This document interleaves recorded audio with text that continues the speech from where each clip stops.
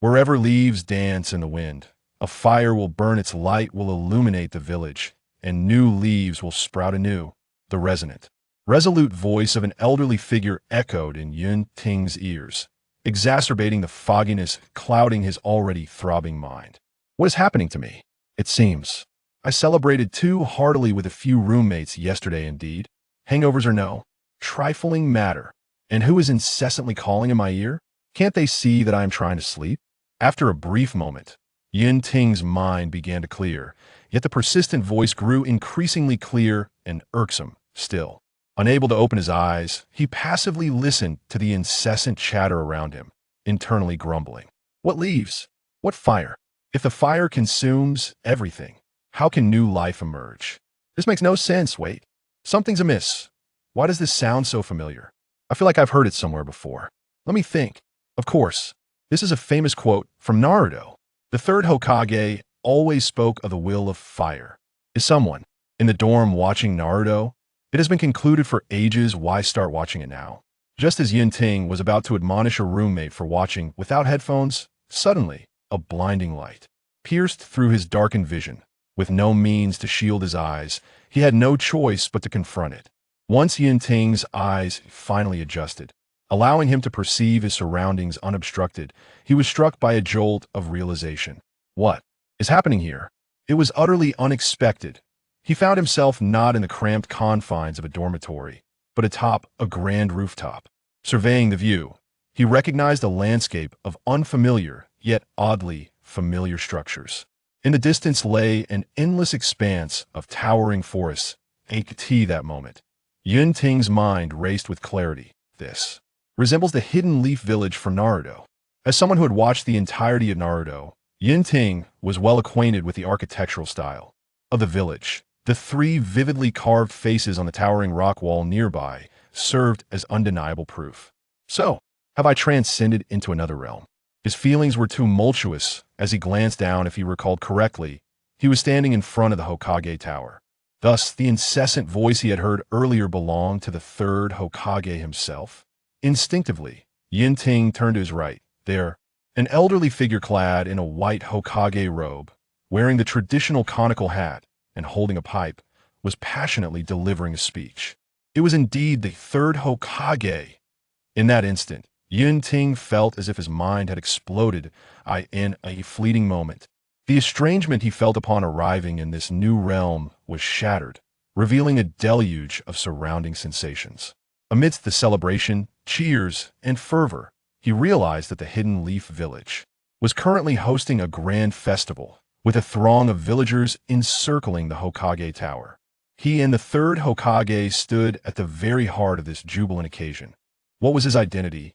He pondered. How could he stand shoulder to shoulder with the third Hokage at such a moment? Panic welled up within Yunting.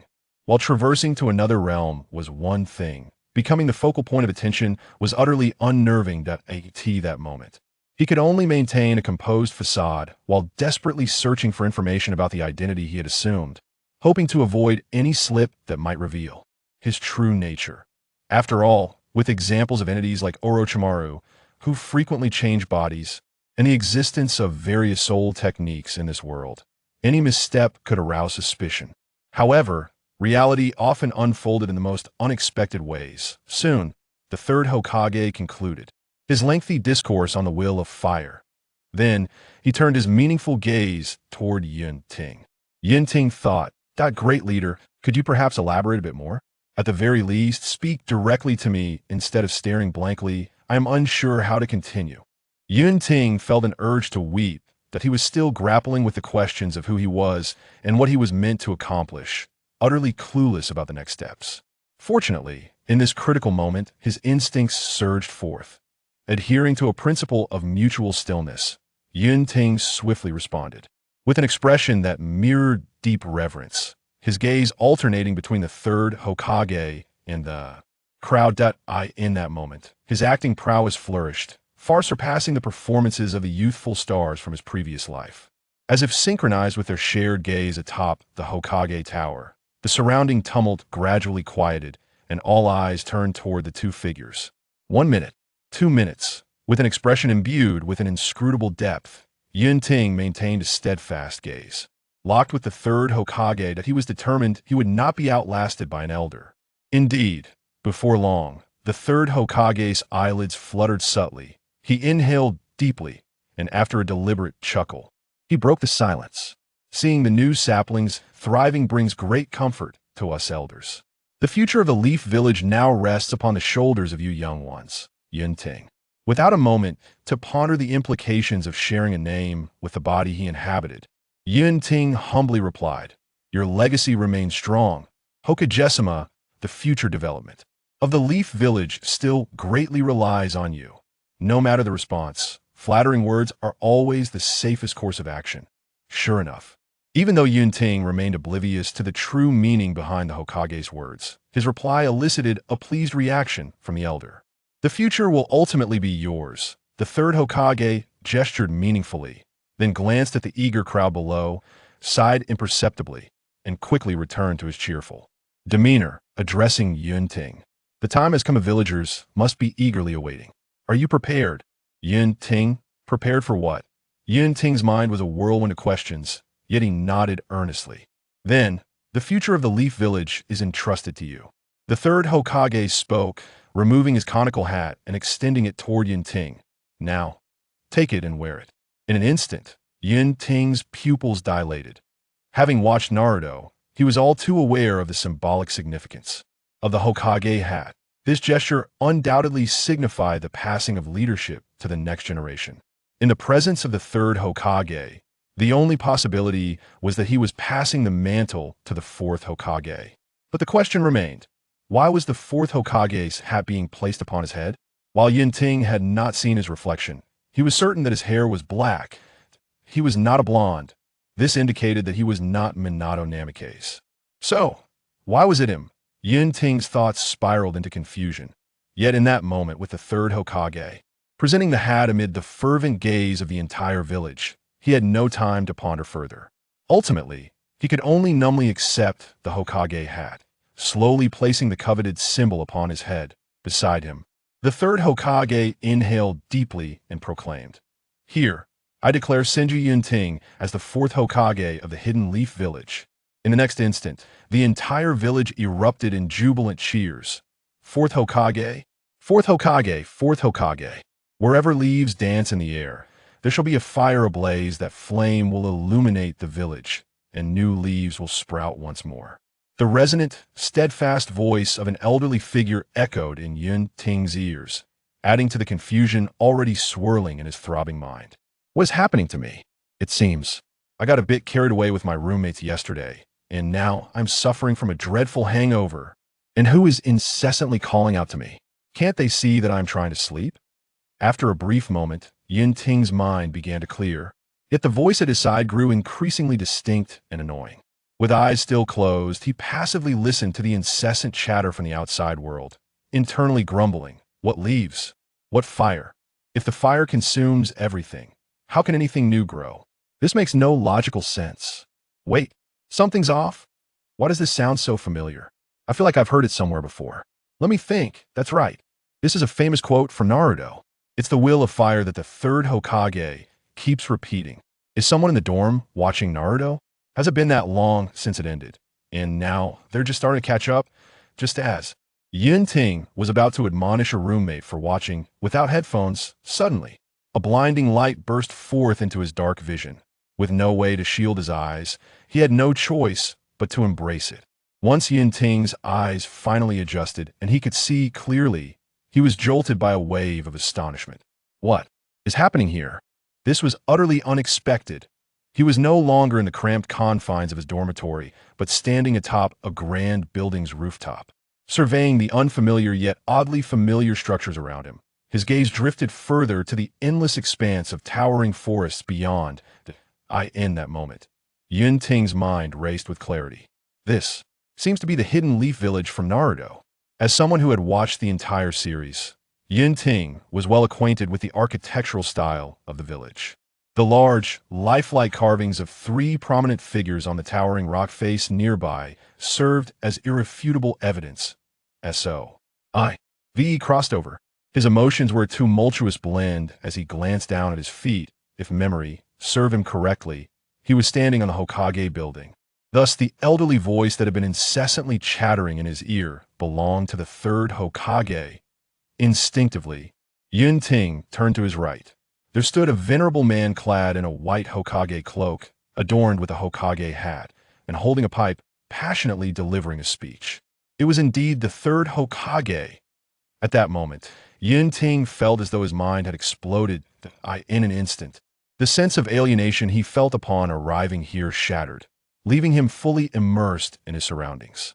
In the next heartbeat, the previously overlooked details surged forth. Laughter, cheers, and excitement dawned on Yunting that the Hidden Leaf Village was currently celebrating some momentous occasion, a sea of people surrounding the Hokage building. And he, alongside the Third Hokage, was at the very center of this celebration. What was his identity? How could he stand shoulder to shoulder with the Third Hokage at such a pivotal moment? Panic surged within Yunting. While crossing over was one thing, being the focal point of attention made him feel utterly overwhelmed. In that moment, he could only maintain a composed facade while desperately searching his mind for information about this body he had inhabited, striving to avoid any slip-up. After all, with the likes of Orochimaru constantly switching bodies, and the existence of soul-related techniques in this world, revealing any discrepancies with the original host, could certainly raise suspicions. However, reality often veers toward the most unfavorable direction. Soon enough, the Third Hokage concluded his lengthy discourse on the Will of Fire. Then he directed his profound gaze towards Yunting. Yunting thought, "That great sage, please say something more. Allow me a moment to gather my thoughts. Or at least address me directly instead of staring at me like that. I'm at a loss for words." Yunting felt like crying that he was still grappling with the questions of who he was and what he was meant to do, completely unsure of how to proceed. Fortunately, in this moment of crisis, his latent potential surged forth.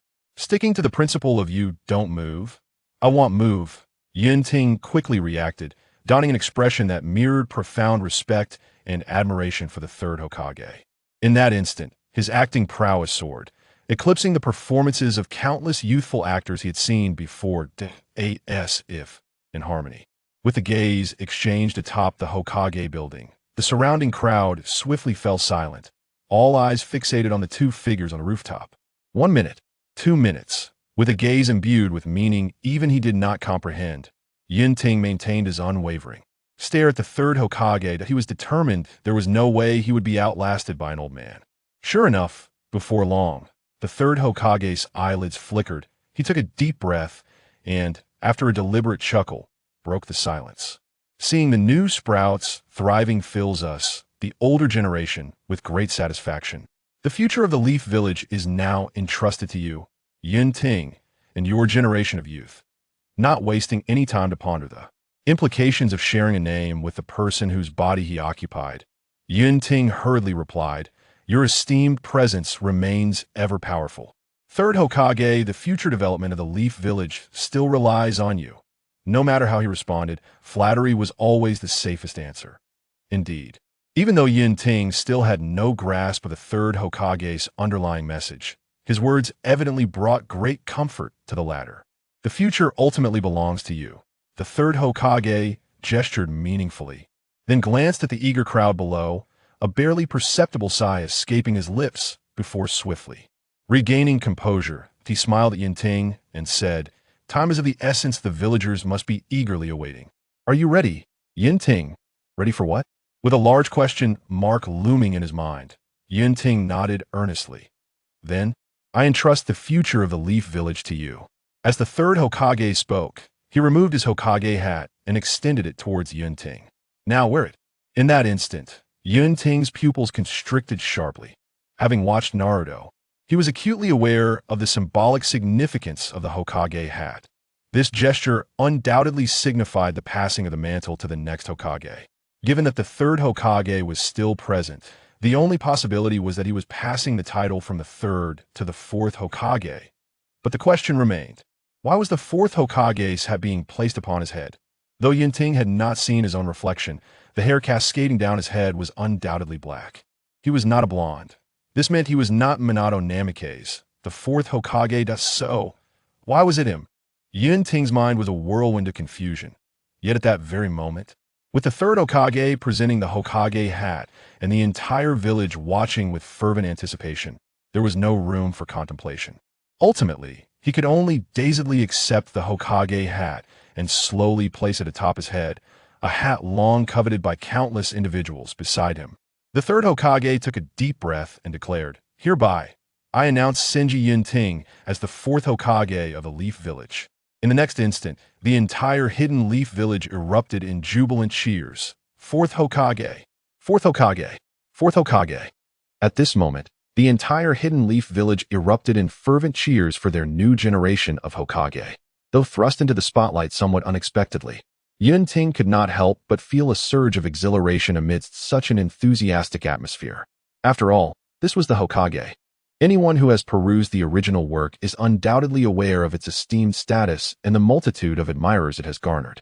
Yet today, it is bewildering to witness this once inconspicuous university student, overlooked by many, suddenly ascend to prominence.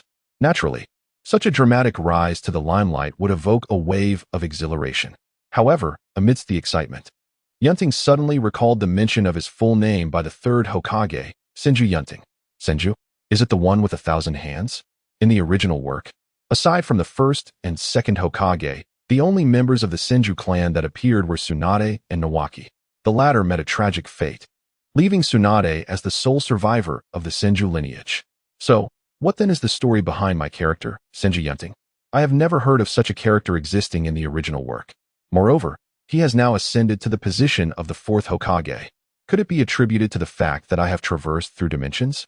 As Yunting exuberantly waved to the cordial villagers of Konoha, he pondered whether Minato Namikaze's existence might have been nullified due to his own actions. Yunting gazed down at the crowd below.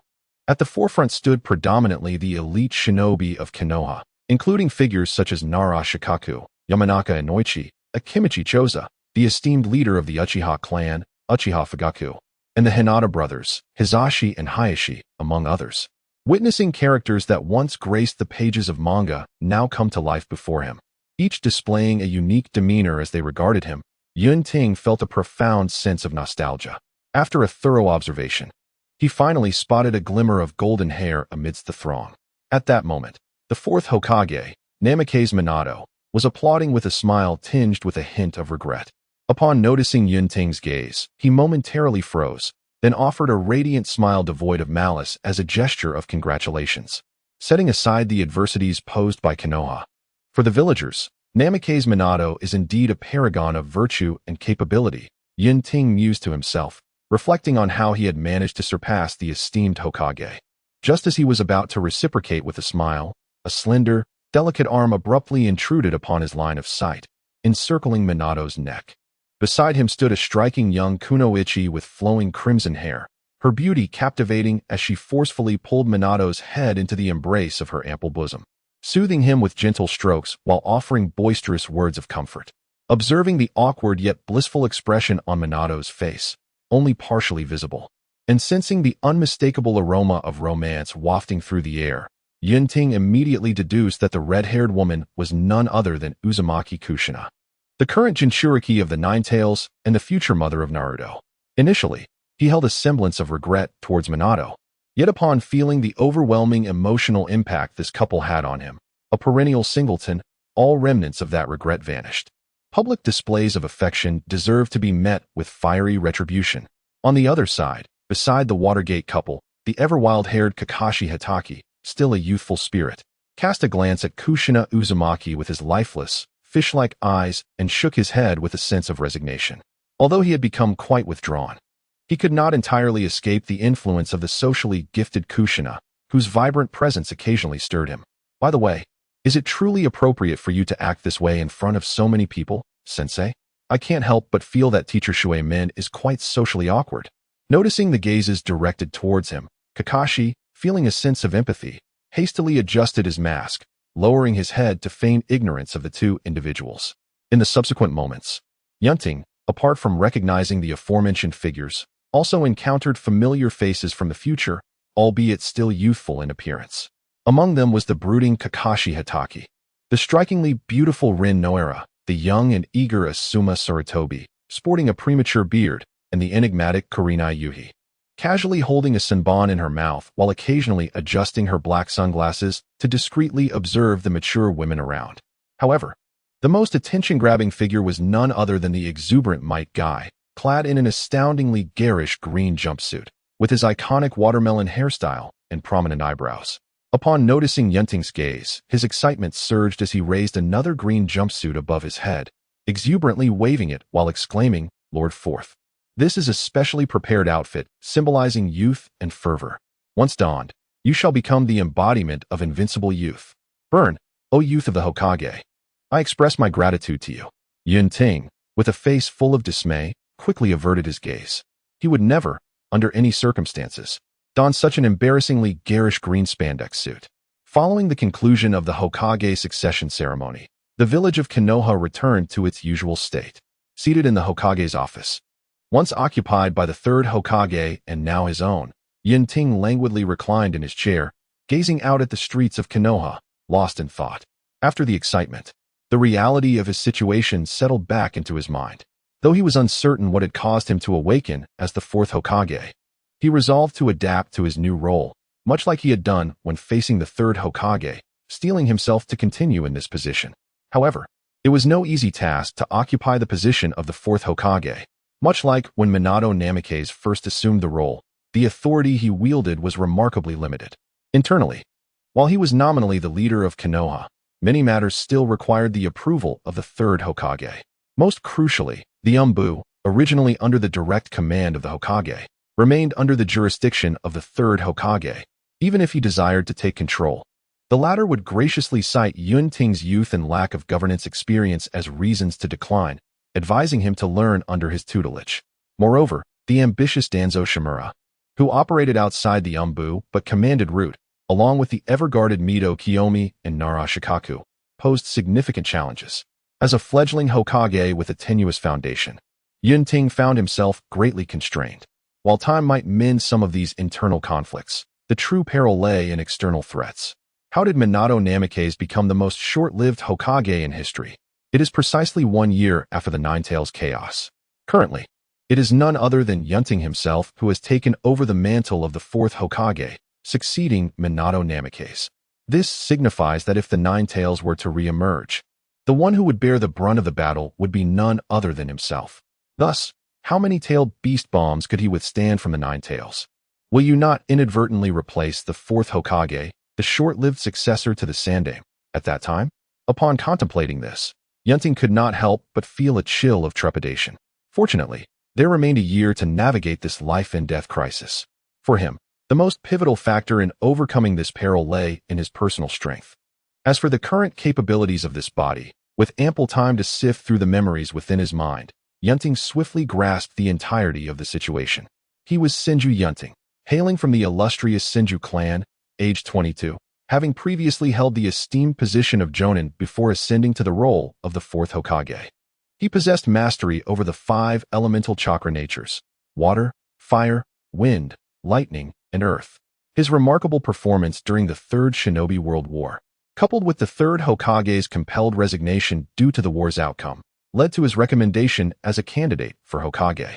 Subsequently, he was officially nominated as the fourth Hokage during high-level discussions.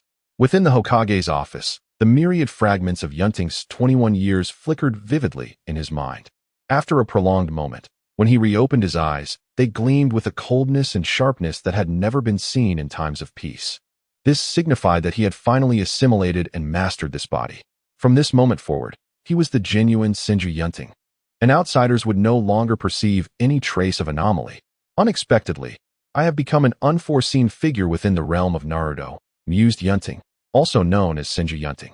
However, if the phenomenon of transmigration can materialize, it would not be astonishing for alterations to the original narrative to occur. Shaking his head, Yunting swiftly redirected his focus to the paramount concern of his present strength. As the last surviving male of the Senju clan, inheriting their formidable physical energy and abundant chakra, Senju Yunting ranked among the elite Jonin.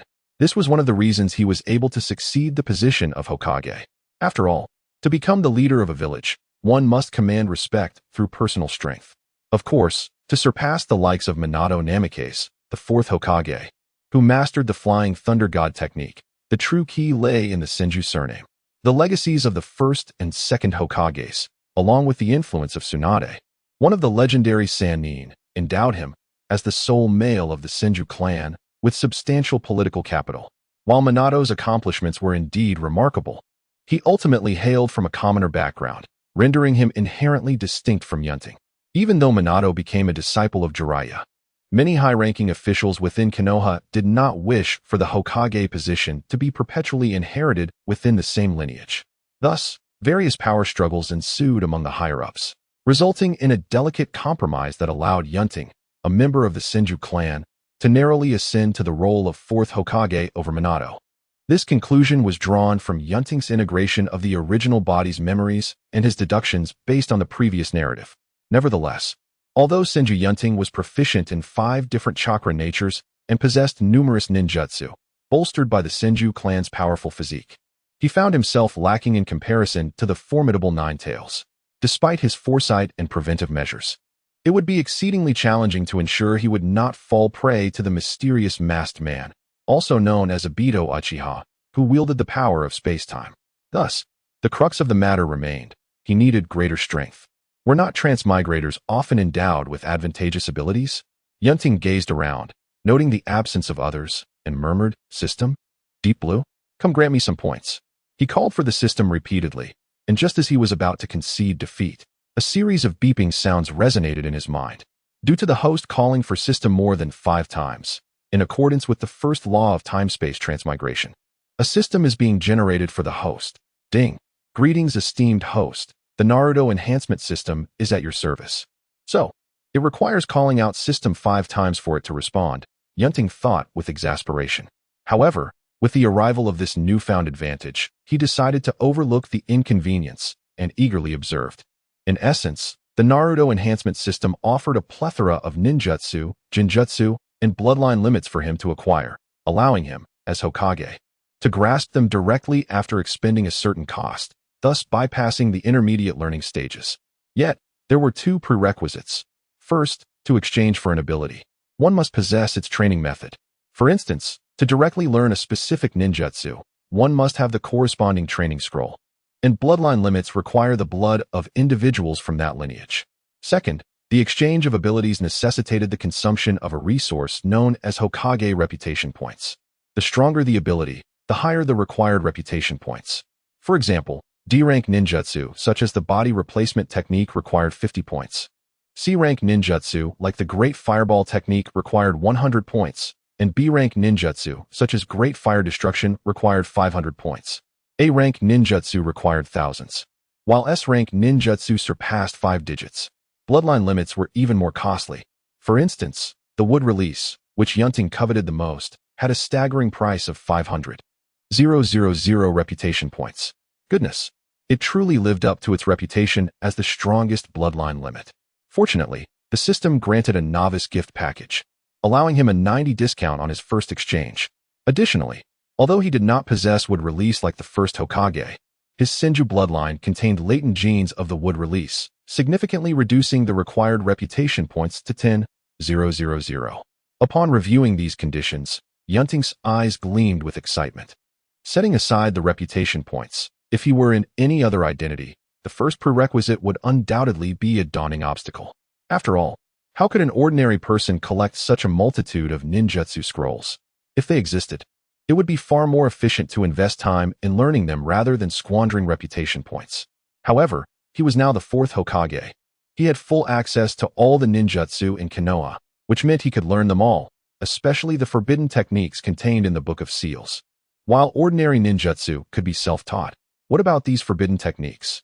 For instance, the Flying Thunder God technique. Even the 3rd Hokage, known as the Doctor of the Ninja World, and the extraordinarily gifted Sannin had failed to master it. In the entire ninja world, aside from the 2nd Hokage, only Minato Namikaze had been capable of learning it. Yunting himself was uncertain, yet it was at this moment that the system's value became apparent. Imagining the multitude of powerful techniques he would possess in the future, Yunting could hardly contain his excitement, feeling an urge to laugh joyously in celebration, were it not for the need to maintain the dignity of the Hokage. However, He could no longer suppress his disappointment upon noticing the glaring 0 in the Hokage reputation points section, which felt like a bucket of cold water dousing his enthusiasm. "Why are my reputation points at 0? Yunting incredulously questioned. The system replied coldly, "The Hokage reputation points are generated based on the host's actions as Hokage, recognized and respected by others. As you have just ascended to the position, you have yet to accomplish anything, hence your reputation points are 0. Well then." Yunting sighed in resignation. Coming to terms with reality, he realized he had to start from scratch. Speaking of which, how could he earn reputation points swiftly? Undertake significant tasks? Don't be absurd. It was questionable whether his orders could even leave the Hokage office at this point. Yet, reputation points were crucial to his strength. And strength was vital for his survival, leaving no room for complacency. Yunting needed to carefully contemplate the possible avenues for swiftly acquiring reputation points. A new day dawned. After a night of deep contemplation, Yunting ultimately resolved to take the only available course of action and headed to the Hokage office. After all, he was a working individual. He couldn't simply avoid his responsibilities on his first day. Soon, after processing a few documents and signing them, Yunting waved to his familiar assistant with a bushy beard, who bore the surname Sarutobi, to take them away. Just as he was about to stretch and enjoy a moment of respite, a sudden knock at the door interrupted him. He looked up to see the third Hokage, Hiruzen Sarutobi, casually dressed and puffing on a pipe, smiling as he greeted, "Yunting, how do you find your first day as Hokage?" Promptly rising from his seat, Yunting, clad in the Hokage's ceremonial robe, welcomed Hiruzen inside and responded, "It's going well. The workload is far less demanding than I anticipated." Hiruzen maintained a composed demeanor and replied, "Times have changed. The land of wind and the land of earth have now signed a ceasefire agreement.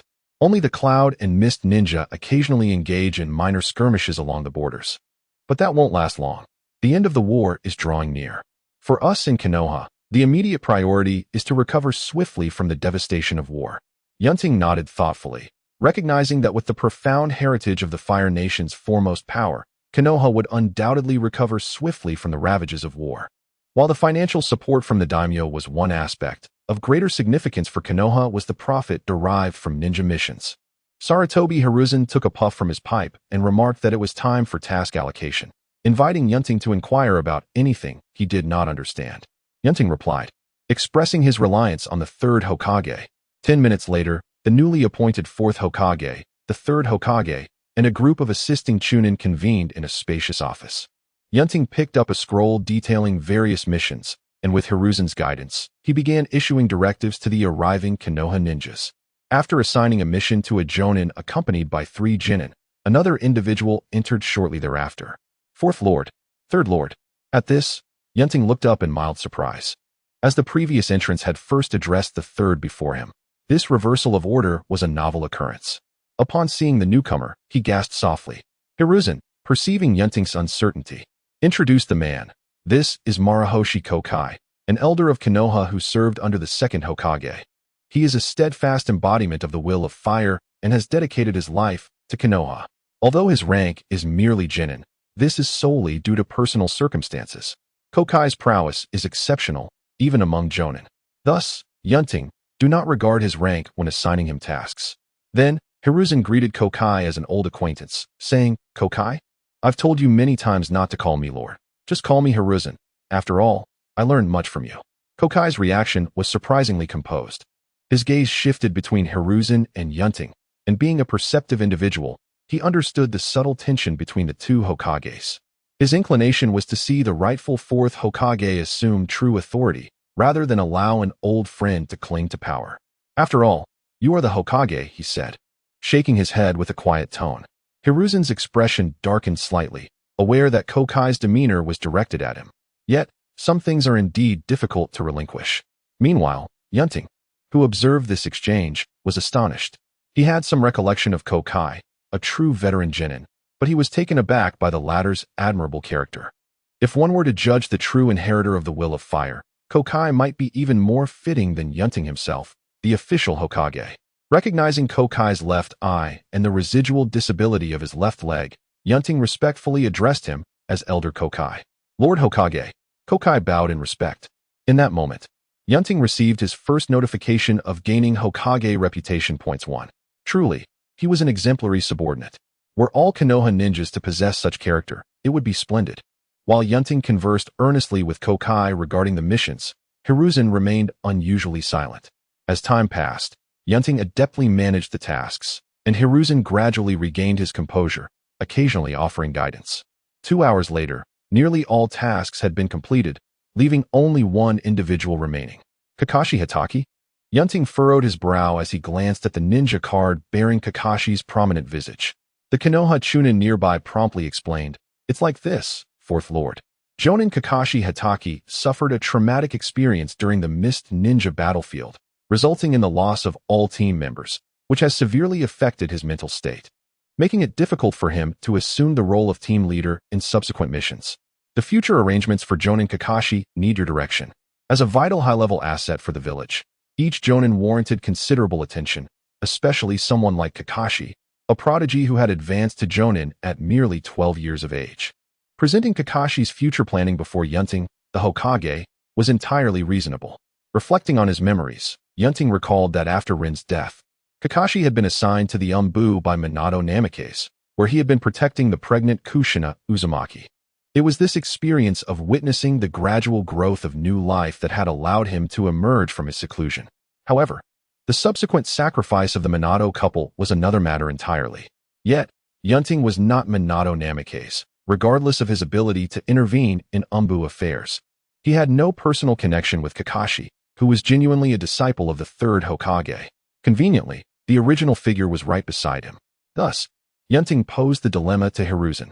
After much contemplation, Hiruzen furrowed his brow and finally said, "Kakashi is currently unsuitable to serve as a commanding leader. Let him undergo an Umbu trial instead." Indeed, everything returned to its original course. Yunting had no objections. Consequently, Kakashi entered with a heavy heart, received his Umbu enlistment notice, and exited in a similarly somber manner. Thus concluded a day of Hokage duties. After bidding farewell to Hiruzen, Yunting departed from the Hokage building, heading toward the village streets. To earn reputation points, he resolved to engage directly with the villagers. Yunting's approach to gaining Hokage reputation points was quite straightforward. Since there were no significant matters at hand to earn points, he decided to accumulate small gains by visiting the villagers in his Hokage attire, warmly greeting the simple-hearted citizens, hoping that his amiable demeanor would elicit their gratitude and, in turn, earn him reputation points. Thus, after finishing his duties at the Hokage building, rather than returning to the desolate Senju clan compound, Yunting donned his Hokage robes and wandered through the village, cheerfully greeting the villagers. "Good day, Fourth Lord. Greetings to you. Elder, please, walk slowly. Hokage-sama, do try the authentic 3-colored dumplings. They are on the house." "How could that be? Even as Hokage, I cannot accept free food. You must take my payment. Hokage-sama, when I grow up, I will become a guardian of the village, just like you." "What an admirable aspiration. You must study diligently at the Ninja Academy, attend classes regularly, and never lose focus. Only then will your dream have a chance to come true." As he strolled along, Yunting exchanged warm greetings with every villager he encountered, his smile nearly frozen in place. Yet the recurring notification of Hokage reputation points echoed in his mind, filling him with joy. In a brief span, he had already amassed over 50 reputation points. By the end of the day, he anticipated earning 300 to 400 points, if not 1,000. Should he continue at this pace, within a little over a month, he could exchange for the coveted wood release. For Yunting, the primary choice of wood release stemmed not only from his Senju lineage, but also because, given his current capabilities, most abilities within the system offered little decisive advantage. Few could significantly enhance his strength or contend with the Nine Tails, and those that could were often prohibitively costly. Among these abilities, the reputation garnered from the god of shinobi, capable of restraining tailed beasts, undoubtedly makes the wood release, emblematic of the Senju and Konoha, his preferred choice. The mere thought of wielding would release in the future, reminiscent of the first Hokage's magnificent prowess, ignites a fervent excitement within Yunting, causing his smile to radiate even brighter. Much to the chagrin of the surrounding young maidens, who find their cheeks flushed with a rosy hue. "The Hokage is so handsome. Indeed, I heard the Hokage is still unmarried. I wonder what kind of girl he likes. Alas, I am already wed. Otherwise, with my 36D, umph." Amidst the increasingly suggestive banter in his ears, Yunting chose not to dwell on it, as they had contributed a fair share of reputation points. While continuing to accumulate prestige, he noticed a fabric curtain at the entrance of a nearby shop after turning a corner. Ichiraku Ramen. As a renowned establishment throughout the entirety of the Naruto saga, Yunting held fond memories of it. Since he had arrived in this world, indulging in its offerings was a must. Welcome. Oh, it's the Hokage. A cheerful voice erupted from within as Yunting lifted the curtain and stepped inside. The adorable little girl, Ayam, was precariously perched atop a tall stool, stretching her head over the counter. Upon spotting Yunting, her face lit up, and she immediately called out to her father in the back. He's here. He's here. Soon enough. Under Yunting's watchful gaze, the legendary owner of Ichiraku Ramen, affectionately known as the man who hand-makes noodles, emerged from the back, donned in an apron and wielding a rolling pin with fervor. Ha! The Hokage's personal visit fills me with excitement. Here, prepare the ingredients. Today I shall showcase the beauty of Ichiraku Ramen before the Hokage. Observing the enthusiastic duo, brimming with zeal as if they were ready to charge into battle, left Yunting somewhat speechless. Thus, it seemed that those who had been friends with Naruto since childhood, completely unaffected by the Nine-Tails influence, were indeed of a spirited and somewhat foolish disposition. Clearing his throat several times to regain their attention, he remarked, "Excuse me, I believe I have not yet placed my order. Handmaid." So, the Hokage has yet to place his order. Handmaid scratched his head awkwardly. "Yes, father," replied with her big, innocent eyes. Cough, cough. So excited, so excited. Handmaid quickly composed himself and turned to Yunting. "What ramen would you like, Hokage?" With the conversation finally back on track, Yunting sighed in relief and turned his gaze to the menu affixed to the wall on his left. The options listed from top to bottom included Ramen 60 Ryo, Special Ramen 70 Ryo, Wild Vegetable Ramen 65 Ryo, Tonkatsu Ramen 60 Ryo, Special Chashu 75 Ryo, Miso Chashu Ramen 90 Ryo. Unlike Naruto, who was perpetually broke, Yunting had no such concerns about money, thanks to the wealth inherited from the Senju clan and his Hokage's salary. So he ordered the most expensive Miso Chashu Ramen. "Very well. 1 bowl of Miso Chashu Ramen." Handmaid replied with a beaming smile before swiftly getting to work, expertly crafting the ramen. In no time, a steaming bowl of fragrant ramen, laden with generous portions of chashu, was placed before Yunting. "Enjoy." Both Handmaid and chimed in unison. Yunting nodded with a smile, picked up his chopsticks, and savored the long-awaited Ichiraku Ramen. Quite delightful," he exclaimed, his eyes lighting up in genuine praise. "Thank you for the compliment." Handmaid beamed with joy. Just then, Yunting felt a slight pause in his hand holding the chopsticks as he heard a unique voice from the system in his mind. Handmaid's Hokage reputation points 5. To his surprise, he had gained 5 reputation points all at once. Yunting had thought that he could only earn 1 from each person. What distinguished Handmaid from the others? A glance at the ramen on the table revealed the answer. Was it because he sincerely praised the ramen's deliciousness, which happened to be Handmaid's pride? Thus, did Handmaid's admiration for him, as Hokage, surpass that of others? This realization sparked a gleam in Yunting's eyes. It seemed that the speed at which he could gain reputation points might be accelerated. On the 10th day of inheriting the position of the Fourth Hokage, Yunting concluded another mundane day of Hokage duties and, as usual, strolled leisurely through the village. He continued to greet villagers with a smile, pausing occasionally to inquire about their lives. However, unbeknownst to others, Yunting was acutely aware that his smile often bore a hint of forced sincerity. He had miscalculated. He had anticipated a steady accumulation of reputation points, yet the reality was that as time passed, the points he earned dwindled. Even though he had learned from Handmaid how to garner more points from individuals, he could not repeatedly exploit the same source. Just like the shopkeepers along the street, initially, he could earn reputation points from them, even catering to their preferences for more. But upon conversing the next day, regardless of their rapport, it became increasingly difficult to garner points from them. The sole exception was Handmaid from Ichiraku Ramen. As long as he praised the deliciousness of the ramen after finishing his meal, Handmaid would consistently grant him 5 reputation points. Yet, the contributions of a single individual were ultimately limited. Now, Yunting found himself relying on encountering unfamiliar faces to earn reputation points.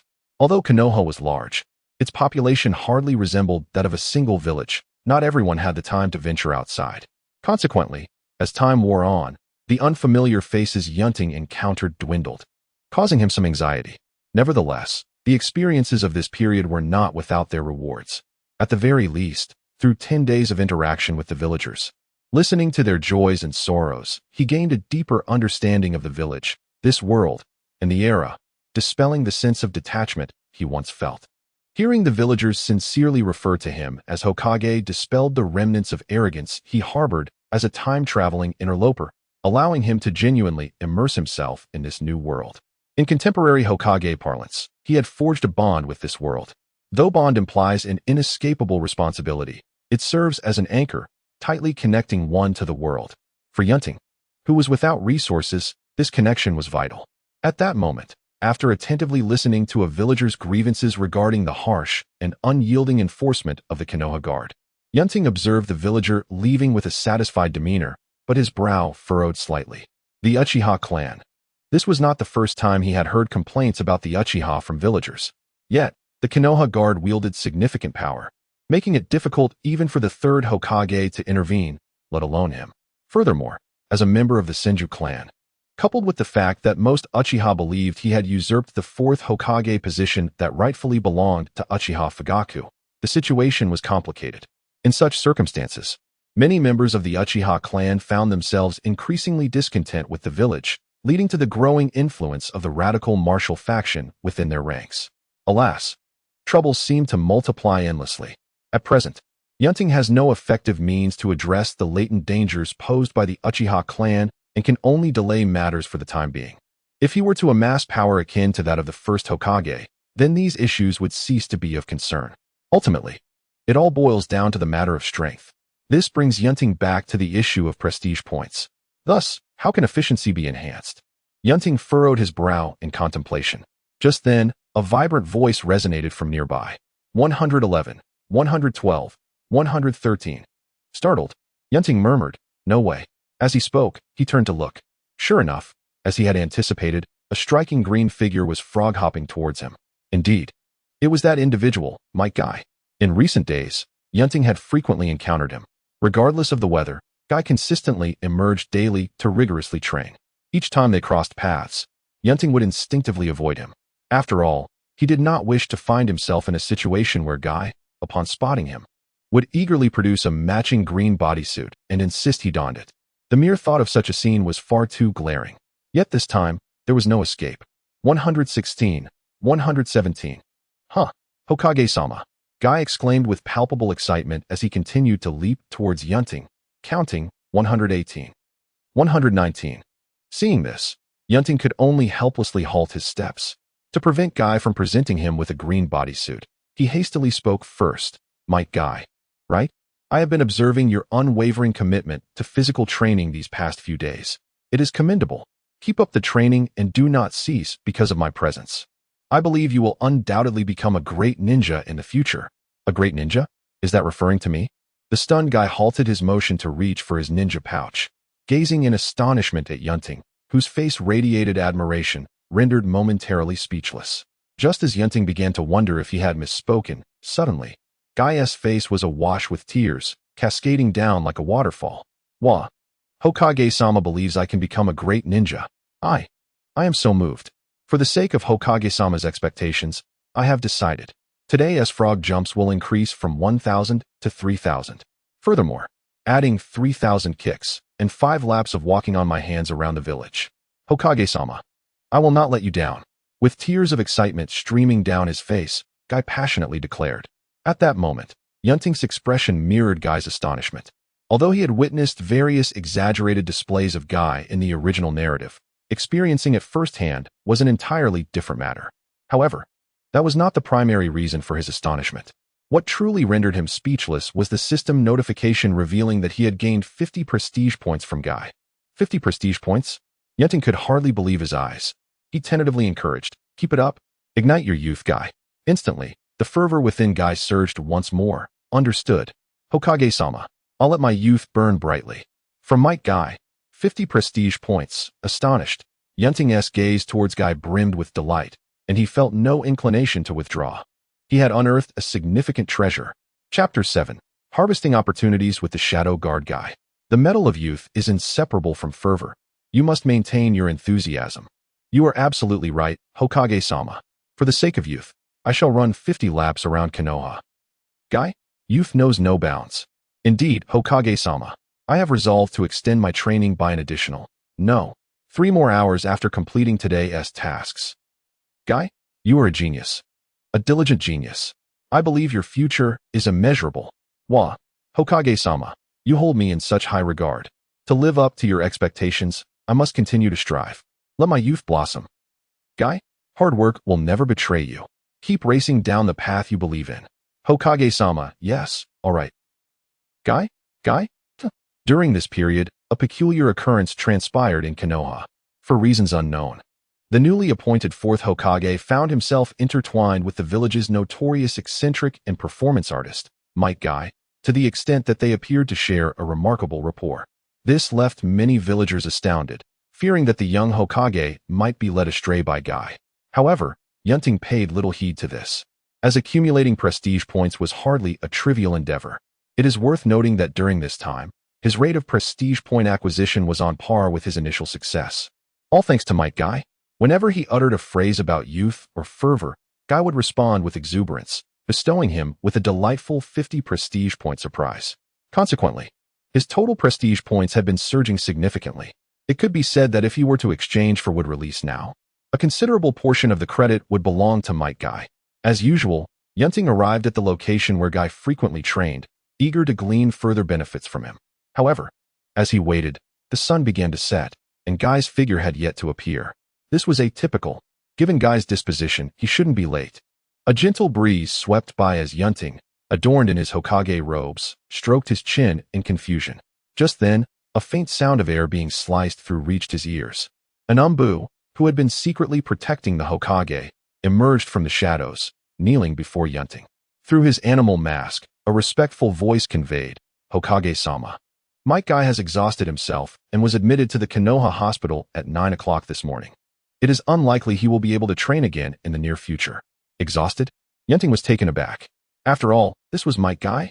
In terms of physical exertion, even he, a member of the powerful Senju clan, felt humbled in comparison. Otherwise, how could the rigorous 8 gates technique, which demands so much from the body, be practiced in Konoha for so many years by only Might Guy and his father? The absurdly intense daily training would likely incapacitate anyone else attempting to follow suit. Yet, this father-son duo remained lively and passionate each day. Yunting had often speculated whether the Might clan shared a bloodline connection with the Senju clan or even with Ashura's lineage. Therefore, he was quite astonished to hear of Guy's exhaustion. However, after a moment's reflection, this outcome did seem plausible. Moreover, it appeared that this situation was largely due to him. Yunting cleared his throat, feeling somewhat embarrassed. It seemed that his relentless encouragement of Guy with motivational platitudes had spurred the latter to train beyond his limits, ultimately leading to his hospitalization. A human body, after all, is not made of iron. Even the strongest have their limits. Yunting felt a flicker of guilt. One cannot simply exploit another's efforts without regard. Cough, cough. Notify Konoha Hospital to utilize the finest medicine to treat Might Guy, ensuring no residual effects remain, and charge the expenses to my account. With a tinge of guilt, Yunting instructed the Umbu. Understood. A gentle breeze swept by as the figure of the Umbu ninja vanished from Yunting's sight. He sighed and made his way to Ichiraku Ramen. Even the smallest mosquito is still flesh. The affluent cannot be taken lightly now. He could only seek solace at the hand-pulled noodle shop. Ah yes. It was time to arrange for his shadow guard as well. As the Hokage, it is essential to have one's trusted individuals nearby. The shadow guard has traditionally been a protective detail for the leaders of each ninja village. The position does not necessarily require exceptional strength or the appointment of elite ninjas. After all, for each leader, the strongest ninja is undoubtedly themselves. There is no need for others to protect them. The existence of the shadow guard serves to showcase the leader's status and to assist them in their duties. Thus, this role has always been held by the most loyal and trusted individuals in proximity to the leader. Since assuming the role of Hokage, Yunting had yet to recruit a shadow guard. Previously, he had not felt urgency, but now, with his reputation steadily rising and the prospect of wood release on the horizon, he required trustworthy individuals to shield him from external scrutiny and safeguard his secrets.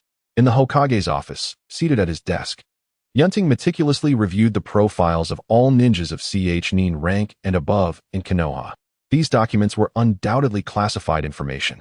However, for Yunting, as Hokage, accessing them was a straightforward task. If memory serves, among the members selected by the Fourth Hokage, Namikaze Minato, were Nara Shikaku, Uchiha Shursui, and Karatsuchi. Yunting found their profiles among the documents, being chosen by Minato and later collaborating to execute the Flying Thunder God technique indicated their considerable aptitude. However, in terms of familiarity, they were evidently closer to Minato, and given his lack of interaction with them during prior conflicts, it would be illogical to select these three as his trusted shadow guard. Yunting shook his head, set their profiles aside, and resumed his search. An hour later, gazing at the three ninja profiles on his desk, Yunting nodded in satisfaction. Bayunyama, a Konoha Jonin, proficient in wind-release sword techniques, characterized by tenacity, rich experience, and exceptional command abilities. Tezukuno, a Konoha Special Jonin, adept at utilizing various ninja tools and setting traps. Hyuga Takuma, a Konoha Special Jonin, with the Byakugan bloodline limit, possessing formidable reconnaissance capabilities. These were the individuals Yunting had chosen for his shadow guard. Their skills were commendable, and they had fought alongside him in the previous Ninja World War, fostering a close bond, making them ideal candidates for his trusted circle. "Come in," Yunting called out. Lord Hokage, his assistant, Sarutobi, promptly entered. "Summon Bayunyama, Tezukuno, and Hyuga Takuma to my office," Yunting instructed. At once. Half an hour later, without any unforeseen circumstances, Bayunyama and the others readily accepted their roles as members of the Fourth Hokage's shadow guard. The opportunity to serve as a protector beside the Hokage was a dream cherished by every Konoha ninja. Thus, Yunting's small team was officially formed. In the 11th month of the 47th year of Konoha, shortly after the village welcomed its Fourth Hokage, within the expansive training grounds of the Senju clan, Yunting stood alone at the center. The members of the shadow guard he had arranged surrounded the area, barring any outsider from entering. It is worth noting that since arriving in this world, Yunting had devoted himself to accumulating reputation points, and with the constant presence of the Umbu, he had little opportunity to test his current abilities. After all, recalling memories is one thing, but manifesting them into action is entirely another. He had no desire to be the subject of external scrutiny due to a moment's negligence. Hence, only after establishing his own team did Yunting find the resolve to genuinely assess his strength today. Recalling the ninjutsu from his memory, Yunting swiftly formed hand seals with his fingers crossing before his chest. Sure. You. In. I. Mu. Tora. Fire release. Great fireball technique. A vast reservoir of chakra gathered in Yunting's throat, which he then unleashed in a fiery torrent, transforming into a colossal fireball that surged forward. Boom. The towering trees within a 10-meter radius were instantly reduced to ashes by the searing flames. This is true ninjutsu. Yunting marveled at his hands. The reality of his power far more profound than what he had witnessed in the animations. Yet, he noted that his release of ninjutsu was somewhat sluggish. Based on his memories, he realized that his hand seal speed had diminished to half of what it should be in his original state. In genuine combat, this could prove fatal. It was clear he needed to practice more rigorously in the field, he mused. Though he did not expect to achieve the terrifying speed of Uchiha Itachi's 1 seal per second, he at least aimed for the proficiency of an elite jonin. Thus, he began anew. Fire release, great fireball technique. Earth release, earth flow wall. Water release, water bullet. Wind release, great breakthrough. Lightning release, lightning shroud. Drawing upon the immense chakra of the Senju clan and his mastery of the 5 chakra nature transformations, Yunting exuberantly executed a series of dazzling ninjutsu from his memories, hastening his adaptation to this new reality and restoring his peak combat prowess. Over the course of the following days, aside from his duties and the pursuit of reputation points, Yunting dedicated considerable time to regaining his full fighting potential. A week later, perhaps due to his inherent combat talent and the integration of his past memories, he had seamlessly honed his abilities within just a few days. In fact, drawing upon the insights from his previous life, he found his prowess subtly elevated beyond his prior capabilities. On the training grounds of the Senju clan, clad in the Hokage's ceremonial robe, Yunting faced Bayunyama, both stepping back to establish a stance. "Hokage-sama, please guide me." Bayunyama unsheathed his long wind sword, and with a swift step, executed the body flicker technique. Appearing before Yunting with a thunderous crack, the sword's glimmer aimed directly at his chest. Clang! Anticipating the attack, Yunting drew a kunai to deflect the strike, while his other hand swiftly retrieved another kunai from his ninja pouch, enveloped in wind chakra, and hurled it at his opponent. Swoosh! The kunai whistled through the air. In an instant, Baiyun Yeshan's form vanished, leaving only a few leaves drifting down. A substitution technique? In the next moment, Baiyun Yeshan reappeared behind Yunting. Bang! The long-wind sword struck Yunting, erupting a cloud of white smoke, revealing a halved log that fell before Baiyun Yeshan. Swoosh! Swoosh! Swoosh! Without allowing Baiyun Yeshan a moment to react, a multitude of shurikens swiftly rained down upon him. Baiyun Yeshan took a deep breath, skillfully wielding his sword to deflect each projectile. Yunting, undeterred, activated the body flicker technique, arriving before Baiyun Yeshan with greater speed, engaging in fierce close-quarters combat. Clash! Kunai and sword collided, sparking a dazzling display. In that moment, the training ground was filled with the fleeting shadows of their duel. Observing from the sidelines, Hinata Takuma was drenched in sweat. Even with his Byakugan activated, he found it increasingly difficult to keep pace with their speed. On the field, Yunting wielded his kunai with precision, striking rapidly at Baiyun Yeshan's vital points. Despite the ongoing battle, he showed no signs of fatigue. His breathing remained steady, as if he were still on a leisurely outing. In contrast, Baiyun Yeshan's exhaustion was becoming evident. After another clash with Yunting, feeling the unyielding force of his opponent and the fatigue in his own arms, Baiyun Yeshan was taken aback by Yunting's physical prowess. Resolutely, he leaped back, rapidly forming seals with his hands. Wind release, vacuum sphere. Several potent air cannonballs erupted from his mouth, shooting forward like bullets. Unfazed, Yunting utilized several large jumps across the training ground, evading the relentless vacuum spheres. Ignoring the explosive sounds behind him, he turned to find Baiyun Yeshan preparing a formidable finishing move. Noticing the intense wind chakra enveloping Baiyun Yeshan's sword, Yunting felt a surge of anticipation. This must be Baiyun Yeshan's original ninjutsu, wind release, vacuum blade. In terms of ninja technique rank, it was on par with Kakashi's lightning cutter, both being classified as S rank. Let me personally test the might of this technique, Yunting thought, swiftly forming seals with his hands. His speed significantly improved from before. Water release, water dragon bullet technique. The chakra within him surged violently, and in an instant, a massive water dragon rose from the ground, coiling around him.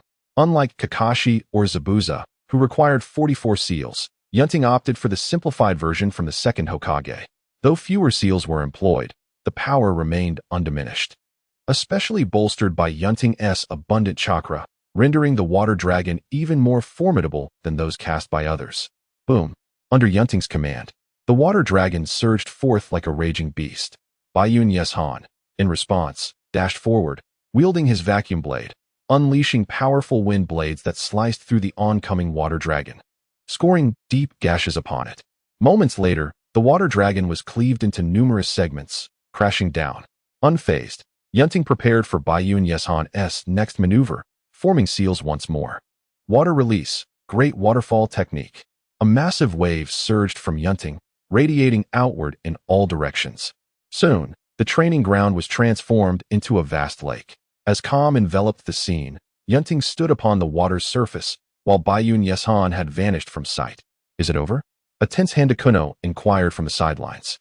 With veins bulging and Byakugan activated, Hinata Takuma fell silent for a moment before exclaiming, "No, not yet," almost as if to affirm his words. The previously tranquil water erupted with violent ripples.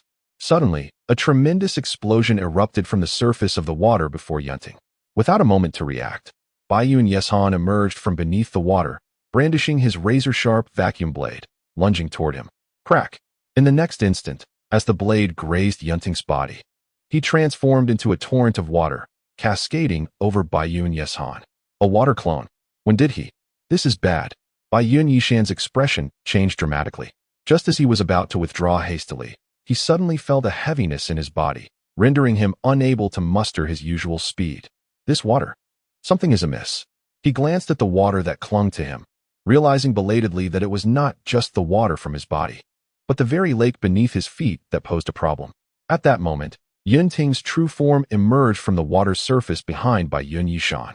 As he spoke, he extended his hand, and in an instant, streams of water surged forth from the lake, converging around by Yun Yishan and forming a colossal water sphere that enveloped him. It was the water release, water prison technique, and it was a modified version by Yunting, more concealed and even more powerful. The ordinary water prison could not contain Yishan's vacuum blade. Only by harnessing the residual power of the previous waterfall technique could he truly ensnare him. Yunting smiled as he explained, his red and white Hokage robe draping elegantly over him, not a wrinkle in sight. No wonder the Hokage had unleashed such a formidable waterfall technique earlier. Yun Yishan within the water prison chuckled bitterly and shook his head, subsequently dispersing the vacuum blade in his hand. I concede with full respect. You truly deserve the title of the Fourth Hokage. Yunting smiled slightly and casually released the water prison. Go and rest well. You needn't be on duty today. Understood. Yun Yishan sheathed his long sword, bowed to Yunting, and bid farewell to his two companions before turning to leave. The lake at the training ground would not dissipate anytime soon. Yunting found another highly confidential training ground within the Senju clan's territory, fortified with barriers, and stationed Shoujo Yi and Hinata Daijian outside to prevent any interruptions. Once the barrier was activated, he began to contemplate in silence. Yun Yishan's strength was not to be underestimated. He was undoubtedly an elite among Jonin. However, in their recent battle, Yunting had effortlessly triumphed with merely a few combinations of ninjutsu. Although there was an element of strategy involved, it was enough to demonstrate his current prowess. At this moment, he was perhaps the perfect fusion of two souls, reaping benefits such as enhanced sealing speed, greater ninjutsu synergy, and accelerated learning speed, making his current strength surpass that of his original peak. He was indeed living up to the title of the Fourth Hokage. Yet, when faced with the Nine Tails and the elusive Uchiha Obito, who wielded the power of time and space, it was still insufficient. Thus, he required the power of wood release. Yunting checked his Hokage reputation points. After more than a month of accumulation, bolstered by the significant contributions from Might Guy, his reputation points finally exceeded 10,000. This meant he could finally exchange for wood release. The reason he chose this barrier-protected training ground was to maintain secrecy for the forthcoming exchange of wood release. Yunting had a plan. Now was not the opportune time to reveal wood release. He intended to wait for an impending event to make a grand impression. This would also mark the day he reclaimed the power of Hokage. With this thought, determination ignited within Yunting's eyes. After a while, as he regained his composure, he spoke clearly to the system. Exchange for the bloodline limit. Would release. Let it be known, since the demise of Senju Hashirama, the strongest in the ninja world, let the true wood release of the Senju clan re-emerge. Confirm the exchange for the bloodline limit. Would release. Confirm.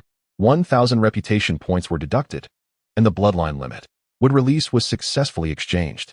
Before he could lament the loss of his hard-earned reputation points, Yunting immediately felt a surge of immense life energy emanating from within him. The magnitude was such that even with his Senju physique, he felt dwarfed by it. At that moment, it seemed as if the cells within Yunting's body were bursting with boundless vitality, continuously dividing, as though he were submerged in an ocean of life. The bloodline of the Senju clan was further purified and strengthened in this moment. Ultimately, the latent genes hidden deep within his bloodline, which only a few of the Senju had been able to activate over the millennia, finally awakened within Yunting. In a moment of inspiration, Yunting brought his hands together and exclaimed, "Would release." Advent of the tree world. A tremendous chakra erupted from within him, and in the next instant, the training ground shook as if an earthquake had struck, fissures cracking open across the ground. From within, robust trees were uprooted and grew at astonishing speed until they reached the top of the barrier. In the blink of an eye, a magnificent forest replaced the training ground, unfurling before Yunting's eyes. Feeling the ability to control the attack and defense of every tree within the forest, joy radiated from Yunting's face. At last, he had successfully mastered wood release. This wood release was not the inferior version like that of Yamato. In the hands of a rightful Senju, it would flourish. And although it might not yet rival the initial Hokage Senju Hashirama's level, its potential for future development was certainly on par. It was time to delve into the Senju clan's archives, dust off the ancient tomes, and uncover the long-buried secrets of wood release techniques to study. Once his excitement began to settle, he gazed at the vast artificial forest before him, deep in thought. Now that he possessed wood release, Fully developing its capabilities and maximizing its potential would require more than merely relying on his innate abilities. He would need to integrate various powerful wood-release techniques, which the Senju clan had in abundance. If memory served him correctly, the archives even contained insights on wood-release techniques penned by Senju Hashirama himself. Previously, those within the Senju clan who lacked wood release could only relegate those teachings to obscurity. Now, they were perfectly suited for his study. In summary, having acquired wood release would lead to a significant leap in his strength in the times to come. This also meant that the internal and external challenges that had plagued Yunting since his arrival would finally be within his capacity to resolve. Be it the high-ranking officials led by the Third Hokage or the looming chaos of the Nine Tails. Yunting extended his hand, and under the calming influence of wood release, everything lay within his grasp.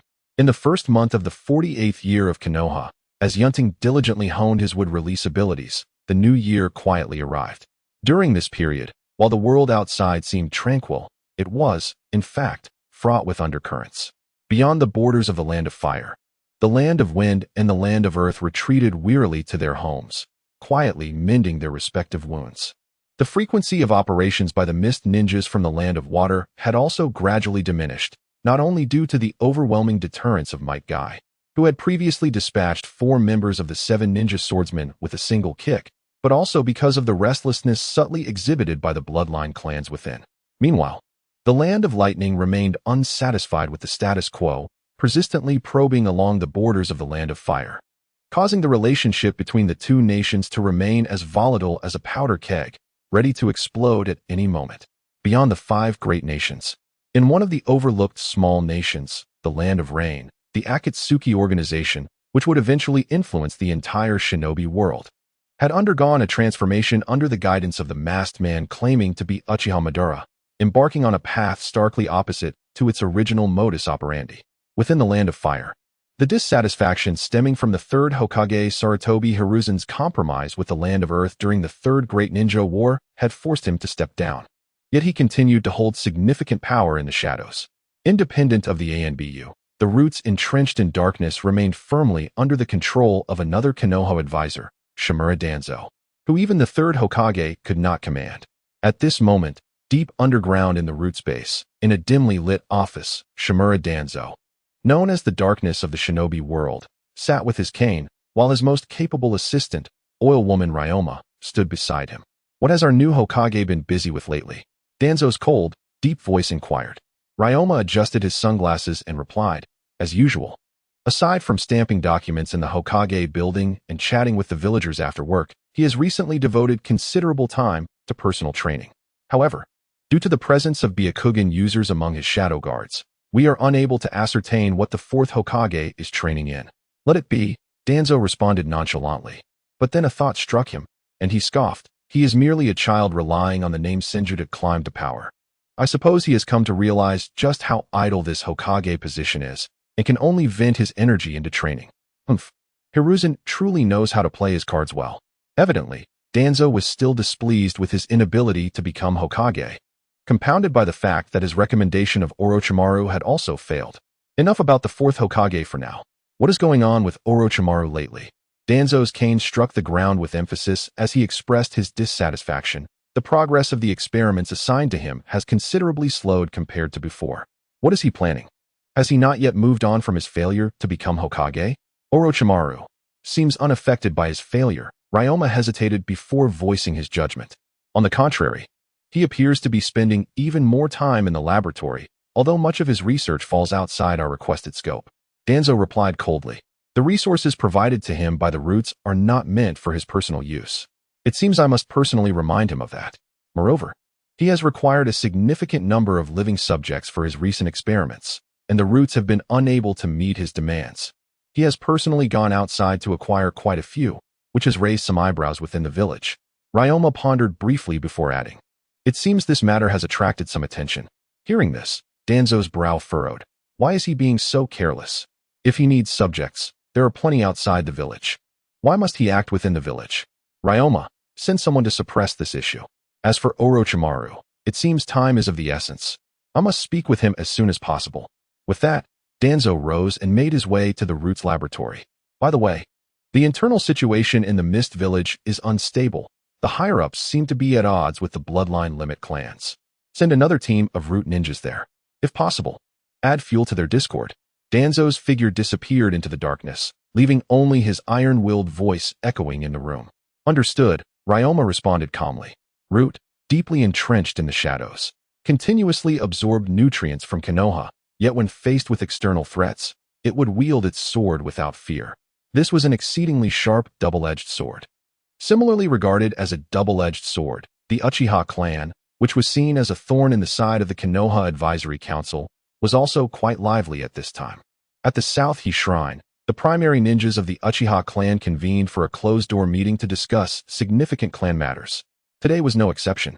Inside the shrine, Uchiha Fugaku, seated at the head, furrowed his brow, observing the heated discussions on either side of him. The cause of this unrest was the clan members' dissatisfaction with the village's upper echelons. Particularly this time, they felt that the Uchiha had contributed significantly during the Third Great Ninja War, suffering great sacrifices. And yet they had failed to attain the Hokage position that rightfully belonged to them, only to see yet another Senju ascend to that role.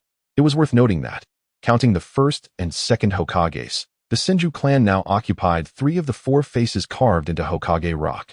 This left the Uchiha, who had co-founded Konoha alongside the Senju, feeling quite aggrieved. Consequently, the mood within the Uchiha clan was exceedingly volatile, with the militant faction gaining strength. While it had not yet reached the point where, in 6 or 7 years, the majority would endorse a bloodless revolution, the seeds of such sentiment were already taking root. Therefore, as the clan leader, Uchiha Fugaku felt quite burdened. Although he would eventually opt for a bloodless revolution, it would be more due to the weight of public opinion. Essentially, he still hoped to resolve conflicts through gentler means. After several hours of deliberation, Fugaku managed to calm the clan members' emotions, albeit with great fatigue. Upon returning home, he found his son, Uchiha Itachi, lost in thought by the pond. He approached and gently placed a hand on his shoulder, asking, "Itachi, what are you pondering?" Proud of his exceptionally gifted son, Fugaku had always held a deep sense of satisfaction. "Father, I am contemplating ninjutsu," Itachi, still a child, lied. At just 4 years old, he had already been thrust into battle by his father, having taken a life with his own hands. Now, however, he was grappling with profound questions about the meaning of life, questions that many adults would never consider. Fugaku, unaware of his son's budding philosophical inclinations, offered reassurance, saying that he could always come to him with questions before stepping into the house. Inside, his wife, Uchiha Mikoto, approached him with a gentle smile. After exchanging tender words, she remarked, "Today, while out in town, I ran into Kushina. I was surprised to learn that she, too, is pregnant." Fugaku raised an eyebrow. "Kushina is pregnant? It seems Minato is about to become a father." Having collaborated with Namikaze Minato in the previous war, and given Mikoto's close friendship with Kushina, the two families had maintained a good relationship. What a pity! If Minato were Hokage, the Uchiha situation would certainly improve, Fugaku mused. He then recalled that Kushina was the host of the Nine Tails, and during her pregnancy, external forces might seek to exploit the situation. Yet, after a moment's reflection, he scoffed lightly. If he could think of such matters, the higher-ups in Konoha would surely be aware as well. It was likely that, when the time came, they would not only guard against external threats, but also against him, the wielder of the Sharingan. Beside him, Mikoto remained oblivious to her husband's recent contemplations. After recounting Kushina's situation, she gently caressed her belly, expressing her hope. "I wonder whether the little ones in our bellies are boys or girls. If they are both boys, they will surely become the best of friends in the future, and undoubtedly, they will be remarkable ninja partners." Fugaku placed his hand on his wife's abdomen, smiling in anticipation. In the Hokage's office, the acrid scent of smoke permeated the air. Yunting, a non-smoker, noted that the only person able to smoke freely in this office was the esteemed Third Hokage, Sarutobi Hiruzen. The Nine-Tails Jinchuriki protection plan? He received the scroll that Hiruzen had deliberately handed to him, and after unfolding it, his expression grew complex. "So, this day has finally arrived?" Observing the scroll detailing Kushina's pregnancy issued by the Konoha hospital, Yunting's thoughts drifted to the impending Nine-Tails disturbance in October. The countdown had undoubtedly commenced. Across from him, Hiruzen puffed on his pipe and remarked, "Kushina's pregnancy as the Nine-Tails Jinchuriki is of utmost importance to Konoha. After all, during this vulnerable period. We cannot dismiss the possibility of hostile forces attempting to disrupt her. Should the Ninetales lose control, it would pose a severe threat to the village. Yunting suppressed his thoughts and nodded in agreement, acknowledging, indeed, especially as the time of delivery approaches, it is when the Ninetales is most prone to losing control. Hiruzen nodded in return. There will be the most stringent protection in place, but until then, the village needs to arrange for additional Umbu personnel to safeguard Kushina. Yunting suddenly proposed, could we perhaps relocate Kushina to a concealed location, one that is unknown to outsiders, to see her through the duration of her pregnancy? This would minimize external scrutiny, and at the very least, it would prevent those with ill intentions from knowing her due date, thereby allowing her to navigate this day with the least risk possible. Hiruzen seemed intrigued by the idea, but after a moment's reflection, he hesitated. Given Kushina's personality, I fear that may prove quite difficult. Yunting shook his head decisively at the thought of Naruto, inheriting his mother's temperament, being confined to one place for 10 months. If that were the case, the blood-red chili pepper might soon wreak havoc on her hiding place due to the irritability that accompanies pregnancy. Forget it, I won't mention it, he concluded. Once again, Yunting lowered his gaze to examine the list of Umbu protectors designated by Hiruzen, spotting Kakashi's name among them. Kakashi was specifically requested by Minato to join this mission upon learning of the plan, Hiruzen explained. Minato hopes that through protecting Kushina, Kakashi can cultivate a peaceful mindset and move beyond his previous traumas. Witnessing the gradual arrival of new life will undoubtedly serve as a beacon of warmth for someone like Kakashi, who has been engulfed in despair. The arrangements made by the Third Hokage are exceptionally reasonable. I have no objections, Yunting stated, signing his name beside Hiruzen's on the scroll. Matters concerning the Jinchuriki necessitated Hiruzen to consult Yunting, who held the title of Fourth Hokage, despite Hiruzen's considerable authority. In that case, I shall instruct the Umbu to proceed, Hiruzen said, rising to bid farewell to Yunting. Soon, the Hokage's office was left in solitude, with Yunting remaining behind. Unlike Tsunade, who would later be inundated with mountains of paperwork as the fifth Hokage, Yunting found himself with comparatively little to manage. After swiftly attending to the few documents at hand, he rose from his chair and gazed out the window, his thoughts drifting far away. The Ninetales disturbance loomed on the horizon, and he contemplated whether he should take advantage of the absence of the hidden puppeteer to eliminate the threat in the land of Rain. Previously, he lacked the capability, but now, armed with wood release and a wealth of powerful techniques, he felt emboldened by this thought. After all, at this moment, Uchiha Obito was still a mere child of about 10 years old. Despite possessing the Manjiki Sharingan, his combat proficiency was still rather unrefined. This was evidenced when Minato, in a brief encounter, swiftly discerned Obito's abilities and severed his right arm, nearly preventing his escape. At this point, Obito had yet to reach the level of strength that would later allow him to stir the very fabric of the ninja world. However, while Yunting's intentions were noble, their realization was practically impossible. His current status as the Fourth Hokage dictated that he could not act recklessly. Merely stepping outside of Konoha would have significant repercussions.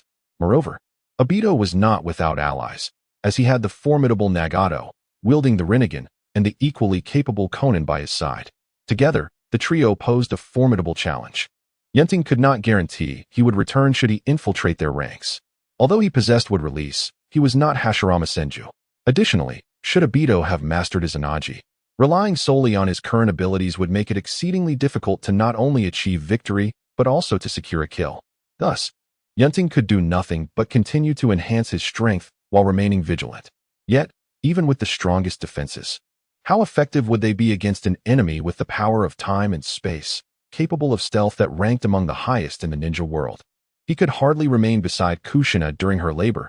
That would be absurd. It was acceptable for a husband to be present during childbirth, but he could not behave like a neighbor's nuisance. Forget it, there's still time. I shall ponder this further later, he thought. Rubbing his temples before returning to his desk, he retrieved a long, ancient-looking scroll bound with a thin cord, which he had discovered while searching for wood release techniques in the Senju clan's archives. This scroll contained a contract for summoning beasts, specifically with the slug from the Whetbone Forest, one of the 3 great sacred grounds of the ninja world, with which his clan shared a profound connection. As he unrolled the scroll, he examined the signatures of past ninjas. Apart from the familiar names of the Senju clan, He noted those from the Uzumaki clan and the Kagaya clan among others. These were undoubtedly elite clans within the ninja world. Their eagerness to forge a contract with the wet-bone forest attested to its allure. Yunting continued to scroll down, nodding in recognition upon seeing the names of Senju Hashirama and Senju Tsunade, the two closest individuals on the list. However, beyond that, there was a blank space, indicating that the contract still had available slots. Without a moment's hesitation, Yunting bit his finger and signed his name in the empty space following Tsunade's, pressing his blood-stained thumbprint beside it. The first Hokage's strength stemmed not only from wood release, but also from his mastery of sage techniques. Aspiring to evolve from a mere shadow of the first to his complete form, Yunting would not let this opportunity slip by. He need not worry about his ability to cultivate these techniques. The reason Tsunade, also of the Senju clan, could not master the wet-bone forest sage techniques was her body's inability to withstand the accompanying corrosive damage. However, Yunting was different, like the first Hokage. He possessed wood release, which afforded him rapid healing, rendering him resistant to corrosive effects and perfectly suited for the training of wet-bone forest sage techniques. Furthermore, even if he encountered difficulties in his training, he had the system as a backup. Once he accessed the methods of the wet-bone forest sage techniques, he could exchange them through the system. Thus, why not seize this opportunity? As he completed the contract, Yunting pondered whether he should summon a slug from the wet-bone forest now that he had the chance. Suddenly, white smoke began to emanate from around him.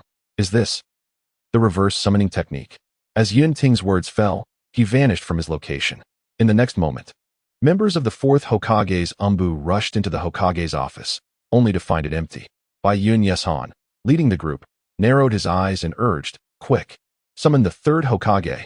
Unbeknownst to him, Yunting, whose actions had instigated the ensuing chaos at the Hokage building, opened his eyes once more to discover himself in an unfamiliar place. Before him stood rows of towering trees that pierced the sky. These trees were devoid of leaves, their bare trunks and branches exuding a ghastly white hue, evoking a sense of eerie desolation. Yet, despite this, the forest was unexpectedly filled with a moist, refreshing air, imbued with a vast and familiar life energy that permeated the surroundings. With a gentle breath, Yunting felt a wave of comfort wash over him. The wet-bone forest? Truly a land of wonders, he mused. At that moment, noticing his presence, various blue and white slug-like creatures emerged from the woods, peering curiously at Yunting. Soon, a larger slug than the rest slithered over to him, speaking in a surprisingly gentle feminine voice. "Might I inquire if you are Lord Senju Yunting?" "There's no need for such formalities. You may simply call me by my name," Yunting replied hastily. He was well aware that the wet-bone forest was inhabited solely by the slug sage, and these seemingly delicate creatures were merely its manifestations. This meant that he was conversing with the true slug sage, a venerable being akin to the toad sage of Mount Myaboku, who had lived for millennia, one deserving of his utmost respect. "My apologies.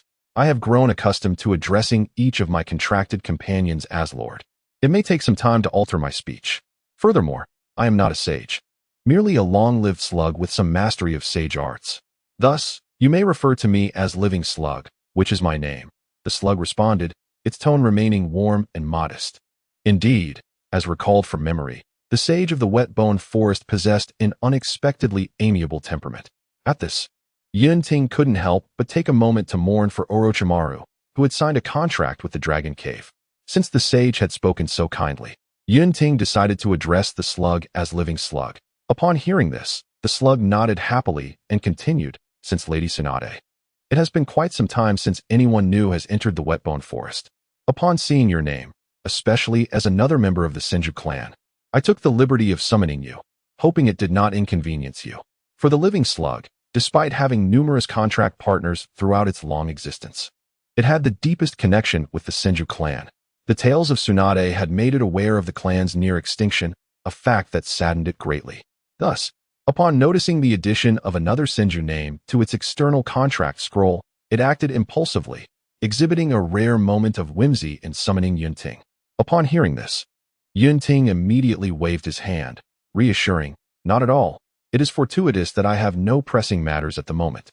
After all, the summoning contract scroll was resting in the Hokage's office, and even if others were unaware, the experienced Sarutobi Hiruzen would comprehend the situation instantly upon seeing it. Therefore, He was unconcerned about any upheaval occurring on that end. Now that he was in the wet-bone forest, he seized the opportunity to explore this sacred land. Would you like to meet my true form, Lord Yunting? After a brief pause, the living slug, now perched on Yunting's shoulder, inquired. Is that possible? Yunting replied, intrigued by the true form of the living slug. As he understood it, in the original narrative, the living slug's true form had never been fully summoned. Even Tsunade had managed to summon only a fraction of it. Of course, you are my contract partner, and as we shall fight side by side in the future, it is only fitting that we get to know each other better, the living slug stated, leading Yunting deeper into the wet-bone forest. As Yunting looked around, he noticed that the ground and trees were dotted with slugs, varying in size, their blue and white bodies secreting a transparent slime. Rather than appearing repulsive, they exuded a certain charm and innocence. Along the way, the slug on his shoulder suddenly asked, Is that garment you were the Hokage's ceremonial robe? Does this mean you are the new Hokage of Konohagakure? Indeed, I am the fourth Hokage now, Yunting affirmed with a nod. Remarkable. This reminds me of Lord Hashirama from decades past, who was also a Hokage, the living slug marveled. Haha. I cannot compare myself to the first Hokage, Yunting chuckled, waving his hand dismissively. In this manner, engrossed in their conversation, Yunting unknowingly reached his destination. Upon passing the last of the pale trees and stepping into a clearing, he looked up, and despite having mentally prepared himself, his face still betrayed an expression of sheer astonishment. How immense! Even though his eyes had been accustomed to the grand edifices of modern architecture, the sight of the indescribably colossal true form of the living slug left him utterly speechless. At that moment, he comprehended the true essence of a sage. Before him stood a being whose mere movement could cause tremors, its power rivaling that of an S-rank jutsu. Seizing the opportunity while Yunting was in awe, the slug on his shoulder leapt off, slithering to the true form of the living slug, merging its tiny body into it. In the next instant, the massive head of the living slug moved, lowering slightly to gaze at Yunting, who appeared no larger than a pebble. In that soothing, gentle voice, it addressed him.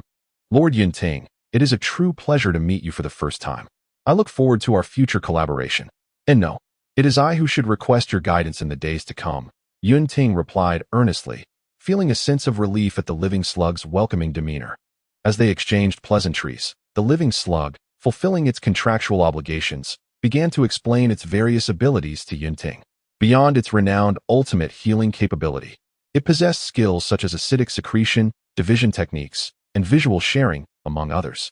Notably, its acidic secretion was a lethal technique that Orochimaru had acknowledged could end his life.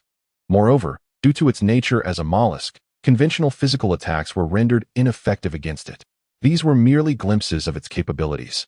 As both Yunting and Tsunade had only summoned a fraction of the living slug's true potential, unable to unleash its full power, he pondered whether the peak of the Senju clan, Hashirama, could have accomplished such a feat. Shaking his head, Yunting mused that even with the Hashirama cells within him, forcibly summoning the colossal living slug could lead to a swift depletion of chakra, leaving him lifeless before the cells could replenish.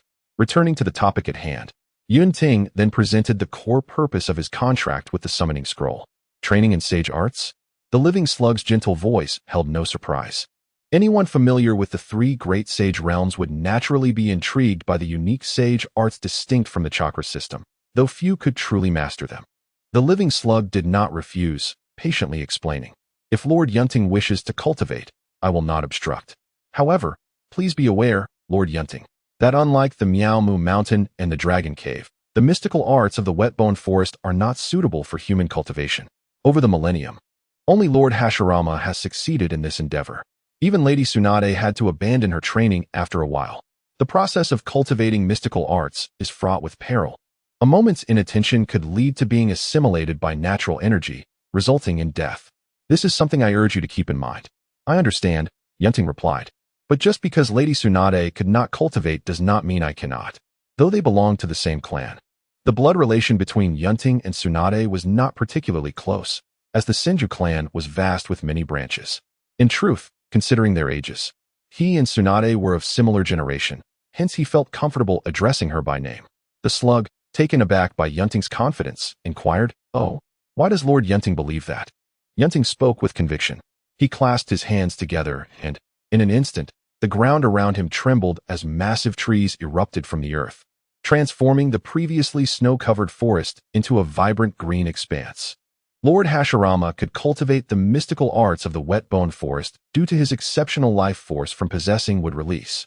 Now that I also possess wood release, my chances of succeeding in mystical arts cultivation must surely be greater. Wood release, the slug mused, as it gazed upon Senju Yunting. It seemed to glimpse a formidable yet kind-hearted friend from the ninja world. If that's the case, Lord Yunting may indeed succeed in cultivating the mystical arts. The slug soon regained its composure, expressing, "I accept your request, Lord Yunting. Shall we commence the training now?"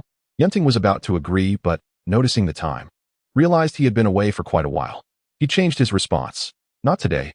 I need to return and attend to a few matters. Starting tomorrow, I will dedicate some time each day to study mystical arts in the wet-bone forest. I will rely on your assistance then. It is no trouble at all. Having you around will alleviate my boredom," the slug replied cheerfully. "Oh, does Lady Tsunade not visit often?" Yunting asked, curious. The slug responded, "Lady Tsunade spends most of her time drinking and gambling. Even when she comes to the wet-bone forest, it's often to evade her creditors."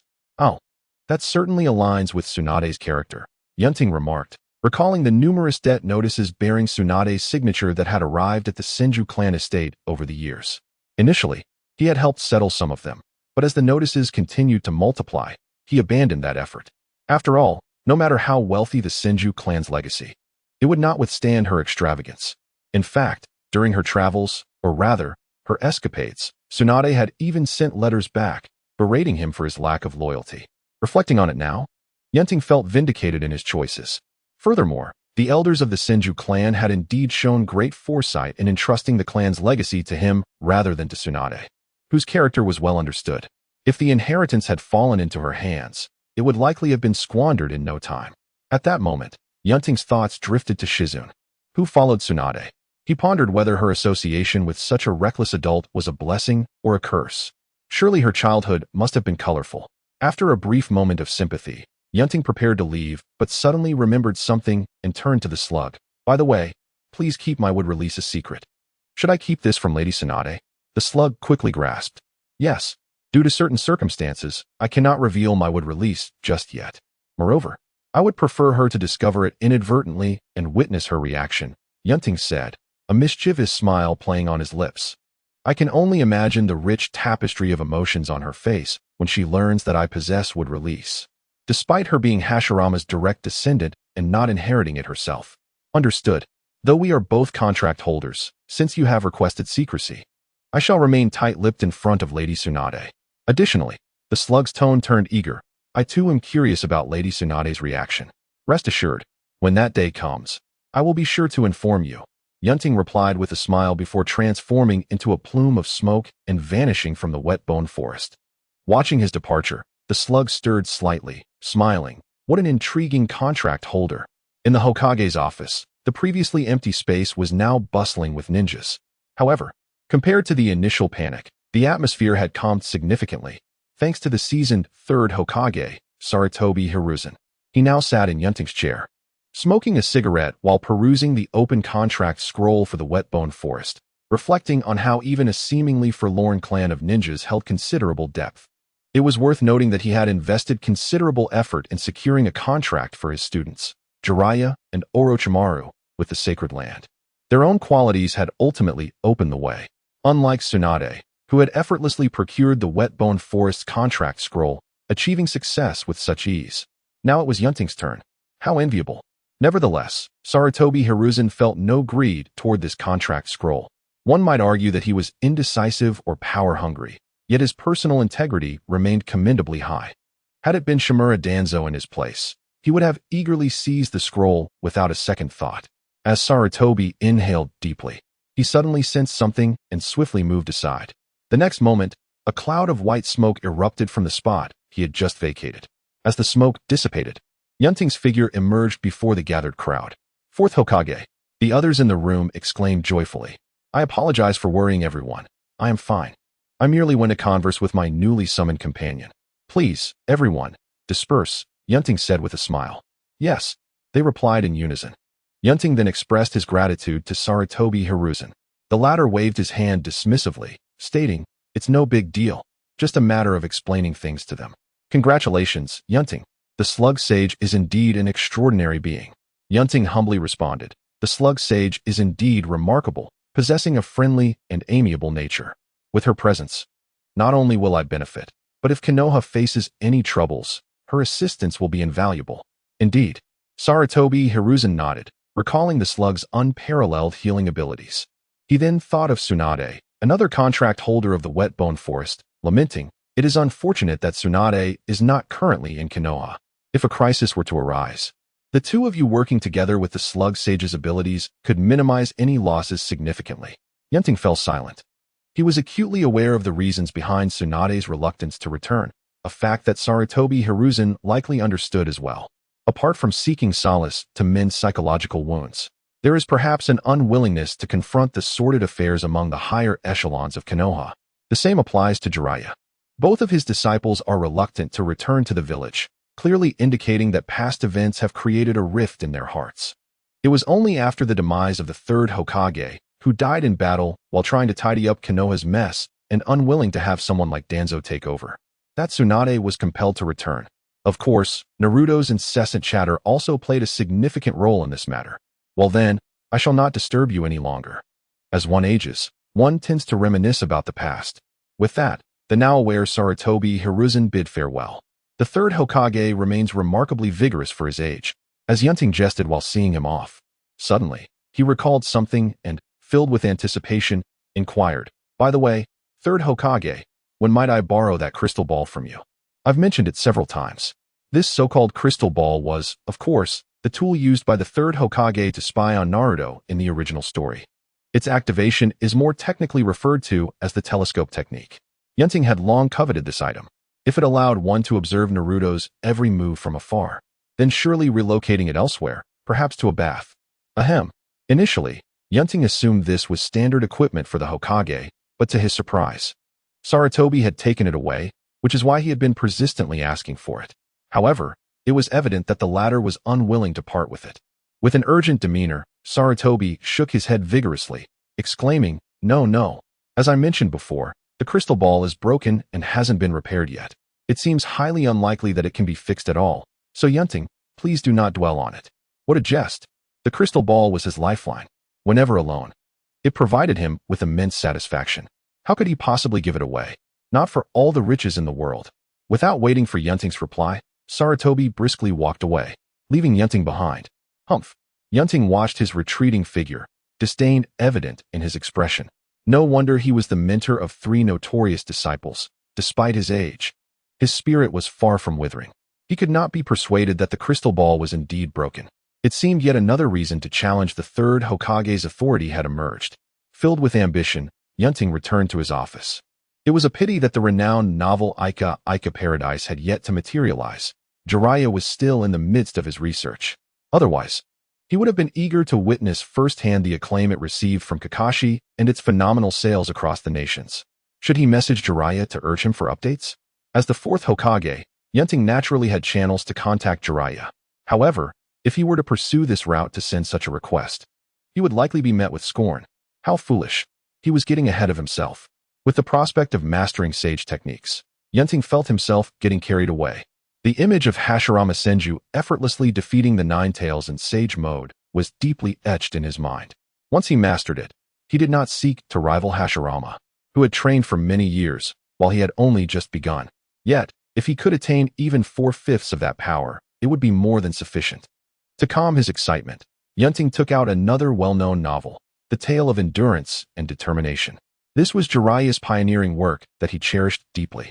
However, due to its cliché plot of an underdog rising to greatness, its sales performance had been dismal, prompting Jiraiya to pursue a path more suited to his talents as a romance action author.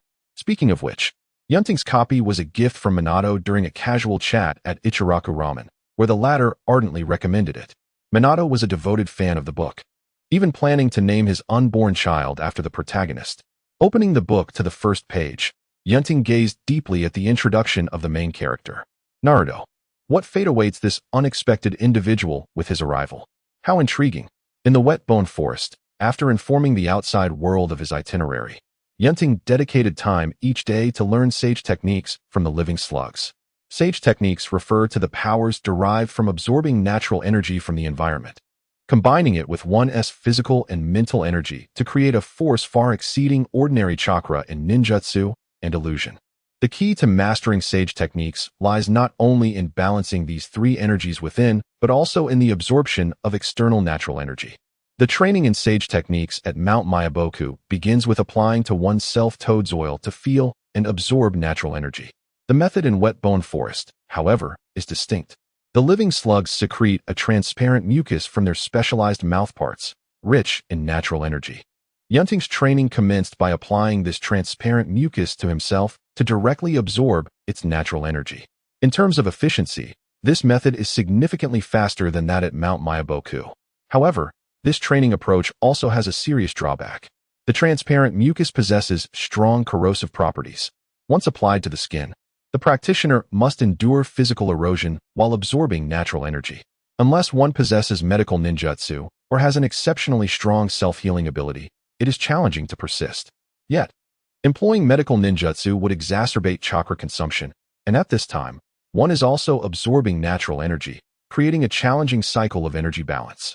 Even the Senju or Uzumaki clans, known for their excellent regenerative abilities, find it insufficient against the corrosive effects of the slug's mucus.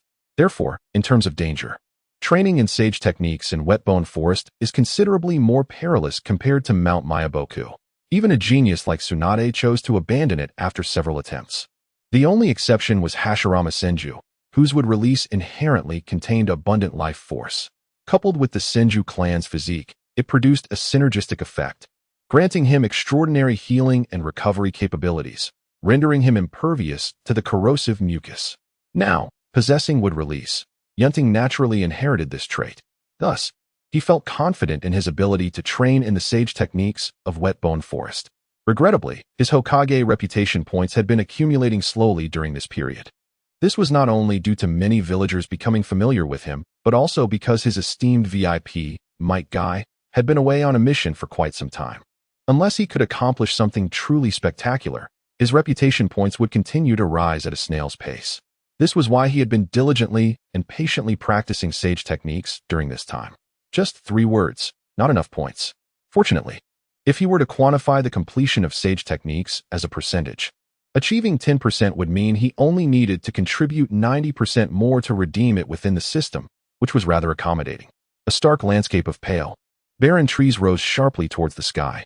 Within a deliberately cleared area, Yunting sat cross-legged on the ground, stripped of his upper garments, as small blue and white slugs coiled around him, exuding a mucus rich in natural energy. Occasionally, wisps of corrosive white smoke would rise from his skin, but within mere moments, a vibrant green life force surged from within, swiftly healing his wounds. This cycle continued, and although Yunting appeared unharmed, the skin on his upper body had already been renewed several times. The sensation of corrosion still lingered, causing him to occasionally furrow his brow in discomfort. I now harbor grave suspicions that Tsunade's inability to persevere is partly due to her aversion to witnessing her own body in such a state of deterioration, Yunting murmured. After all, she is a woman who, even in her advanced years, still attempts to maintain a youthful facade. What beauty-loving woman would wish to see her skin ravaged as if by a demon, particularly when her self-healing abilities are not as formidable? Even though she is a great medical ninja capable of rapid recovery through medical ninjutsu, this would merely exacerbate her chakra depletion and destabilize the balance of energy within her body, increasing the likelihood of failure in her sage arts training. Lord Yunting, today's training task has been completed. After a while, the gentle voice of the living slug resonated in Yunting's ears. Mastering sage arts is not an instantaneous achievement, but a gradual process. Under the guidance of the wise slug, Yunting could cease training upon meeting his daily targets. After all, the human body has its limits when absorbing natural energy daily. The small slugs that had been perched on Yunting's upper body now descended, making their way toward the nearby bone forest. As Yunting rose and prepared to dress, a bright female voice suddenly called from behind him. "Oh, isn't this the illustrious Fourth Hokage? How could you be here in your natural state? Such a scandal." Yunting paused momentarily, then continued dressing nonchalantly, responding calmly. "Firstly, I am not in my natural state, A more refined expression would be to say, I am only without a shirt. Secondly, this is the Whetbone Forest. There were no others around before, and now there is just one more. Tsunade, you are no longer a little girl, so there is no scandal to speak of. Thirdly, while you have been away from the village, Konoha's ninja Tsunade should at least show some respect to me, the Hokage.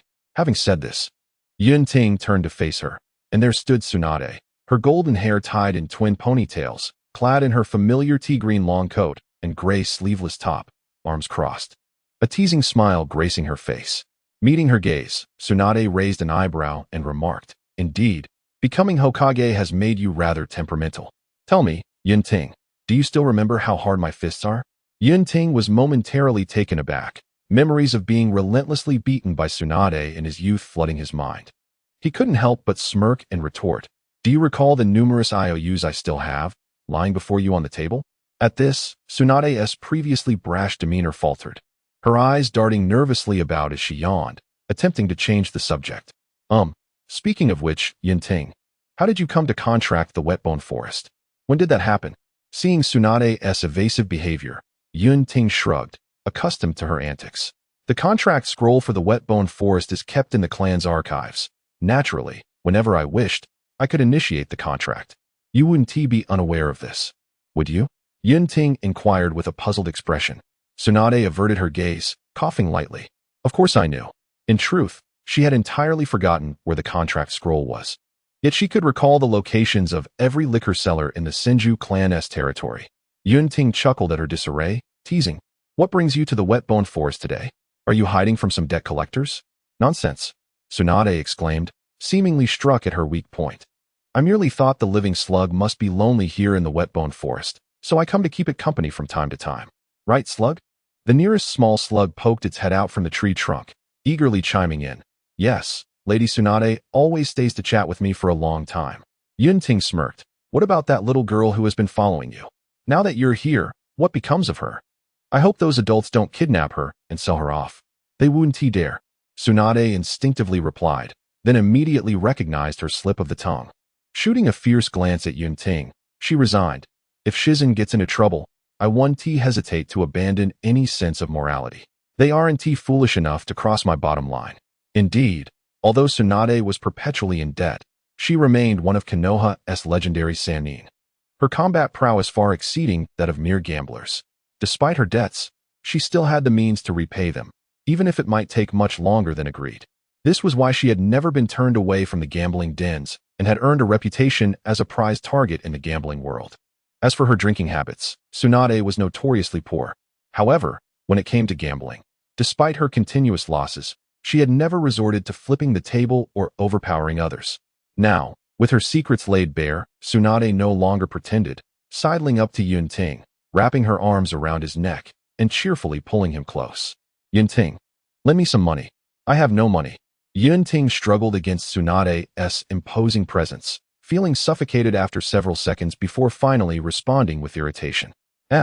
The trick that has never failed before has suddenly lost its charm today. Unwilling to concede, Tsunade tightened her grip, persistently insisting, How can you have none? Not to mention the favoritism shown by the clan elders in entrusting you with the Senju clan's wealth. Your salary as Hokage must be substantial. Just lend me a little, and rest assured, the interest will be generous. Bang! A puff of white smoke erupted from Tsunade's embrace as Yunting's figure materialized beside her. Though the sensation was delightful, if this continued, he would suffocate. Rubbing his reddened nose, Yunting countered, Interest? Over all these years, I have yet to see you repay a single cent. Do you expect me to fall for your tricks again? However, he paused, suddenly hinting, If you truly desire to talk, I could hand over the position of Hokage and the assets of the Senju clan to you. You could spend them however you wish. But would you be willing? Tsunade fell silent. If she truly wanted that, she would not have allowed Yunting to inherit everything, nor would she have hesitated to return to Konoha all this time. She understood that such responsibilities carried significant weight, and she did not believe herself capable of bearing them. Forget it, you miser. Tsunade waved her hand in resignation, abandoning the idea of borrowing money. After a while, observing the Hokage's ceremonial robes adorning Yunting, her curiosity piqued. So, how does it feel to be the fourth Hokage?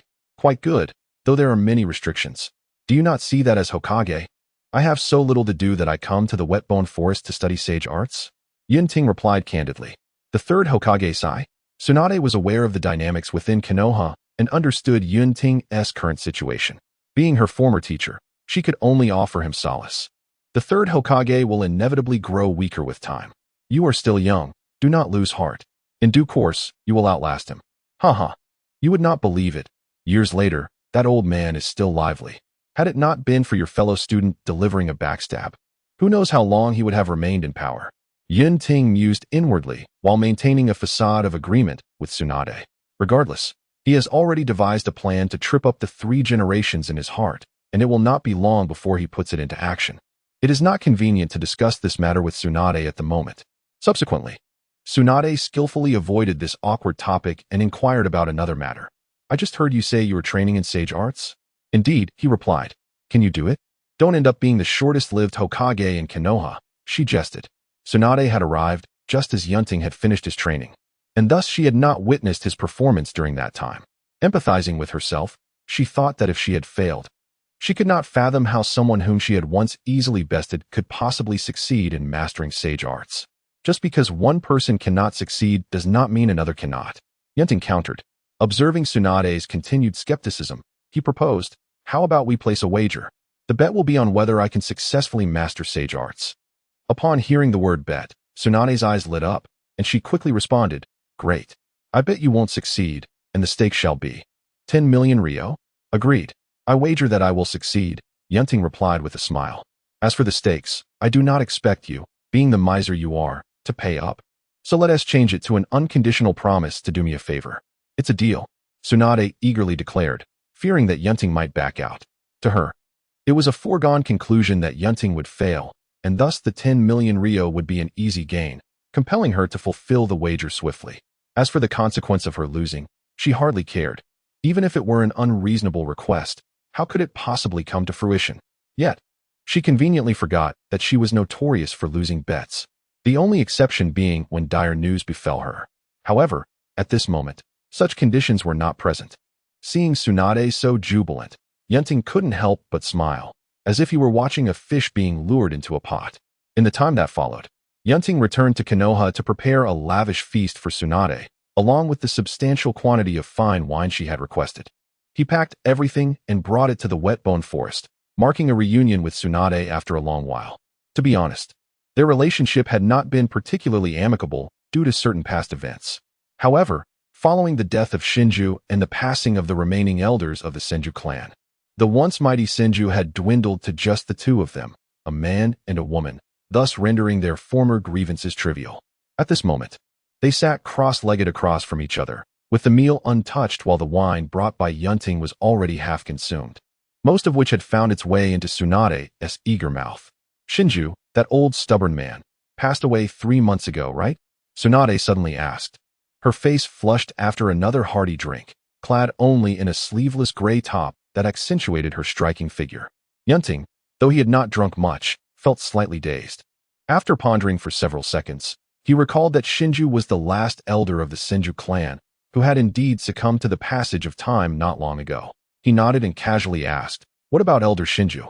He passed away 3 months ago. What's the matter? Tsunade fell silent for a moment, then poured wine into their cups, signaling for a toast before continuing. Did that old curmudgeon say anything before he died? You must have been by his side at the time, having been invigorated by the potent liquor. Yunting did not think much of it and recounted Shinju's last words from memory. What could he say? He merely wished for the 2 of us, the last of the Senju clan, to marry and produce a pure-blooded heir to continue the lineage. He was adamant that we must not repeat the mistakes of Konoha's early days, allowing intermarriage with outsiders which diluted the Senju bloodline, resulting in fewer clan members year by year. He lamented that he could not see his wish fulfilled before he passed. As he spoke, Yunting finally grasped the weight of his words, his body tensing as he cast a nervous glance at Tsunade. He suddenly remembered that this very issue had caused a significant rift between them in the past.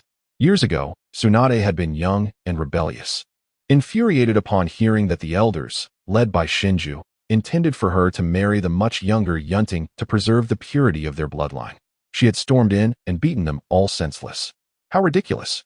I, the illustrious Tsunade, would never marry a mere child. Her beliefs had shifted towards the greater good of Konoha, influenced by the Third Hokage and the First and Second Hokages, rather than being confined to the interests of her clan.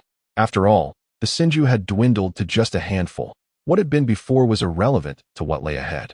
From the start, Tsunade had resolutely rejected the notion, even harboring resentment towards Yunting, which led to his memories of being occasionally pummeled by her. In those days, Yunting, still young and unsuspecting, had naturally held a grudge against Tsunade. However, as time passed, their previous animosities had transformed into cherished memories, and they no longer bore grudges. Even amidst their occasional sparring, which had lost any trace of malice and instead became a comfortable habit. Yet, the core of the matter remained. And while it was better left unspoken, mentioning it now felt rather awkward. True enough, after hearing Yunting's account, Tsunade's already flushed face grew even redder with indignation. That damn old fool. Even in death, he couldn't rest easy. Does he think he can meddle in my affairs? It was precisely because of those persistent old geezers that her budding romance with Kato had never progressed beyond mere feelings, ultimately ending in tragedy when he fell in battle. Now, after all these years, they still had the audacity to pull such a stunt before his death. As she pondered further, Tsunade, unable to contain her frustration, slammed her fist into the ground with a resounding crash, creating a sizable crater beside her. Yunting, witnessing this, couldn't help but break into a cold sweat. Noticing the murderous glint in Tsunade's eyes directed at him, he hastily declared, "I also believe Elder Shinju was being foolish. In this day and age, why cling to old traditions? Shouldn't we embrace the freedom to love?" Upon hearing this, Tsunade's expression softened, and Yunting let out a sigh of relief as he continued, "Moreover, there is quite an age gap between us. I would never wish to marry someone so much older than me. Someone so much older than me." He quickly corrected himself, sensing the dangerous shift in Tsunade's demeanor. "What I mean to say is that Elder Shinju and the others were mistaken from the start. Their hope for the Senju clan to flourish should not have relied solely on us. The purity of bloodlines is secondary. What truly matters is encouraging us to branch out and expand. For instance, if I were to marry dozens of women at once, within just a few generations, the Senju clan would surely thrive once more. Is that so?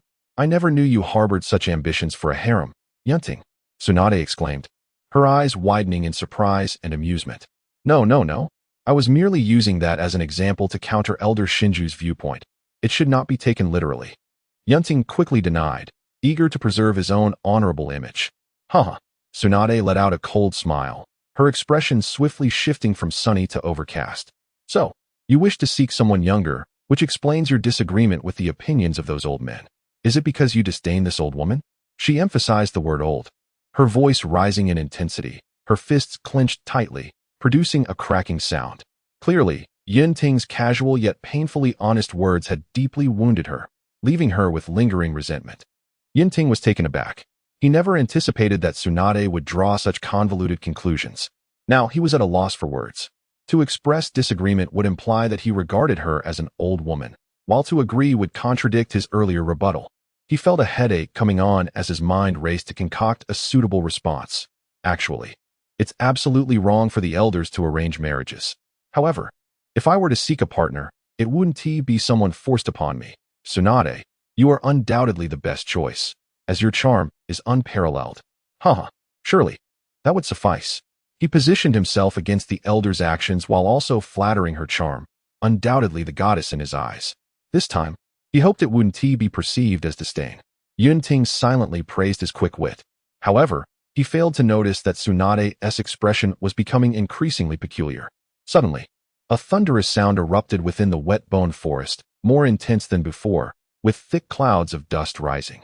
Amidst the chaos, Yunting's exasperated voice could be heard. "Tsunade, you crazy woman, what are you doing?" Boom, boom, boom. The deafening sound of explosions echoed continuously. Yunting and Tsunade moved with incredible speed within the forest, one retreating while the other advanced. Numerous slug clones glanced up momentarily, but soon returned to their tasks. "I ask you, Tsunade, what madness are you indulging in?" Yunting narrowly evaded a powerful kick that came crashing down from Tsunade, seeing the ground where he once stood crumble instantly. He felt a twitch at the corners of his mouth as he continued to question her. Ahead, through the thick smoke, Tsunade stated, "Madness? No. I merely did not expect a brat to dare contemplate my intentions. I intend to teach him a profound lesson. Oh, wasn't he that in accordance with your words? Yunting felt utterly speechless. Of course, he did not deny that there was a hint of truth in his previous statement. After all, Tsunade, with her striking charisma, was indeed captivating, and despite being a decade older than him, the sealing technique she possessed ensured that she would not age, allowing her to maintain her youthful appearance. This meant that even at 70 or 80, Tsunade would still resemble a charming 20-year-old. If only her temper were not so volatile, she would be the perfect partner. Nevertheless, who among the masses could remain indifferent? Yunting, being an ordinary man, was no exception, especially considering the unique bond they shared. However, despite these thoughts, he retorted, Tsunade, your statement is fundamentally flawed. If viewed from the outside, it would only appear as an old cow consuming tender grass, and it would be evident who suffers the loss here. Old cow?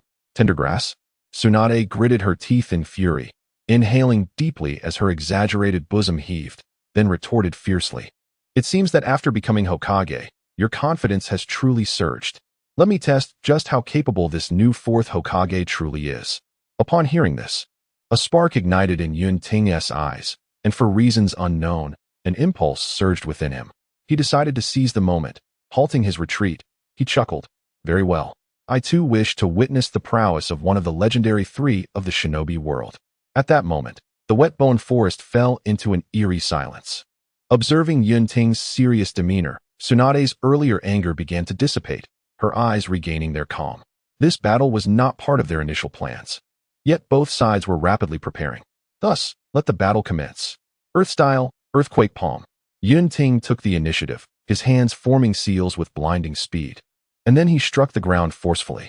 Instantly, the land within a 100-meter radius quaked violently, causing the earth to rise and crack, forcing Tsunade, who was about to close in, to evade left and right. Seizing the opportunity, two clouds of white smoke erupted from either side of Yunting, summoning two identical shadow clones. The three then simultaneously formed seals. Earth-style, earth river. Earth-style, yellow spring marsh. Water-style, water wave. Yunting displayed audacity, not granting Tsunade a moment's respite. Once he initiated his assault, a relentless barrage of powerful jutsu followed in quick succession. Almost simultaneously, three formidable techniques surged forth from Yunting and his two clones, advancing towards Tsunade with overwhelming force. When did this brat learn so many techniques? Tsunade, who had just obliterated the yellow spring marsh beneath her with brute strength, suddenly looked up to see the tumultuous earth river rushing towards her, along with a spiraling torrent from above. It was too late to evade now.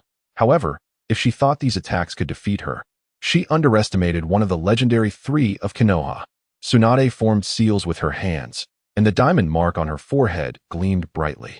The In seal, a technique for storing chakra, could be adjusted to release stored chakra when needed, allowing for instantaneous healing, enhanced attacks, and increased speed.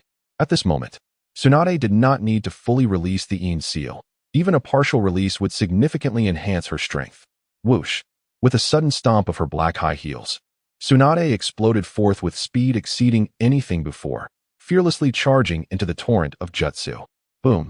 The next moment, the earth river and water wave overwhelmed Tsunade's figure, their residual force crashing and merging with the ground. Gradually, a muddy swamp replaced the expansive bone forest, appearing before Yunting. The latter, however, dared not let his guard down. He could not believe that one of the legendary three would fall so swiftly. Sure enough, within mere breaths, Tsunade emerged unscathed from the swamp, like a true female Tyrannosaurus, billowing dust behind her, charging fiercely towards him. Bang! Bang! Tsunade's speed far exceeded expectations. Yunting's two shadow clones succumbed almost instantly, dissipating into white smoke. As he sensed the overwhelming pressure that crushed his clones, Yunting felt a severe twitch at the corners of his mouth. He absolutely could not allow Tsunade's fists to land on him. Earth-style, earth rock wall. Taking advantage of the delay provided by his clones, Yunting swiftly distanced himself and executed a ninjutsu to buy time. However, the effectiveness was far from ideal. Tsunade, with a mere punch, shattered the thick earthen wall and continued her relentless pursuit, her breath laced with alcohol as she excitedly shouted, "You're just wasting chakra. A real man should face me head-on. You brat. Only a fool would engage you directly." Yunting rolled his eyes at her words. The Senju clan is known not only for their wood release, but also for their vitality and immense strength. Yunting possessed considerable strength, as experienced previously in his battle with by Yun Yishan. However, compared to Tsunade, his strength paled in comparison. Beyond her natural physical prowess, she had mastered the secret technique of superhuman strength, which demanded extraordinary chakra control. Together, these attributes made her punches terrifying enough to instill dread. Yunting would never employ his own weaknesses to exploit the strengths of his adversary. After all, his prowess predominantly relied on ninjutsu. The modest accumulation of reputation points during this period had been promptly utilized to exchange for several new techniques, enhancing the versatility of his ninjutsu arsenal. Although he had contemplated acquiring the might of monstrous strength, he found no means to cultivate it within the extensive records of his clan, despite rumors suggesting it was a secret art of the Senju clan. Thus, he set that ambition aside for the time being. Even if he were to obtain such strength, he doubted he could rival Tsunade, who had mastered it over many years. The same ability wielded by different individuals yields disparate results. The battle raged on. Confronted by one of the legendary Sannin, and with the added advantage of not having suffered from hemophobia due to his lack of prior encounters with Kato, Tsunade was in her prime. Despite Yunting's numerous attempts, he found himself thwarted at every turn by the seasoned veteran, ultimately being unwillingly drawn into close combat. With a series of resounding impacts, Yunting's delicate fists, bolstered by formidable strength, unleashed thunderous blasts. Under such a ferocious rhythm, Yunting dared not show any sign of negligence. Yet, as the adage goes, a prolonged defense often leads to defeat. Just as he bent to evade Tsunade's whip kick and was preparing to retaliate, she unexpectedly accelerated, and before he could react, a fist struck him squarely. With a sudden stiffening of his body, he melted into dark soil, transforming into a mass of mud that fell into the mire below. Another earth clone, huh? You've really mastered this technique, Tsunade remarked with a hint of annoyance as she retracted her fist. After all, she had over a decade of experience in combat, and it was only prudent to remain cautious. From behind, Yunting's voice accompanied the sound of several shuriken slicing through the air. Excellent. Tsunade grit her teeth, her frustration palpable. Previously, the mention of years had not seemed significant, but now, it caused veins to throb upon her forehead. Facing the incoming shuriken, she did not flinch, swatting them away as one would a mere fly, scattering them effortlessly. Just as she prepared to advance, she noticed Yunting pulling his fingers sharply. The shuriken that had been knocked away soared back into the air, swirling around Tsunade. Suddenly, thin transparent wires emerged, and before she could react, they constricted around her. Fire release, dragon fire technique. The searing flames erupted from Yunting's mouth, racing along the wires towards Tsunade, quickly forming a human-shaped torch. The strategy had succeeded. Throughout the process, Yunting had deliberately provoked her with words, followed by the shuriken to undercut her confidence, all the while concealing a lethal intent. The culmination of his plan exemplified the wisdom inherent in combat. In the realm of ninjas, while raw power holds significance, intellect reigns supreme. At the right moment, even the most mundane of techniques can bring a formidable ninja to their knees. Yunting was confident that under his current maneuver, most ninjas would be incapacitated. However, was Tsunade amongst that majority? Past experiences assured him that she certainly was not. Seizing the opportunity, he formed another hand seal. Before long, footsteps echoed from the torch. When Tsunade reappeared before Yunting, her condition betrayed the toll of the battle. Her exposed arms bore charred marks. Yet, from those wounds, green energy rapidly emerged, restoring her to pristine condition within moments. Aside from a few singed patches on her clothing, she appeared unchanged from her initial state. Some form of medical ninjutsu? How unfortunate it is to face an opponent so resilient, healing swiftly and possessing immense strength. Yunting mused with a tinge of sarcasm. On the other side, regardless of her outward condition, Tsunade glared at Yunting, seething with anger. Shuriken, wires, fire techniques. This flashy combination. If I hadn't seen it, I might have thought I was facing a Uchiha. When did you learn these techniques? Tsunade pondered, struggling to comprehend the transformation of the man who had now become the Fourth Hokage. Their history was intertwined. They had engaged in numerous battles before. Yet the series of ninjutsu she had just witnessed was entirely new. Furthermore, his chakra reserves seemed excessively abundant. Had he truly grown to such an extent in such a short time? Yet, she found solace in the fact that he could at least maintain the mantle of the Fourth Hokage. However, beyond this, her predominant feeling was one of dissatisfaction. Having endured such a significant setback for the first time, she felt compelled to retaliate. Observing Tsunade's unwavering resolve, Yunting made his final decision. Upon completing his last hand seal, he declared, "As long as the technique proves effective, it matters not whether it belongs to the Uchiha. Moreover, I have learned more than just this one. The following ninjutsu has been in development for quite some time and was specifically prepared for you. So be cautious." Earth Release, Earth Spirit Giant. With that, Yunting pressed his hands firmly onto the muddy ground, causing the mire to churn violently as though boiling oil. In the next moment, a colossal, muddy hand emerged, followed by another, then an entire arm, head, chest, and finally legs. Once the dust settled, a towering, 20-meter-tall earthen giant stood before Yunting. Indeed, the Earth Spirit Giant. "So, this hulking figure is your true reliance?" Tsunade remarked, her initial surprise quickly giving way to unyielding determination. "Feel free to try," Yunting replied with a calm smile. As a ninjutsu he had created over the years, tailored specifically to counter Tsunade's combat style, it was far more than mere size. "Let us see then." Without hesitation, Tsunade charged fiercely toward the Earth Spirit Giant, which met her advance with massive strides. Boom! The sound of their fierce clash reverberated through the arena. Like a comet colliding with the earth, a delicate fist met a colossal earthen fist, raising concerns for the former's fate.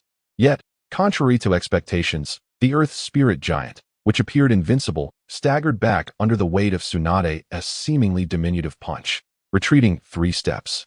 Moreover, the hand that had just collided with Tsunade crumbled like a house of cards, resulting in one of the giant's hands being rendered useless. In contrast, Tsunade bore merely a slight reddening of her skin. Impressive. It's rare to encounter an opponent with such strength. It's just what I need to stretch my muscles.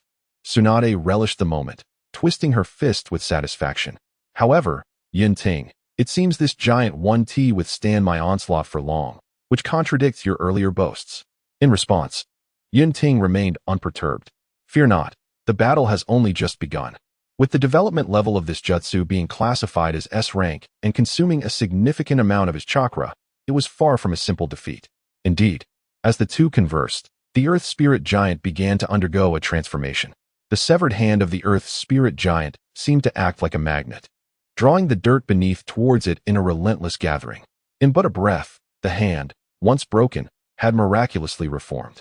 Tsunade, noticing this spectacle, felt a tightening in her chest.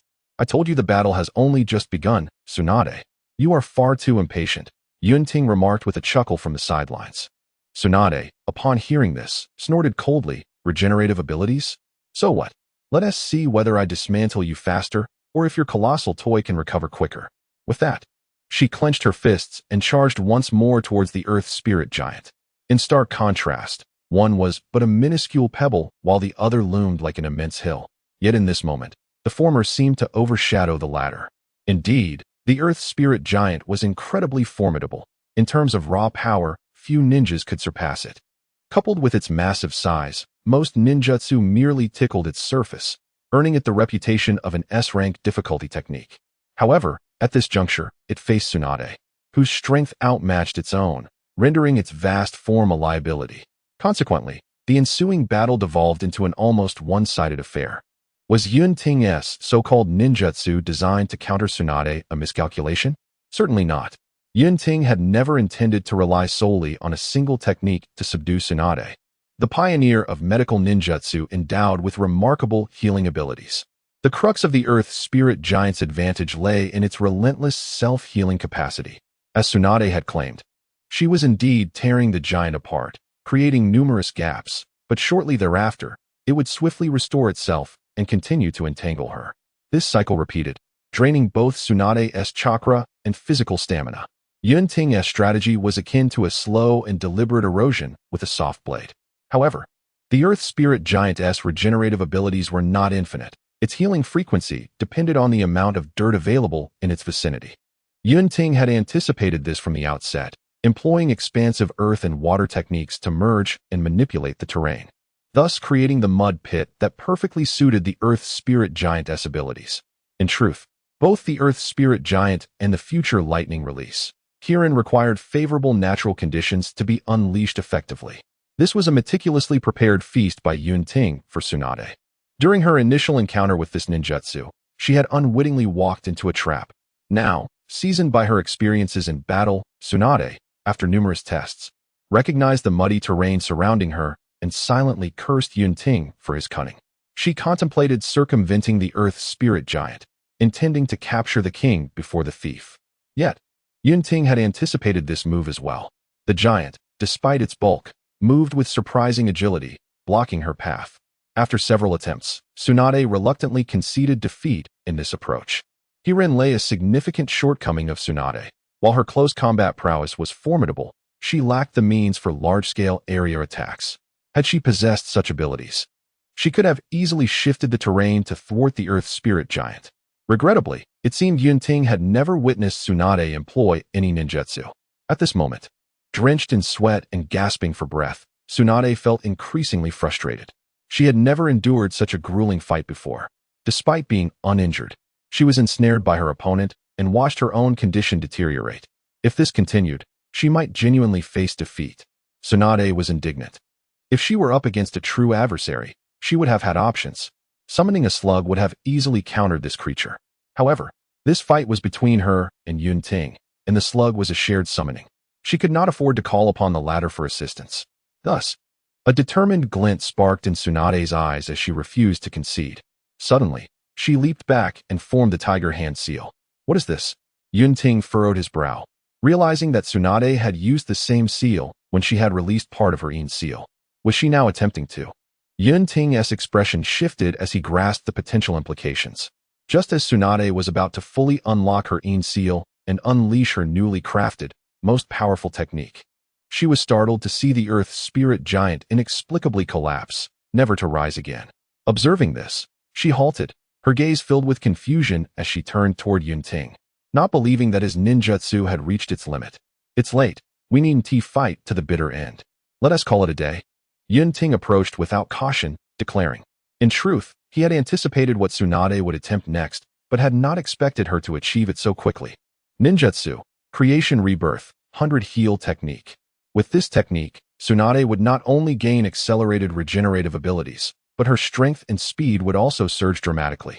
She could shatter even Madara's Susanoo with a single blow. Yunting doubted that his diminutive Earth Spirit Giant could withstand such power, let alone have a chance to heal, as it would be obliterated entirely.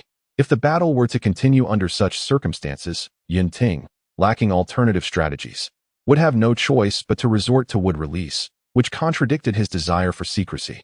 Therefore, he chose to halt the skirmish voluntarily, seeing her opponent lower his hands. Tsunade lost her resolve to continue fighting. With a pout, she acknowledged Yunting. Fine, I'll admit defeat this time. Let us call it a draw. Yunting shook his head, genuinely believing it to be so. In a context where neither had employed their trump cards, Tsunade, though seemingly worn down by Yunting's tactics, could easily have retreated had she wished. Ninja battles are not confined to arenas with time and spatial limitations. Tsunade possessed the capability to gracefully exit and wait until Yunting's advantage evaporated before re-engaging. Thus, in reality, without resorting to wood release, Yunting could not truly contend with her. Yet, while he thought this way, Tsunade held a different perspective. A loss is a loss. I am not one to stubbornly deny it. Though she had previously resisted conceding, her acknowledgement was rooted in her pride. With a spirited lift of her light yellow brows, she declared, in this contest, you have triumphed. I look forward to our next encounter. But let me remind you, I have seen through your ninjutsu. I shall not be fooled again. Prepare yourself, Yunting, for I shall make you weep and wail in the next clash. Rest assured, I shall present you with a grand surprise. Yunting replied with a mischievous grin. By that time, he would no longer need to conceal his wood release. He imagined that Tsunade would be quite moved upon witnessing this surprise. Well then, it is getting late. I shall take my leave, Tsunade said, unaware of Yunting's true intentions behind his smile. Oh, and do not forget our wager. If you cannot fulfill it, concede promptly. I wouldn't want to return to find you transformed into a stone. Also, Tsunade cast a deep gaze at the Hokage robe adorning Yunting. I entrust the future of Konoha to you. With that, without awaiting a response from Yunting, she vanished in a puff of smoke, leaving the wet bone forest behind. Gazing at the spot where Tsunade had disappeared, Yunting remained silent for a moment, murmuring to himself, Konoha. He recalled how, prior to his transmigration, he had fantasized about becoming a member of the Akatsuki, not for any other reason than to don their stylish uniform. Of course, opposing the entirety of the ninja world also seemed rather cool. However, the reality diverged greatly from expectations. Who would have thought that upon crossing over, one would find oneself on the verge of becoming the Fourth Hokage? At this juncture, who would be foolish enough to forsake the foremost power in the ninja world, the esteemed leader of Konoha, only to become a rogue ninja serving the Akatsuki as merely a subordinate? Yunting, with a clear mind, naturally tied his fortunes entirely to Konoha. As for the dreams of his childhood, perhaps he could realize them later by defeating the members of the Akatsuki and collecting their uniforms. Shaking his head, he turned to the nearby living slug clone and said, "I apologize for making a mess of your residence." "It's no trouble," the slug replied gently. "Before long, we will be able to regrow." In fact, it had been a long time since the wet-bone forest had been so lively. "I thoroughly enjoyed the recent battle." "Very well," Yunting said, smiling and nodding. After bidding farewell to the slug, he departed from the wet-bone forest. Due to the unexpected battle, Yunting returned to the Hokage's office later than anticipated, necessitating a swift handling of the accumulated paperwork. However, such minor inconveniences were trivial. After personally sparring with Tsunade, Yunting gained a clearer understanding of his own strength. Including his wood-release abilities, he believed his prowess surpassed that of the current legendary Sannin. Thus, as he prepared for the critical objectives of his carefully laid plans, he felt a surge of confidence. With that, he decided to take action. Yunting glanced at the personal file on his desk. In the upper right corner of the document, a photograph depicted a pallid-skinned man with golden vertical pupils and an exceedingly grim demeanor, gazing forward. Indeed, it was Orochimaru, one of the legendary Sannin, renowned alongside Tsunade. "Come in," Yunting called out, requesting the file on Orochimaru be closed. Soon, his assistant, Sarutobi, entered with a beard covering his face and asked, "Fourth Hokage, how may I assist you?" Yunting calmly regarded his assistant and instructed, "Please summon Captain Uchiha Fugaku to my office." At this, Sarutobi's expression shifted slightly. The captain of the security team referred to as none other than Uchiha Fugaku. Given the long-standing tensions between the Uchiha clan and the Hokage, compounded by old grievances, their current relations were not particularly cordial. Thus, Sarutobi was understandably surprised by Yunting's request for Fugaku's presence. However, surprise aside, as a subordinate, he merely needed to follow orders. Understood. Sarutobi quickly acquiesced and turned to fulfill the task. Of course, he did not forget to relay this news to Sarutobi Hizashi along the way. Yunting could easily guess his assistant's little maneuver without needing to witness it firsthand, and he paid it no mind. After all, knowing would not hurt. Moreover, he anticipated that once everything settled, he could replace him with a more suitable secretary, perhaps a tall, elegant woman in black stockings, which would be a far more fitting presence for a leader. The sight of that bearded man was simply too distracting. Soon, Uchiha Fugaku, working within the Konoha security department, received the message. His first thought was one of confusion. After all, he had no personal rapport with the current Fourth Hokage. Even if there were significant village matters, it was unlikely that someone who appeared to hold a high position but was effectively marginalized from Konoha's power structure would be consulted. Nevertheless, being summoned by the village's highest authority, Fugaku did not dare to delay. He set aside his work and made his way to the Hokage building. "Fourth Hokage," he said calmly after entering and paying his respects to the young leader seated upon Konoha's ultimate power throne. Yunting nodded and got straight to the point, stating, "Captain Fugaku, I have a few cases I wish to discuss with you today." "Cases?" Fugaku was taken aback. On his way, he had pondered the reason for Yunting's summons. He had speculated that the Hokage might wish to reprimand the Uchiha clan, especially given the clan's recent discontent with the village. He even considered the possibility that this new Hokage might want to recruit him, recognizing that although he bore the title, he wielded little real power, while the Uchiha clan could be a strong ally. The two could form a mutually beneficial alliance, and any past grievances could be set aside in the face of genuine interests. However, to Fugaku's astonishment, Yunting's reason for summoning him was indeed about cases. The responsibility of the Konoha security department was to ensure the village's safety and manage various incidents, thus accumulating numerous cases. As the chief, it was entirely reasonable for the Fourth Hokage to consult him regarding any matters. "So, this is truly a matter of official business?" Observing Yunting's serious demeanor, Fugaku felt somewhat speechless. Indeed, it is a matter of official business, Yunting confirmed, unconcerned with Fugaku's reaction. Even if he intended to address issues within the Uchiha clan, it would be in the future, not at this moment. Thus, he proceeded with a professional approach. I have reviewed the case files from the security team and discovered that over the past few months, there have been 6 reported cases of missing persons in the village. Among them, one was a victim of human traffickers, and another was a murder case where the victim was secretly buried. These 2 cases were promptly resolved by the security team, which is commendable. However, the remaining 4 cases, while marked as solved in the files, exhibit numerous gaps and inadequacies upon closer inspection. Captain Fugaku, I suggest you take a look for yourself. At this point, Fugaku had adjusted his mindset, taking the file and examining the details of the 4 cases Yunting had highlighted. Soon, his brow furrowed. As the captain of Konoha's security team, he had handled many cases and was experienced enough to discern that both the investigative processes and outcomes of these 4 missing persons cases were indeed problematic, indicating significant underlying issues. I encountered the complainants of these 4 missing persons cases just a few days ago after work. Upon inquiring, they expressed their dissatisfaction with the outcomes. Not only are there no leads on the living or deceased, but they were also unable to obtain any details about the cases. Ultimately, they were left with the cold notification that their loved ones were dead, their bodies unrecoverable, and the perpetrators had already been apprehended, Yunting said, tapping his finger lightly on the desk while observing Fugaku's changing expression. There are matters we both understand, Captain Fugaku. I will not pursue any accountability within the security team. That is for you to manage. However, I am reassigning these 4 missing persons cases to you, starting today. I hope the security team will treat them with the seriousness they deserve, ultimately providing satisfactory results for the families of the missing individuals. Seeing that Yunting had not pursued the accountability of the security team, Fugaku let out a sigh of relief and immediately assured, I guarantee to the Fourth Hokage that the security team will devote all efforts to resolving these 4 cases as swiftly as possible. Very well, I look forward to it. Yunting nodded, signaling for him to leave. Outside the Hokage building, Fugaku emerged with a grim expression.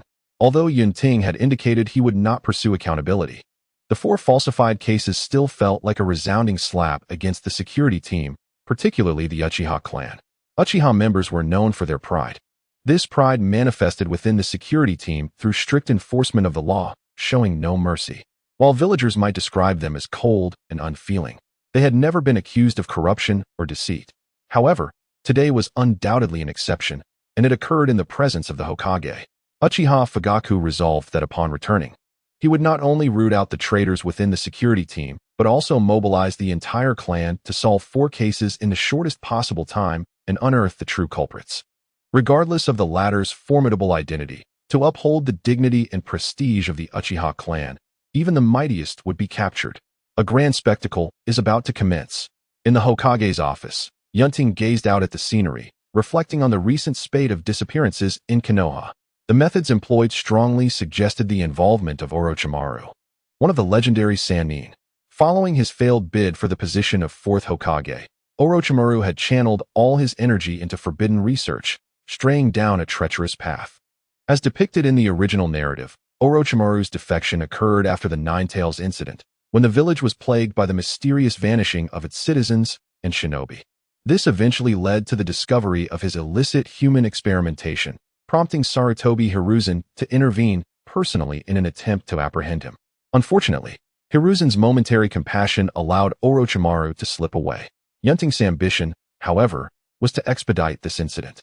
In his scheme, the true target was not Orochimaru, but rather Hiruzen himself.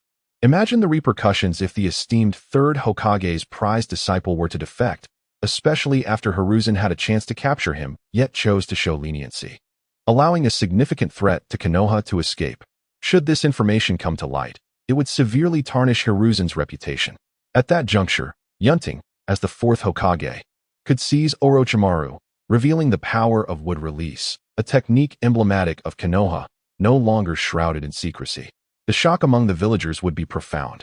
Thus, as the prestige of the 2 Hokages ebbed and flowed, Yunting could effortlessly reclaim control over Konoha. It was essential to wield one's strength with precision.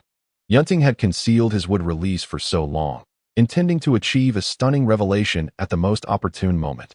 And in this intricate web, Orochimaru unwittingly played into his hands. Although Orochimaru had not yet reached the point of indiscriminate abduction, he was clearly progressing towards it. Yunting had been closely monitoring the situation of the missing persons in the village and, upon detecting something amiss, promptly seized the slightest clue, determined to unearth the truth. To this end, he deliberately provoked the Uchiha security team, confident that they would exert every effort to investigate the matter for the sake of their own reputation. Given the strength of the Uchiha clan, they would undoubtedly confront Orochimaru and the root organization that supported his experiments. However, for Yunting, the Uchiha were merely a superficial force to draw attention away from his deeper machinations. Behind the scenes, he had dispatched members of the Shadow Guard to investigate Orochimaru's secret lair. Since Konoha's shinobi were prohibited from leaving the village without permission, Orochimaru's hideout could only be hidden within the vast forests surrounding Konoha. With Hinata Takuma's Byakugan, locating the secret lair would be considerably easier. Yet, a single pair of Byakugan was insufficient. Yunting took the initiative to write a letter for Takuma to deliver to the head of the Hyuga clan, Hinata Hizashi, seeking clandestine assistance. He did not fear that Hizashi would disclose the contents of the letter to the Third Hokage. The Hyuga clan had maintained its position in Konoha for many years, not only due to the strategic advantage of the Byakugan, but also by adhering to a politically neutral stance. As the Fourth Hokage, Yunting knew that the Hyuga would not foolishly offend one side for the sake of another. Of course, it would not be unexpected if Hizashi chose not to assist. However, to Yunting's surprise, Hizashi responded affirmatively, agreeing to send clan members to assist. This was a pleasant surprise. In fact, not only was Yunting taken aback, but his younger brother, Hinata Hayashi, was also perplexed by their elder's actions. He privately inquired, "Elder brother, why must we assist the Fourth Hokage?" At this moment, Hayashi hesitated, unable to articulate his thoughts. Why assist the Fourth Hokage? As a member of Konoha, was this not an obligation? Yet, the current reality was that the Third Hokage remained in power, while the Fourth's position was merely titular. As Hayashi endeavored to rephrase his question, Hizashi raised a hand to halt him, stating calmly, "Hayashi, I understand your concerns. But let me ask you, who is the current leader of Konoha?" "The Fourth Hokage." Hayashi replied, "But the Third has stepped down, and the Fourth has ascended, rightful in his claim, is he not?" At this, Hayashi seemed to grasp the underlying truth and responded quietly, "Indeed. The Fourth Hokage's legitimacy rendered him the rightful leader. Since he had made a request, as members of Konoha, the Hyuga clan should lend their support." Hizashi's eyes sharpened as he turned to his younger brother and said, "Hayashi, you must remember that the Hyuga clan has endured through the ages by adhering to legitimacy. The main family protects the Byakugan, while the branch family safeguards the main family's legitimacy. Do you understand?" "I understand." It dawned on Hayashi that his elder brother's agreement to assist the Fourth Hokage stemmed from a revered belief in legitimacy, rather than the self-serving motives he had initially assumed.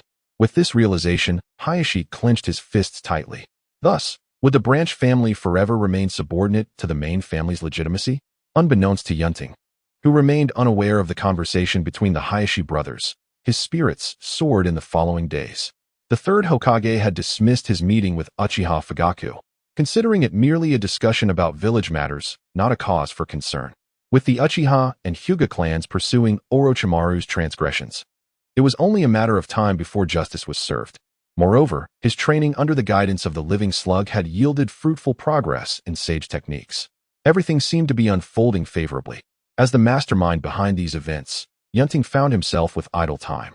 After work, he strolled through the village, expanding his usual route. He greeted familiar villagers with smiles, even though they no longer contributed to his reputation points in the short term. Unbeknownst to him, he arrived at a tranquil spot, the Konoha Memorial Stone. Having reached this place, Yunting stepped inside and walked among the gravestones. Observing the countless names of shinobi who had sacrificed themselves for Konoha, his expression growing solemn. "Lord Hokage," a youthful voice suddenly broke the silence. Turning, Yunting saw a polite little boy adorned with the Uchiha clan emblem on his clothing, bowing respectfully. "What is your name, young Uchiha? Why are you here alone?" Yunting approached, gently ruffling the child's hair. "My name is Uchiha Itachi. I came to pay my respects to my elders," the boy replied earnestly, his small face serious. "Uchiha Itachi?" Yunting paused, lowering his gaze to scrutinize the boy's features. Although the shadows beneath his eyes were not as prominent as they would become in adulthood, his visage bore an unmistakable resemblance. No wonder he felt a sense of familiarity upon first glance. Thus, Yunting affectionately tousled the young Uchiha Itachi's hair once more, realizing that such moments would soon be a rarity. It's getting late. You should head back before the adults worry. Yunting smiled as he addressed Itachi. The future Itachi may pose a potential threat to the Uchiha clan, yet he would undeniably remain loyal to Konoha. Such a character would undoubtedly be cherished by Yunting. As the Hokage, yes, Itachi politely bid farewell and turned to head home. Amidst his thoughts, Yunting recalled the earlier attitude displayed by Uchiha Itachi. The young man, often lost in contemplation, pondered. The clan has long claimed that the Fourth Hokage harbors significant prejudice against the Uchiha clan, yet this does not seem to align with reality. It appears that rumors should not be taken at face value. Before the memorial stone, as he watched Itachi's silhouette fade into the distance, Yunting's smile waned, and he calmly remarked, "Come out. I never expected one of the legendary Sannin to take pleasure in lurking in the shadows." In this moment, the only Sannin present could only be Orochimaru. I had no intention of spying. I merely found myself waiting outside as the place I wished to visit was already occupied. Came the iconic, hoarse voice of Orochimaru from the nearby woods. Shortly after, he emerged in a Jounin uniform, his golden slit-like eyes fixed on Yunting, a playful smile gracing his lips. However, I must admit, I have stumbled upon an intriguing scene. Who would have thought that the esteemed Hokage, hailing from the Senju clan, would hold no bias against the Uchiha? Yunting frowned slightly and replied, "Prejudice? Mr. Orochimaru, that assertion is flawed. The Uchiha clan is also a part of Konohagakure. As Hokage, how could I possibly harbor prejudice, especially in the presence of a child? It is precisely before a child that one might lower their mask." Orochimaru observed with keen interest. Our once revered second Hokage proclaimed that the Uchiha are an evil clan. Those who inherited his will, now occupying high positions, have fervently adopted this statement as a doctrine. Even my exceedingly kind Third Hokage does not think otherwise. It is surprising to see such a deviation from the norm in the Fourth Hokage of the Senju clan. How fascinating. It seems that the winds of the future may not remain unchanged. You overthink it, Mr. Orochimaru, Yunting replied nonchalantly, unwilling to dwell further on the matter. He then turned his gaze to Orochimaru and calmly inquired, "What have you been busy with lately? It has been quite some time since I last saw you." "Oh, the development of ninjutsu, an in-depth study of chakra, the mysteries of the soul, and so much more. It is only natural that you have not seen me, Hokage," Orochimaru replied with a sly grin. Yunting nodded appreciatively. "Your knowledge is indeed profound, and I hold it in high regard.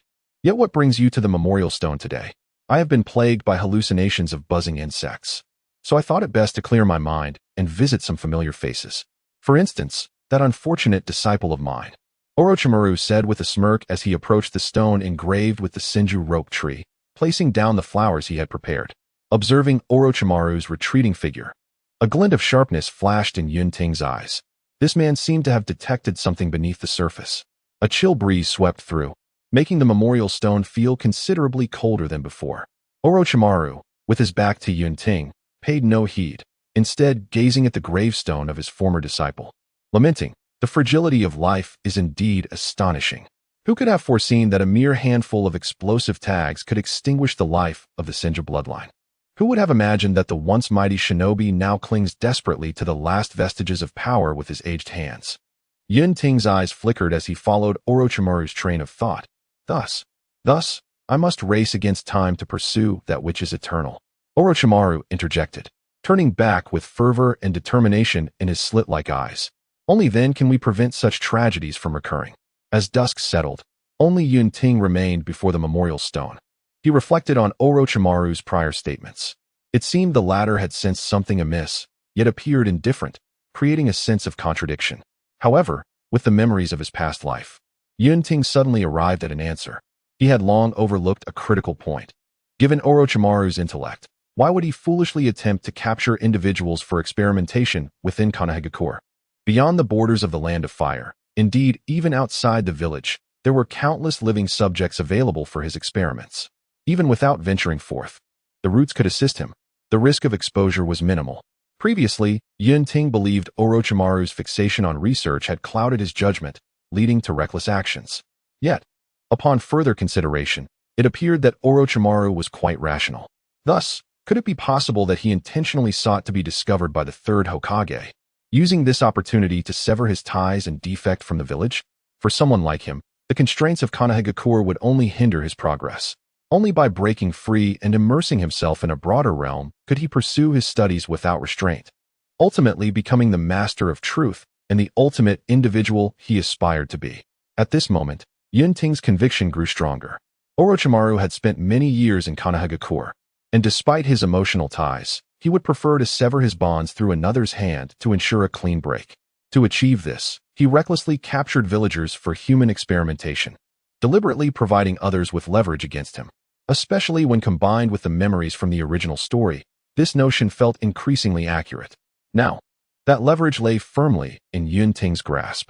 If so, then he would facilitate Orochimaru's desires. When a cat hunts a mouse, should the mouse willingly allow itself to be caught, the process would undoubtedly be expedited. With the Uchiha police force mobilizing openly, complemented by the covert efforts of the Hyuga clan led by the Shadow Guards, and Orochimaru's apparent indifference, the trio worked in concert, just as Yunting had anticipated. Before long, the evidence of Orochimaru's criminal activities, including his clandestine human experimentation, was presented before Yunting. Fourth Hokage, what course of action shall we take now? Uchiha Fugaku inquired solemnly within the Hokage's office. Upon discovering that the mastermind behind the disappearances was none other than one of the legendary Sannin, Orochimaru, he sensed the gravity of the situation. As he delved deeper, he began to realize that both he and the Uchiha clan had unwittingly become embroiled in the power struggle between the Third and Fourth Hokages. It was important to note that Orochimaru was a direct disciple of the Third, and should such a scandal come to light, not only would it tarnish his reputation, but it would also severely damage the standing of the Third Hokage. As a consequence, this could lead to a more significant power struggle within Konohagakure. The thought of this left Uchiha Fugaku feeling a profound sense of dread. The Uchiha clan's position in the village was already precarious. Should they find themselves at the heart of this power struggle, the repercussions could be disastrous. Yet the current reality was that, having invested significant effort into the Orochimaru affair, withdrawing was no longer an option. Thus, they were left with no choice but to follow the path laid out by the Fourth Hokage, even if it led them deeper into the mire. With this in mind, Uchiha Fugaku's eyes glinted with deadly resolve as he declared, Orochimaru has harmed the villagers and conducted forbidden human experiments in secret, violating the laws of Konohagakure. The evidence is irrefutable. I urge you, Fourth Hokage, to issue a command. The Uchiha police force is prepared to apprehend this culprit. In making this statement, Uchiha Fugaku had undoubtedly pledged his allegiance, effectively aligning himself with Yunting's cause. I will remember the contributions of the police force. Yunting acknowledged with a nod of appreciation, before continuing calmly. However, there is no need to rush. Orochimaru, after all, is one of the legendary Sannin who has made significant contributions to Konohagakure. Even if he has erred greatly, we should deliberate before reaching a conclusion. I believe this matter should be left to the Third Hokage to decide, as he, being Orochimaru's teacher, is most suited to handle it. At the outset, Uchiha Fugaku's brows furrowed upon hearing Yunting's calm assurance that there was no rush, reminiscent of a situation where the emperor remained unconcerned while his ministers fretted. However, he soon paused, startled by the mention of delegating the matter to the Third Hokage. A moment of realization washed over him, and his brow relaxed as he dismissed his earlier objections. Indeed, given the considerable involvement of the guard in this investigation, it was likely that many were privy to the truth behind Orochimaru. Suddenly recalling something, Yunting inquired further. It was as he suspected. Fugaku's eyes brightened with understanding. Yunting sighed. I see. It appears that the matter concerning Orochimaru can no longer be concealed within the village. Since concealment is futile, there is no need for further futile efforts. We must swiftly bring this matter to a conclusion. At that moment, an assistant to Sarutobi hastily entered. Yunting produced the evidence dossier from his desk and handed it over, instructing, please deliver this to the Third Hokage with urgency and convey my message. The evidence regarding Orochimaru is irrefutable. I implore the Third Hokage to make a swift decision, lest it be too late. The assistant's expression shifted, sensing the gravity of the situation. Though unaware of the specifics, he could infer that Orochimaru, as a disciple of the Third Hokage, had embroiled himself in serious trouble. Without hesitation, he rushed off to deliver the scroll to Sarutobi Hiruzen. In contrast, Yunting returned to his seat, casually sipping tea before smiling faintly. Now, we await the esteemed Third Hokage's choice. Fugaku, too, felt a sense of anticipation. Within the confines of the Hokage building, Sarutobi Hiruzen's office bore witness to an unusual display of distress from the usually composed Hokage, clad in casual attire. "Orochimaru," he exclaimed, his voice laced with shock, regret, and disappointment. He had long suspected Orochimaru's clandestine activities. However, the lack of overt actions, coupled with his stern warnings, had seemingly curtailed his apprentice's mischief. Yet, he now realized that such restraint had merely paved the way for more audacious endeavors. As he perused the scroll detailing Orochimaru's misdeeds, Sarutobi understood that his once promising disciple was now ensnared in a web of his own making. Regret washed over him for having sent Orochimaru to the root as his representative to monitor Danzo. In retrospect, he had unwittingly facilitated the union of two ambitious and unscrupulous individuals. He had failed to recognize the backing of his old friend behind Orochimaru's reckless experiments. With a heavy heart and a pipe clenched tightly, Sarutobi aged visibly in that moment. The assistant, recalling Yunting's instructions, reiterated them. Sarutobi's hand trembled slightly around his pipe. He understood the implication behind Yunting's words. He was being pressed to act swiftly. Resolute yet conflicted, he rose, retrieving an old battle uniform from the wardrobe, donning it once more. "Contact the Umbu. We shall apprehend the rogue ninja Orochimaru," he commanded coldly, fully armed and prepared to take decisive action. For the sake of Konoha and the will of fire, it was time for him, the Third Hokage and Orochimaru's mentor, to confront the betrayal directly. Soon, a palpable excitement surged through the Hokage building. Yunting gazed out the window, catching sight of Sarutobi in his black battle attire, leading a swift contingent of Umbu towards Orochimaru's hidden lair. "It seems the Third Hokage has ultimately made the right choice," Fugaku remarked with a sense of admiration.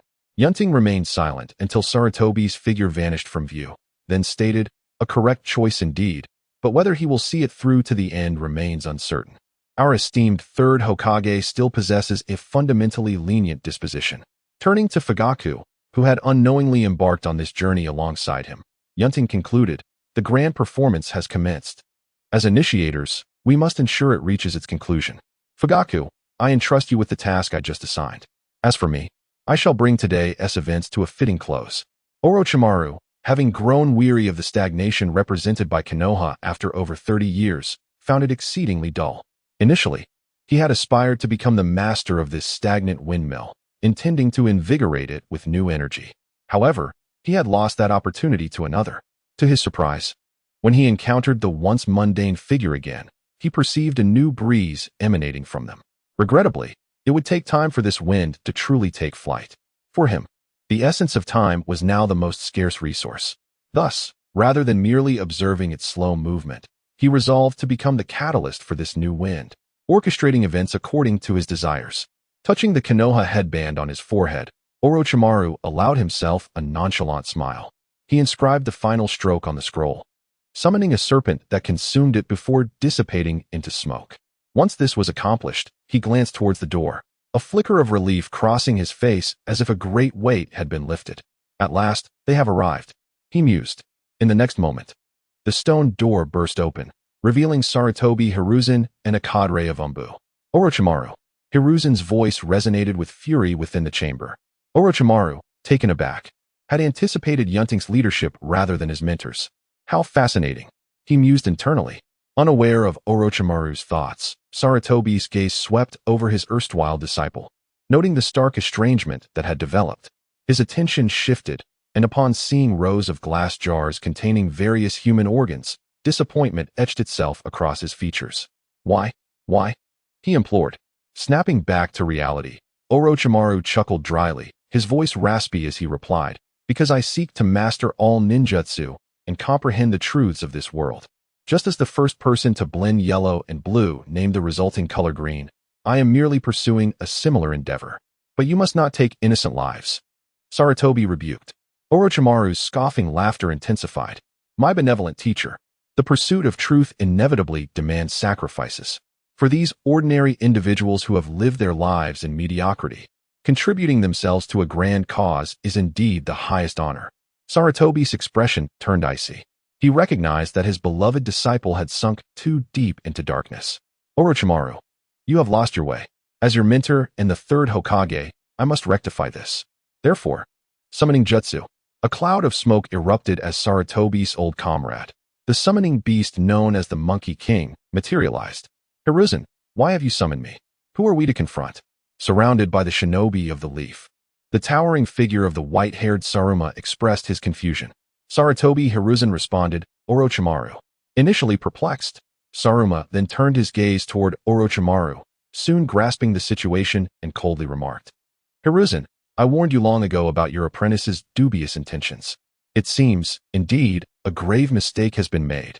Orochimaru cast a disdainful glance at Saruma, and then turned to Sarutobi Hiruzen, earnestly questioning, Sensei, you know I will not surrender. So, are you prepared to kill me? Can you truly bring yourself to do it? Taken aback, Sarutobi momentarily hesitated.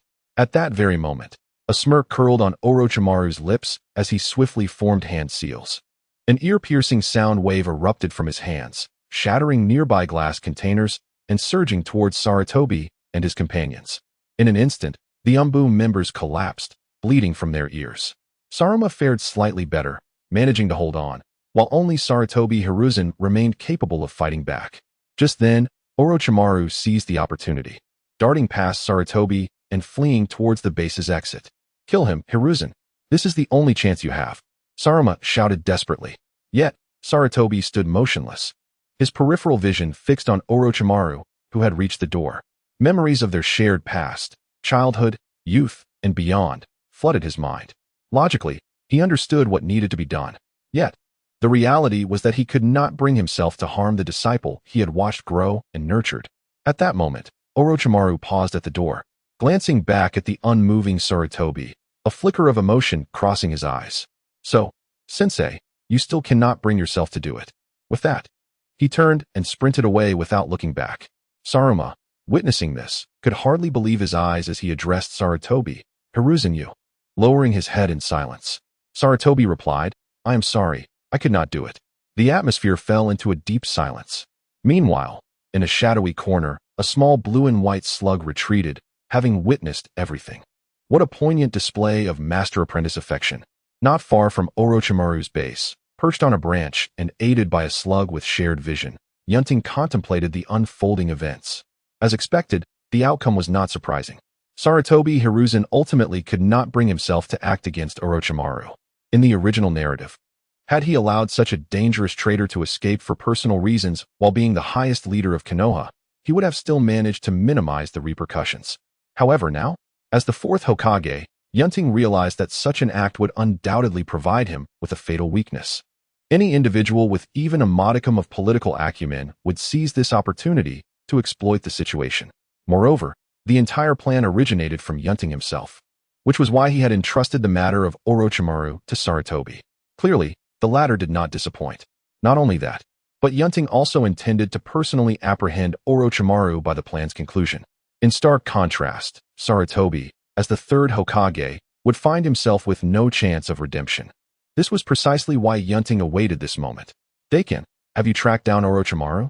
Yunting, having brought only Hyuga Daken, whose Byakugan was essential for locating Orochimaru, asked. Lord Hokage, we have found Orochimaru. Daken exclaimed as he activated his Byakugan. Yunting smiled slightly, then let the operation to capture the snake commence. The lush trees blurred past as Orochimaru, despite shaking off his former mentor, felt a persistent sense of crisis stemming from the unexpectedly formidable fourth Hokage, Senju Yunting. Initially, he had not intended to defect from Konoha so soon, as his experiments had only just begun, targeting ordinary individuals rather than more conspicuous shinobi. From his perspective, he believed Konoha's investigative efficiency would not be so swift, especially with Danzo's roots concealing matters. However, the reality proved otherwise. As if an unseen hand had been lying in wait for the opportune moment. With no other choice, he decided to go with the flow. For someone like him, who had already been exposed, leaving sooner rather than later was preferable. Familiar with Konoha's layout, he felt confident in his escape. The process unfolded as he anticipated, though he was surprised that it was not Senju Yunting pursuing him, but rather his former teacher. Yet, Upon reflection, he recognized this as merely the absurd outcome of political strife. Such an insipid conflict. The world is filled with intelligent beings, yet they squander their time on these unending power struggles. They never realize that compared to the eternal flow of time, these pursuits are trivial. With a cold smile, Orochimaru quickened his pace. Shortly thereafter, he sensed the presence of pursuers through the serpents left in his wake, one of whom was none other than Senju Yunting. So that's why you didn't show yourself before. You were waiting for me here. You certainly have a large appetite. Are you not afraid of overindulgence? Despite his words, Orochimaru did not slow down. Instead, he accelerated. He had no fear of Senju Yunting, but being so close to Konoha, he knew that wasting time could allow the pursuers to catch up. He was never one to act recklessly. A kilometer behind, Hyuga Dakin suddenly exclaimed, "Lord Hokage." Orochimaru has accelerated. Yunting frowned slightly. While he was fine, Dakin was already at his limit, and if they continued at this pace, he would be left behind. Thankfully, a kilometer was not too far.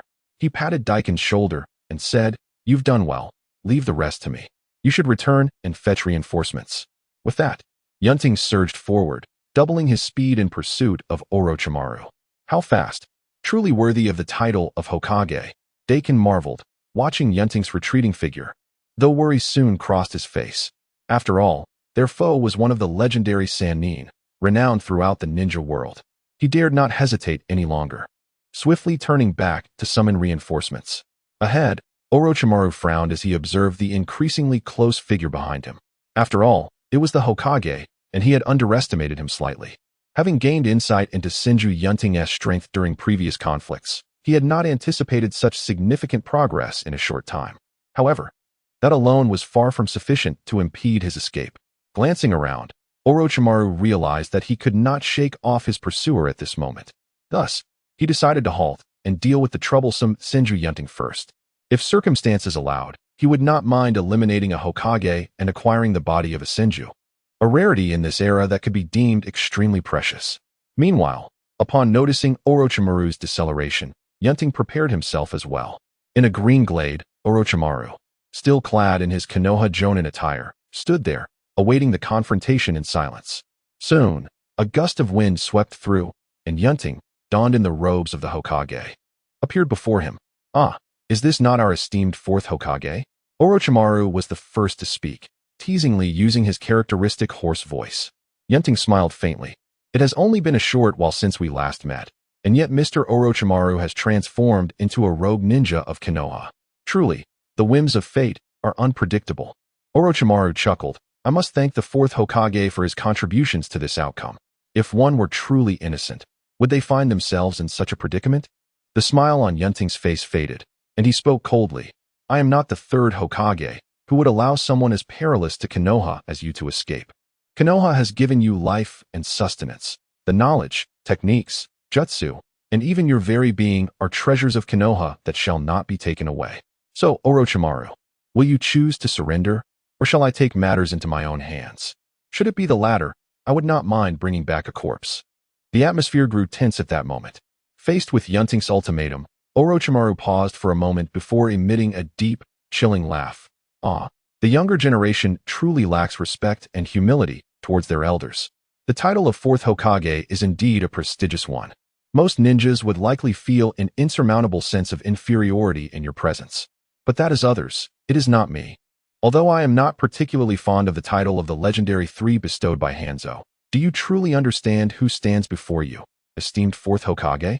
The absurdity of politics has granted you the name of Hokage, but it does not confer the essence of one. Today, I would not mind slaying a Kage, thus earning the title of the shortest-lived Hokage in history."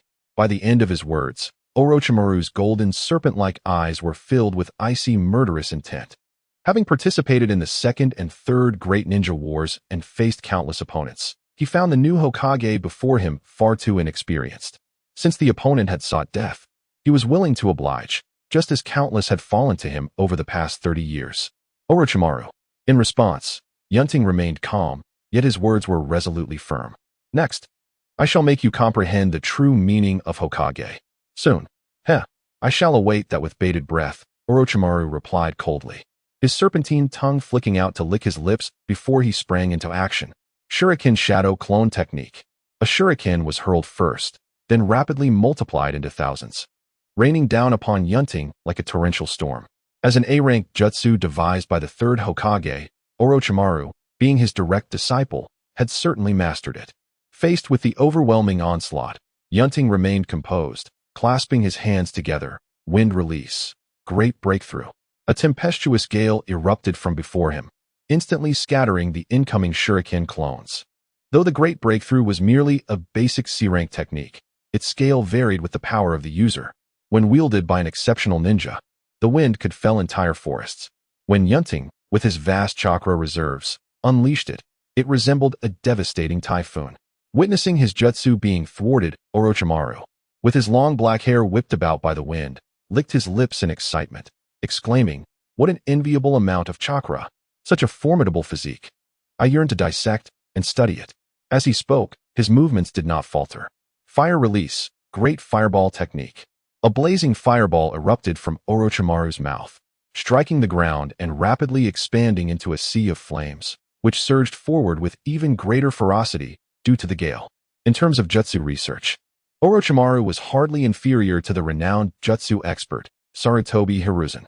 Utilizing the properties of wind, the destructiveness of his fire jutsu was amplified. In an instant, the tide of battle shifted.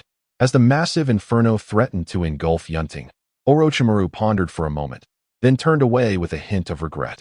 He certainly did not believe that this jutsu could kill Shinji Yunting, but it could create trouble and buy him some time. Though he was covetous of Yunting's physical form, he knew he was still on the run, with many Konoha pursuers behind him. To avoid unnecessary complications, he decided to escape before considering anything else. Yet, as he attempted to flee, Yunting was unwilling to let him go. At the very moment Orochimaru turned, Yunting suddenly emerged from beneath him, wielding a kunai with a chilling gleam aimed directly at his neck. Rip! Unlike the sensation of flesh, what returned to Yunting's hand was the feeling of earth crumbling. The next moment, Orochimaru transformed into a mud clone, collapsing with a loud thud. "Ah, the fourth is truly persistent," came Orochimaru's distinctive voice from behind Yunting. Immediately following was the sound of hissing snakes. Hidden shadow snake hands. Dozens of venomous snakes burst forth from Orochimaru's sleeves, baring their sharp fangs as they lunged at Yunting's back. Bang! Like before, Yunting also transformed into a mud clone, but this time it bore several explosive tags. Boom! Boom! A series of explosions erupted. Amidst the swirling dust, numerous shattered snake corpses scattered in all directions. As Yunting revealed his true form, his gaze remained fixed on the swirling dust, his hands poised to form seals once more. Suddenly, a sharp and rapid sound pierced the air as Orochimaru's prominent head flew toward him, mouth agape, ready to strike with a long sword at incredible speed. Yunting's eyes twitched slightly. Although he was already aware of Orochimaru's neck-stretching technique, witnessing it firsthand was still unsettling. The opponent's speed was astonishing.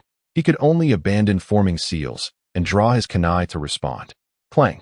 The sound of metal clashing resonated as Yunting's kunai was severed by the sword emerging from Orochimaru's mouth, forcing him to retreat.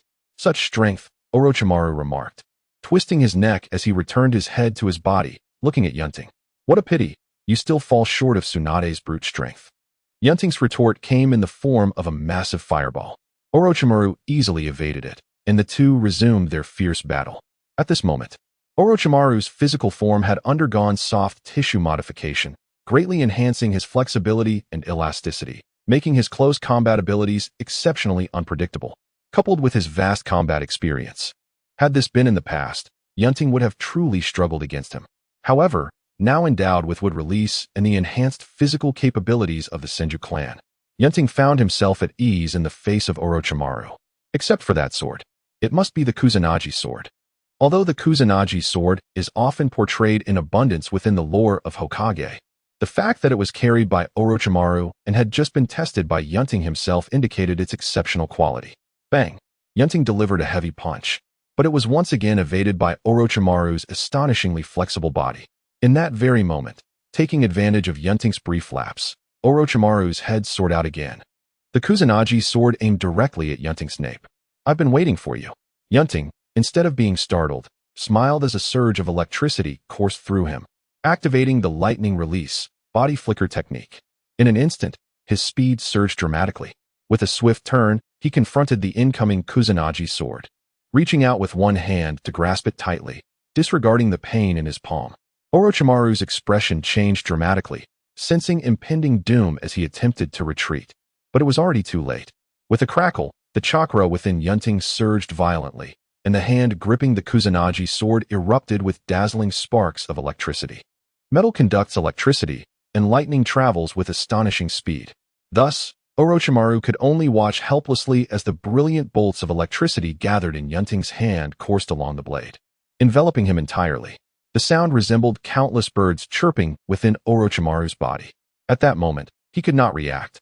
His body trembled uncontrollably as the stench of charred flesh emanated from him, his once pallid skin quickly turning to an ashen black.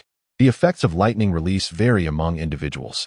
For instance, Sasuke Uchiha's lightning release is particularly effective against Deidara. Yet, during the Fourth Great Ninja War, when a member of the Allied forces attempted to incapacitate the bound Deidara with lightning release, it proved utterly ineffective, akin to a mere tickle. Although Yunting seldom utilized lightning release, his foundational strength was undeniable. When he did unleash it, the results were no less formidable than those exhibited by seasoned lightning release users. Otherwise, given Orochimaru's notable resistance to ninjutsu, he would have escaped long ago. A minute later, sensing that Orochimaru had lost all vitality, Yunting ceased his assault. Continuing would merely squander chakra. In Yunting's perception, Orochimaru's internal organs had been completely obliterated by the lightning, and further efforts would yield no targets, only futility. Thud! He halted the lightning release, gently shaking his hand, causing Orochimaru's charred body, still bearing its elongated neck, to collapse to the ground. Only the remarkably sharp Kusanagi sword remained nestled in his palm. An excellent sword, Yunting remarked, releasing it from his right hand and retrieving it with his left, admiring the blade that had withstood the lightning's onslaught without a scratch.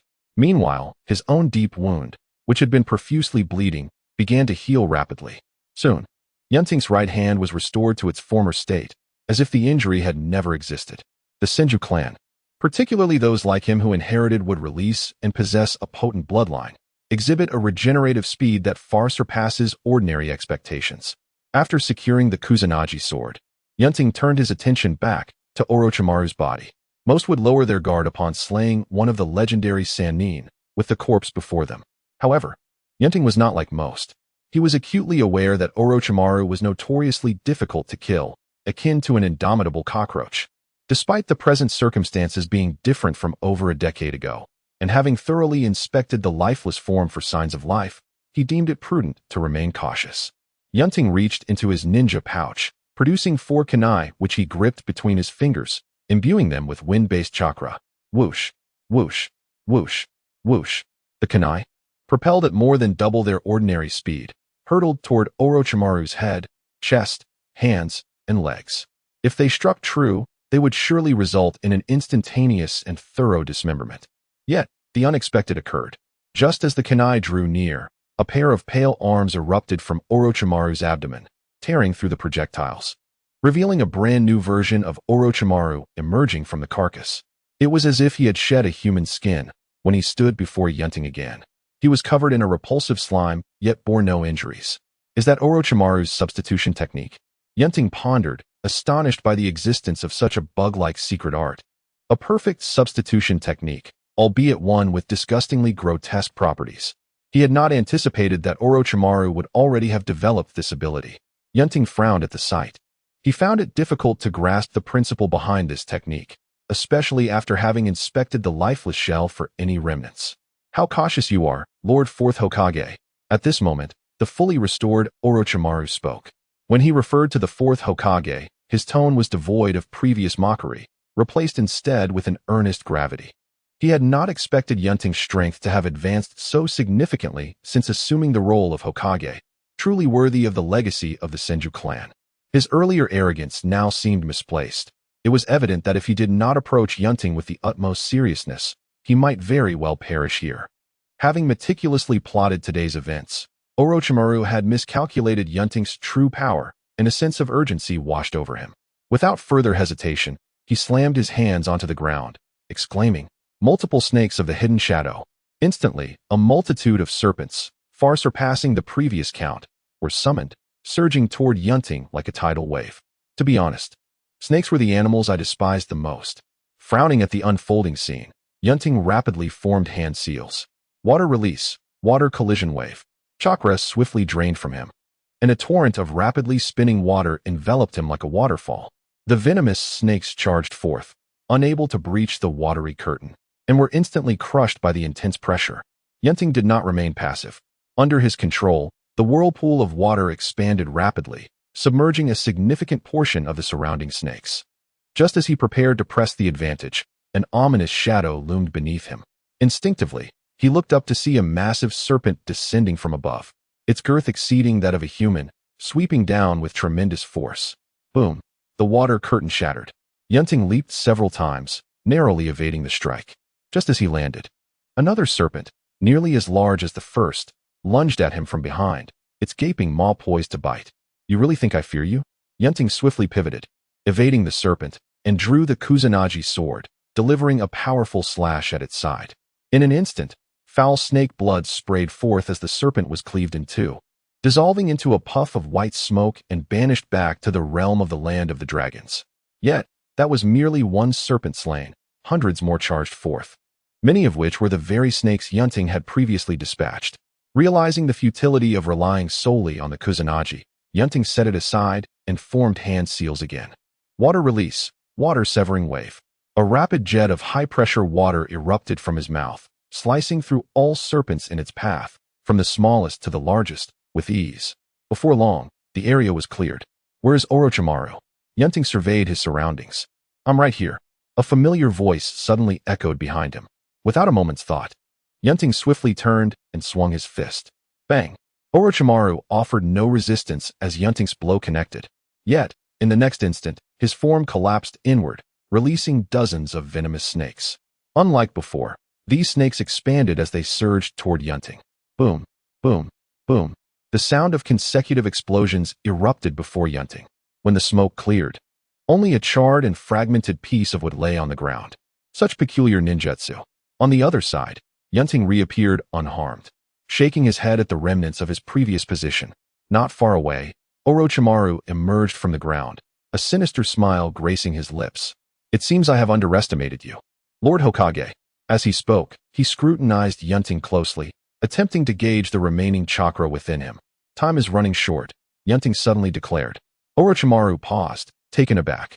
At this moment, it seemed more fitting for him, as the rogue ninja, to be the one to utter those words. However, Yunting offered no explanation.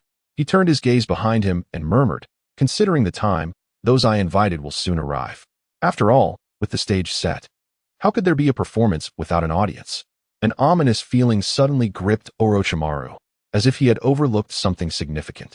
This sensation was quite unsettling. Yunting smiled politely and suddenly inquired, Mr. Orochimaru, what do you believe is the basis for my audacity to pursue you alone? Is it arrogance? No. Your recent display has firmly established your position as Hokage.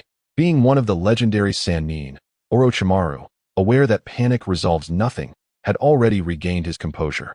Even taking a moment to ponder Yunting's question seriously, the ability to swiftly seize upon my weaknesses and strategize against the Third Hokage, perfectly understanding his psychological responses to achieve a decisive blow, could not belong to someone who becomes complacent at the critical moment. Yunting, upon learning that the Third Hokage had spared me, did not settle for this outcome but instead sought to capture me, relying solely on one thing: his confidence in being able to defeat me. As this deduction reached its conclusion, Orochimaru's pupils constricted sharply, his face a mask of astonishment. Up until now, he had never considered Yunting to be a reckless individual, yet he could not comprehend how, having never faced each other before, the other party possessed such immense confidence. Especially now, after having gained insight into each other's abilities, Yunting displayed no intention of retreating. Rather, he unabashedly expressed his intentions. What could possibly grant him such confidence? Orochimaru was perplexed. Meanwhile, Yunting noticed that the time was almost ripe.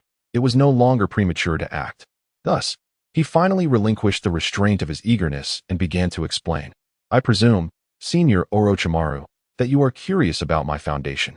To express my gratitude for your earlier words, and given that the time is right, I shall no longer conceal it. As Yunting spoke, he clasped his hands together and declared, "What I rely upon is the unparalleled talent of the Senju clan. It is the very power that the first Hokage wielded to sweep away all opposition. It is the bloodline limit recognized as the foremost in the ninja world. Would release. Birth of the world of trees." The moment Yunting's voice fell, under Orochimaru's unabashedly astonished gaze, countless trees erupted from the ground, rapidly growing with vigor centered around Yunting. Soon, a vast forest replaced the grassy field before Orochimaru.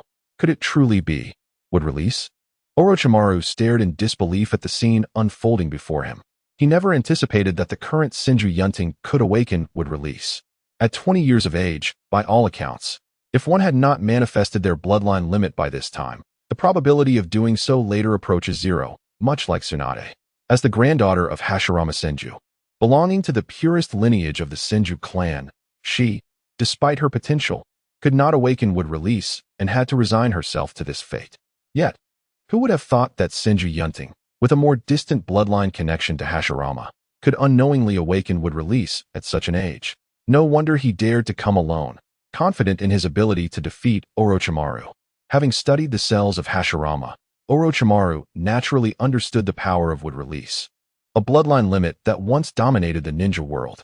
He had even collaborated with Danzo on experiments involving would release, resulting in a surviving subject with an exceedingly rare probability of success. It was precisely because of this understanding that he grew increasingly wary of would release. Especially now, the wielder was not the incomplete would release experiment dubbed Subject A by Danzo, but rather a true descendant of the Senju. The former's flawed would release was no match for the latter's full potential. Orochimaru's face displayed an unprecedented seriousness. There was no time for further contemplation, as Yunting's birth of the world of trees rapidly encroached upon him. With a resounding crash, trees surged forth as if an earthquake had struck, rising urgently from the ground. Even as he retreated, they followed relentlessly. Soon, he found himself cornered. Shadow Snake Hand. Orochimaru swiftly struck the ground, summoning a multitude of poisonous snakes that surged forth to counter the encroaching trees. It was futile.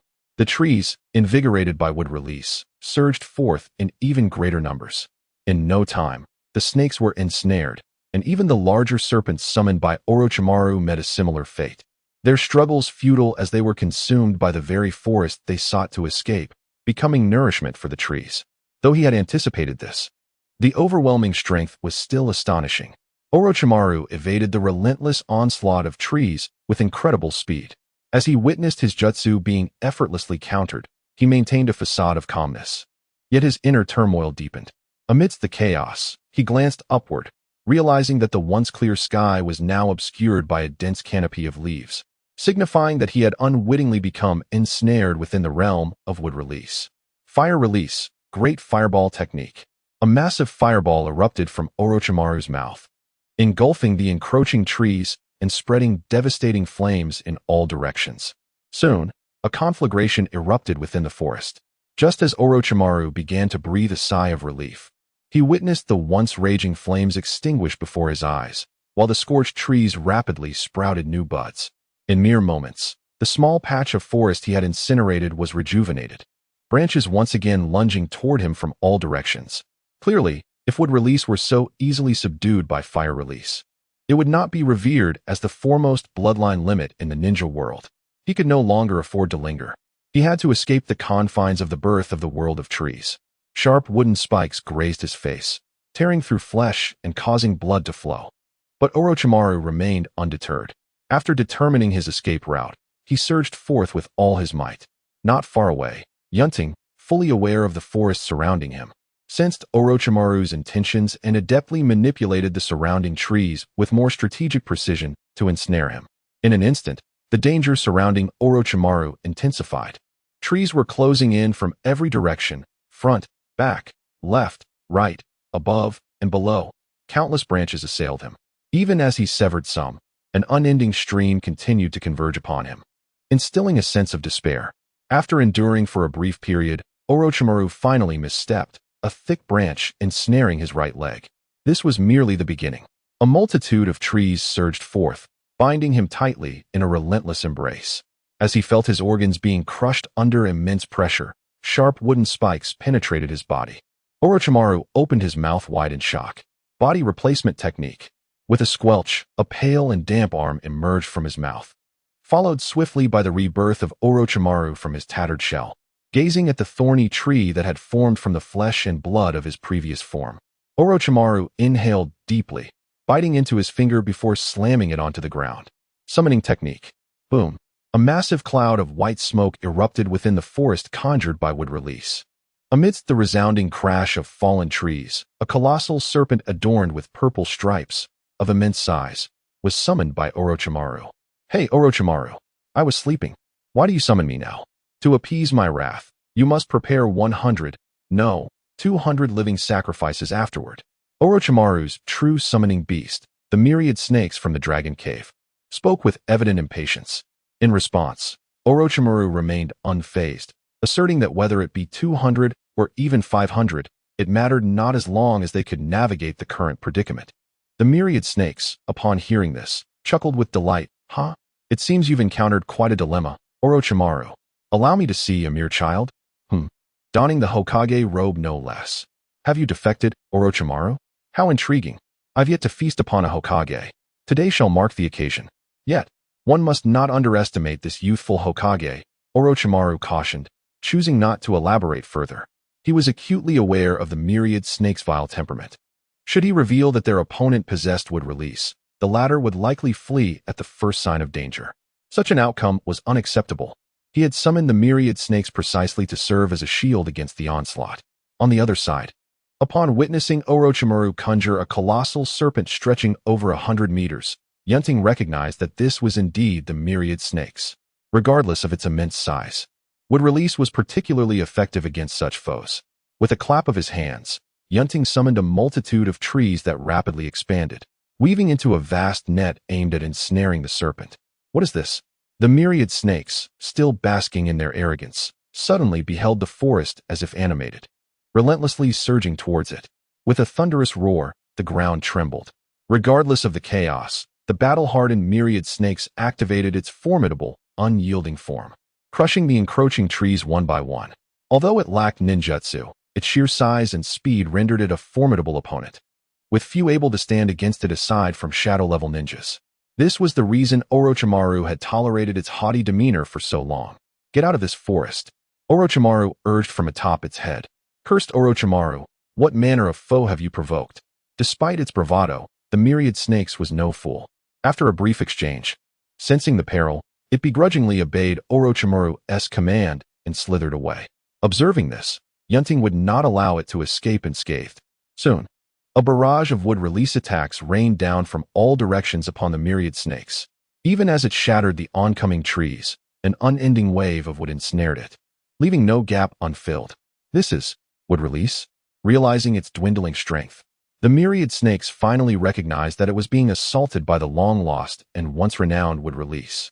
Damn you, Orochimaru. Just as it was about to unleash a torrent of curses, it discovered that Orochimaru had vanished. Seizing the opportunity while the full brunt of the technique bore down on the myriad snakes, Orochimaru had swiftly retreated. This was a meticulously crafted plan. The summoned myriad snakes were merely a pawn to serve as a decoy. With the myriad snake's capacity, it should buy me enough time to escape, he thought, ignoring the curses echoing behind him as he hastened towards the forest's edge. Although trees still obstructed his path, their numbers and density had significantly diminished compared to before. Almost there. A flicker of light ahead brought a sigh of relief to Orochimaru. Meanwhile, the myriad snakes, restrained and in dire straits, struggled under the weight of the branches wrapping around it. Despite its incredible strength, it could only endure the pain. Gnashing its teeth in rage, Orochimaru, you will pay for this. I will not let you off lightly. With a puff of white smoke, it retreated, wounded and humiliated, back to the dragon cave. As the myriad snakes' unexpected enmity toward Orochimaru deepened, Yunting cast a glance at the spot where the serpent had vanished before turning his attention to the retreating figure of Orochimaru. It was too late to impede him now. A new strategy was required. With this thought, Yunting clasped his hands once more, forming a different seal than before. Meanwhile, a considerable group was hastening towards the battleground where Yunting and Orochimaru clashed. Aside from Hinata Takuma, who had joined midway to guide them, the rest were renowned jonin and clan leaders from Konoha, such as Uchiha Fugaku, Hinata Hayashi, the current Inazuka clan, Yamanaka Shikaku, and others. Their convening was orchestrated by Uchiha Fugaku. Of course, his influence alone might not have garnered such a response. But coupled with the stature of the Fourth Hokage Yunting and the sudden defection of Orochimaru, it prompted their collective mobilization. Why would Orochimaru resort to such actions? On the journey, Minato Namikaze furrowed his brow, sighing heavily. As a disciple of Jiraiya, he felt a deep sense of unease upon learning of his mentor's peer's defection. Setting aside the immense negative impact of such a betrayal on Konoha, he pondered the sorrow that must weigh on his teacher's heart upon receiving such news. The others accompanying him fell into silence. While Minato might naively assume their purpose was to apprehend Orochimaru, the more informed clan leaders sensed an underlying tension, particularly with Uchiha Fugaku leading them. They wondered when the Uchiha clan and the Fourth Hokage had drawn so close, especially given their historically fraught relations.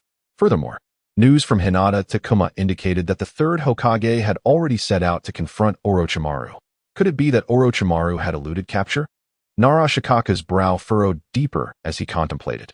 Regardless of their musings, it became increasingly clear to him and many others that their presence was less about changing the tide of events and more about being mere spectators to the unfolding drama. As the group wrestled with their thoughts, a faint sound echoed from the distance. Though the noise was soft due to the distance, the seasoned Jonin easily detected it. Byakugan. Hinata Hayashi's pristine Byakugan flared, veins bulging at the temples. What is this? Glancing towards the source of the sound, his expression shifted to one of shock. Through his Byakugan, he discerned 3 distinct chakra signatures a kilometer away. One, unmistakably Orochimaru's chilling chakra, was familiar to him. The second belonged to the immense serpentine summoning beast, the myriad snakes, whose chakra bore a striking resemblance to Orochimaru's. Yet, it was the final chakra signature that left him astounded. Who possessed such pure and overwhelming life force chakra?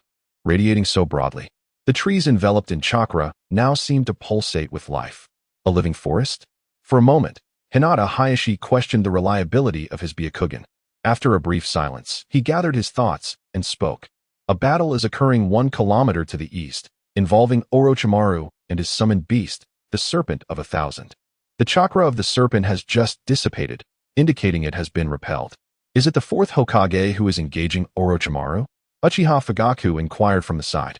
Hyuga Hizashi shook his head. I am not entirely certain. I have not encountered the chakra of the person battling Orochimaru, and it seems that the latter has utilized a vast range of ninjutsu, obstructing my view with an overwhelming presence of chakra.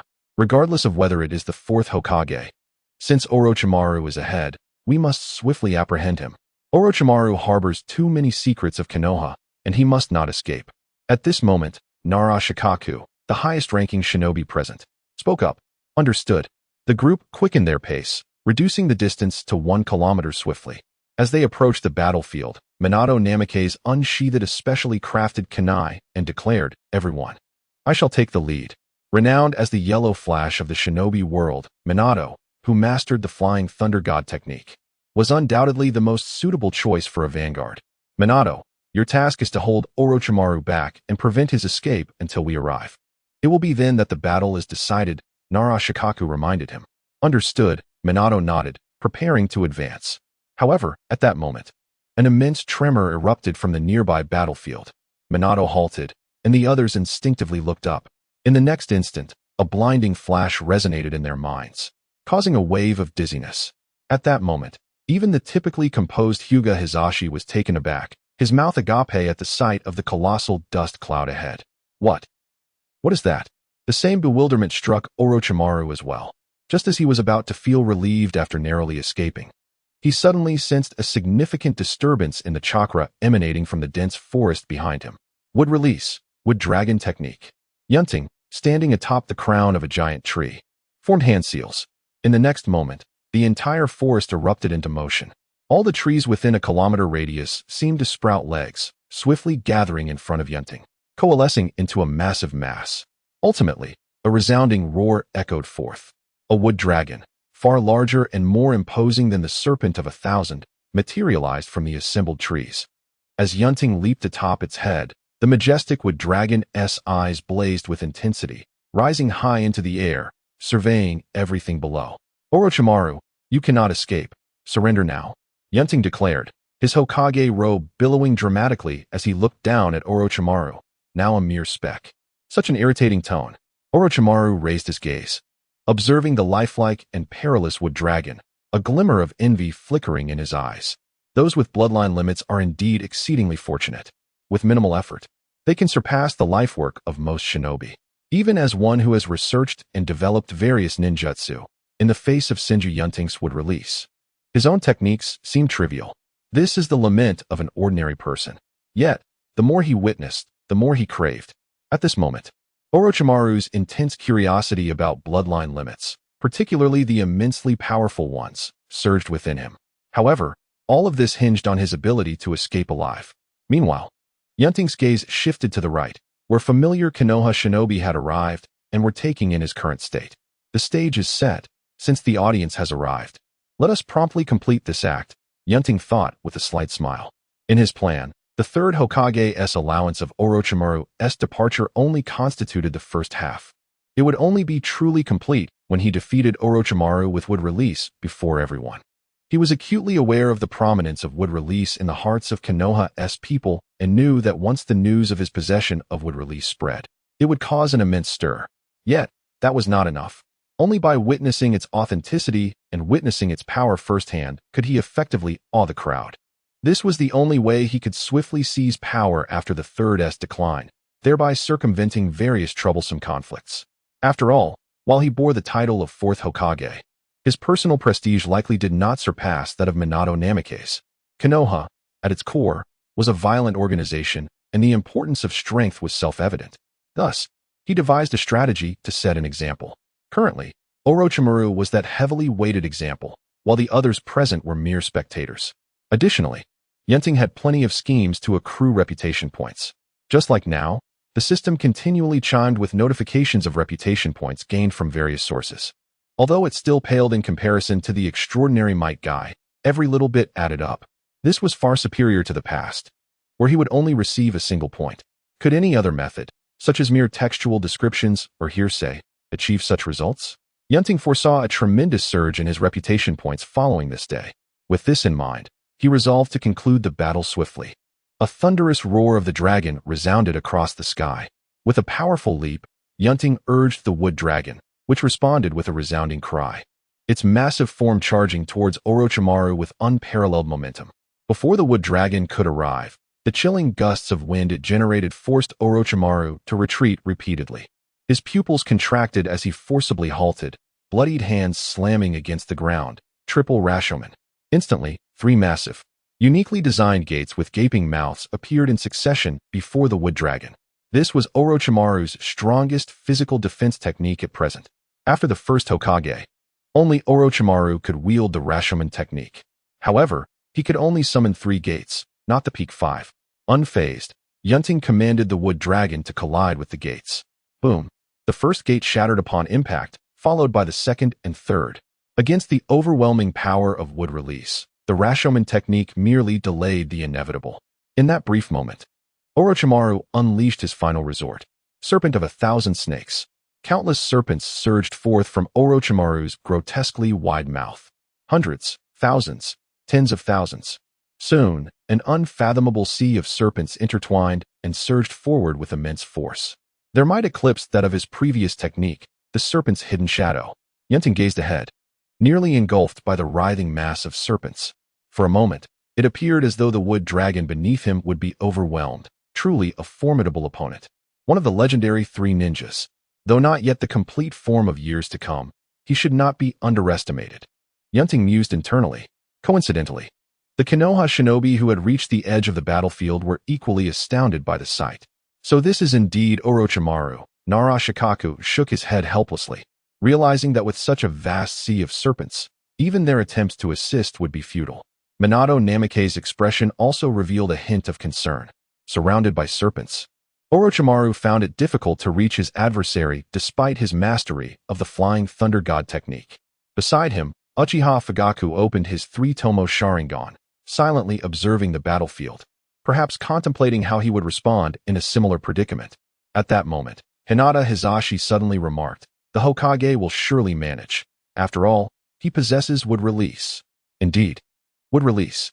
Growing up listening to tales of the god of shinobi, the ninjas of Konoha, whose forebears had witnessed the first Hokage's wood release sweep across the world, held a deep admiration for this long-lost, yet vividly remembered, bloodline limit. The crowd swiftly turned their gaze to Senju Yunting, who did not disappoint. Wood release, flower tree world. Even though Yunting had significantly large chakra reserves, after employing numerous techniques and ultimately executing this upgraded version of the tree world technique, he felt for the first time a sense of chakra depletion within him. However, the results were striking. As before, trees dormant underground erupted forth, rapidly growing and flourishing. Uniquely, this time, each tree blossomed with a multitude of flowers.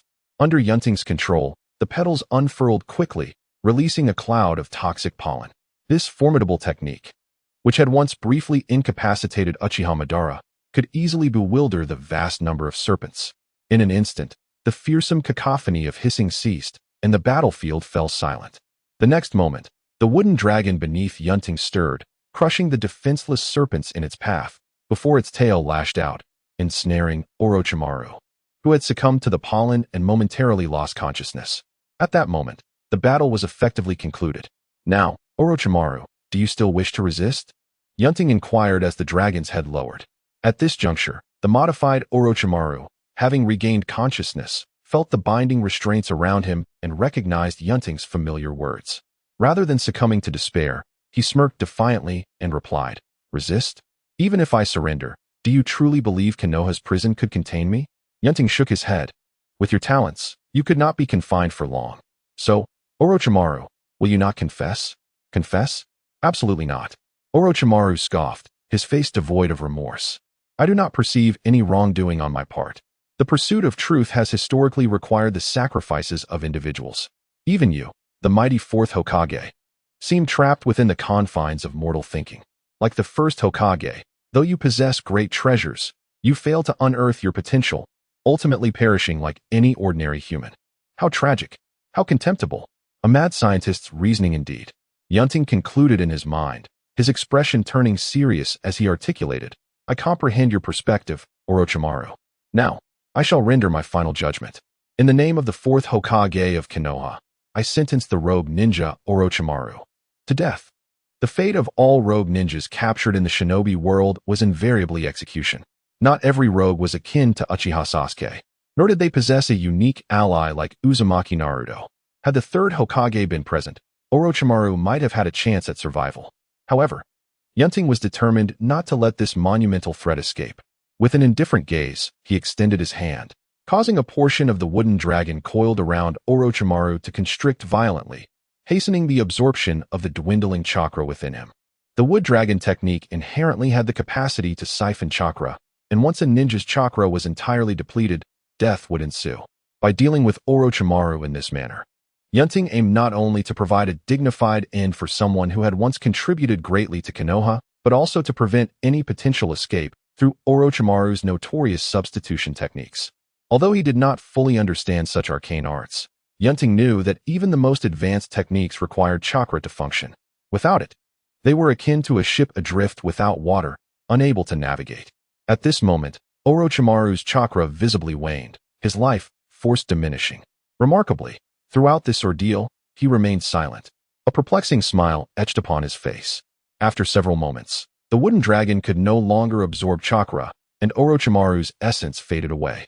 The dragon released its hold, and as Yunting beheld the fallen figure of Orochimaru, devoid of the ability to manifest a new self from within, he could finally ascertain that the once feared rogue ninja was truly dead.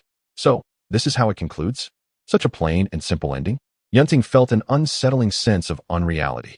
Even though he had delivered the fatal blow, the magnitude of Orochimaru's potential impact on the shinobi world was not lost on him. The innovations he had made to the Edo Tensei technique alone had the power to alter the course of the Fourth Shinobi World War, not to mention his terrifying ability to return from death time and again. Thus, even after personally slaying Orochimaru, should he suddenly reappear before him, Yunting would not be surprised. However, that scenario seemed unlikely. After all, the current Orochimaru was not the one who would emerge years later. having developed various techniques such as the curse mark or his reincarnation methods. With that thought, Yunting nodded to himself, dismissing unnecessary musings. Overall, the plan had been executed flawlessly, a resounding success. It was now time to reap the rewards of his endeavor. Hokage-sama. Fourth Hokage-sama. As Yunting concluded Orochimaru's fate, the Konohage Nin, who had been wide-eyed throughout the battle, snapped back to reality, approaching him with respectful bows. The respect they demonstrated was more profound than ever before. Witnessing Yunting's genuine wood release and the lifeless body of Orochimaru was a dual shock that made it clear to everyone present that from this day forward, Konoha's fate would irrevocably change. Acknowledging their reverence with a nod, Yunting recognized that his position was secure and there was no need for further displays of humility. After dissipating the wooden dragon and the flower tree world techniques, he commanded, "Seal Orochimaru's body and send it to the analysis team for research upon our return to Konoha." Even in death, a ninja's body could yield a wealth of information regarding their unique techniques. The remains of powerful ninjas were akin to treasure troves. A prime example was Senju Hashirama. The renowned cells of Hashirama had been studied by various factions for countless years. Should Yunting perish in the future, he would undoubtedly receive comparable treatment. At that moment, Yamashiro Gai, the head of the Konoha analysis team, happened to be among the crowd. He immediately responded, retrieving a sealing scroll to store Orochimaru's remains. Thus, under the complex gazes of the onlookers, one of the legendary Sannin of the shinobi world concluded his life in this manner. With the rogue ninja of Konoha vanquished, this mission reached its conclusion, and Yunting. As Yunting spoke, he suddenly let out a soft exclamation, interrupting his own discourse. He turned to glance at the individuals behind him. Approaching at an alarming speed was a figure, the third Hokage, Hiruzen Sarutobi. Upon hearing this, the crowd's thoughts diverged. Yunting observed this with a detached demeanor and remarked, "The arrival of the third Hokage is fortuitous. Certain matters should be addressed here." Upon this statement, Namikaze Minato, among others, opened his mouth as if to speak, but ultimately sighed in resignation. The others shared a tacit understanding, remaining silent. Thus, amidst an atmosphere heavy with impending turmoil, Sarutobi Asuma, donned in battle attire, approached the assembly. Observing the presence of Senju Yunting and the elite shinobi of Konoha, coupled with the evident traces of battle left by Orochimaru, he harbored suspicions but nonetheless inquired, "Where is Orochimaru?"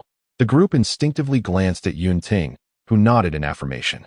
Yamabuki raised the sealing scroll in his hand and replied, "Third Hokage. The rogue ninja Orochimaru has been slain by the fourth Hokage, and his remains have been recovered. Is this truly the conclusion we have reached?" Sarutobi murmured, closing his eyes slowly, appearing suddenly aged by years. Yunting, observing this, felt no compassion and pressed on, "Third Hokage, if I recall correctly, you were the one who led the mission to apprehend Orochimaru. Why did you fail? With your strength, such an outcome should have been improbable." Facing Yunting's inquiries, Sarutobi reopened his weary eyes, attempting to articulate a response, but found himself at a loss for words. Yunting shook his head and interjected, "You certainly possess the capability to subdue Orochimaru. However, in the final moments, personal sentiment ultimately outweighed duty. Confronted with a disciple whom you had watched grow, you were unable to strike him down, allowing him to escape. Am I correct, Third Hokage?" Indeed, the truth rang clear. Sarutobi sighed deeply, acknowledging the reality. Though uncertain how Yunting knew the details so intimately, he recognized the validity of the claims, and his character forbade him from fabrication, even at the cost of his own reputation. Unlike the ruthless Danzo, Sarutobi had his ambitions but held firm to his principles. Upon Sarutobi's acknowledgement, the expressions of those present, including Minato, shifted. As Hokage, it was unacceptable for him to have permitted a rogue ninja to flee, regardless of their past bond. Ninja were duty-bound to complete their missions. And under the will of fire, the bonds among comrades were deeply ingrained in the hearts of Konoha's shinobi. Yet, this concern did not extend to a traitor who had forsaken the village and his comrades. The notion that the Hokage would shield a rogue was utterly incomprehensible to the ninjas of Konoha. In their eyes, the Third's actions were akin to a monarch surrendering to impending battle. In that moment, the glances directed at Sarutobi were laden with newfound scrutiny. Yunting seized the moment to solidify Sarutobi's accountability, stating, "You previously reviewed the evidence scroll I submitted regarding Orochimaru's transgressions. which documented only 4 missing persons connected to him. However, this is merely a fraction of what we have uncovered in recent months, in the years prior. The number of living souls forcibly subjected to Orochimaru's experiments is far greater. You have seen the rows of glass jars containing human organs in Orochimaru's secret base. Do you truly believe that such a scale could be achieved by merely a handful of individuals? Sarutobi remained silent. Yunting continued. Orochimaru did not stray down this dark path overnight. His disregard for human life and his pursuit of forbidden knowledge over these years are indeed heinous crimes. While initial sentiment may have hindered your hand, I must ask, after Orochimaru struck down several of your Umbu, why did you not act? Did the lives of those Konoha Umbu not warrant your concern? These words ignited an uproar among the Konoha shinobi, leaving Sarutobi's face pale. When Orochimaru unleashed his sonic wave technique within the secret base, not all of Sarutobi's Umbu perished, but there were indeed fatalities, and those who survived bore grave injuries. Sarutobi witnessed this, yet refrained from intervening, a monumental error on his part. The lives of his disciples mattered, but were the lives of his subordinates any less significant? Especially considering the former was a rogue.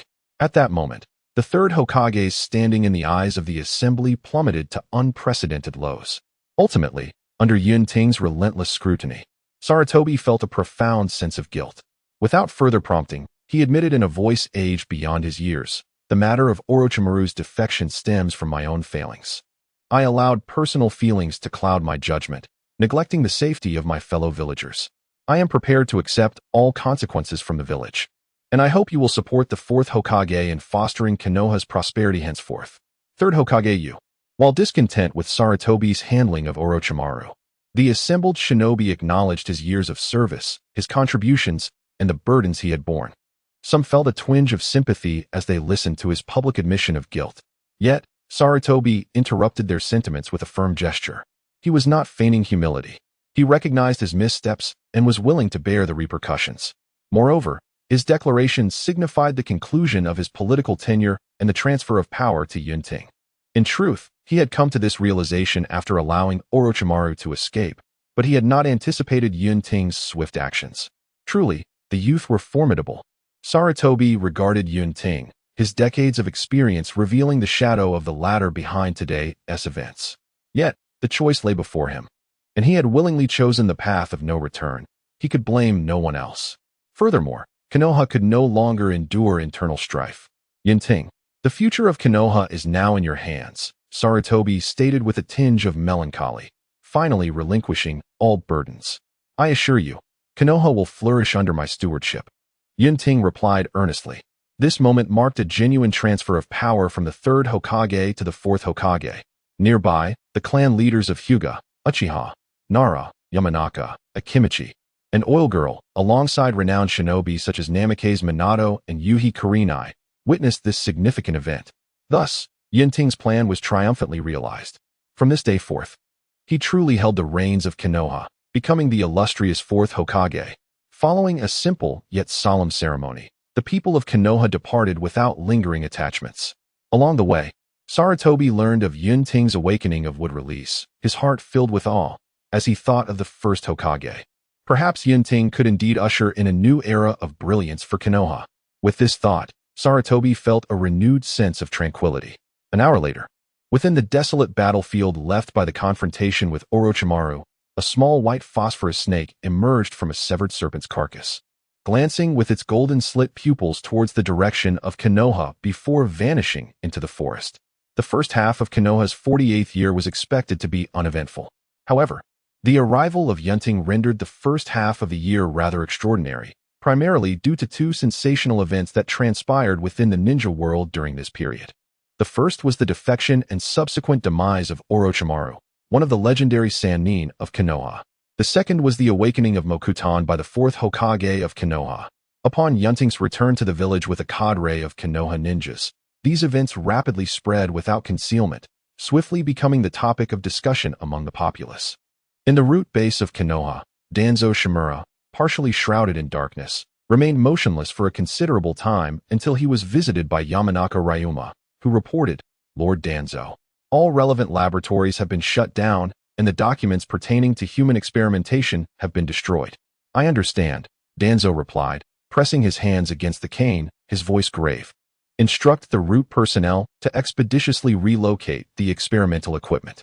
Given the heightened risks of conducting experiments in Konoha and the Land of Fire, we must transfer them to the neighboring small nations. Moreover, they should exercise caution en route. Senju Hashirama's descendant is currently intent on finding a way to use my past against me. It is imperative to remember that the days of Sarutobi Hiruzen's reign are long gone. A flicker of unusual emotion crossed Danzo's eyes at the mention of Hiruzen. He had never anticipated that his longtime rival, who had kept him suppressed for so many years, would lose power to a junior, and under such straightforward circumstances. So, Hiruzen, have you truly aged? Yet I shall never submit to the ravages of time. Had I not hesitated for a mere moment during the selection of the Hokage, I would not have had to wait until now. Danzo pondered silently before inquiring, have we clarified the situation regarding Orochimaru? Is it confirmed that he is deceased? With an expressionless demeanor, Yamanaka Ryuma responded, we have examined the battleground where the Fourth and Orochimaru clashed, and no marks left by the latter were found. Coupled with the eyewitness accounts of several Konoha Jonin, the route has confirmed Orochimaru's death as factual. What a pity. Danzo lamented sincerely. Although Orochimaru had his own ideas, one cannot deny his unparalleled talent in research. In my opinion, the combined abilities of all our researchers do not even amount to half of what he possessed. Thus, upon learning of his defection, I would have risked sending root ninjas to assist him. Alas, it was too late. He instinctively touched the bandaged arm, a glint of cold determination in his eyes. Now, what of Senju Yunting's Mokutan? What have we discovered? At the mention of Mokutan, Yamanaka Ryuma's expression revealed a rare flicker of emotion. It is formidable, extremely powerful. This conclusion was reached after Jiraiya personally visited the battlefield. He even remarked that Yunting's Mokutan might not even match half of the Fourth's prowess. A counterfeit will always remain a counterfeit. Disappointed, Danzo shook his head and concluded, for the time being, let the root remain silent. Understood. At the residence of the Sarutobi clan, within Hiruzen's home, Mito Gate in Narashikaku, and Sarutobi Hiruzen, disciples of the second Hokage with decades of camaraderie with Danzo, had gathered. Hiruzen, you are being foolish. Mito Gate in exclaimed passionately in the reception room. As a peer of the Third Hokage and a stakeholder in the Hokage lineage, Hiruzen's fall from grace was equally a heavy blow to the two advisors. He did not believe that, now without the Third Hokage's restraints, they could exert any significant influence over Senju Yunting, especially after the latter had wielded Mokutan, a symbol of Konoha, and had decisively slain one of the Sannin, Orochimaru. Mito Gate-un's admonishment stemmed not from Hiruzen's relinquishment of power, a fait accompli that could not be altered under the circumstances, but from the matter of Hiruzen allowing Orochimaru to escape. Had this incident not occurred, there would have been no subsequent coup. Though he had relished his old friend's compassion in the past, which afforded them greater authority, that very compassion had now backfired, igniting his ire. In the face of his old friend's reproach, Hiruzen merely puffed on his pipe, his expression unchanging. Although he had previously expressed a willingness to accept punishment. After years of being the Third Hokage, Yunting ultimately spared him, allowing him to enjoy his retirement with dignity. Soon, the acrid smoke filled the room, causing Mito Gate-in to cough violently as he attempted to speak. Enough, En. Narashikaku, observing the scene, gently patted his back. Given the circumstances, we must contemplate our next steps. The two then continued their discussion on the topic. Hiruzen remained silent, retrieving a cherished crystal ball and placing it in a box. He then summoned a member of the Sarutobi clan, handing it to him with the instruction, deliver this to the Fourth Hokage and tell him it is a gift from me. Yes, the Sarutobi ninja acknowledged as he took the box and departed. Witnessing this exchange, the two Konoha advisors ceased their conversation. After a moment of silence, Narashikaku spoke up. Hiruzen, what do you believe we should do next? What should we do? Hiruzen surveyed the two before finally responding. There is a precedent I think you might consider emulating. Who? The two advisors of Sunagakure. While discussions regarding the two significant events unfolded within Konoha, the other four great nations, equally renowned, swiftly received the news. In the Land of Wind, the fourth Kazekage, Raza, returned from a gold expedition, glancing at the Konoha intelligence presented by his subordinates, exclaiming, Konoha truly is a land of prodigies. Even with one Sannin lost, they gained a stronger Fourth Hokage who wields Mokutan. It is said he is merely in his 20s. How astonishingly youthful. Raza turned his gaze toward the sand village, shrouded in wind and sand. After enduring 2 ninja world wars, the strength of the sand ninjas had plummeted to an unprecedented low, with successors lacking, and finances dwindling to the point where he, the Kazekage, had to personally venture into the desert for gold. Gone were the ambitions of yesteryears. Now, he merely hoped to restore the village to its former glory. Perhaps, transforming conflict with Konoha into camaraderie, or even forging an alliance, would present a promising path for the beleaguered sand village. Suddenly, this thought illuminated Raza's eyes. In the land of Earth, the third Hokage, Inoki, lay on a hospital bed, receiving treatment from a gentle and charming nurse when he heard his son, Kuratsuchi, discussing the news from Konoha. Upon learning that Yunting possessed Mokuton, he sighed deeply, memories flooding back. He could only hope that this fourth Hokage, also of the Senju clan, would embody the virtues of his predecessors. Should he resemble Uchiha Madara instead, the future of the ninja world would be far from tranquil. After a prolonged moment of reflection, Inoki's expression suddenly hardened, his powerful aura erupting as he rose resolutely, declaring, "No. With Konoha poised to rise once more, how can I, as Hokage, squander time in bed? I must rally. I must A sharp crack echoed through the room, followed by Inoki's anguished cries resembling that of a wounded animal. My back. Hokage-sama, how many times must we remind you not to overexert yourself?" The nurse chided, rolling her eyes with unreserved candor. Bold and audacious, the aging Hokage exclaimed, "How dare you speak to me in such a manner?" The female nurse, unyielding, retorted, "Regardless of your status as Hokage, here you are simply a patient, and patients must heed our instructions. Do not move. Ouch. Be gentle." The ensuing chaos in the ward resembled a scene of utter disarray. Nearby, the stoic Inoki scratched his head, choosing to remain silent as he observed the unfolding events.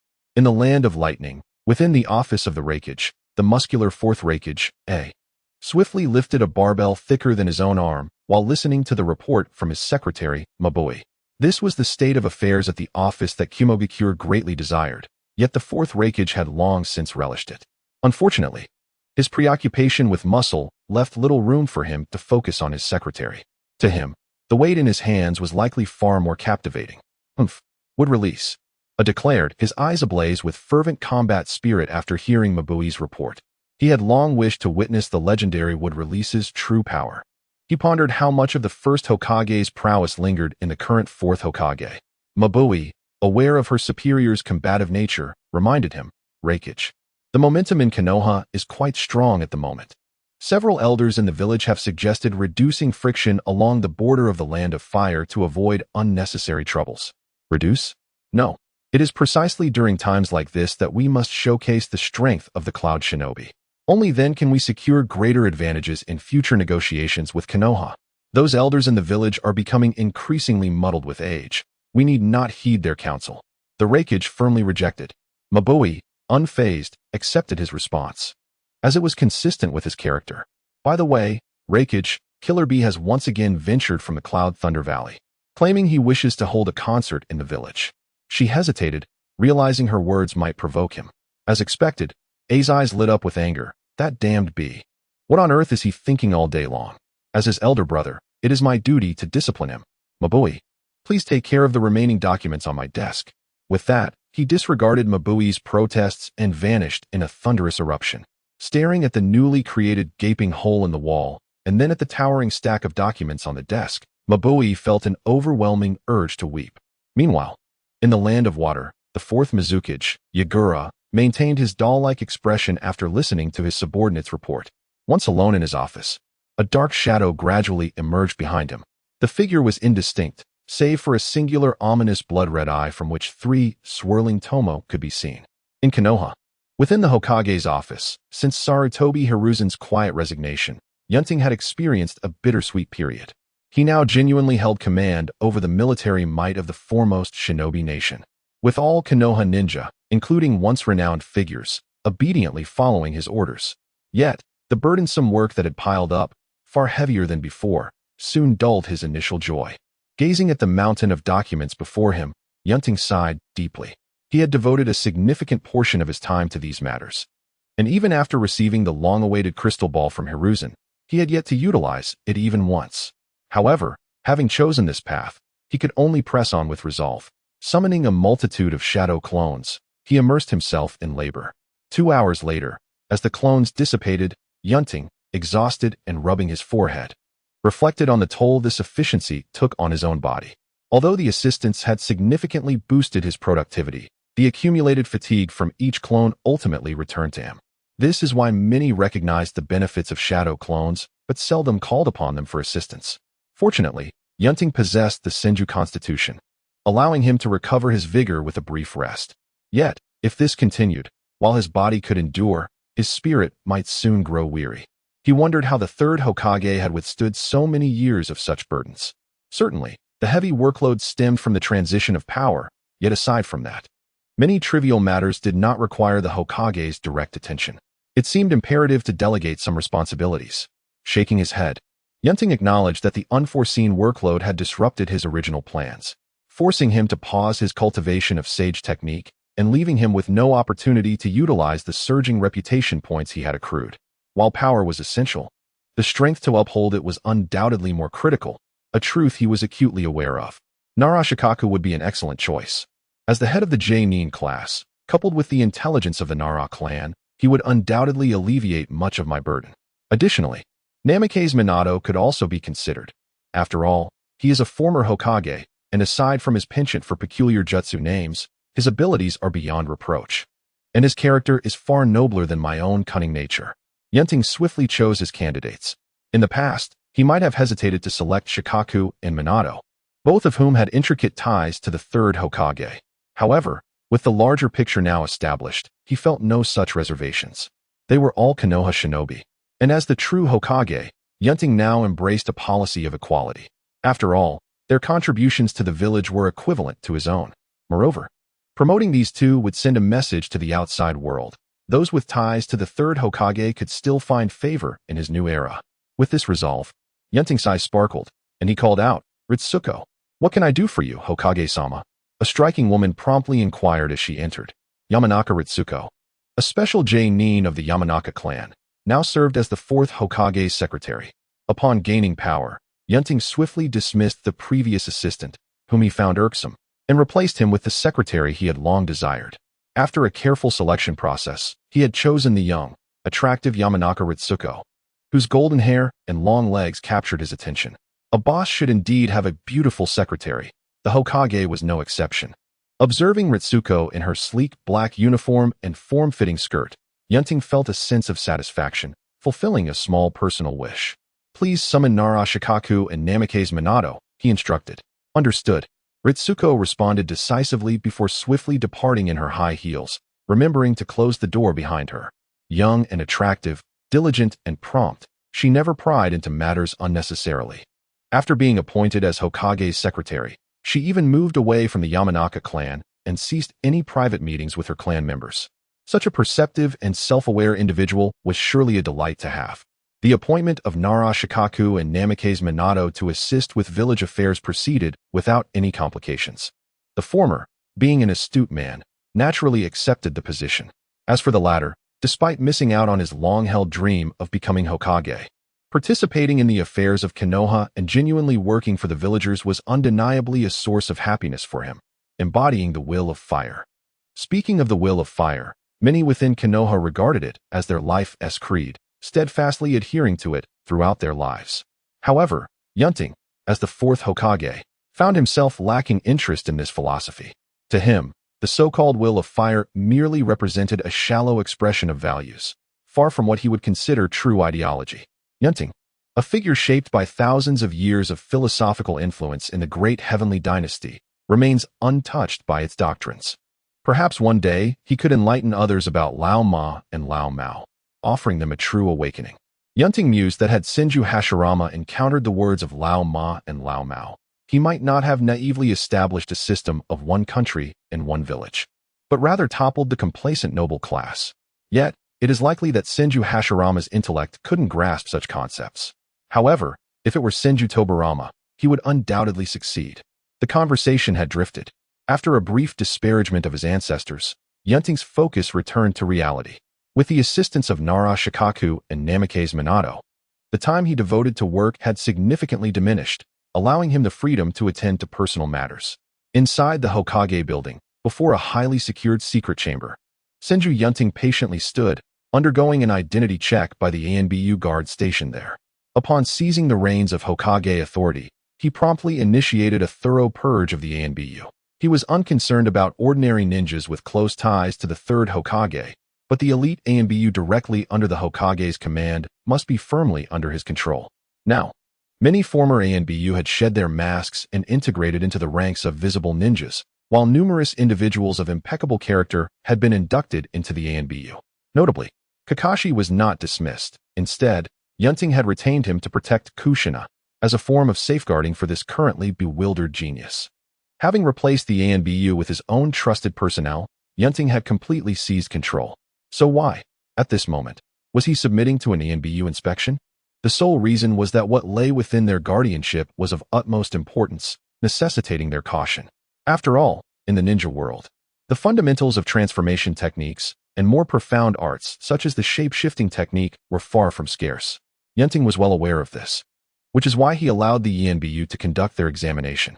Following a tedious process, the leading ANBU member respectfully announced, "Hokage-sama, you may enter." With a nod, Yunting proceeded. Soon, under the seals cast by the surrounding ANBU ninjas, the sealing techniques encircling the secret chamber were momentarily undone. Without needing further prompting, Yunting pushed the door open. Upon entering, he found the expansive chamber nearly barren, save for an enormous scroll resting atop a central stone platform. This was the objective of Yunting's visit, the Book of Seals. The significance of the Book of Seals is self-evident. It is a forbidden tome safeguarded by successive Hokages, containing records of Konoha's various powerful forbidden techniques. Forbidden techniques refer to those that either possess immense power, demand exceedingly high training requirements, or inflict great harm, even death, upon the user, rendering them unsuitable for dissemination among ordinary ninjas, hence their confinement within the tome. Only those exceptionally gifted and unwaveringly loyal to Konoha, upon receiving the Hokage's permission, could hope to learn a forbidden technique from the Book of Seals. Minato's Flying Thunder God technique was acquired in this manner. As the fourth Hokage, Yunting naturally had unrestricted access to the Book of Seals.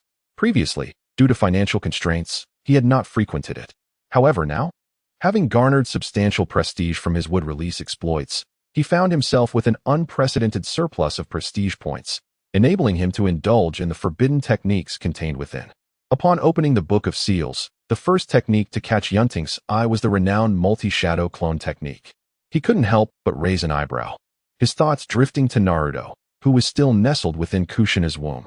It was likely that Naruto's ability to abscond with the Book of Seals was aided by the ever-watchful Third Hokage. Reflecting on the rigorous checks that had preceded him and recalling how easily Naruto had obtained the book in the original narrative, without a single ANBU guard intervening, Yunting shook his head. Fortuitously, Naruto was the Jinchuriki of the Nine Tails and the son of Minato. Had it been anyone else attempting to steal the book, they would have faced dire consequences, even if they returned it voluntarily. Subsequently, Naruto's relentless pursuit of Sasuke, believing it would restore everything to its former state, was misguided. Were Sasuke to return, he would likely escape execution due to being the last of the Uchiha bloodline, but most of his life thereafter would be spent in a cell. Surely, Sasuke was well aware of this reality. Yunting, having indulged in such reflections, redirected his focus back to the Book of Seals. The clumsy Naruto, whose physical prowess was lacking and who relied on sheer numbers to prevail, was indeed well suited for the multi-shadow clone technique, but that did not mean he required it. The quantity of shadow clones offered him little advantage. Rather than expend chakra on this technique, he would be wiser to invest it in the various ninjutsu he excelled in. Furthermore, while his prestige points were indeed plentiful, he could not afford to learn every forbidden technique at first glance. Careful selection was paramount. Yunting continued to peruse the Book of Seals, scanning through its contents. The four-symbol seal, best left for another time. The corpse demon seal, ugh, no, I shan't learn that, even if it means my demise. The art of darkness, a powerful illusion technique, could indeed compensate for his shortcomings in Jinjutsu, and it was relatively inexpensive, making it a worthy consideration. Edo Tensei, quite powerful. However, this technique, created by the second Hokage, was never fully realized. It was Orochimaru who completed it and further developed it into the true Edo Tensei known later on. Now that Orochimaru had met his end, and lacking the capability to master it himself, it was best left aside. But to prepare for the unexpected, I shall take note of the hand seals for Edo Tensei. If, years down the line, I were to perish and someone were to complete the technique to summon me, how delightful it would be to surprise them with a reverse Edo Tensei. With this thought in mind, Yunting quickly committed the reverse hand seals for Edo Tensei to memory. He then continued his examination, skimming through the Book of Seals. Aside from the aforementioned techniques, the tome also contained various others such as the explosive tag multiplication, the spirit transformation technique, the 8 gates technique, and the flying thunder god technique, each requiring varying amounts of prestige points for exchange. The lower tier techniques, like the art of darkness, required 20,000 points, while the explosive tag multiplication demanded 30,000. At the highest end, the time-space related flying thunder god technique required 250,000 points, the 8 gates technique 30,000, and the incomplete Edo Tensei a staggering 320,000. It is worth noting that the original price for the wood release bloodline limit was 500,000, already a considerable sum when factoring in its superior efficacy compared to other techniques of similar power. One can only imagine the formidable nature of these forbidden techniques. Especially Edo Tensei, an art that snatches souls from the hands of death, is considered a bug-like existence. Even its incomplete version is exorbitantly priced in the system. Clearly, the system's evaluation of ninjutsu does not rely solely on the displayed power. Fortunately, Yunting did not require Edo Tensei. Otherwise, even with his self-proclaimed wealth, he could not sustain such an expense. Following the betrayal of Orochimaru and the emergence of the wood release, Yunting had amassed an impressive 80,000 prestige points, a figure previously unimaginable. Yet, through his meticulous planning and maximization of influence, he had reaped a bountiful harvest. 80,000 prestige points, the majority of which stemmed from those he had once exploited. Unlike before, where they could only offer a 1 after reaching their limits, this time, when faced with Yunting, they could provide 5, 10, 15, and so forth. Alas, no one had surpassed Might Guy. Moreover, what has drawn criticism towards Yunting is the fact that reputation points can only be garnered within a certain vicinity. This implies that his hopes for a surge of reputation points upon the revelation of the wood release news are utterly dashed. Of course, even without this limitation, such aspirations remain mere fantasies. After all, reputation points are generated from the respect and admiration for the Hokage. For those outside the land of fire, the news of Yunting possessing wood release would be met with more curiosity than concern or joy.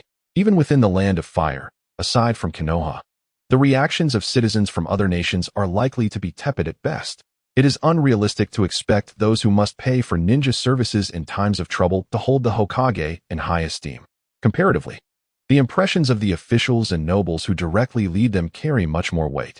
Thus, even amidst his busy schedule, Yunting had to dedicate time to engage with the populace. The bewildered villagers mistakenly believed that his approachable demeanor remained unchanged, leading them to respect him even more.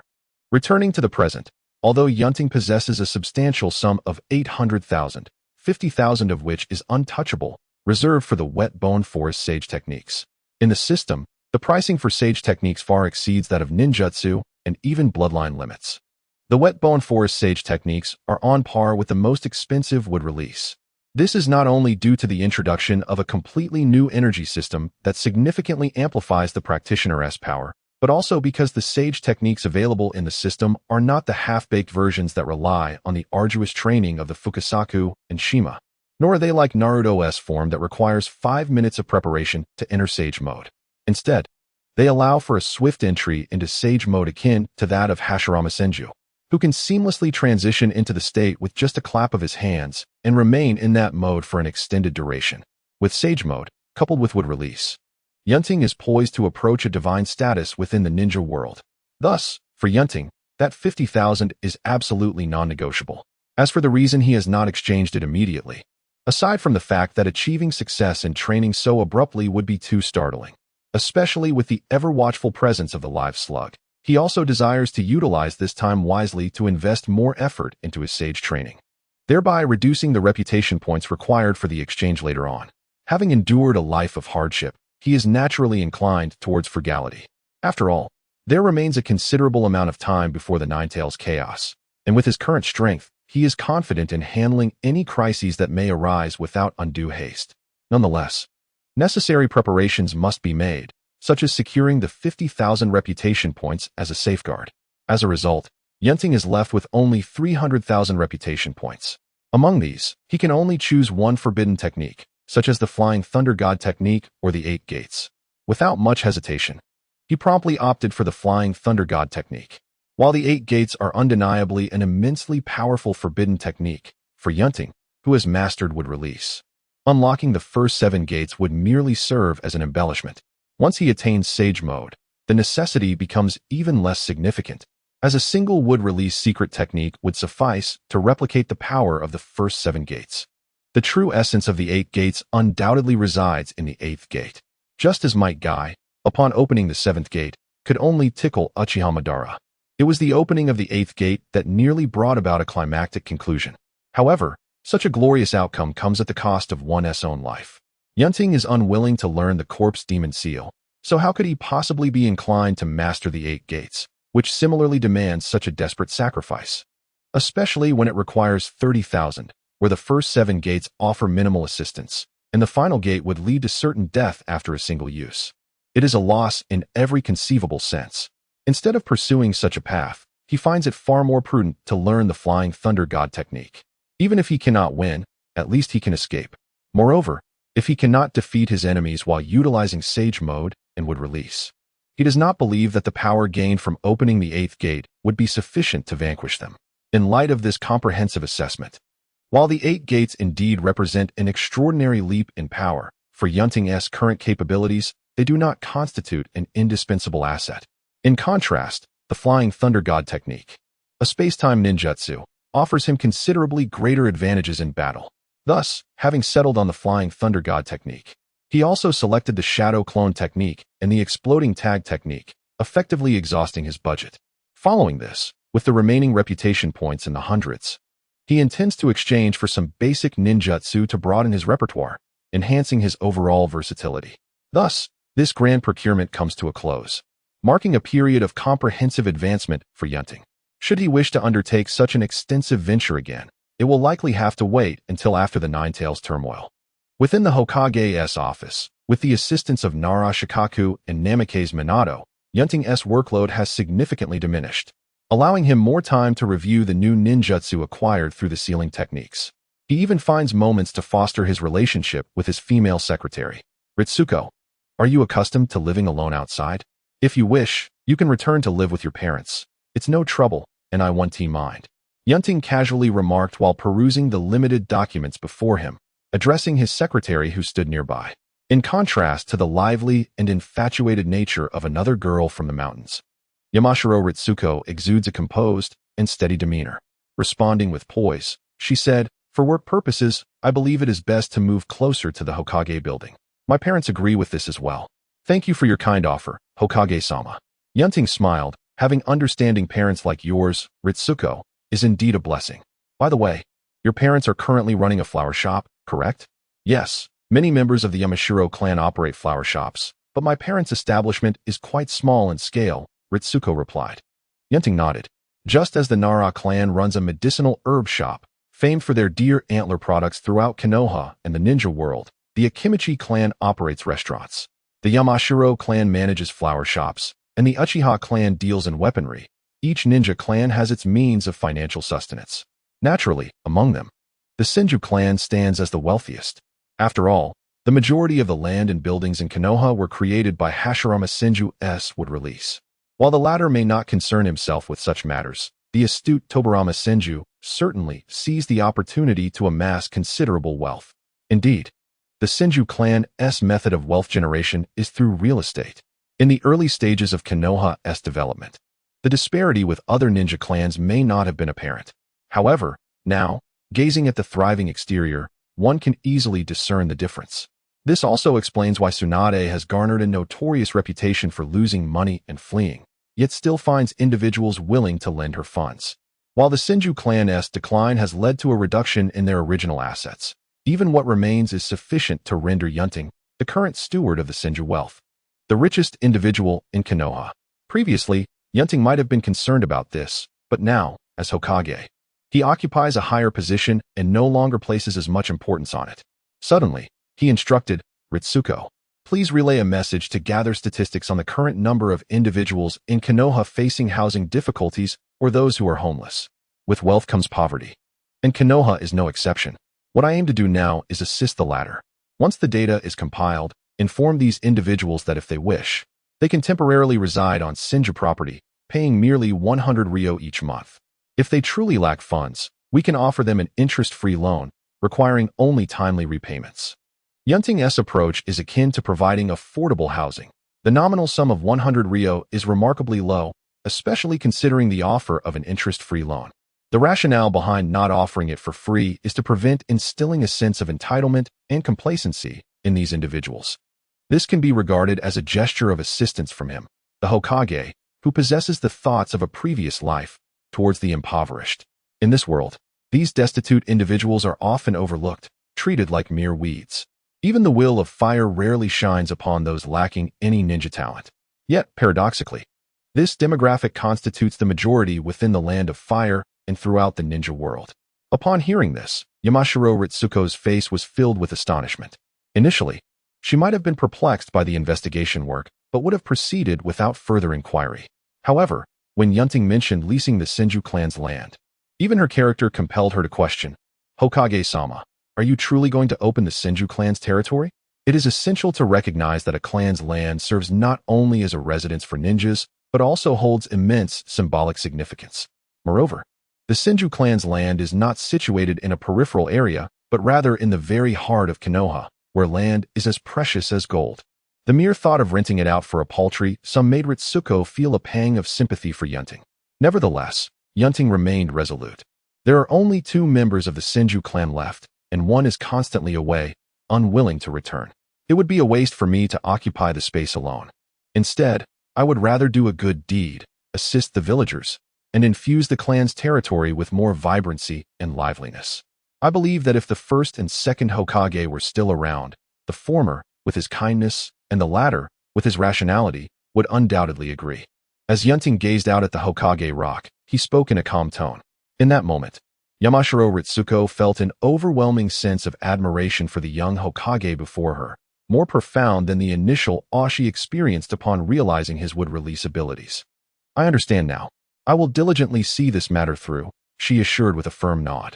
Yunting remembered something and added, "Keep in mind to prioritize, assist the urgent, not the destitute." "Understood," Ritsuko replied enthusiastically. "By the way, since you are my secretary, you must always be on standby. The Senju clan's land is quite extensive. Why not move closer to me?" Yamashiro Ritsuko instinctively began to respond, but thankfully caught herself in time. She tightened her long legs, encased in black stockings, and after a moment of contemplation, her gaze swept over Yunting several times before she finally gritted her teeth and said, "All right." As expected, Yunting's act of kindness, once disseminated, astonished many ninjas and garnered immense gratitude from the villagers of Konoha, particularly those from the lower strata. This unexpected gesture also earned him a considerable amount of prestige points. Beyond these affairs, Yunting had also become proficient in several newly learned jutsu over the past few days. Among them, he had completed the special kunai required for the Flying Thunder God technique. Extracting a specially crafted kunai from his ninja pouch, he noted its stark contrast to the trident-shaped kunai of Minato Namikaze. This one bore the same appearance as an ordinary kunai, aside from the Flying Thunder God formula inscribed upon it. This design enhanced its stealth, making it more effective for ambushes. He pondered Minato's choice of a conspicuous trident kunai, questioning whether it merely advertised the Flying Thunder God coordinates to enemies. Shaking his head, he practiced with the special kunai a few times before stowing it away. He had not disclosed his mastery of the Flying Thunder God technique to anyone else. For a ninja, the confidentiality of one's abilities is paramount. A prime example is Haiden. When his abilities were unknown, he could even slay shadow-level opponents, but once exposed, he could be easily captured by a team of J-nin. At present, there was no need for Yunting to reveal his Flying Thunder God technique, which he planned to keep concealed for potential future adversaries. Returning to his desk, Yunting smiled genuinely at the empty surface, then retrieved a crystal ball from the drawer. This was the very crystal ball utilized by the Third Hokage to surveil the entire village. Yunting had long coveted the Third Hokage's crystal ball, and now that it was finally in his possession, he felt a sense of fulfillment. However, after several attempts, he discovered that the crystal ball was not as omnipotent as he had imagined. While it could indeed monitor an individual's actions within Konoha from a distance, it required knowledge of the person's chakra characteristics. In other words, it was challenging to probe into someone whose identity was not well known. The Third Hokage could observe the village for hours due to his extensive familiarity with its inhabitants over decades. Presently, Yunting could only monitor a few acquaintances at best. He had already covertly surveyed several bustling bathhouses. Rather, the commercial streets near those bathhouses, allowing him to glean insights into the villagers' livelihoods without stepping outside. Unfortunately, he realized that initiating such a civil project would take time. Nevertheless, it was better than nothing. He could still observe the progress of Ritsuko's poverty alleviation efforts. Without further ado, Yunting employed the telescope technique on the crystal ball. Instantly, a familiar face materialized within its confines. At the gates of Konoha, as Yunting, the Fourth Hokage, diligently assessed the work of his subordinates, two vigilant members of the Konoha security force suddenly furrowed their brows. Activating their Sharingan, they fixed their gaze on a figure sprinting towards them at remarkable speed, demanding, "Who goes there?" Halt! The approaching figure maintained their pace.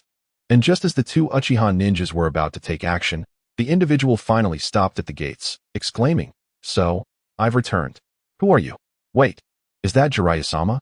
One of the Uchiha ninjas began to inquire, but upon noticing the striking white hair and the oil symbol on the forehead, he felt a stir of recognition. After taking a closer look at the individual, he confirmed, "You are Uchiha Shigeru, right?" At the gate, one of the legendary Sannin of Konoha, Jiraiya, turned around and beamed. "I didn't expect you to remember my name." Uchiha Shigeru expressed his surprise. He had briefly followed Jiraiya during the conflict between Konoha and the Land of Earth, which was why he could recognize him now. As the commander, it was only natural to familiarize oneself with every subordinate. Normally, Jiraiya would have displayed a proud expression upon hearing such words.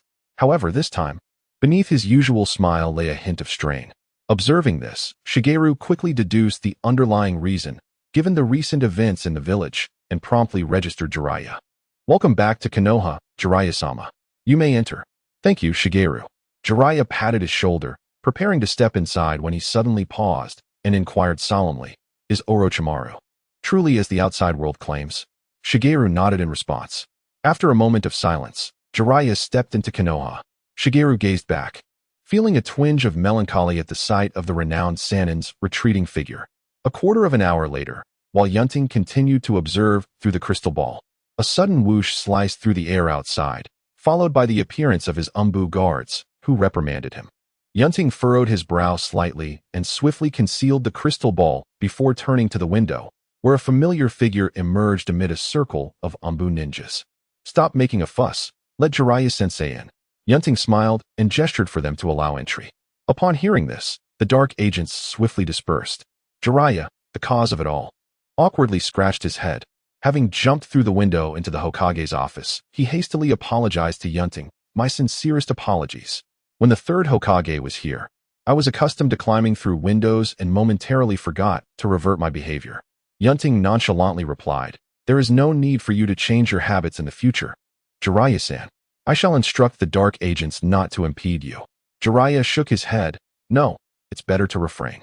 Ultimately, it is an act of recklessness, and one should amend their behavior when possible." As he surveyed the now drastically transformed Hokage office, a sense of unfamiliarity washed over him regarding the current state of Konoha. After all, new generations had replaced the old. In the past, the dark agents would never have obstructed him upon seeing his face. Yet now, the times have indeed changed. The freedom and capriciousness he once enjoyed under the Third Hokage no longer seemed appropriate under the Fourth, especially since his relationship with the latter was not particularly close. In fact, due to Tsunade, he could be considered a rival in some respects. Thus, the outwardly cheerful, yet inwardly perceptive Jiraiya understood that he too must adapt. Observing this, Yunting refrained from further persuasion and inquired, "What brings you back to Konoha so suddenly, Jiraiya-san? Wasn't your letter mentioning that you were gathering material in the Western continent?" "Indeed," Jiraiya replied. "The priestesses of the Land of Demons in the Western continent possess a unique charm, and I intended to collect more material there. However, I received some news that compelled me to return hastily. His expression turned grave as he spoke of the news. It concerns Orochimaru, doesn't it? Yunting stated matter-of-factly. Jiraiya took a deep breath and solemnly nodded. Yes. What is your intention, Jiraiya-san? Do you wish to criticize the village for killing Orochimaru? Yunting spoke bluntly. Setting aside the fact that Orochimaru was unwilling to surrender and had already defected, the atrocities he committed against the villagers and the inhumane forbidden experiments he conducted were well-deserved. There is ample evidence for these accusations. If you doubt it, you are welcome to investigate. But remember this, do not let personal feelings override the laws of Konoha. Jiraiya remained silent for a long while after hearing this. To be honest, he was uncertain why he had rushed back after hearing the news. The events had already transpired, and it was too late for him to change anything. Yet that impulse, that bond forged over decades with Orochimaru, was what drove him back. However, now standing before Yunting, the fourth Hokage, he found himself at a loss for words. As Yunting had pointed out, Orochimaru had brought this upon himself, and everything the village had done was justified. So what could he question? Should he ask Yunting why he did not show mercy and instead chose to confront Orochimaru upon his return to persuade him to amend his ways? Would that have worked?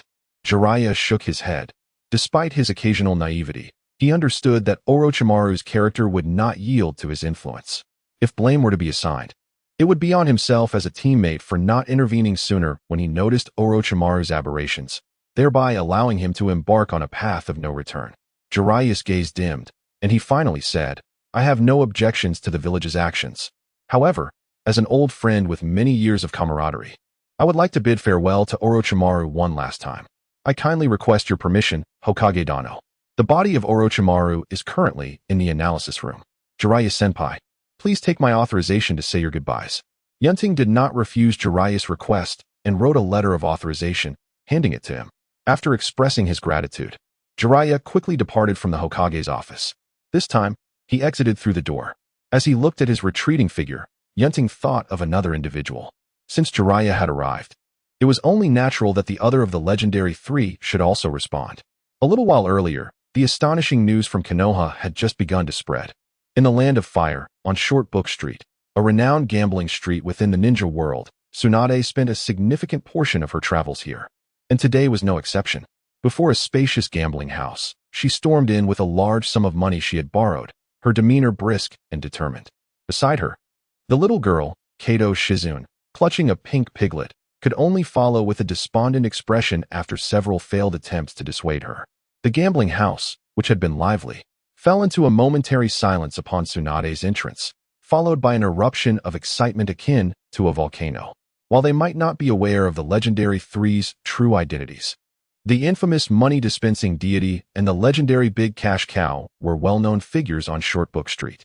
The woman who entered, golden hair, ample bosom, stunning beauty, and clad in a green coat emblazoned with the character for gambling, perfectly matched the description of the legendary Big Cash Cow. Thus, the opportunity for fortune had arrived. In an instant, the entire casino erupted with enthusiasm. The gamblers rushed forward, eager to secure a seat at the gambling table beside Tsunade, hoping for her divine intervention to grant them fortune. After a chaotic scramble, order was finally restored thanks to the intervention of the casino owner. The games commenced. Tsunade, brimming with excitement, began shaking the dice. For her, losing was of no consequence. She had long since grown accustomed to it. What truly delighted her was the entire process of gambling. However, today proved to be somewhat unexpected. Despite several rounds of play where she experienced a string of losses, Tsunade was astonished to find herself winning amidst the losses, resulting in her stack of money remaining nearly unchanged from its original amount. What was going on? Over the years, Tsunade had come to understand her unique gambling situation. If she continually lost, it indicated that everything around her was perfectly normal. However, if she suddenly began winning, it signified that something terrible was happening nearby. But what did it mean when she neither won nor lost after such an extended period? Tsunade found this perplexing. Equally baffled were the fellow gamblers at her table, who whispered among themselves, questioning why the legendary Big Cash Cow seemed so off today. Was the promised benevolent goddess not present? They had heard rumors that some ninjas possessed transformation techniques that could allow them to take on the appearance of others. At that moment, the only person truly pleased with the situation was Kato Shizune. After all, if Tsunade lost all that money, they would have nowhere to sleep that night. As time passed, Tsunade lingered in the gambling house longer than usual. In her joy, she cared little for the passing time and rolled up her sleeves, diving back into the game with vigor. Observers noted that the legendary big cash cow seemed to be less remarkable than her reputation suggested, leading to a collective disappointment as they dispersed. Suddenly, a sensational piece of news erupted from the lips of a newcomer among the gamblers. Did you hear? Something monumental happened in Konoha recently. Monumental? What happened? Orochimaru, one of the legendary three, defected. The legendary three? Those are prominent figures. How could he possibly defect? Who knows? Some say he was discovered conducting horrific human experiments and fled. Others claim he was pushed to it. After all, the current Hokage was once his rival and nearly defeated him. Do you think the Hokage would tolerate someone who poses a threat to his position? That makes sense. So, where did Orochimaru escape to? I hope he doesn't come here. If a fight were to break out, Short Book Street would be utterly destroyed. Indeed. But there's no need to worry. Orochimaru, who had recently defected, was swiftly eliminated by the current Fourth Hokage. Is that true? He was one of the legendary Sannin, renowned on the battlefield for years. Could he really be killed so easily? It is indeed true. You must realize that the Fourth Hokage he faced possesses the wood release. Wood release? You mean the wood release of the first Hokage? Surely, this cannot be a deception? The news has long circulated within Konoha. How could it be false? The current Fourth Hokage shares the same surname as the first, Senju. If it's true, then it is quite reasonable for Orochimaru to perish beneath the wood release. Indeed, in an instant, news about Konoha spread rapidly within the gambling house, and the patrons eagerly discussed the conflict among such prominent figures. Among them, an informed gambler cast a glance towards Tsunade's position and muttered, I heard from someone that the legendary Big Fat Sheep is one of Konoha's Sannin. I wonder if it's true? At that moment, Tsunade's previously flushed face gradually stiffened. Her keen ears were certainly not deaf. She had overheard the conversations within the establishment. Initially, she thought it was merely the ramblings of a drunken individual. But as more people brought it up, her brows furrowed in concern. The news of Orochimaru's defection had already shocked her. Although she felt considerable dissatisfaction towards her former teammate for failing to protect the village, the complexity of her feelings was overwhelming. After all, this was a defection from one of Konoha's Sannin, which would undoubtedly tarnish Konoha's reputation. However, subsequent astonishing revelations stirred tumultuous waves within her heart. Orochimaru had been killed by the Fourth Hokage. While she didn't share Jiraiya's profound bond with Orochimaru, she still felt a twinge of discontent upon hearing this news. Yet, the revelation that the Fourth Hokage could wield the wood release struck her like a blade, shattering her already tumultuous thoughts. Wood release? Could it truly be the wood release? It can't be a fabrication, can it?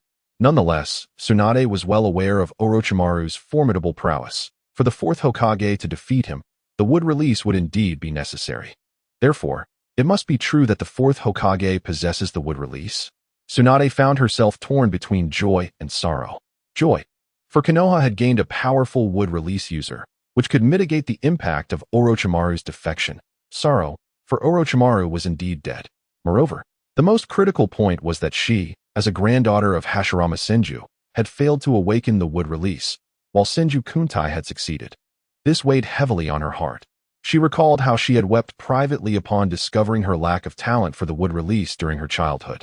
Gazing at the money on the table, unchanged from when they had begun, Tsunade finally grasped the duality of the situation, an amalgamation of joy and sorrow.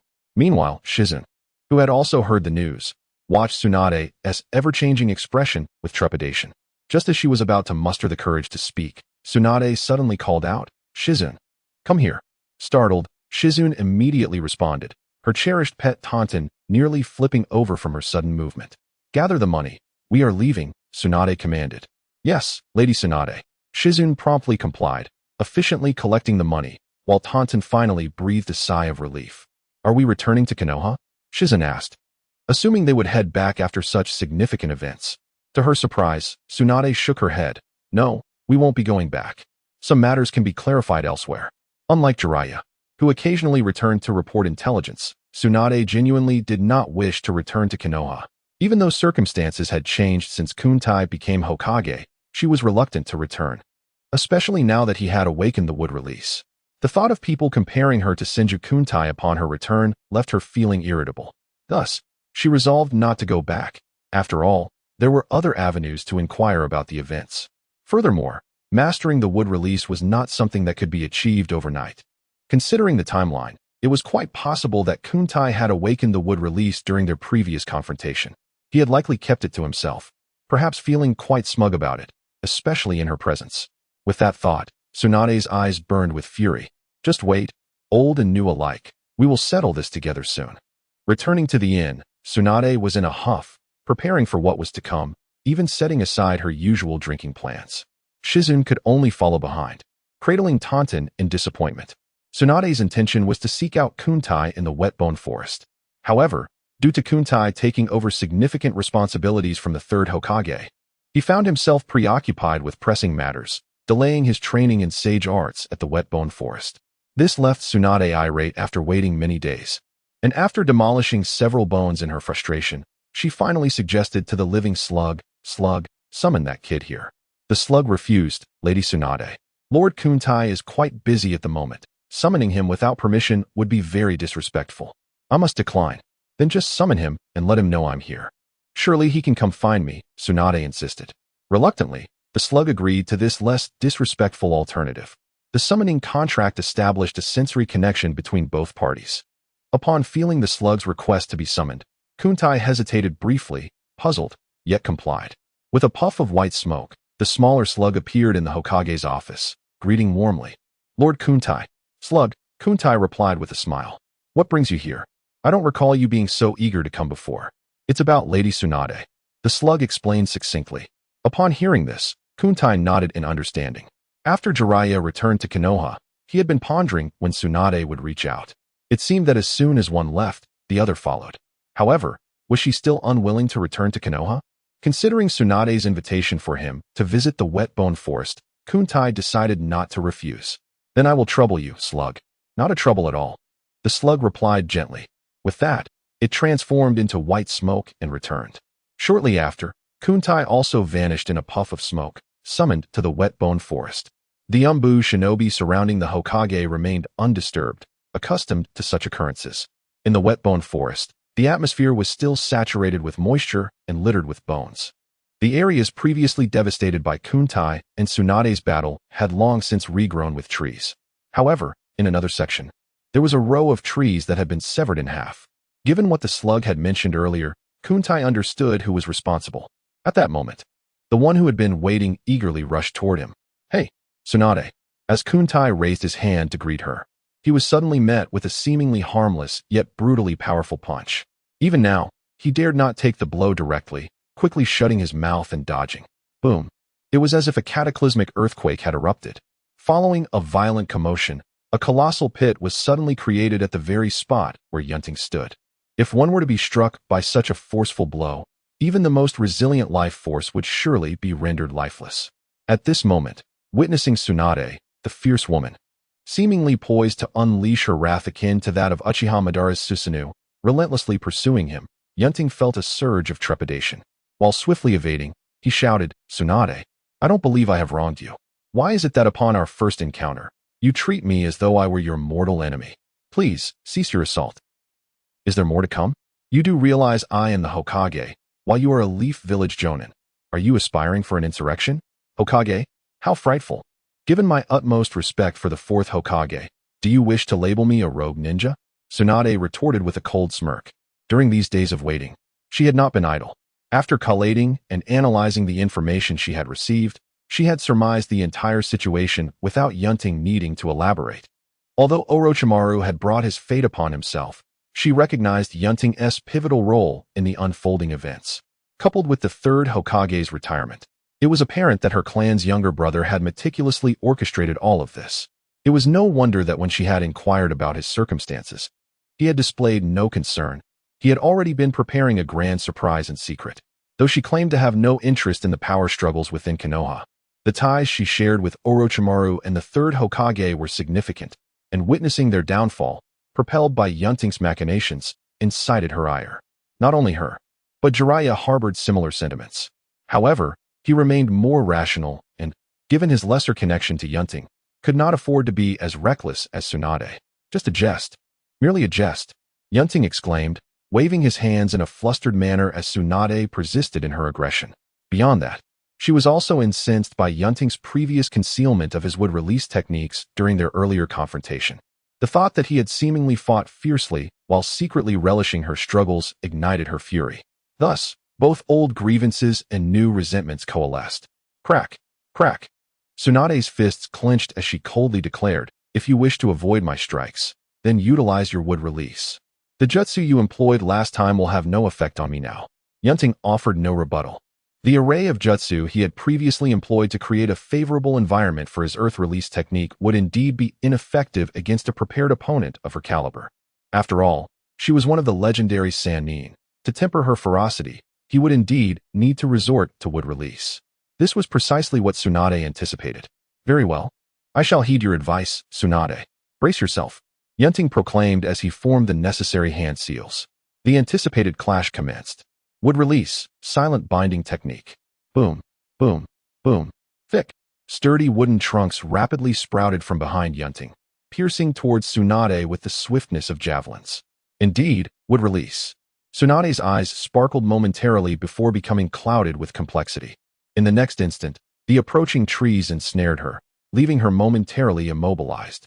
For an ordinary individual, such a technique would render them utterly helpless. But Tsunade, one of the legendary Sannin renowned for her taijutsu, effortlessly tore through the bindings with a mere flick of her form, showing no signs of hesitation. Yunting, observing this, was not surprised. While wood release exhibited formidable resistance to ninjutsu, its efficacy waned against physical techniques. Boom! With a powerful stomp of her black-heeled foot, Tsunade created a massive crater in the ground, propelling herself forward with astonishing speed towards Yunting. Wood release, tree realm wall. Wood release, wooden pillar wall. A series of defensive wood release techniques materialized before him, creating a barrier between them. Yet, they were swiftly dismantled by Tsunade's brute force. As she drew near, Yunting suddenly extended his right hand. Wood release, violent tree spear. Instantly, a colossal tree erupted from his right arm, and with a sweeping motion, he hurled it towards Tsunade with tremendous force. Seeing this, Tsunade finally halted her advance. Just as the massive tree was about to strike, she called out, raising her hands with remarkable strength. Boom! A violent shock wave emanated from the center of their clash, scattering the surrounding skeletal trees without resistance. In the midst of the battlefield, Tsunade stood her ground, unyielding, while the colossal tree above her splintered. Yet, under the impressive regenerative capabilities of her life force, the tree quickly restored itself, and new trunks grew from behind Yunting, stacking upon one another, intensifying the pressure from the colossal tree.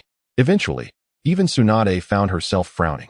At that moment, Yunting's left arm also sprouted a violent tree spear, thrusting towards her. Tsunade was compelled to withdraw her assault. In the following moments, leveraging the violent tree spear technique, Yunting managed to engage in a back-and-forth exchange with Tsunade in close combat, although he ultimately lacked her agility. In yet another encounter, Tsunade seized the opportunity, and with two powerful kicks, she broke two massive trees in half. In the fleeting moment before the trees could regenerate, she lunged forward and delivered a merciless punch to Yunting's form. Ultimately, a wooden substitute took the brunt of the blow. "You truly show no mercy, Tsunade," Yunting remarked as he emerged from a distance. Joining his hands in prayer, he continued, "Wood release, tree realm descends." In an instant, vast numbers of trees erupted from the ground, rapidly growing and flourishing, transforming the landscape into a lush forest. Tree realm descends? Surrounded by the vibrant canopy and the life-filled trees, Tsunade was flooded with memories from her childhood. She instinctively glanced at Yunting and saw in him the figure she had long admired and respected. Simultaneously, after summoning the tree realm, Yunting refrained from directing an immediate attack, instead turning his gaze towards Tsunade and calmly stating, "You have witnessed the wood release firsthand, Tsunade. I trust you understand the prowess of the tree realm descends. There is no need for further conflict. Excessive consumption of our energies would benefit neither of us." The multitude of wood release techniques he had previously executed had not only served a tactical purpose, but were also a deliberate demonstration for Tsunade. Especially the tree realm descends, which had once flourished around Konoha, was a sight she had witnessed during her youth, evoking deep emotions within her. Tsunade remained silent for a moment before nodding in acquiescence. Having broken a sweat, she had lost interest in continuing the fight, especially as the sprawling forest had rekindled her nostalgic memories. In the subsequent moments, Yunting refrained from interrupting Tsunade's contemplation. After signaling a nearby slug, he departed with a resounding thud. Upon his return, he bore a large jar of sake. "I imagine this is something you could use right now," he said, gesturing towards the jar as Tsunade's gaze fell upon him. Without hesitation, she seized the jar and drank heartily. Noticing her swift indulgence, Yunting cleared his throat and raised the bowl in his other hand, saying, "Do save some for me.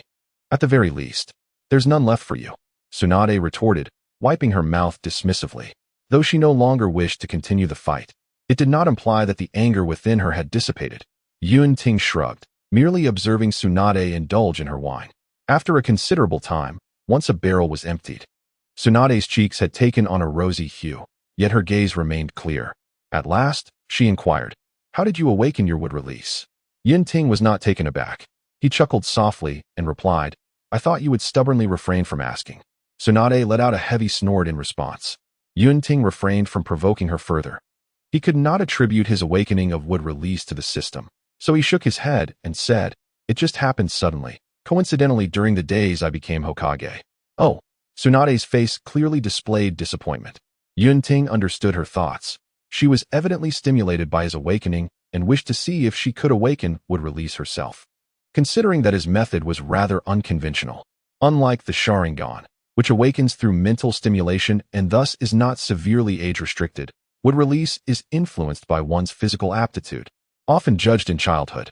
Initially, both he and she lacked the aptitude for wood release, but now that he could awaken it, it undoubtedly sparked a thought within her. Just as the Sharingan holds profound significance for the Uchiha, wood release bears great meaning for every member of the Senju clan. Unfortunately, Yunting's response extinguished the nascent hope that had just arisen in Tsunade. However, was there not a glimmer of possibility? At this moment, Yunting thoughtfully stroked his chin, a hint of hesitation in his demeanor. Tsunade suddenly lifted her head, the extinguished flame rekindling. "Do you have a solution?"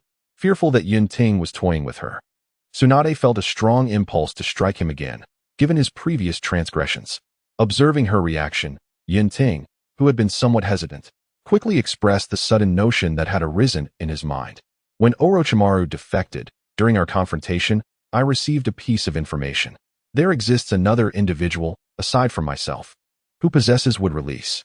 Since Orochimaru was already deceased, Yunting felt free to fabricate whatever narrative he wished, ensuring that the information he divulged would not seem out of place. As anticipated, Tsunade expressed disbelief, stating, "The Senju clan now consists of only you and me. How could there be another user of wood release?" Yunting thought to himself that this was still an understatement. Individuals such as Uchiha Madara, Uchiha Obito, and Zetsu, as well as Danzo, were all capable of wood release. Would she believe it? Of course, he maintained an explanatory facade. There was a human experiment concerning wood release, conducted secretly by Orochimaru and Danzo. They selected 60 children as test subjects, implanting them with Hashirama cells in hopes that they could withstand his power. 59 of the children perished, and the last one was about to be abandoned by Orochimaru, but unexpectedly, he survived and inherited the power of wood release. He is now named K, serving in the Foundation. At the mention of Danzo and Orochimaru, Tsunade's fury ignited, knowing that Yunting would not fabricate such matters. Her wrath stemmed from the disregard for the lives of so many children, as well as the exploitation of Hashirama's cells, which were undoubtedly extracted from his corpse. Orochimaru is dead. As for Danzo, his words are those of a deceased man. Even if pressed, he would shift all blame onto Orochimaru. "There will be time to deal with him later," Yunting reassured her. Tsunade calmed down, trusting in Yunting's integrity, and redirected her focus onto K. "So, a non-Senju possesses wood release," she remarked. "Indeed," Yunting confirmed. "However, compared to the first Hokage and myself, the wood release utilized by the boy currently known as can only be deemed a flawed version, vastly inferior to that of a true Senju." "Then, when you mentioned having a method earlier, it pertains to this K?" Tsunade inquired. Yunting initially nodded but then shook his head, stating, "K's ability to inherit wood release, albeit imperfectly, clearly indicates that his body harbors the potential to sustain wood release. However, this alone is insufficient. If we combine Hashirama's cells with the most crucial element, my own awakened wood release, Through a series of experiments, there may be a slight possibility of triggering would release within you. Upon hearing the word experiment, Tsunade instinctively recalled Yunting's mention of the would release human experiments and furrowed her brow in rejection. Yunting hurriedly clarified, of course, it is not a human experiment. After all, Tsunade, you are a senju. Although you have yet to awaken would release, the latent genes still reside within your bloodline. Our task now is not to find a suitable candidate, but merely to awaken the would release genes within you. While Yunting's awakening of would release was aided by the system, he had meticulously observed the entire process. His would release did not emerge from nothing. Rather, the indescribable power of the system penetrated deep into his bloodline, awakening the deeply hidden would release genes, thereby facilitating his successful awakening. This aligned with the system's tendency to provide discounts when he exchanged for would release, as he already possessed the bloodline. However, to exchange for other Kekkei Genkai, one must possess the corresponding blood. Reflecting upon this, an idea emerged in his mind. Could a similar awakening method be employed to enable Tsunade to awaken would release as well?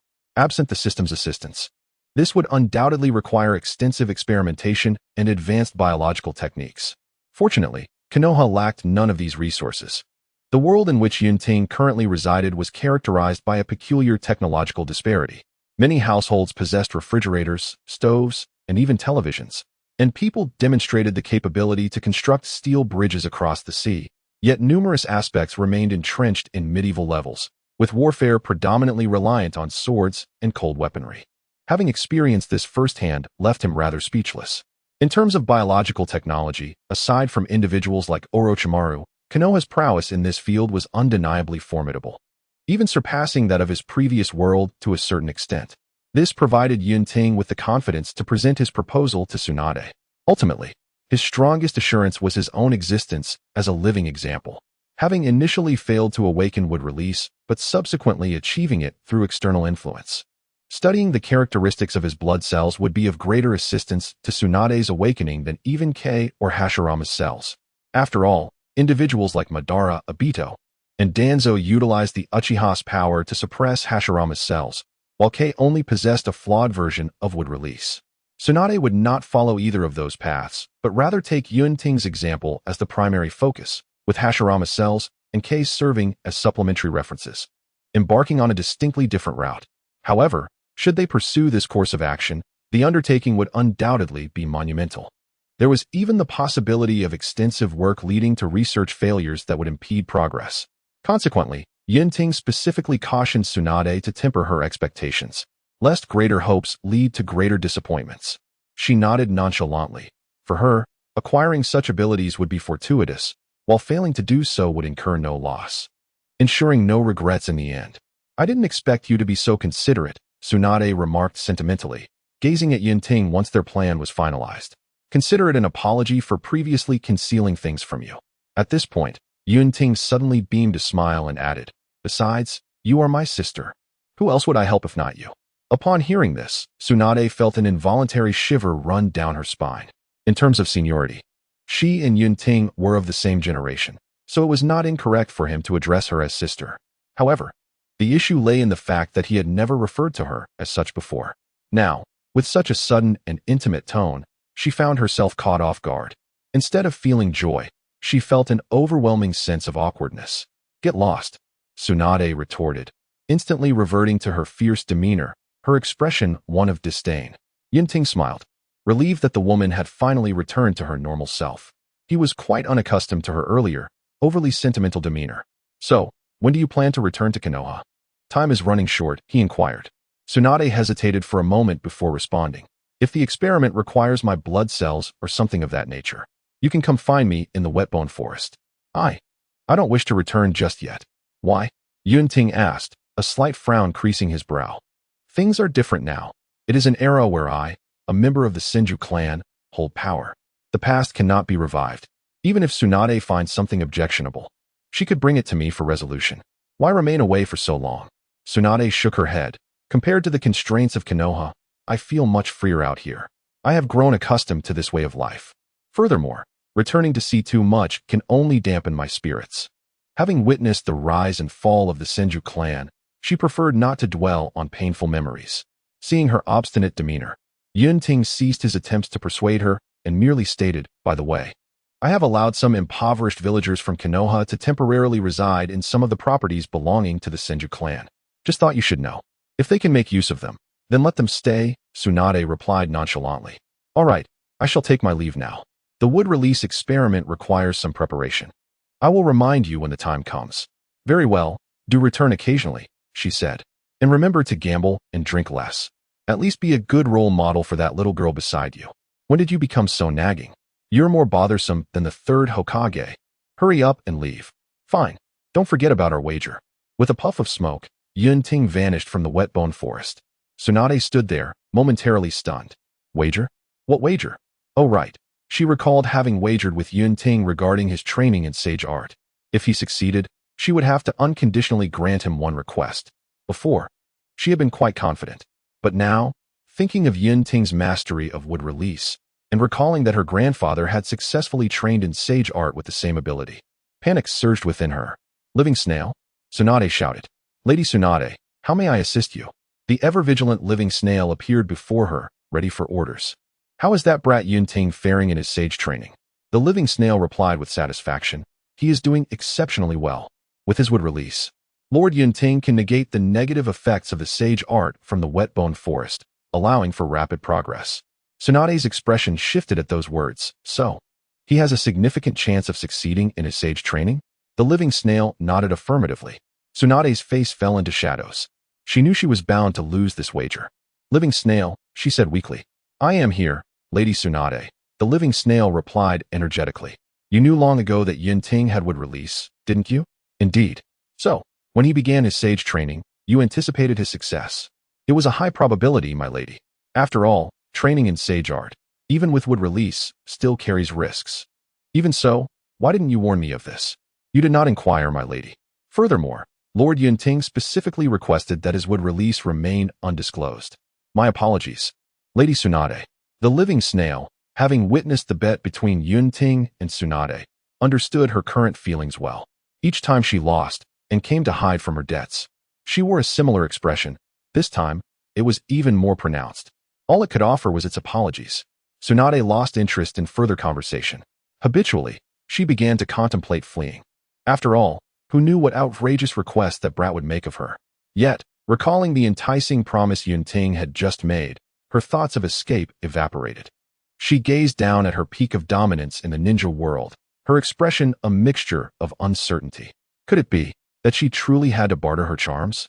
In the Hokage office of Konoha, having agreed to Tsunade's research on the awakening of wood release, Yunting wasted no time and quickly initiated the project upon his return. For any research experiment, aside from the specimens, the most crucial elements are undoubtedly the researchers and funding.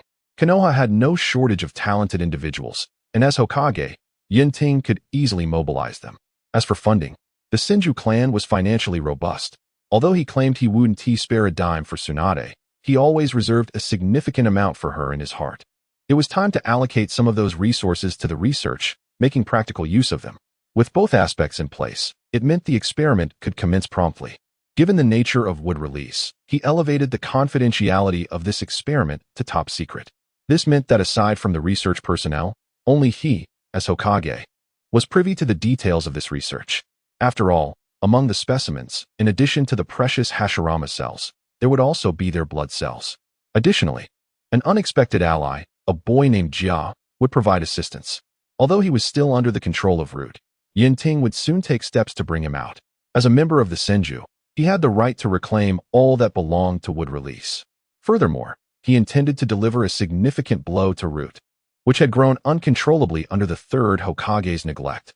He would not allow such an unregulated organization to continue its expansion. While he could not disband this vast underground organization without sufficient justification, imposing necessary restrictions and sanctions was imperative.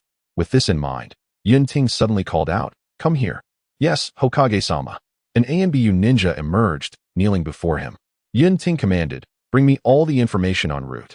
Understood. With that, the ANBU ninja promptly vanished again.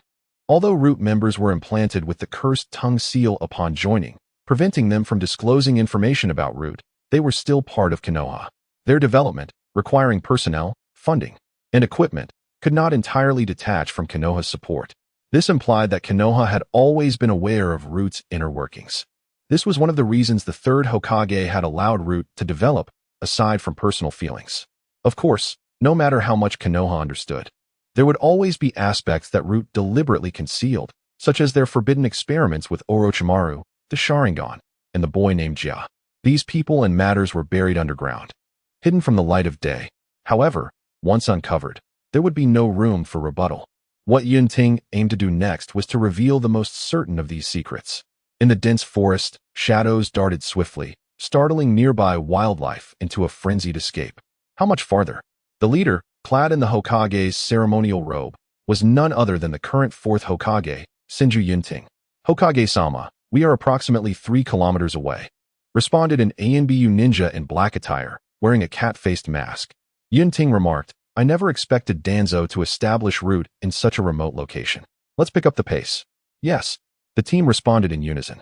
With that, the entire group quickened their pace. Yunting was decisive in his actions. Since he intended to bring Jia back while delivering a reprimand to Root, he organized personnel to personally head out after gathering the necessary information on Root.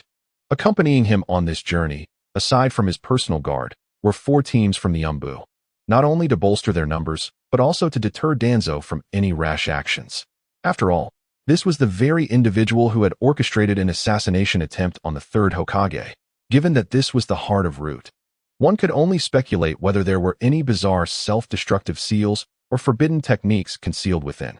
While he was undeniably strong, it was prudent to exercise caution. "Lord Hokage, we have arrived," announced one of the Umbu members after a brief interval, having scouted the Root headquarters. He then guided the group to a shaded area. At first glance, the surroundings seemed unremarkable, but soon, an Umbu ninja formed hand seals and dispelled an illusionary barrier, revealing a wrought iron door leading deep underground. "Enter," Yunting commanded, stepping forward to push open the door, with the others following closely behind. "Who goes there?" "Halt!" The voice of a guarding Root ninja echoed from within, accompanied by the sound of unsheathed weapons. However, upon hearing that the Hokage had arrived, especially once they laid eyes on his distinctive Hokage robes and Yunting's face, their hostile intentions were swiftly quelled. Despite their allegiance to Danzo and their vows of loyalty, they recognized their true identity as leaf ninjas and dared not act recklessly in the presence of the Hokage. Of course, this was contingent on whether Danzo had issued a command for aggression. Should such an order be given, it was likely that these brainwashed Root members would not hesitate to attack the Hokage, for they viewed Danzo as the true leader of Konoha. Yunting observed this tension with a wry smile. It was indeed ironic for a village leader to be treated with such hostility by his own people within his own home. If the leaders of the other great ninja villages were to hear of this, they would surely find it laughable. With a solemn expression, he continued to lead the Umbu deeper into the depths of the Root base. Before long, they arrived at a vast underground well. Standing on a suspended steel bridge that spanned the area was Danzo Shimura, leaning on his cane, surrounded by a throng of followers, waiting in silence. As Yunting strode forward, he gestured for the Umbu behind him to disperse and occupy advantageous positions. Thus, one side comprised of Umbu ninjas donned in animal masks, while the other was formed by the more elaborately masked Root ninjas, creating an atmosphere charged with tension. Amidst this stillness, Danzo, caught slightly off guard by Yunting's unexpected arrival, maintained his composure, stepped forward, and spoke in a low voice. "What brings the Fourth Hokage to the Root headquarters unannounced?" This was the first time Yunting, since assuming the role of Hokage, had faced the notorious figure shrouded in darkness. After glancing at Danzo's bandaged right eye and arm, he offered a faint smile, responding, "As Hokage, it is my duty to be informed about all matters concerning Konoha. Given that Root serves as a training institution for the Umbu, I trust my visit poses no issue. Furthermore, as a member of the Konoha Council, it is only proper for me to pay my respects to you, Elder Danzo." Danzo scrutinized Yunting deeply, replying, "You needn't concern yourself, Fourth Hokage. Root has indeed been quite busy of late, and I have been unable to extend a proper welcome. It is a pleasure to have you visit." "Not at all." Yunting smiled. "I have been cooped up in my office and found it rather dull. A change of scenery is quite refreshing." He then looked around, marveling. "The Root base is truly remarkable. It seems you have invested considerable effort in its establishment. If it is not too much trouble, I would appreciate a tour." so I might share the experience with the Umbu upon my return. Since you have expressed such interest, I would be more than happy to oblige, Danzo conceded, fully aware that Yunting had no intention of being dismissed after a brief exchange. Although he was uncertain of Yunting's true motives, he had already taken measures to remove anything inappropriate from the premises, and thus he felt little fear of what the Hokage might uncover. In the ensuing moments, Danzo, leaning on his cane, assumed the role of a tour guide, leading Yunting through the various sections of the headquarters. As he had claimed, the Root ninjas were meticulous in erasing any traces of wrongdoing, and indeed, Yunting found nothing amiss during his exploration. Yet, his focus was never on the illicit experiments or materials. Rather, it was the living beings that piqued his interest. Danzo may have relocated the experiments, but he kept close watch over a particular boy named Jia, who had unexpectedly acquired wood release. Although Jia could not wield its full potential, he possessed the potential to become an exceptional jonin with proper cultivation. For Danzo, who had suffered significant losses within the Rain Country, nurturing such talent was paramount. Thus, while Yunting appeared to be surveying the base, he was, in reality, observing the members of Root. Jia, although merely a child of 10, stood out among the ninjas in his Root uniform and mask, his slender frame and stature unmistakable. Despite his incomplete wood release, he still exuded a faint aura of life, a quality that only someone with authentic wood release like Yunting could perceive. After a while, Yunting finally spotted Jia stationed at a corner, vigilant and ready. He halted, and Danzo noticed the boy as well, but paid him little mind, knowing that apart from himself, very few were aware of Jia's abilities. The Hokage, of course, could not be privy to such information. Yet, what Yunting said next sent a jolt of anxiety through Danzo. Elder Danzo, I have come across some information that suggests Orochimaru previously collaborated with Root on forbidden experiments. Is there any truth to this? Yunting inquired, halting in his tracks. Danzo, maintaining his composure, swiftly denied it. That is utter nonsense. As you have seen, the Root base has no foundation for conducting any experiments. Yunting, with a hint of a smirk, countered, oh, what if the source of this information were Orochimaru himself? He did share quite a few words with me before his demise. At the mention of Orochimaru, Danzo's expression flickered momentarily, betraying a hint of unease. A rogue ninja's words are inconsequential. Surely, the Fourth Hokage would not take stock in such provocations, he asserted, striking his cane against the ground with a heavy thud, his demeanor grave. Though he spoke with authority, a sliver of doubt crept into his mind. Could it be that Orochimaru had indeed divulged something prior to his end? This was contrary to the rogue's character. Danzo could not fathom that Orochimaru would express regret at the end of his life, for he, like Danzo, was a man steadfast in his beliefs and impervious to external influences. What benefit would revealing Root's secrets bring him? If anything, Orochimaru would likely remain silent to ensure the ongoing conflict between himself and the Hokage, for only through such discord could his plans come to fruition. With that thought, Danzo regained his composure, dismissing Yunting's inquiry as a mere ruse. Furthermore, even if there were some truth to it, as he had just stated, without concrete evidence, the words of a rogue ninja, especially one who was already deceased, held no weight. But wait, there was indeed a piece of evidence. Danzo's gaze sharpened suddenly as he inadvertently noticed Jia standing nearby, on alert. As Yunting lingered here and uttered those words, the astute Tuanzang immediately sensed something amiss. Tuanzang's reaction was decisive. Regardless of whether Yunting had truly discerned the issue, he felt compelled to subtly alert Jia. However, Yunting, having been prepared long before Tuanzang, would not allow the latter to succeed. With a swift motion, he positioned himself in front of Tuanzang, obstructing the line of sight between the two. Then, extending his hand towards Tuanzang's shoulder as if they were old friends, he glanced at Jia in the distance and executed the jutsu he had long since prepared. Illusion technique, darkness walking technique. In an instant, an unsuspecting Jia felt a profound darkness envelop him. Though his eyes were open, he could see not a glimmer of light, only an abyss of shadows. Meanwhile, before Tuanzang could react, Yunting's hand pressed firmly on his shoulder. So swift was his movement that Tuanzang dared not stir, merely watching helplessly as Jia flailed about like a headless fly, alarmed and cautious. Subsequently, as Yunting hurled several shuriken towards him, the blind Jia instinctively executed the most appropriate response for a ninja under the circumstances: would release, would pillar wall. A series of wooden pillars erupted from the ground, bending swiftly to form an archway of protection before him. Soon, the sound of shuriken striking the wooden pillars resonated clearly. Yunting released his grip on Tuanzong and dispelled the darkness walking technique. As Jia, bewildered, turned his gaze towards him, Yunting sighed and remarked, "Would release." "Elder Tuanzong, what do you have to say?" Tuanzong fell silent, not only due to Jia's exposure, but also because Yunting's earlier actions instilled a deep sense of trepidation within him. He suddenly realized that if Yunting truly wished to eliminate him, his chances of resistance were slim indeed. This prompted him to adopt a more cautious and vigilant demeanor in facing the ensuing troubles. Tuanzong hesitated to speak. Yet, this did not deter Yunting from continuing. Observing the root ninjas converging around them due to the earlier commotion, he unabashedly pressed on. Orochimaru once confided in me that he had collaborated with Root on forbidden experiments involving wood release, and that one child had inexplicably survived and inherited this power. Initially, I was skeptical, but it seems he was indeed truthful. This boy before us, who wields wood release, is named Jia, correct? Since Orochimaru is no longer a concern, I can easily attribute all that I know to him. Upon hearing Jia's name from Yunting's lips, Tuanzang's composure finally faltered. The existence of Jia's wood release abilities, along with his name, should have been known only to a select few high-ranking members of Root. Yet these individuals had been sealed with the tongue curse seal, ensuring their silence. The only exception was Orochimaru. Now, the fact that Yunting could pinpoint this individual and name him indicated he possessed detailed intelligence.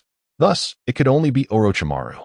Even now, Tuanzong could not fathom why Orochimaru would betray him to his detriment. However, there was no time for further contemplation. He had to defend himself. The Fourth Hokage must not take the word of the traitor Orochimaru at face value. His intent is merely to sow discord between Root and Konoha. Regarding the wood release experiments, they were conducted by Orochimaru in secret, and I discovered them in time to prevent further escalation. As for Jia, I took him from his environment to prevent him from coveting powers he should not possess. Such blatant distortion of truth was appalling. Yunting smirked slightly, unwilling to dwell further on the matter. After all, the testimony of a deceased traitor could hardly harm the elders of Konoha. Thus, he pointedly asked, "If that is the case, why not hand Jia over to Konoha? You should be well aware of the significance of wood release within the village, Elder Tuanzong. This child possesses immense potential as a ninja. As a tool, under my guidance, he could receive the most comprehensive training and become a member of Root, without a true name, without emotions, devoid of a past or future. Only in this way can he unleash his full potential and become a sharp blade for Konoha, eliminating all enemies." While Tuanzong spoke with apparent sincerity, his underlying motives were equally evident. Yunting was unreserved in his counter. At the same time, he would also serve as your weapon, Elder Tuanzong. The secrets of wood release are paramount to Konoha. There can be no personal concealment. Elder Tuanzong, you have overstepped your bounds. Tuanzong fell silent. As the Fourth Hokage and a member of the Senju clan, Yunting declared, from this moment onward, Jia shall be relieved of his duties as a Root ninja and placed under the direct management of the Hokage. Elder Tuanzong, your failure to report this will result in a year of house arrest. Do you have any objections? Tuanzang's gaze shifted. After Jia's exposure, he understood that he could no longer protect him. The punishment he faced was not beyond his expectations. Ultimately, having lost in this sudden confrontation, he resigned himself to defeat and calmly replied, "I have no objections." "Very well then. I ask you to lift Jia's tongue curse seal." Yunting gestured for Jia to approach. The bewildered Jia complied without question. He watched as Tuanzong lifted the seal from him, though he could not yet comprehend what breaking free from the tongue curse seal entailed. Upon hearing Tuanzong explain that he was leaving Root to follow the Fourth Hokage, Jia instinctively obeyed the order to remove his mask and stood beside Yunting. This matter seemed to reach a conclusion. Just as Yunting was about to depart with his entourage, he suddenly recalled something and turned back to Tuanzong. By the way, Orochimaru was once a member of Root. Regardless of whether he truly did not collaborate on forbidden experiments, Root must share in the responsibility for oversight. Recently, many clan leaders have complained to me about Root recruiting too many of their clansmen. Therefore, as a punishment for Root's negligence, let us revoke the authority to directly recruit members. Yunting's words were delivered lightly, yet upon hearing them, Tuanzang's previously dormant anger ignited. Fourth Hokage. Root has served as Konoha's dark sword, making tremendous contributions while enduring significant casualties. If we cannot promptly replenish our losses, how can we ensure Konoha's interests? How can we maintain its safety? Yunting's maneuver undoubtedly severed Root's reserves, inciting Tuanzang's ire. He continued, perhaps the Fourth Hokage is unaware. But Orochimaru was actually sent to Root as a spy for the Third Hokage and never even placed the tongue curse seal on himself. If blame is to be assigned, it should be directed at the Third Hokage. Furthermore, the ninja clans of Konoha are already robust. If Root does not periodically draw upon its elite forces, it risks growing unwieldy and potentially threatening the authority of the Hokage. You must think this through, Fourth Hokage. To this, Yunting remained resolute. Regardless of the reasons, Orochimaru, as a member of Root, renders the organization accountable. Elder Tuanzang, we both know certain truths. If I truly wish to investigate further, even the most deeply concealed secrets would eventually be revealed. For the sake of unity within Konoha, it would be best for you to accept this outcome. Additionally, I am not suggesting that Root cannot recruit personnel. It merely requires prior notification. Once reported, the recruitment can be handled by the Umbu, thus addressing your concerns about the ninja clans. Gaining true control over Root, a force that has long existed outside of power, cannot be achieved overnight. As demonstrated in the original narrative, the Third Hokage once dissolved Root, yet it continued to operate in secrecy under Tuanzang's control, ultimately proving to be a futile endeavor. In the present day, Yunting of the Senju family effectively tightens the reins, akin to the meticulous personnel reporting of the Root organization, which strengthens the control of the dark side. Danzo is acutely aware of this reality. However, Root has made its mistakes, and the authority of the Hokage is now within reach. Senju Yunting is not Sarutobi Hiruzen. Faced with the lawful reprimands from the latter, even Danzo, despite his reluctance, must grudgingly acquiesce. Just as during the decades of collaboration with Hiruzen, the latter did not hesitate to suppress Root when necessary. Yet, what does it matter? As a shadow of the ninja world, he has never lacked the patience to wait. The current situation is no different. Gazing at Yunting's departing figure, Danzo, forced to compromise, finds it difficult to suppress his anger and frustration, despite repeatedly reminding himself of the necessity. After all, when dealing with his old comrade Sarutobi Hiruzen, he could willingly accept defeat. But now, Yunting is merely a junior, whose contributions to Konoha pale in comparison to his own. Yet, due to his ascension to Hokage, he exerts such dominance before him. How can he reconcile with this? At this moment, Danzo's obsession with the Hokage position is unprecedentedly profound. Having departed from Root and returned to the sunlight, Yunting reflects on his journey with the companion named Kei. He considers this endeavor a resounding success. Overthrowing Danzo is not an undertaking that can be accomplished overnight, especially given the entrenched old factions within Konoha. Although he wields power, his reign is still nascent, and his foundations are not yet solid. Without sufficient evidence, as Hokage, Yunting cannot act recklessly but must proceed methodically according to established protocols. Undoubtedly, he has completed the first step. At that moment, Kei, appearing somewhat bewildered, inquires, "What should I do next?" Yunting affectionately pats his head and replies, "Next, let us embrace a new chapter in life. Furthermore, Kiss merely a code name. From now on, you shall be known as Yamato." In Konoha village, at the Sarutobi clan's residence, the former Third Hokage, now a homebound elder, Sarutobi Hiruzen has spent his days in quietude since relinquishing power, indulging in smoking, reading, and writing. Today should have unfolded like any other, but unexpectedly, a visitor arrives. "I say, old man, seeing you so leisurely, it seems retirement suits you far better than anticipated." The uninvited guest is none other than Jiraiya, who barges in without ceremony. Hiruzen, unfazed, shakes his pipe and asks, "You've returned? Did you see Orochimaru one last time?" He understands that his emotionally attached disciple would hasten back upon hearing news of Orochimaru. Jiraiya nods, his demeanor markedly calmer than it once was. The relationship between him and Orochimaru is undeniably complex. However, with the latter's demise, all grievances dissipate. The two tacitly agree to avoid further discussion on the matter. Jiraiya takes a seat cross-legged before Hiruzen, assesses his mentor's expression, and resumes the earlier topic with a teasing remark, "Old man, your complexion is much improved." It seems shedding the burdens of Hokage was indeed a wise choice. Though Yunting is young, he is undeniably a competent Hokage. I have no cause for concern.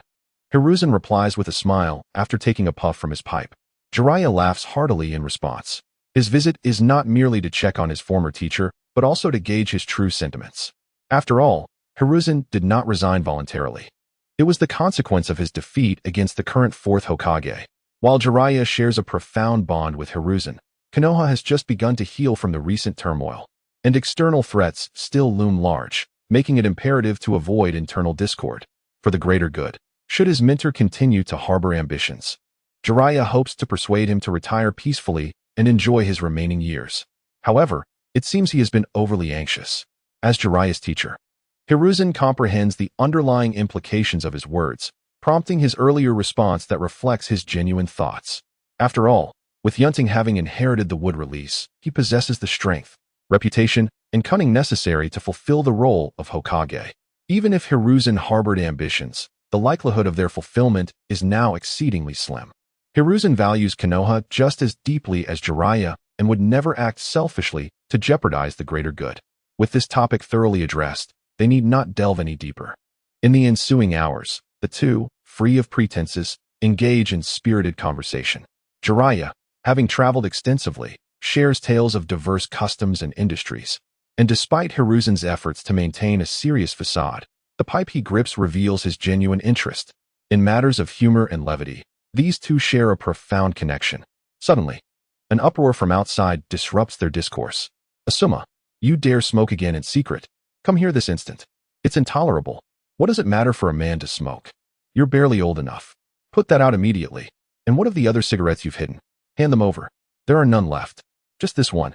Do you think I'll believe you? A cacophony ensues outside, culminating in Asuma, caught red-handed, bellowing in distress as he storms out of the house. Outside, with the anger still simmering, his companion, P.P. Lake, turns her ire toward the house, scolding, Sarutobi Hiruzen. Look at the example you set. Cough. P.P. Lake. We have guests. Jiraiya is here. Hiruzen retorts, instinctively extinguishing his pipe. Humph. You two continue your conversation. I expect Jiraiya to stay for dinner. He never seems to enter through the front door. P.P. Lake refrains from further protest, granting Hiruzen some leeway. Inside, after relighting his pipe, Hiruzen exhales deeply and remarks to Jiraiya, you see, this retirement life is not as idyllic as one might imagine. Jiraiya chuckles awkwardly. Asuma is growing up. A bit of rebellion is perfectly normal. If it were merely a touch of rebellion, that would be one thing. But Asuma, Hiruzen shakes his head, choosing not to elaborate. Every family has its tribulations, and Jiraiya understands the sentiment. After enjoying a sumptuous feast prepared by P.P. Lake, as Jiraiya prepares to leave, Hiruzen inquires, when do you plan to depart? He knows his disciple is restless and does not intend to detain him, especially since there is no need for him to take on the mantle of Hokage now. I shall leave after visiting Minato and Kushina. I hear she's expecting. I must see my future grandchild. I imagine he will become a great ninja like his parents, Jiraiya replies. Hiruzen shares in the anticipation for the child of Minato and Kushina. Well then, old man, I shall take my leave. Jiraiya waves goodbye, disappearing into the twilight. Hiruzen watches his departing figure, remaining still for a long while. Across from the residence of Minato and Kushina, in a concealed observation point. With silver hair atop his head and a mask concealing the lower half of his face, Kakashi Hatake fixated his gaze on the residence across the way. Within dwelled not only the target of his long-standing mission, but also his beloved mentor's wife. It seems that Kushina has prepared an unusually large quantity of food today. Is she expecting guests? Through the small kitchen window, Kakashi observed the radiant red-haired Kushina, her demeanor imbued with warmth as she hummed a cheerful tune while cooking. It appears that this individual holds a significant place in her heart, he mused, jotting down his thoughts. As he resumed his observation, Kakashi's attention shifted to the slight bulge of Kushina's abdomen, witnessing the genesis of a new life, especially for one ensnared in the frigid clutches of despair, stirred within him an ineffable sense of emotion.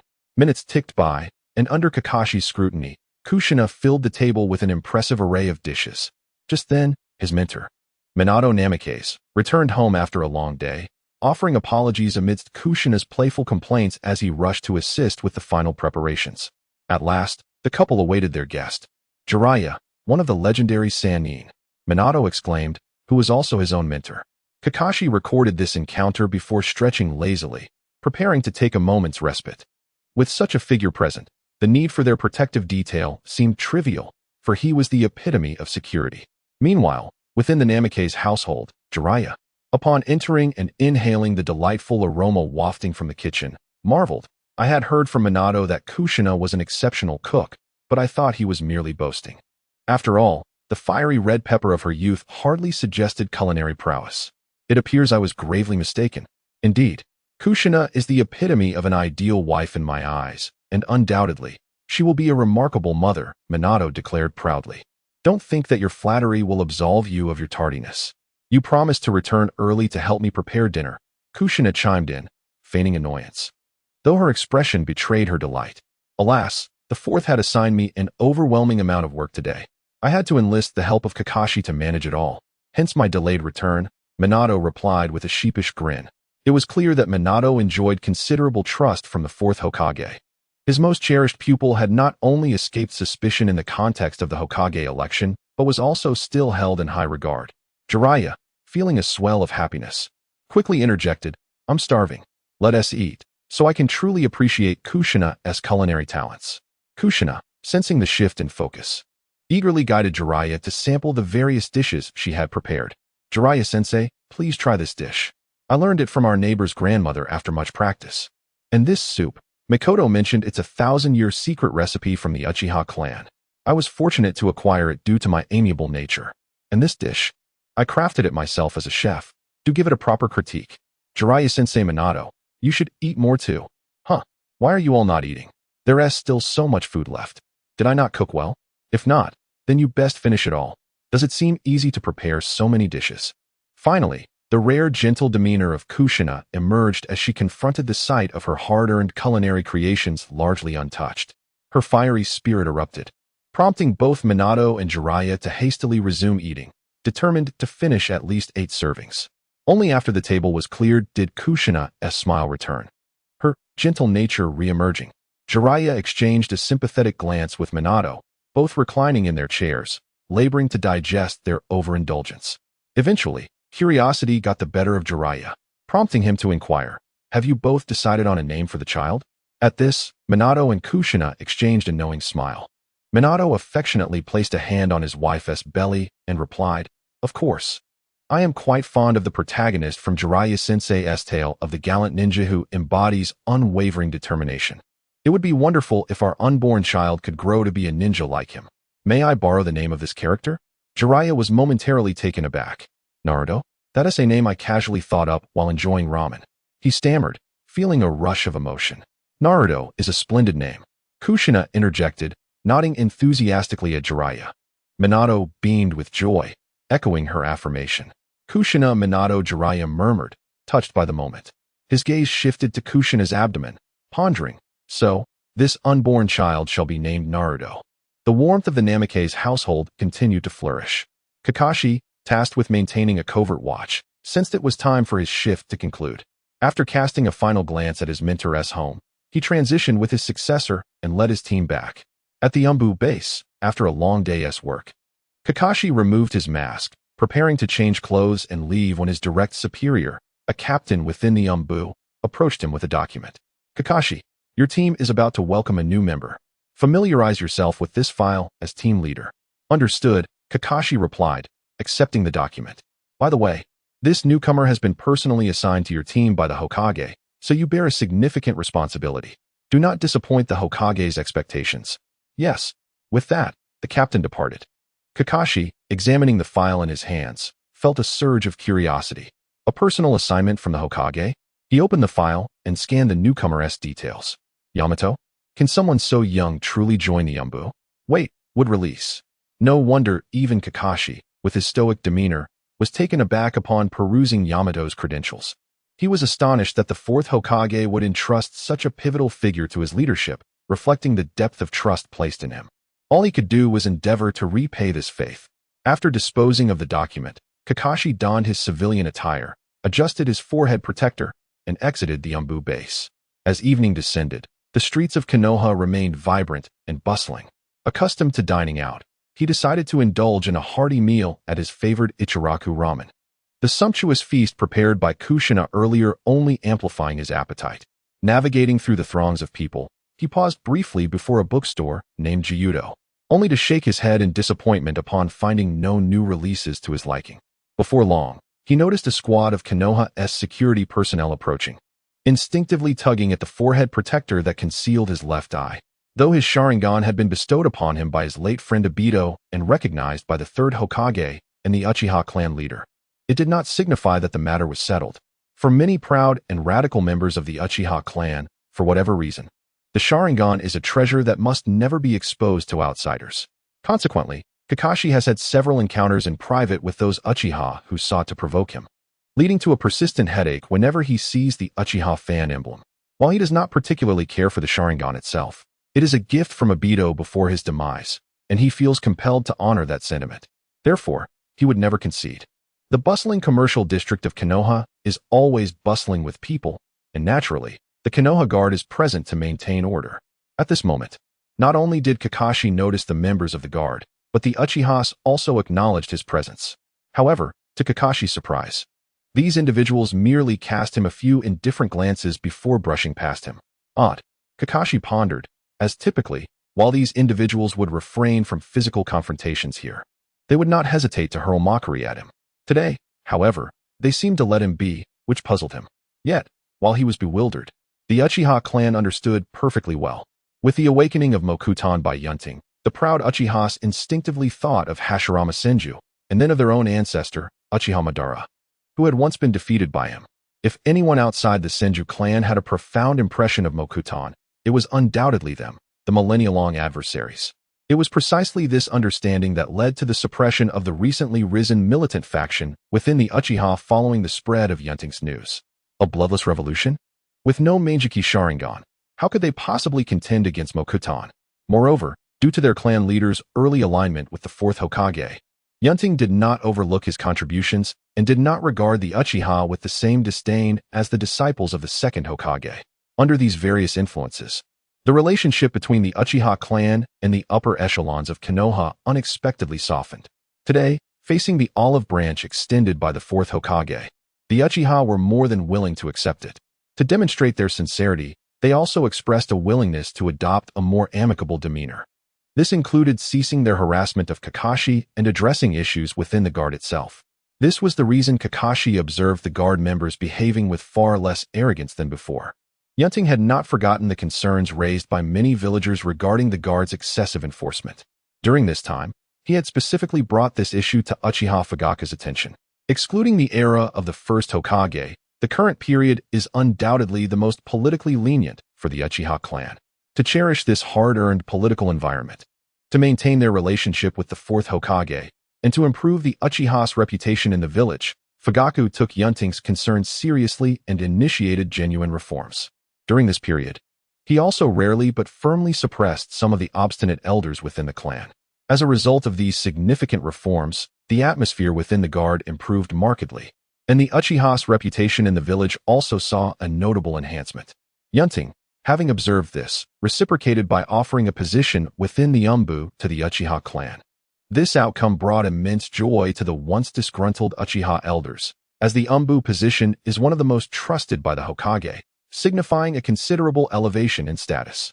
For the Uchiha, who previously had no Umbu members, this was indeed a significant leap forward. Thus, in recent times, the Uchiha's higher-ups have held numerous heated meetings at the South Shrine, almost to the point of dismantling the shrine, all in pursuit of that coveted Umbu position. Perhaps outsiders find it hard to understand why the esteemed Uchiha clan would place such importance on a single Umbu position. A simple analogy suffices to explain. The Land of Water, despite being an economic giant, has always been politically dwarfed, thus pursuing the latter with fervor. Similarly, the Uchiha clan can be described as a military giant, yet a political dwarf. Even if the door to elevation is only slightly ajar, they would unhesitatingly seize the opportunity. Therefore, if the guard requires reform, it shall be thoroughly reformed. Returning to the present, seeing that the Uchiha did not cause him any trouble, Kakashi continued on his way. Passing by a dango shop with an enticing aroma, Kakashi found himself torn between abandoning Ichiraku ramen for this place. Just then, his peripheral vision caught sight of the familiar Uchiha fan emblem again. Truly, as Kakashi was about to voice his exasperation, he fully spotted a pair of Uchiha children. "Itachi, try this three-colored dango. It's delicious," exclaimed a little Uchiha girl named Izumi, offering the dango in her hand to a young boy. Uchiha Itachi felt a sense of helplessness. At this moment, he should have been practicing shuriken techniques. But he inadvertently rescued the bullied girl before her gratitude compelled him to accompany her to the shop. Seeing Izumi's determined expression, Itachi reluctantly accepted the dango, took a hesitant bite, and was about to feign a compliment when suddenly, his eyes lit up. "This is truly delicious," Itachi sincerely praised, devouring the entire three-colored dango. I'm sorry. I didn't save any for you," he said, blushing as he looked at the empty skewer in his hand. To this, Izumi did not feel upset. Instead, she beamed. "It's okay. We can always buy more. Let us go get some more dango." Drawn by the allure of food, Itachi hesitated for a moment before nodding, less mature than usual. Observing the two Uchiha children happily dashing toward the dango shop, Kakashi stroked his chin, contemplating. Why not indulge in a bit of that three-colored dango? Kakashi, equally enticed, followed suit. However, he was soon met with disappointment. The shopkeeper informed him that the few remaining skewers of dango had just been purchased by the two children who had entered moments before. Logically, the shop should have had plenty of stock at this hour, but today, a voracious eater had come along. The shopkeeper pointed to a corner where a little girl was ravenously devouring skewers of dango, clearly having consumed all that was available. Truly, one must not judge by appearances. Kakashi mused, but then realized the girl seemed somewhat familiar. Reflecting for a moment, he quickly recognized her. Isn't she from the Mitakahara family? If I recall correctly, she was recently taken in as a disciple by Orochimaru. With this realization, Kakashi understood why she was indulging so excessively. Not wishing to interrupt, he left the dango shop with a tinge of regret. However, after walking a short distance, a strong arm suddenly wrapped around his shoulder, and a familiar voice rang in his ear. "Hey, Kakashi. Long time no see. How about a long-awaited duel? Guy, when did you return? I heard you've been out on missions lately," Kakashi replied lazily without turning around. The newcomer was none other than Might Guy, clad in his ever-reliable green jumpsuit. A hint of embarrassment flashed across his face at Kakashi's inquiry, but he quickly reaffirmed his resolve, stating, "Youth does not permit cowardly evasion, and passion forbids failing to act. Hence, I have returned to prove that my youth is forever without regret." Kakashi found himself perplexed by Guy's words, yet he was too indifferent to seek clarity. However, he was acutely aware that he must acquiesce to the challenge presented, for otherwise, this relentless individual would undoubtedly pursue him without relent. Thus, let the race of speed commence. The destination shall be Ichiraku Ramen. Now let us begin. Haha, let my youth blossom. The day culminated in this exhilarating sprint the following morning. As Kakashi stifled a yawn while preparing to report to the Umbu, Yunting had already arrived at the office, ready to embark on a new day of Hokage duties. "Yamato, from now on, you shall serve in the Umbu. I have arranged for you to have an excellent mentor. Remember to learn diligently from him." In front of Yunting, Yamato, who had previously been known as Kia, now donned the attire of the Umbu, respectfully replied, "Understood, Lord Hokage." "Then off you go." Yunting waved him off. For Yamato, after being taken from the roots, Yunting had never regarded him merely as a subject for experimentation. Although a member of the roots, he had not been thoroughly brainwashed into a cold-blooded tool of slaughter. Rather, he had maintained an admirable kindness within. Coupled with his considerable potential, he could eventually rise to the level of an elite jonin, contributing significantly to Konoha. After extracting a sample of blood cells necessary for research, Yunting guided him along the original trajectory into Umbu training, entrusting Kakashi with his leadership. While the two had yet to intersect in their paths, it was likely that fate would ignite a spark between them. Once Yamato departed, only Yunting and Shiranui Ritsuko remained in the office. After signing a document, Yunting passed it to Ritsuko, instructing, "Deliver this to the head of the Wood Release Laboratory." The document contained the authorization for the allocation of Senju clan funds to the Wood Release Laboratory, with the acquisition of Hashirama's cells, Tsunade's blood, and Yamato's blood cells. The laboratory was now well equipped with experimental materials, and it was high time to formally invest in research. As Yunting's trusted aide, Ritsuko was acutely aware of the high confidentiality surrounding the Wood Release research. She nodded solemnly, securing the document before striding out of the office in her high heels. Subsequently, Nara Shikaku and Namikaze Minato, as always, arrived punctually at the office, exchanging greetings before collecting the bulk of the day's work files. Observing the few remaining documents on his desk, Yunting nodded in satisfaction, relishing the ample time he had to indulge in leisure. This was the essence of a true leader. However, today was unlike any other, as several new matters awaited Yunting's attention.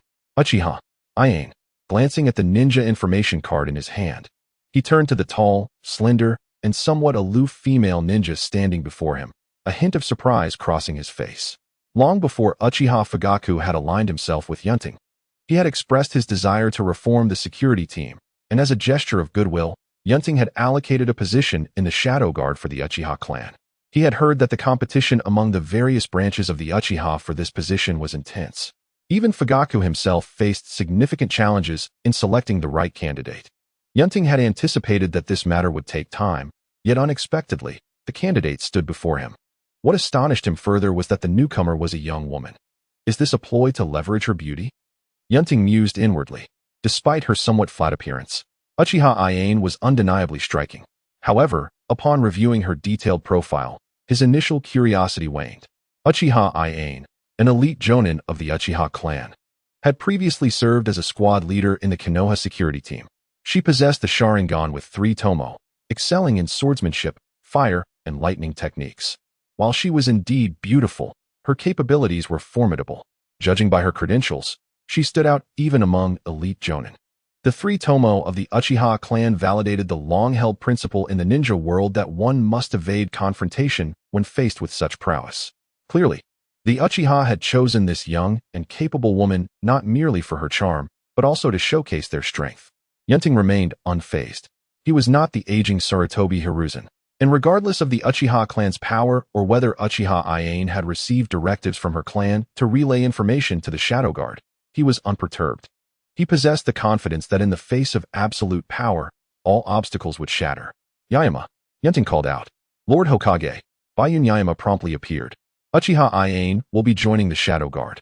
As her captain, you should set aside your tasks for today and take the time to instruct her on her responsibilities. Yunting commanded. Iane, you have one day to familiarize yourself with the operations of the Shadow Guard. Off you go. Yes. Yaima nodded. Understood, Iane replied with a calm demeanor. The two departed. As Yunting observed the retreating figure of the new Uchiha woman joining his close-knit team, a glimmer of amusement danced in his eyes. Whether Uchiha Iane would transmit information on behalf of her clan could be inferred from the expectations placed on Itachi upon his future induction into the Umbu. If there were any concerns in Yunting's mind, they were non-existent. Otherwise, he would not have relinquished a position to the Uchiha.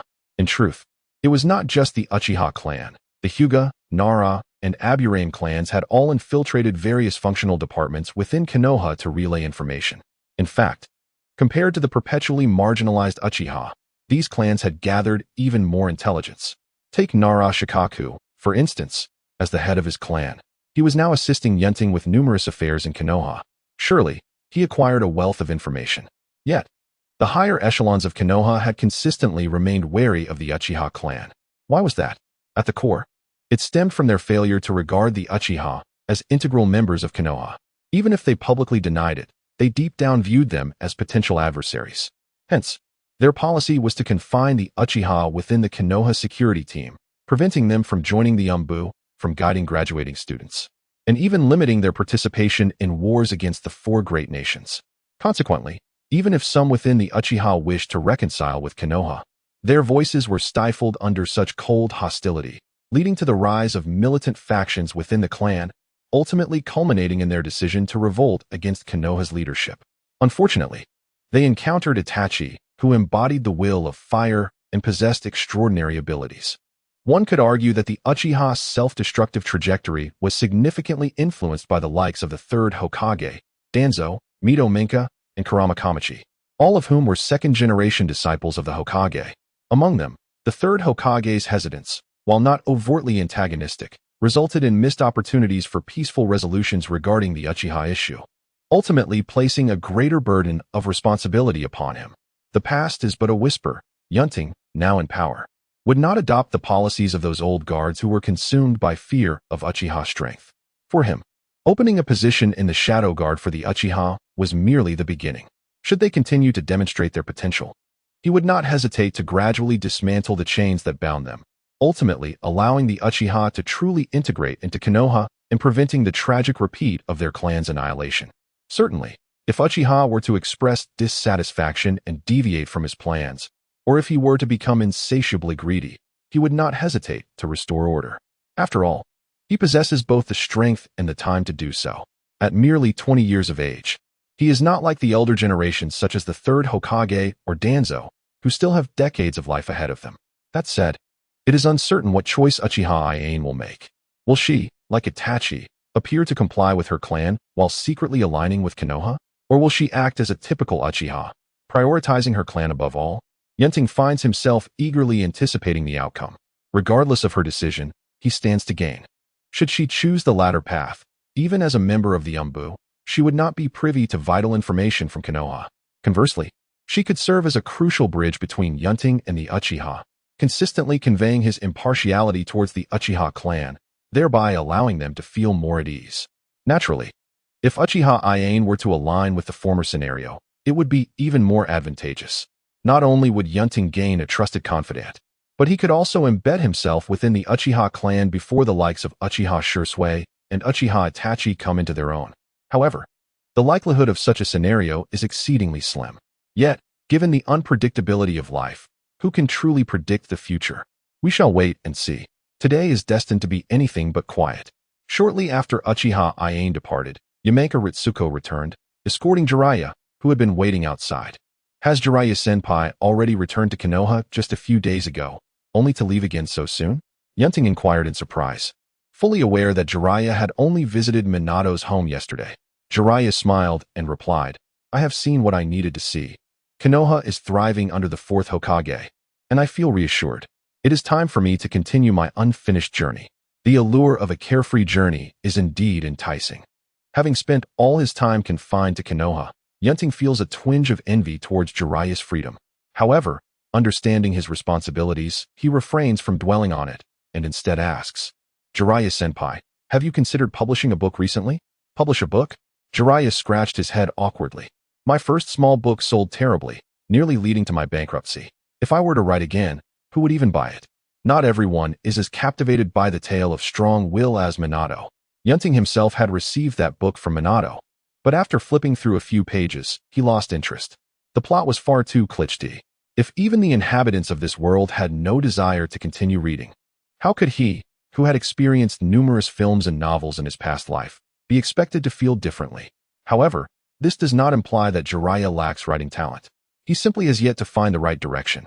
Jiraiya-senpai, perhaps a change in genre might lead to a bestseller, Yunting suggested subtly. A change in genre? Jiraiya pondered, stroking his chin. Indeed, you are right. Jiraiya-senpai, you should explore a genre that you excel in, Yunting encouraged, gesturing towards Ritsuko's long, elegant legs. Jiraiya complied, and as Ritsuko's gaze intensified, his eyes sparkled with newfound inspiration. Suddenly, it was as if a lightning bolt had struck his mind, opening the door to a new world. And a torrent of creativity surged forth. Watching Jiraiya leave with palpable excitement, Yunting felt a surge of anticipation. With his prompt, Jiraiya, the master, would likely embark on his creative journey much sooner. Perhaps it would not be long before the widely acclaimed Ica Paradise, which would sweep through the ninja world upon its release, comes into being. Yunting eagerly awaited this, having already exhausted the novels he purchased with his transformation technique, yearning for fresh, intellectual nourishment. Thus, he silently cheered for the master, Jiraiya. Ritsuko? Ritsuko? Ritsuko? That night, at the Senju clan's residence, Yunting called out several times before Ritsuko approached with a frosty expression, deliberately stopping 3 meters away and waiting for instructions in a businesslike manner. Yunting sighed, feeling somewhat helpless. This all stemmed from Jiraiya's departure a few days prior. In a rare turn as a life mentor, he had pointed Jiraiya in a new direction, choosing the only long-legged woman in the room as his target. While the outcome was achieved, Ritsuko had noticed their subtle actions. Jiraiya had fled before her ire could ignite, leaving Yunting to face the repercussions alone. During this period, Ritsuko had not been particularly amiable towards him, even changing her usual form-fitting skirt and black stockings for more ordinary trousers. This change elicited a sigh from Yunting. Fortunately, his secretary maintained a clear distinction between work and personal matters, Though she remained unyielding in her demeanor, she still fulfilled her duties diligently. As the personal secretary to the Hokage, even after working hours, she was required to accompany him home, ever ready for assignments. Though Yunting's home may not be as centrally located as Tsunade's, which had been inherited from her grandfather, it occupies a prime position within the clan, boasting a spacious layout. The architecture is imbued with an ancient charm, complete with rockeries, flowing water, and pavilions, an early achievement of his life goals. Such a vast estate could not be maintained by Yunting alone. Prior to Ritsuko's arrival, he had employed a number of servants to care for his needs and maintain the household. Even with Ritsuko's presence, her own accommodations were not lacking. In many ways, Yunting had become a considerable success since his arrival in this world. Why stand so far away? Come and sit, Yunting beckoned, patting the chair beside him. Unlike some stubborn individuals, he preferred his home to be as comfortable as possible. Previously, his residence had adhered to a classic Japanese style, but after his renovations, the interior now leaned towards a modern aesthetic while retaining its exterior charm. Traditional tatami mats were no longer present. Ritsuko hesitated briefly but ultimately took a seat beside Yunting. Observing this, his eyes brightened. It seemed the cold war between them was finally thawing. Unfortunately, she could not revert to her secretary attire just yet, as they were soon to embark on a journey.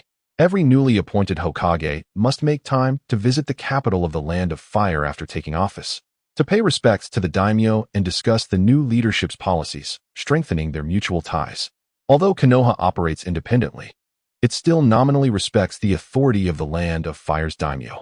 Previous Hokages, including the first, second, and third, have all made such visits, and now Yunting, as the fourth, is no exception. In truth, he has delayed this visit until now. However, given the circumstances in Konoha, it was only once he had secured power and stabilized the village that he found the time to pay his respects.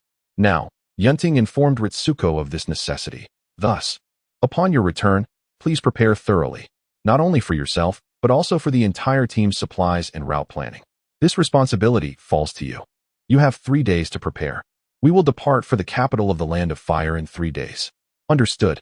Understanding the significance of the situation, Yamanaka Ritsuko ceased her petty antics. Upon hearing the words, Zheng nodded solemnly, yet a hint of hesitation crossed her face as she inquired, "Is it not too feeble for Lord Hokage to travel only with the Shadow Guard? Should we not augment our defense with additional Umbu squads?" Yunting waved his hand dismissively, exuding confidence. "No need, the Shadow Guard suffices. Even in the face of danger, I, as Hokage, am here. Besides, if we do not diminish our visible strength, how would the lurking specters dare to strike?" A glimmer of cold determination flickered in his eyes. This expedition, without a doubt, presented the ideal opportunity for certain shadowy rodents and opposing forces to eliminate him, the fourth Hokage. Even though he possessed the wood release technique, none would be willing to squander such a chance. It is crucial to recognize that power, politics, wealth, glory, and the pursuit of the secrets of the wood release bloodline limit are potent motivators that may compel individuals to abandon their fears and strike at formidable targets. As for the legendary ninja god of the shinobi world, who once swept through the lands with the wood release, too much time has elapsed. And aside from the likes of Inoki, few in the current era truly grasp the extent of its might. To them, even the most powerful bloodline limit ultimately belongs to a mortal vessel. Given that he is but a mortal, the possibility of his demise remains. Thus, Yunting could easily envision how many vultures would be drawn to test him upon news of his departure. This would inevitably pave a path drenched in blood, and he was prepared for it. Indeed, he intended to use the blood of these treacherous individuals to instill fear across the land, allowing the world to once again recognize the might of the wood release, while concurrently reinforcing that as long as he remained, his position, both within and beyond the village, was unassailable. In that moment, seated regally, Yunting resembled a sword unsheathed, radiating a sharp brilliance. Those around him, particularly Yamanaka Ritsuko, quickly discerned his thoughts and ceased their attempts at persuasion, instead filled with anticipation. As previously stated, this individual before them was none other than the Hokage. 3 days later, at the gates of Konohagakure, clad in the Hokage's ceremonial robes and donning the Hokage hat, Yunting exchanged a few brief words with the gathered villagers before turning his gaze toward Nara Shikaku and Namikaze Minato. "Shikaku, Minato, I entrust the affairs of Konoha to you for the time being. Should any significant matters arise that you cannot handle, use the eagle to relay the message to me. Understood. Rest assured, Hokage-sama, we will manage Konoha diligently, the two responded earnestly. Yunting nodded. He held great confidence in their capabilities and integrity. As long as he remained unharmed, he need not worry about any unforeseen troubles within the village. Then let us bid farewell. Everyone, return to your posts, he concluded. And after exchanging farewells, he donned the Hokage hat amidst a chorus of well wishes and, accompanied by Yamanaka Ritsuko, departed Konohagakure at a measured pace. Quietly following were his shadow guard members, Hakayama, Taiju, Hyuga Takuma, and the newly joined Uchiha Aya. Thus, news of the Fourth Hokage's departure from Konohagakure swiftly traveled to those with ulterior motives, stirring a tide of intrigue. In the residence of Konoha, Shimura Danzo, who had been placed under house arrest for a year by the Fourth Hokage, was not expected to meet outsiders. Yet, one individual managed to evade the surveillance set by the outside world and knelt respectfully before him, saying, "Lord Danzo, the Fourth Hokage has departed." Even within the shadows of his home, Danzo, accustomed to darkness, tapped his cane and snorted coldly. "Even I am aware that other ninja villages are restless, seeking to take this opportunity to assassinate the Hokage. The Fourth must know this as well. Yet he embarks with such a small entourage. How naive. Does he truly believe himself to be the first Hokage? Even the latter had his days of weakness." The visitor remained silent. After a brief pause, he inquired, "Lord Danzo, should the root take action?" Upon hearing this, Danzo's single eye glinted with cold intensity. After tapping his cane rapidly for several minutes, he abruptly halted, declaring, "The Fourth is far too young, dismissing the counsel of others, and his policies completely contradict the established principles of Konoha. By releasing the Uchiha clan, a malevolent force that disregards Konoha's existence, he is courting disaster. It would be one thing if it were only him, but Konoha's fate hangs in the balance. And that is something I cannot tolerate." With that, Danzo rose sharply, casting an expanding shadow throughout the room. "Thus, I have resolved to rectify this chaos. Sacrificing the Fourth Hokage is necessary for Konoha's restoration." "Yes," replied the root ninja named E, bowing his head in obedience. "Deploy the Four Symbols team to initiate the rectification operation," Danzo commanded, filled with murderous intent. "Understood." With that, the figure vanished, leaving Danzo alone in the chamber, murmuring softly, "Hokage." Coincidentally, not only Danzo but also various external forces, swiftly informed by Konoha's spies, reacted promptly. Some remained indifferent, others probed for opportunities to exploit, while others resolved to exert their full strength to eliminate the Hokage.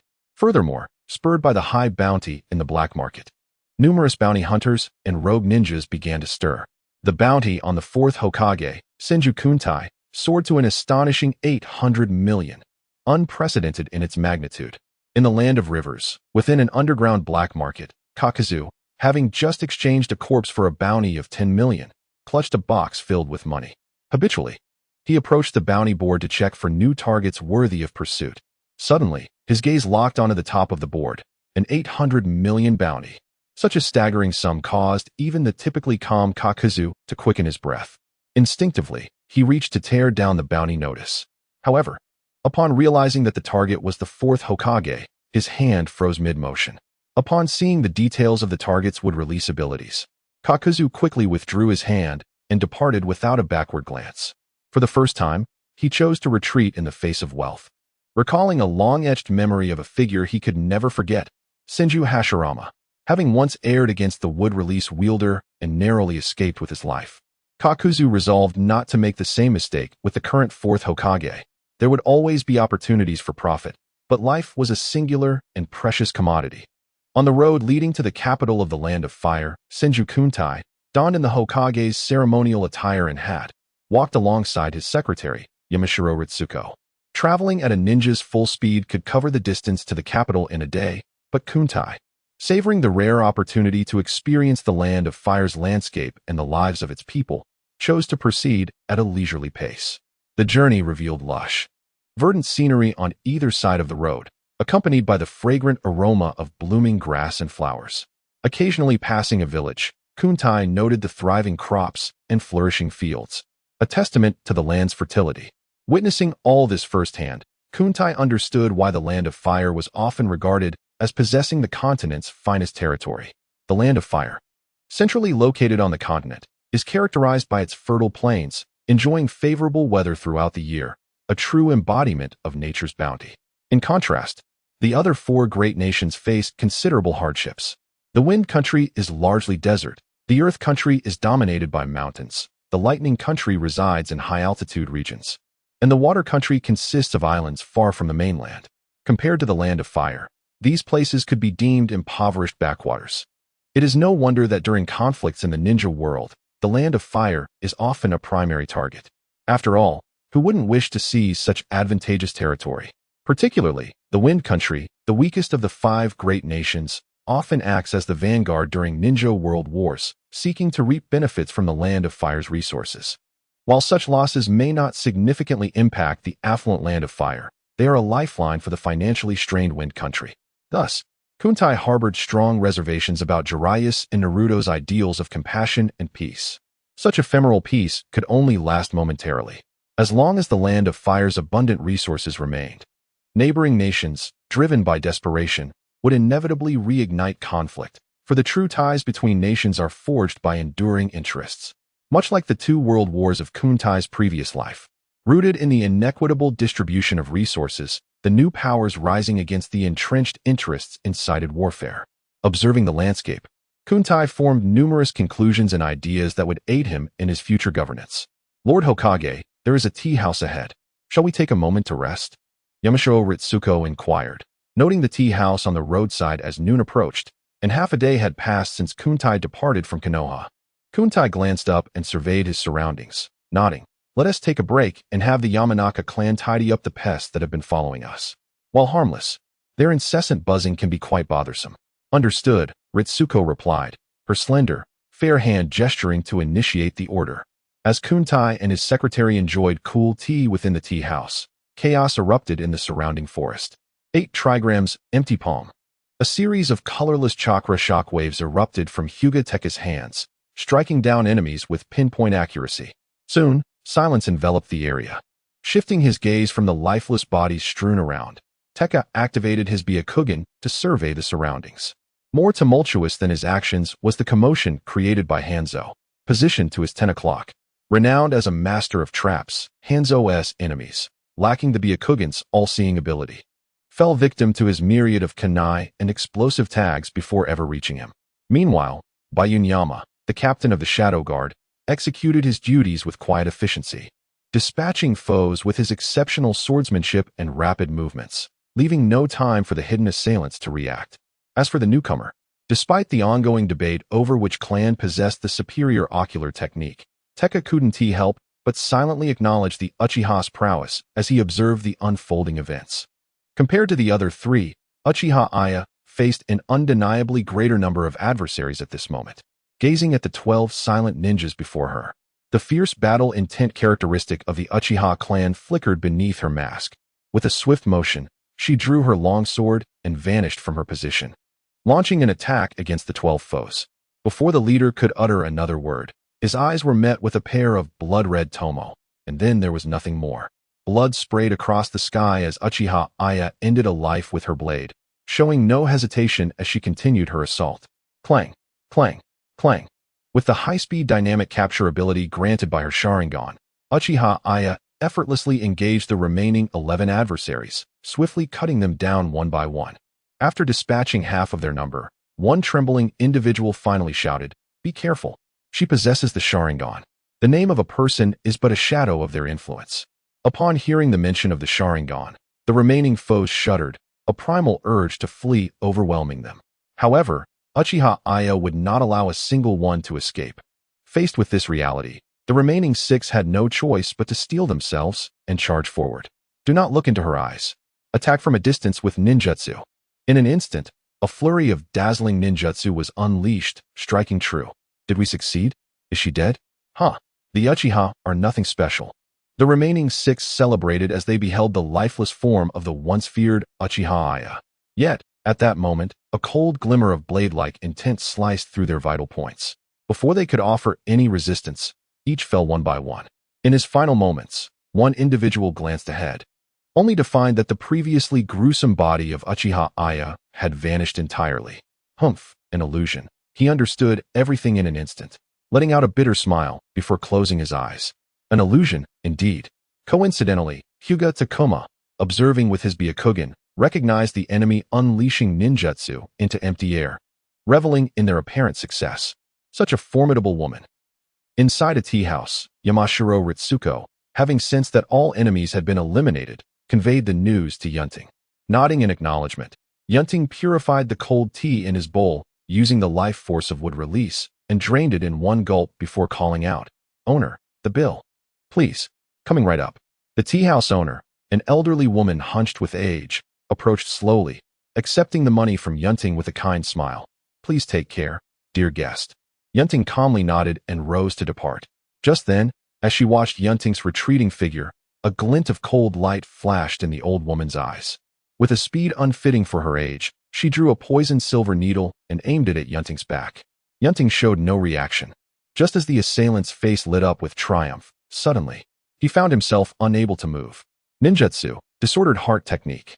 Beside him, Yamashiro Ritsuko calmly formed a secret seal. Then, under the terrified gaze of the assailant, she directed his right hand to plunge the silver needle deep into his own forehead. Bang! The assailant was dead, his disguise dissipating to reveal a grim, middle-aged man.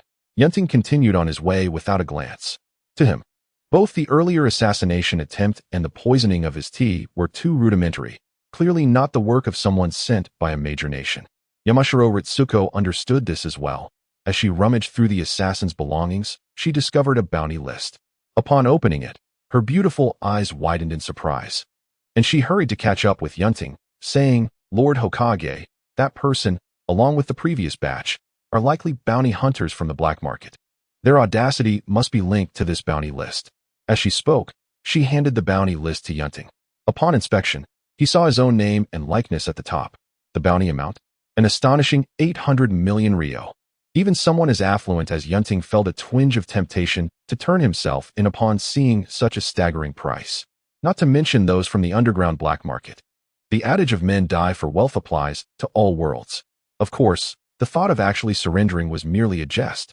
Regaining his composure, Yunting shook the bounty list in his hand, a cold smile gracing his lips. This is still the land of fire. And the black market dares to openly place a bounty on my head as Hokage? Truly, they possess remarkable audacity. Such a malignant presence, which he had previously neglected, now dared to act against him, evidently believing that some powerful figures offered them protection. Notify Konoha village to issue an S-rank mission in the name of the Fourth Hokage, led by Namikaze Minato, to cleanse the underground black market in the land of fire. Let them understand that the authority of Konoha is not to be trifled with. Yes, receiving Yunting's fierce directive, Yamashiro Ritsuko swiftly inscribed the mission on a blank scroll, handed it to Yunting for his signature, and then summoned a messenger hawk using summoning techniques, sending it off at high speed back to Konoha.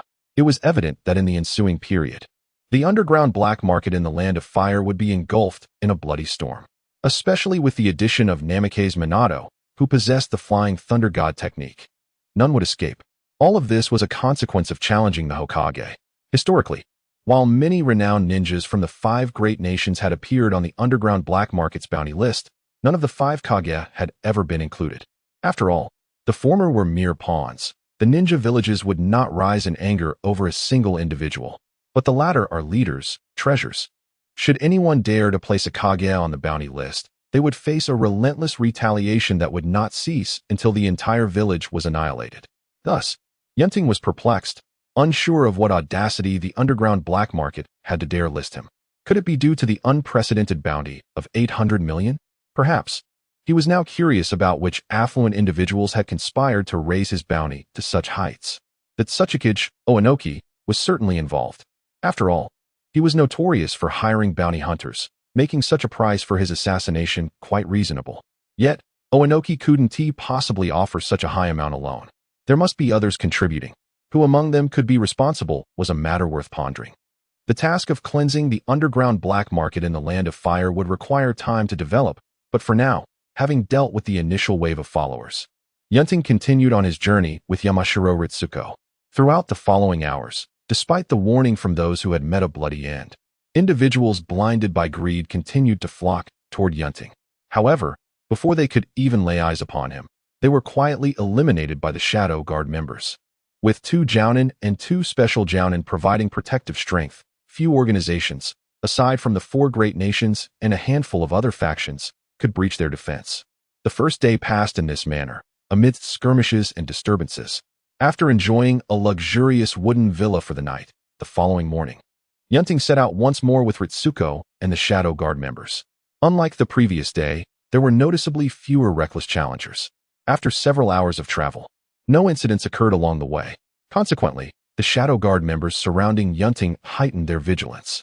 They understood that this was merely the calm before the storm. With the inept individuals weeded out on the first day, what remained were the true dangers. At that moment, approximately 5 kilometers away from Yunting, within a narrow ravine, a group of unwelcome guests had gathered. There were 33 in total. The majority present were ninjas adorned with the forehead protector of the Cloud Village, numbering 11 in total. The second largest group consisted of 6 ninjas wearing the forehead protector of the Mist Village. As for the remaining individuals, they could either be formidable bounty hunters or simply operatives dispatched from other ninja villages.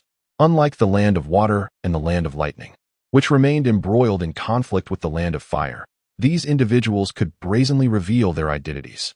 However, none bore any insignia that would signify their affiliations.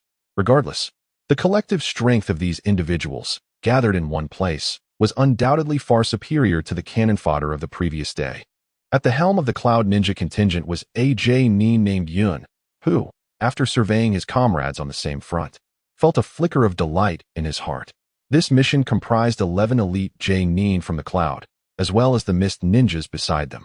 Coupled with these unidentified individuals, whose presence exuded an aura of power, it suggested that there were a total of 33 Nin-level warriors assembled here. Such formidable strength would make the annihilation of a small ninja village a mere trifle. Even the assassination of a Kaga-level shinobi would have a high probability of success. When Yun had accepted this mission, the original objective was merely to probe the Fourth Hokage, should their strength prove inadequate. They were to collect his blood and retreat without pressing for a lethal confrontation. However, it now seemed that the latter could indeed be within reach. What of would release? Even if the Fourth Hokage possessed the same Kekkei Genkai, it did not imply that he was the reincarnation of Hashirama Senju. The latter had earned his title as the god of shinobi after decades of warfare. Yun had little faith that the current young Hokage possessed comparable strength. Thus, if their group were to strike in unison, the likelihood of eliminating the Hokage was exceedingly high. With such a turn of events, Konoha would be left leaderless, allowing the Cloud Village to reap even greater rewards from this war. As he contemplated this, Yun's gaze inevitably turned towards a man in the crowd who wore a chilling mask. It was this individual's arrival that had orchestrated the purposeful convergence of the Cloud, Mist, and various other factions, allowing them to ambush the Fourth Hokage along his inevitable path without leaking a whisper of their intentions. Despite the significant role this man played, Yun held him in contempt. The ability to locate their group within the Land of Fire and transport them here without a trace indicated that his influence was deeply entrenched in the Land of Fire. Likely intertwined with Konoha itself, he was probably one of Konoha's higher-ups. Such tiresome political machinations. Though his physique was muscular, Yun's intellect was sharp. He understood that someone within Konoha sought to exploit their hands to eliminate the Fourth Hokage. No wonder the Land of Fire, as the foremost ninja nation, had consistently performed unsatisfactorily in wars. With so many individuals harboring ulterior motives, how could they possibly unleash their full potential against external foes? Unlike them, the Cloud Village did not suffer from such convoluted internal strife. They had always struck as a united fist. This unity was precisely why they had consistently achieved victories throughout the numerous wars in the ninja world. Traitors were universally reviled. Though he disdained this man, Yun knew the importance of the mission and thus inquired, "To my knowledge, there are Byakugan users within the Hokage's bodyguard. If they were to detect our presence, would the Hokage and his entourage simply withdraw?" The contact, or perhaps it was more apt to call him a rude operative, was evidently the only faction in the Land of Fire with substantial intelligence sources and a motive to act against the Cloud. Although under Danzo's orders, Root had dispatched an assassination team. Upon encountering other factions, they had cleverly banded their forces together to pose the greatest threat to the Cloud. At this moment, The root operative replied indifferently, "Rest assured, we have established a concealment barrier here. As long as we remain within the valley, the Byakugan will be unable to detect us." A concealment barrier. Upon hearing this, Yun breathed a sigh of relief, marveling at the prowess of Konoha, which had inherited the sealing techniques of the Uzumaki clan, a fact that left the other great nations envious. The Cloud Ninjas, accustomed to plundering various secret techniques, had long coveted this knowledge. Even after the destruction of the Land of Whirlpools, they had contributed significantly to Konoha's acquisition of sealing techniques, but much of the essence had been obliterated, leaving them far inferior in comparison. Not only sealing techniques, but Konoha's Byakugan, Sharingan, would release, and others had long been the objects of desire for the plundering Cloud Ninjas. This realization only fortified Yun's determination to assassinate the Fourth Hokage. Only amidst chaos in Konoha could their long-held aspirations become reality. However, not everyone shared this fervor. One of the Mist Ninjas yawned and impatiently remarked, "Why make things so complicated? We should charge out and confront them head-on. Surely the esteemed Hokage would not flee without a fight. Do you presume that everyone shares your lack of intellect?" Faced with over 30 Nin-level adversaries, even a Kaguya would seek to avoid confrontation. Yun muttered derisively within, casting a glance at the speaker. Soon enough, understanding dawned upon him. No wonder the speaker was so thoughtless. He recognized the individual as a member of the Kaguya clan, characterized by white hair and 2 distinctive red dots on his forehead. Having clashed with the Mist Ninjas before, Yun quickly identified him. The Kaguya clan was known for their combativeness and brashness, even more so than the Cloud Ninjas. Making such a statement unsurprising, the root operative ignored him. Well aware of the Kaguya's temperament, Yun chose not to engage further. He also noted that the Mist Ninjas seemed to predominantly be from Kekkei Genkai clans, Kaguya, Mizuki, and others. Due to their unmasked faces, he recognized these individuals, who had gained notoriety in previous conflicts. Recently, he had heard that tensions ran deep between the Mist Village's upper echelons and the Kekkei Genkai clans. This contingent of bloodline users sent by the Mizukage was notably small. Could they harbor ulterior motives of using the assassination of the Fourth Hokage to further their own agendas? Yun shook his head in exasperation. Another tiresome political struggle. It seemed that apart from the Cloud, other factions were more inclined to leverage the Fourth Hokage's situation to fulfill their own ambitions, relegating the actual assassination to the sidelines. However, with Root as a link, unexpected surprises were now possible. Gazing towards the direction from which the Fourth Hokage would soon arrive, Yun clenched his massive fist, his eyes gleaming with anticipation. Meanwhile, the Fourth Hokage was proceeding at a steady pace. He had planned to traverse the route from Konoha to the capital of the Land of Fire in 3 days. Having completed only half the journey thus far, the unusual occurrences along the way alerted him to impending turmoil, yet he maintained his leisurely rhythm. Upon passing a small village, he even took the time to dismantle a nearby bandit hideout and engage in conversation with the local villagers, earnestly inquiring about their lives. The act of fishing and slaughtering some overconfident fish was never the true purpose of his journey. Even visiting the feudal lord was merely a secondary objective. What truly mattered to him were the ordinary people who were often overlooked, yet comprised the very foundation of society. Only through practical engagement and a profound understanding of a nation's grassroots could one truly grasp its essence. Having ascended to the position of Hokage at a young age, the Fourth Hokage still harbored greater aspirations, though his thoughts remained somewhat nebulous. As his understanding of this nation and the ninja world deepened, his ideas began to crystallize. What he was doing now was undeniably aligned with this pursuit. Through his interactions, he discovered that the Land of Fire boasted fertile soil and favorable natural conditions. Logically, the majority of commoners should be living well. Unfortunately, not every locale was as prosperous as Konoha. The characteristics of aristocratic bureaucrats remain consistent across worlds. In affluent regions, their relentless exploitation is ever present. While the villagers of Konoha might enjoy some semblance of warped technological advancements, the common folk of the Land of Fire truly exist in a backward feudal era. The disparity in development makes it unimaginable that they inhabit the same continent. Yunting sighed softly. Meanwhile, Yamashiro Ritsuko, observing from the side, found herself perplexed. She could not fathom why the esteemed Hokage would inquire about trivial matters concerning ordinary citizens of the Land of Fire. Shouldn't the Hokage's focus be directed towards ninjas, powerful nations, or the noble lords? Do you not understand the significance of my actions? Yunting cast a sidelong glance at his female secretary. Ritsuko nodded earnestly. In this world, the existence of chakra often renders the lower class's resistance to fate fruitless, leading to their gradual disregard by those in power. However, it is essential to recognize that a world cannot remain stagnant like still water if it aspires to evolve towards a higher civilization.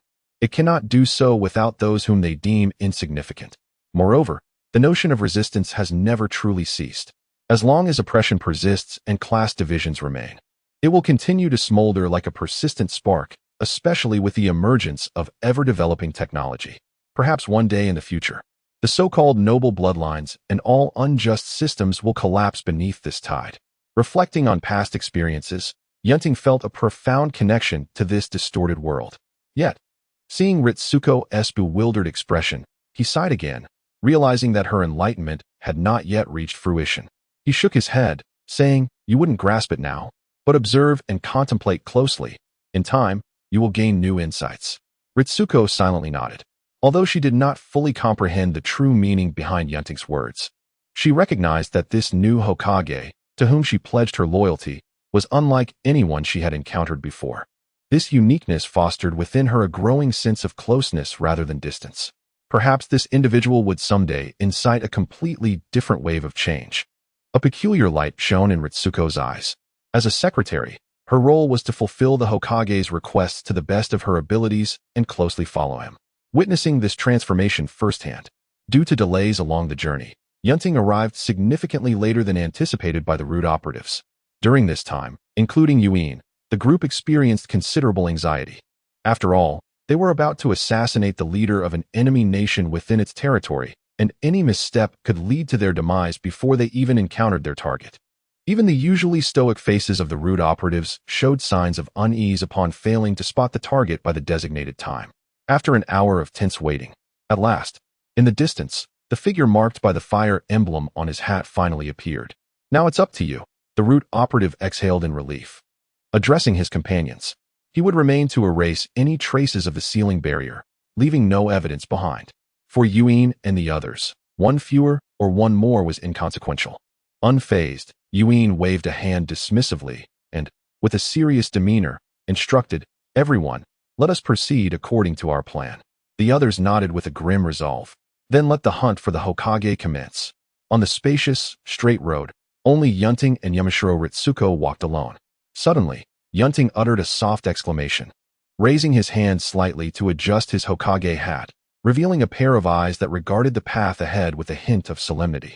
Although the way appeared calm, his formidable instincts led him to trust his sixth sense. Has the grand feast finally arrived? He mused inwardly. In less than 3 seconds, the Shadow Guard team that had been stealthily following him suddenly revealed themselves, hastening to his side. Upon arrival, Hyuga Tokima urgently reported, "Hokage-sama, a large number of ninjas are approaching from 200 meters ahead. A total of 32, all possessing the chakra levels of elite J-nin." Upon hearing this, the expressions of everyone, except Yunting, drastically changed. Even the proud and combative Uchiha Aya felt a sense of helplessness at the revelation of the enemy's numbers and strength.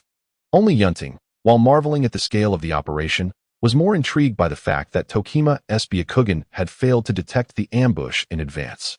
Was there some technique capable of concealing their presence? No.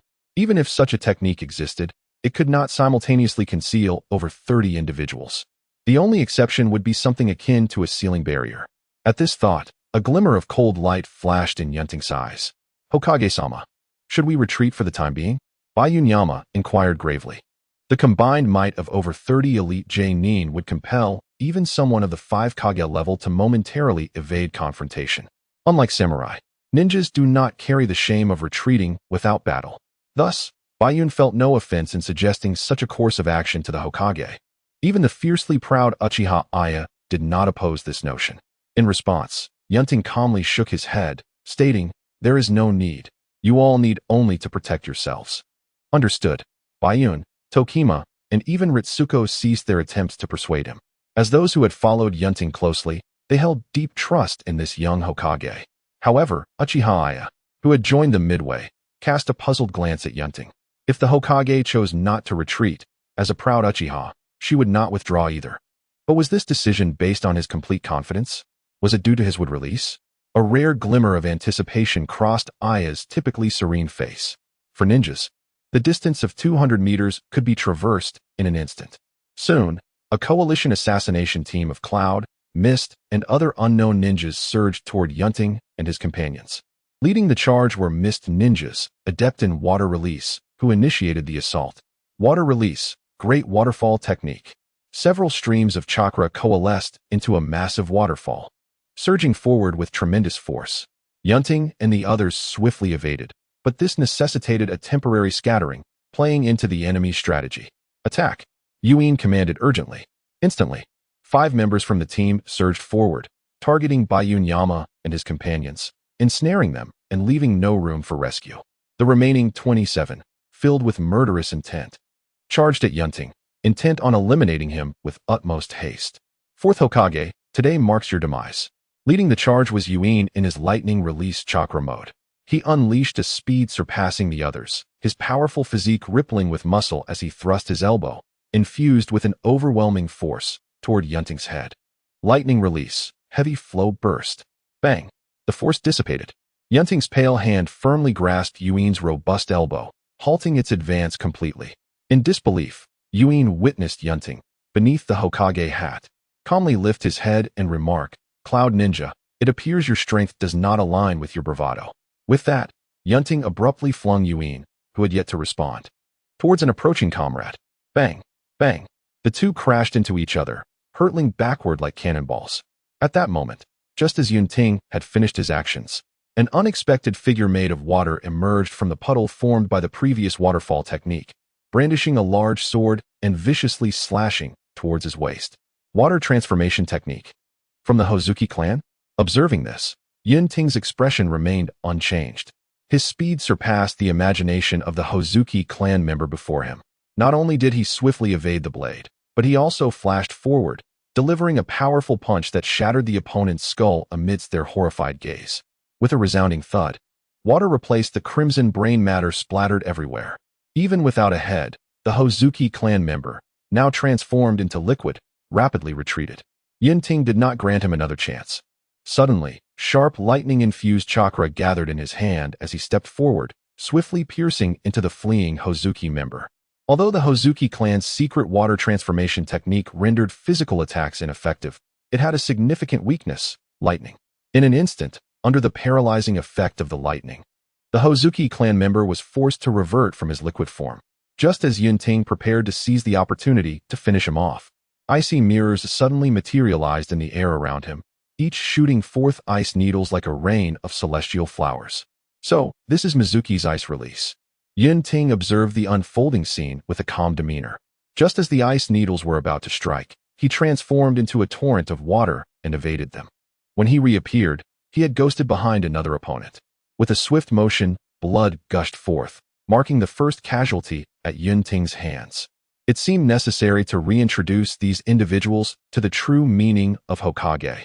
Casting aside the lifeless body, Yunting, having already inflicted damage upon several formidable foes with ease, slowly removed his Hokage hat, raising his gaze to survey the surroundings as he coldly declared. Although more than 20 individuals were hunting him, he exuded the aura of the true hunter. Dark lightning. In response, the restabilized enemy unleashed a ninjutsu. At this juncture, both sides had no retreat left. Intent on determining life or death, Yunting sprang into action. Utilizing the body flicker technique, he dashed through the onslaught of ninjutsu, advancing rather than retreating into the fray, igniting a fierce close-quarters battle. With a powerful clash of fists, those opposing Yunting felt their entire arms go numb upon impact. While he may not possess Tsunade's monstrous strength, he had certainly inherited the considerable power of the Senju clan. Without amplifying his prowess, Yunting leaned slightly, narrowly avoiding a cold blade that sliced just above his head. Denying his opponent a chance to disengage, he swiftly reached out with his right hand, gripping the enemy's arm tightly and yanking them towards an oncoming attacker. Yunting followed closely, delivering a kick that cut through the air with a sharp crack. In an instant, the two bodies collided together like a massive beast crashing through, blood spraying forth and creating a tumultuous splash upon the waterlogged ground. Suddenly, several shurikens blocked Yunting's path. Unfazed, he extended his fingers, deftly catching the incoming shurikens and returning them to their cinder before turning to launch another assault on a nearby foe. The battle raged on, having awakened the wood release.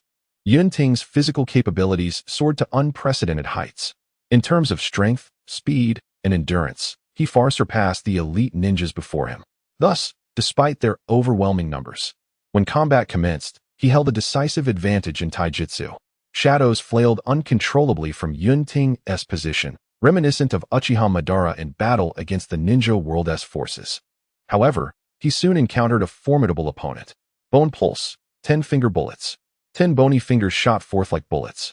Yunting quickly drew a kunai, skillfully deflecting each one. Then, he beheld a figure covered in bone spurs. Bone Pulse, Dance of the Larch. Kagaya Hikari, transformed into a cold harbinger of death, charged towards Yunting with fervent battle intent. Having activated the secret techniques of the Bone Pulse, he was now unprecedentedly powerful in both offensive and defensive capabilities. Indeed, this was true.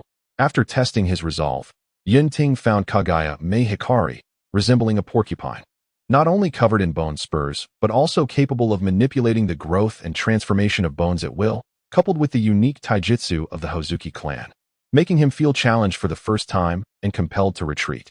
In his retreat, Yunting casually threw a kunai at his opponent. Clang, clang, clang. Kagaya Hikari dismissed the attacks, allowing the kunai to strike him without a hint of damage. Useless. My body is encased in a bone membrane. Not even these trifling kunai can harm me, let alone ninjutsu. This is the power of the Bone Pulse. Kagaya Hikari grinned, brimming with arrogance. He then drew 2 menacing bone whips from his spine, combining them with his spiny exterior as he charged at Yunting, laughing, "Ha! Let me, Kagaya Hikari, take the head of the Fourth Hokage." Hearing Kagaya Hikari's audacious proclamation, Yunting merely smirked, charging forward once more. Useless. The Hozuki clan is invincible in close combat. With previous experiences in mind, Kagaya Hikari wielded his bone whips with confidence, continuing the dance of the larch towards Yunting.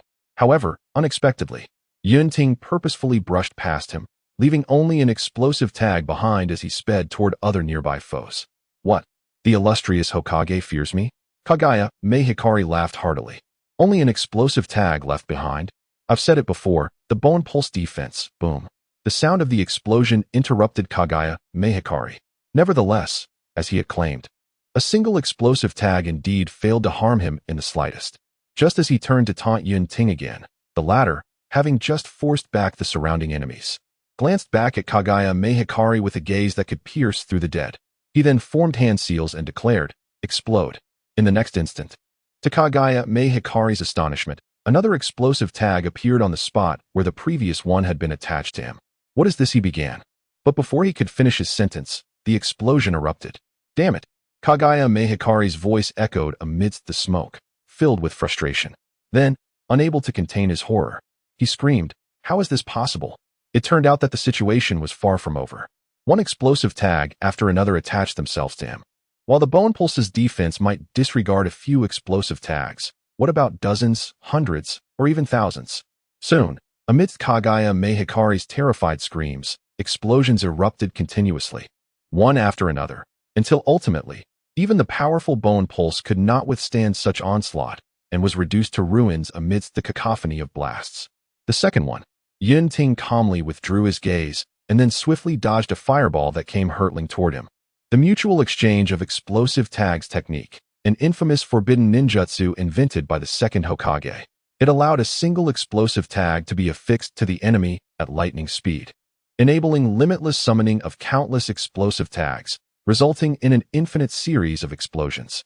Of course, to achieve the infinite summoning of explosive tags, it had to be used in conjunction with the impure world reincarnation technique.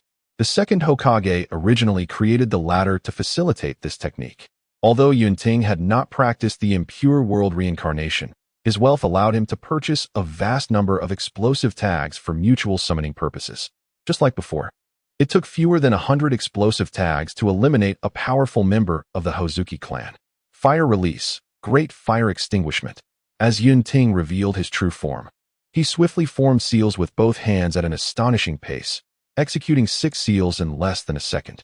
A colossal amount of chakra converged in his mouth, And as the surging flames transformed into a fiery sea that rolled forward, this originally B-rank ninjutsu unleashed S-rank power in his hands. Water release, water barrier. Earth release, earth rock wall, water release. Faced with such a vast display of ninjutsu, the approaching crowd hastily halted, each invoking their own techniques for defense. After several moments, they finally managed to extinguish the great fire extinguishment. However, the cost was steep, as two more had fallen victim to Yunting's assault in the brief period. Is this the Hokage? Observing the devastation on their side while Yunting remained utterly unscathed in his Hokage robes, a bead of cold sweat trickled down Yun's face. The fourth Hokage had effortlessly slain 4 of them without even resorting to wood release, leaving many others injured. This left Yun with grave doubts about their ability to eliminate him. Meanwhile, Yunting surveyed the remaining 23 individuals and shook his head slightly. These opponents were far easier to handle than he had anticipated. Ultimately, they were a mixed team from different factions, though they appeared to cooperate well. In the eyes of a formidable powerhouse like Yunting, flaws were rampant. Among them, while their chakra levels were all at the J-Nin level, there were few with the strength of elite J-Nin. If Yunting so desired, he could dismantle them one by one given more time. However, upon noticing that his companions, Yamashiro Ritsuko and Tezuka, were in jeopardy, he chose to swiftly conclude the battle. Wood release, birth of the tree world. Since the time of Senju Hashirama and his contemporaries, Yun and his companions, including Ritsuko and the Shadow Guard, were witnessing the might of wood release for the very first time. In an instant, with a clap of his hands, the terrain within 1,000 meters transformed dramatically as robust trees shot up from the ground and rapidly grew in stature. Soon, a towering forest replaced the original landscape, enveloping both combatants within its embrace. Are you kidding me? A mist ninja stared in bewilderment at the spectacle before him. He could hardly believe that a single individual could wield such power. This was a realm entirely beyond their reach, one that was unfathomable. Only by witnessing it firsthand could he truly understand why wood release was revered as the premier bloodline limit in the ninja world. Simultaneously, the originator of this transformation did not relent. One by one, wooden clones sprouted from his form and surged forth to attack the enemies surrounding him. Unlike shadow or water clones, these wooden clones inherited a greater share of the original strength, bolstered by the tree world itself.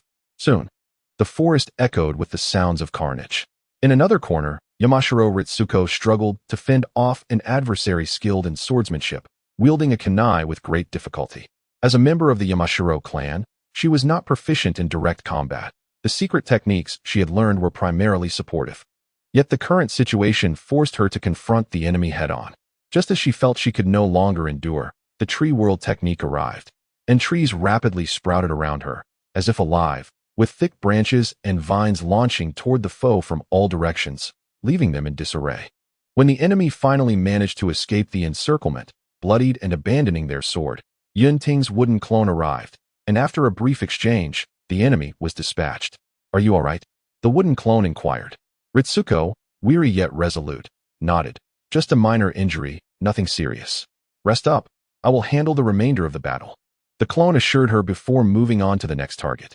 Although she yearned for respite, Ritsuko raised her head. Curiosity piqued as she gazed at the retreating figure of Yunting's clone amidst the surrounding forest.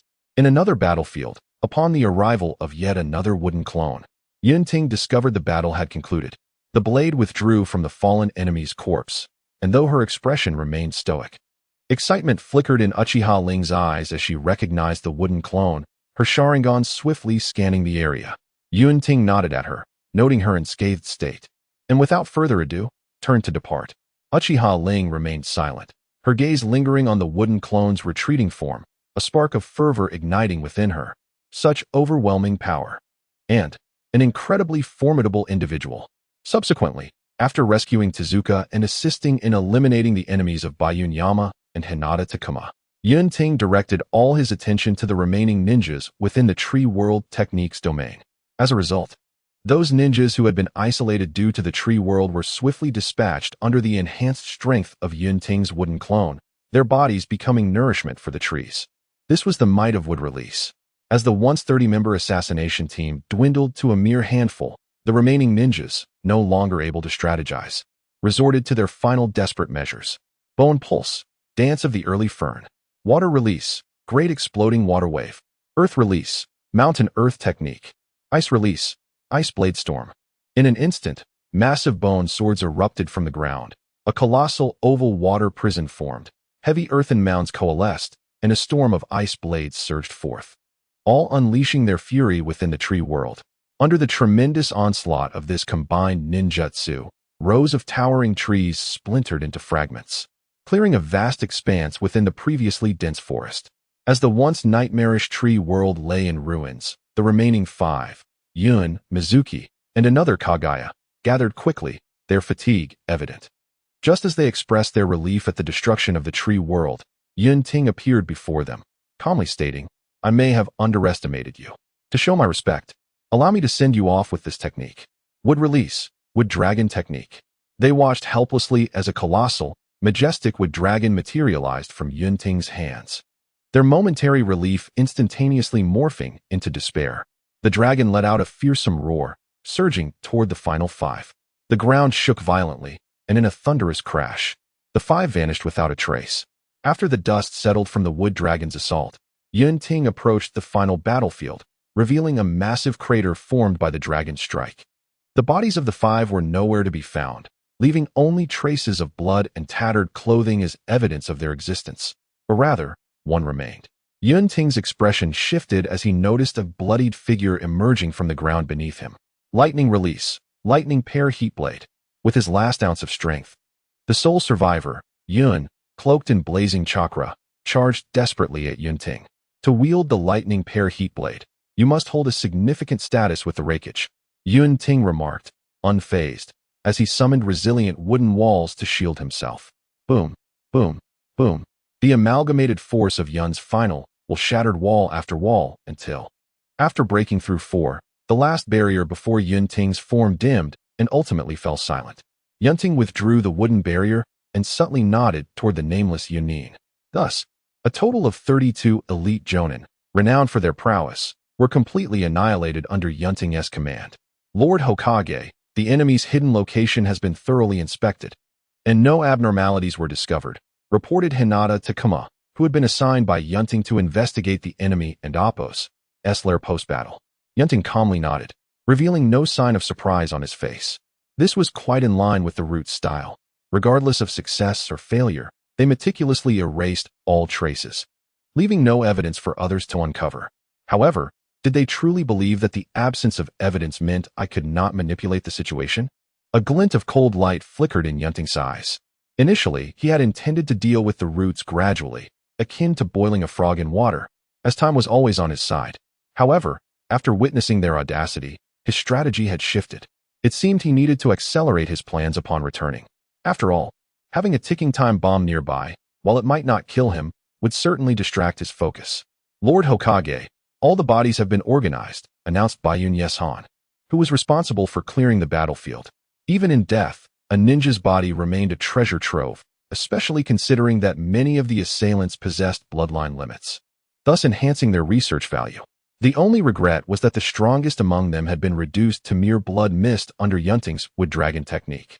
With a hint of remorse for the hands he should have left behind, Yunting surveyed the tidied surroundings and inquired of Yamamoto Riko, "How long until our reinforcements arrive?"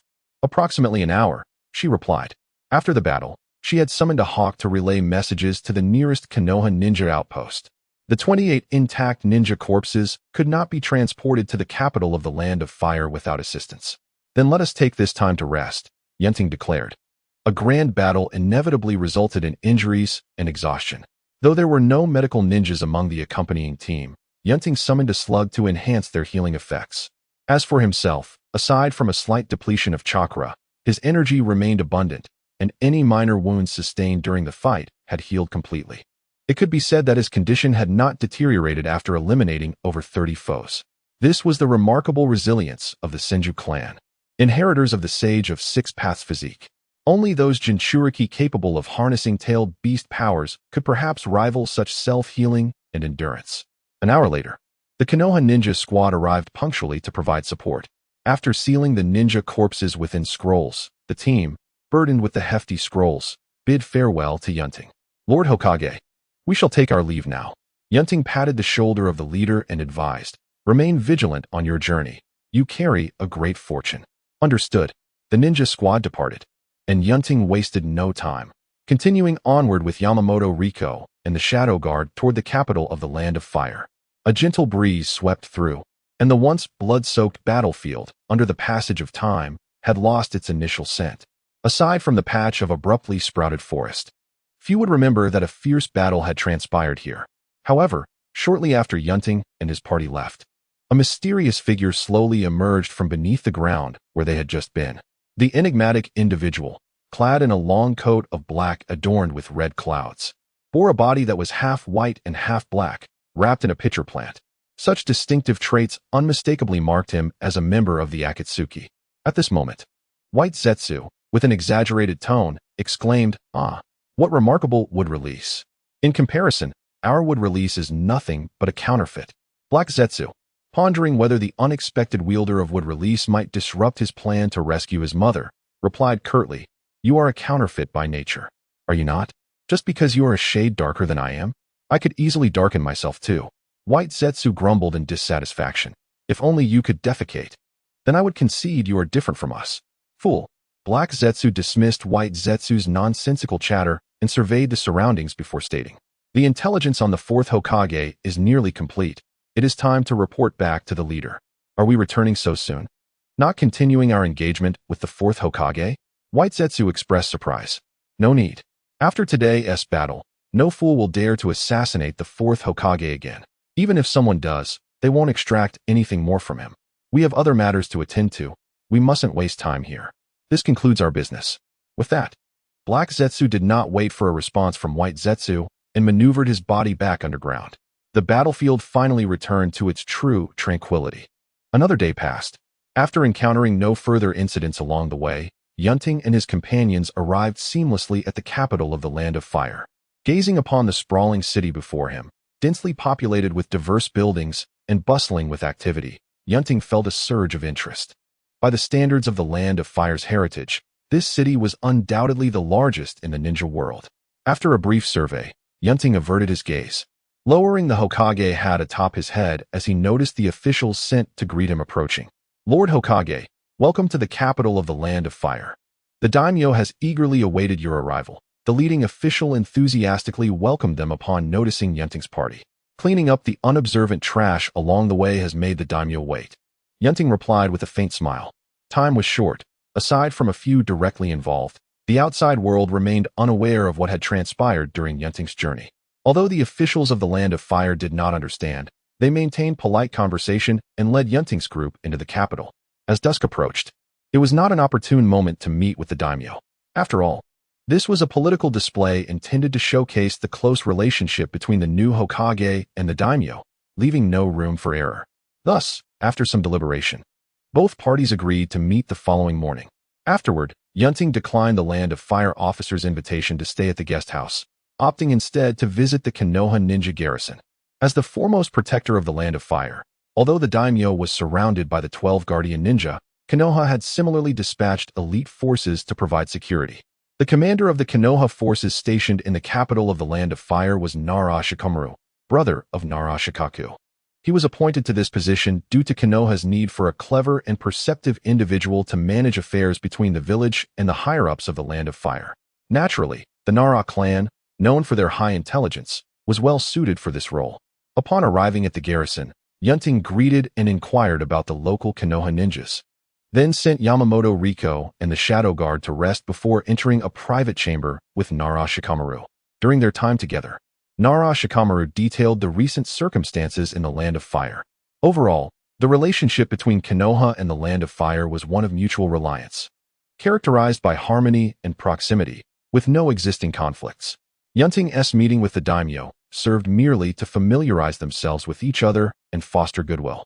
However, Nara Shikamaru expressed that among the 12 guardians of the daimyo, there exists a detrimental ideology towards Konoha, suggesting that the Hokage should not exist at all and that all power should reside solely with the daimyo.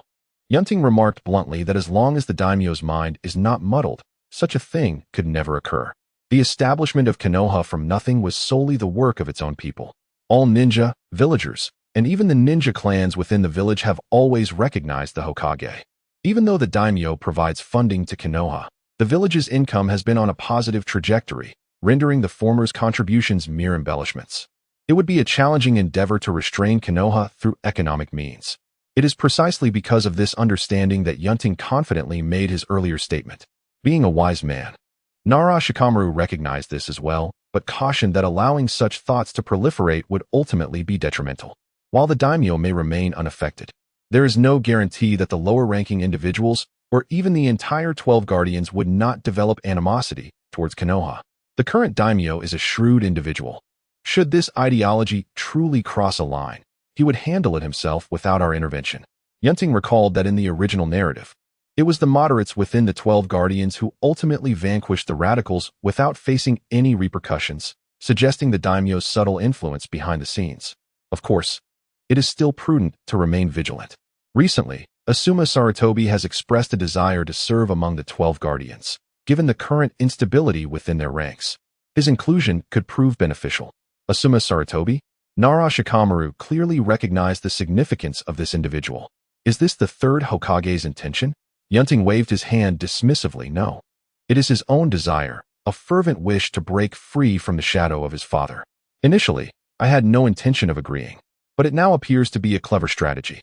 Nara Shikamaru, understanding the situation, nodded in agreement. The son of the esteemed Third Hokage joining the 12 guardians and pledging to protect the daimyo carries immense political significance, demonstrating Konoha's support for the daimyo. I believe the latter would not refuse. Moreover, Asuma's inclusion could help mitigate the negative sentiment within the guardians towards Konoha, making it indeed a strategy of two birds with one stone. With that settled, Yunting clapped his hands, thinking Asuma would be eager for the news. He only hoped the Third Hokage would not resent his actions. Should he? Nara Shikamaru hesitated. Yunting contemplated for a moment before smiling. Indeed, he shall not. After all, the Third Hokage is a person who possesses a keen understanding of the greater picture. After concluding their clandestine discussion, both Yunting and Nara Shikamaru returned to rest. The following day, the formal meeting between the Hokage and the daimyo proceeded smoothly, without any unforeseen complications. Once the official ceremony concluded, Yunting met privately with the daimyo, who greeted him warmly, holding a small folding fan to obscure half of his face, speaking in a somewhat peculiar tone. Yunting, you have no objections to me addressing you as the Fourth Hokage, I presume? Observing the daimyo's somewhat eerie demeanor, Yunting managed to smile. In public, you are the daimyo. In private, you are an elder. Addressing me by name is entirely appropriate. The daimyo laughed heartily. Ha ha ha. Then I shall call you by name. When Hayashi recommended you, I was quite surprised, for you are extraordinarily young. However, upon learning you bear the Senju surname, I felt much reassured. You must know that both the first and second Hokage were Senju. They enjoyed a fruitful relationship with my father and elevated the Fire Nation to the pinnacle of the ninja world. Now, as heirs to our ancestors' legacies, it is our duty to once again fortify the Fire Nation. Grateful for the daimyo's kindness, Yunting nodded in agreement. Previously, he had little knowledge of this daimyo. Conversely, he had interacted extensively with the daimyo's wife since becoming Hokage. This was inevitable, as the tasks she issued in search of her wandering cat numbered in the dozens each year. Each time, the pet would be found only to escape again shortly after, leading to a relentless cycle. It could be said that the daimyo's wife alone sustained a fair number of Konoha's lower-ranking ninjas. In fact, she had taken to residing in Konoha permanently. Yunting had often wondered why the daimyo allowed his wife to roam freely outside. Now, upon witnessing the frail figure of the daimyo before him, he recalled the roundness of his wife, which instantly provided clarity. With a hint of sympathy for the daimyo, Yunting dedicated the remainder of their time together to discussing both personal matters and the ongoing war. Though the Third Great Ninja War was nearing its conclusion, conflict in the Fire Nation persisted, albeit at a significantly reduced intensity compared to the previous large-scale assaults. Yet, unforeseen skirmishes could ignite a new wave of turmoil. In this regard, Konoha, which wielded military power in the Fire Nation, undoubtedly required robust support from the official government to maintain a consistent stance. This was another reason for Yunting's meeting with the daimyo. It is often said that political changes occur with the departure of individuals. Thus, Yunting needed to present his foreign policy to the daimyo and secure his support. Overall, Yunting aimed to continue Konoha's previous strategies. though he adopted a firmer approach compared to the Third Hokage's reluctance to confront challenges. In essence, while Konoha currently seeks to avoid expanding the conflict and yearns for true peace, they would offer no concessions should the enemy take advantage. With the Third Hokage's experience of achieving battlefield victories against the Earth country while failing in negotiations, which led to significant internal turmoil and his eventual resignation, Yunting was well aware of how to navigate external relations moving forward. After contemplating briefly and posing several questions to Yunting, the daimyo ultimately nodded in agreement. Thus, the dialogue between the Hokage and the daimyo, the two pivotal figures of the Fire Nation, concluded successfully, leading to a realignment of the nation's overall policies. In summary, after this meeting, Yunting held a favorable impression of the Fire Nation's daimyo. While he may not be exceptionally wise or valiant, he certainly was not the type to hinder his allies. He understood the necessity of cooperation and harbored no ambitions beyond his capabilities. Yunting felt quite satisfied with this nominal vassal and actual partner. After departing from the daimyo's residence, he chose not to leave immediately, but rather lingered for an entire week, engaging with various factions within the Fire Nation to strengthen relationships while negotiating numerous economic collaborations for Konoha. Of course, in his free time, he explored the capital, witnessing firsthand the splendor of the most prosperous city in the ninja world and gaining insight into its intricacies. He even granted leave to the Shadow Guard and Yamanaka Ritsuko. As for the former, it was unnecessary to elaborate, but he had personally witnessed the latter returning from shopping trips with bags brimming with clothing, accessories, and cosmetics. Indeed, regardless of the world, women seem to possess an unwavering passion for shopping. Oh, but there is one exception, Uchiha Aya. Throughout these 7 days, even when the others ventured out to enjoy themselves, she remained steadfast, diligently practicing within the courtyard. Whenever she did venture out, it was merely to replenish her weapons at a nearby ninja tool shop. Truly, one could say that she exemplifies the Uchiha clan's dedication. And so, 7 days have passed. The group, led by Yunting, was preparing to return. Initially, they intended to travel back to Konoha at full speed, having accomplished all they set out to do. However, upon learning that the newly appointed envoy from the Land of Fire to Konoha would also be making the journey, Yunting decided to extend an invitation to accompany them. Much like Nara Shikamaru's esteemed position in the capital, each envoy from the Land of Fire held significant importance in affairs concerning Konoha. The envoy's influence in such matters was second only to that of the daimyo. Thus, it was a simple gesture on Yunting's part, and he was keen to foster this auspicious connection. The new envoy, a short and stout man named Imai Daisuke, approached Yunting with a beaming smile as soon as their eyes met. After exchanging pleasantries, Imai gestured toward the palanquin behind him, suggesting, "Lord Hokage, the journey is long. Why not take a seat in my palanquin?" Yunting glanced at the petite, cramped palanquin and then at the broad figure of Imai, chuckling lightly. "Thank you for your kind offer, Mr. Daisuke, but as a ninja, I am not accustomed to riding in palanquins. Moreover, given the unrest we have encountered, I prefer to remain vigilant on foot. With the Hokage present, what petty thief would dare to cause trouble?"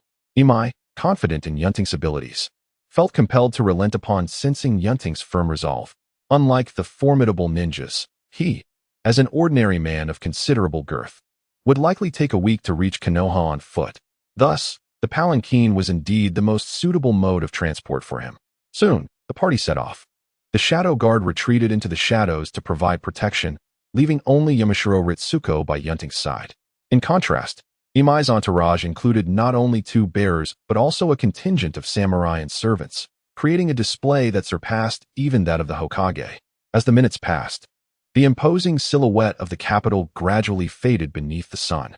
To accommodate Imai and his group, Yunting maintained a leisurely pace, similar to that of their initial journey. Nonetheless, the bearers, particularly those carrying Imai, soon found themselves drenched in sweat and in need of respite.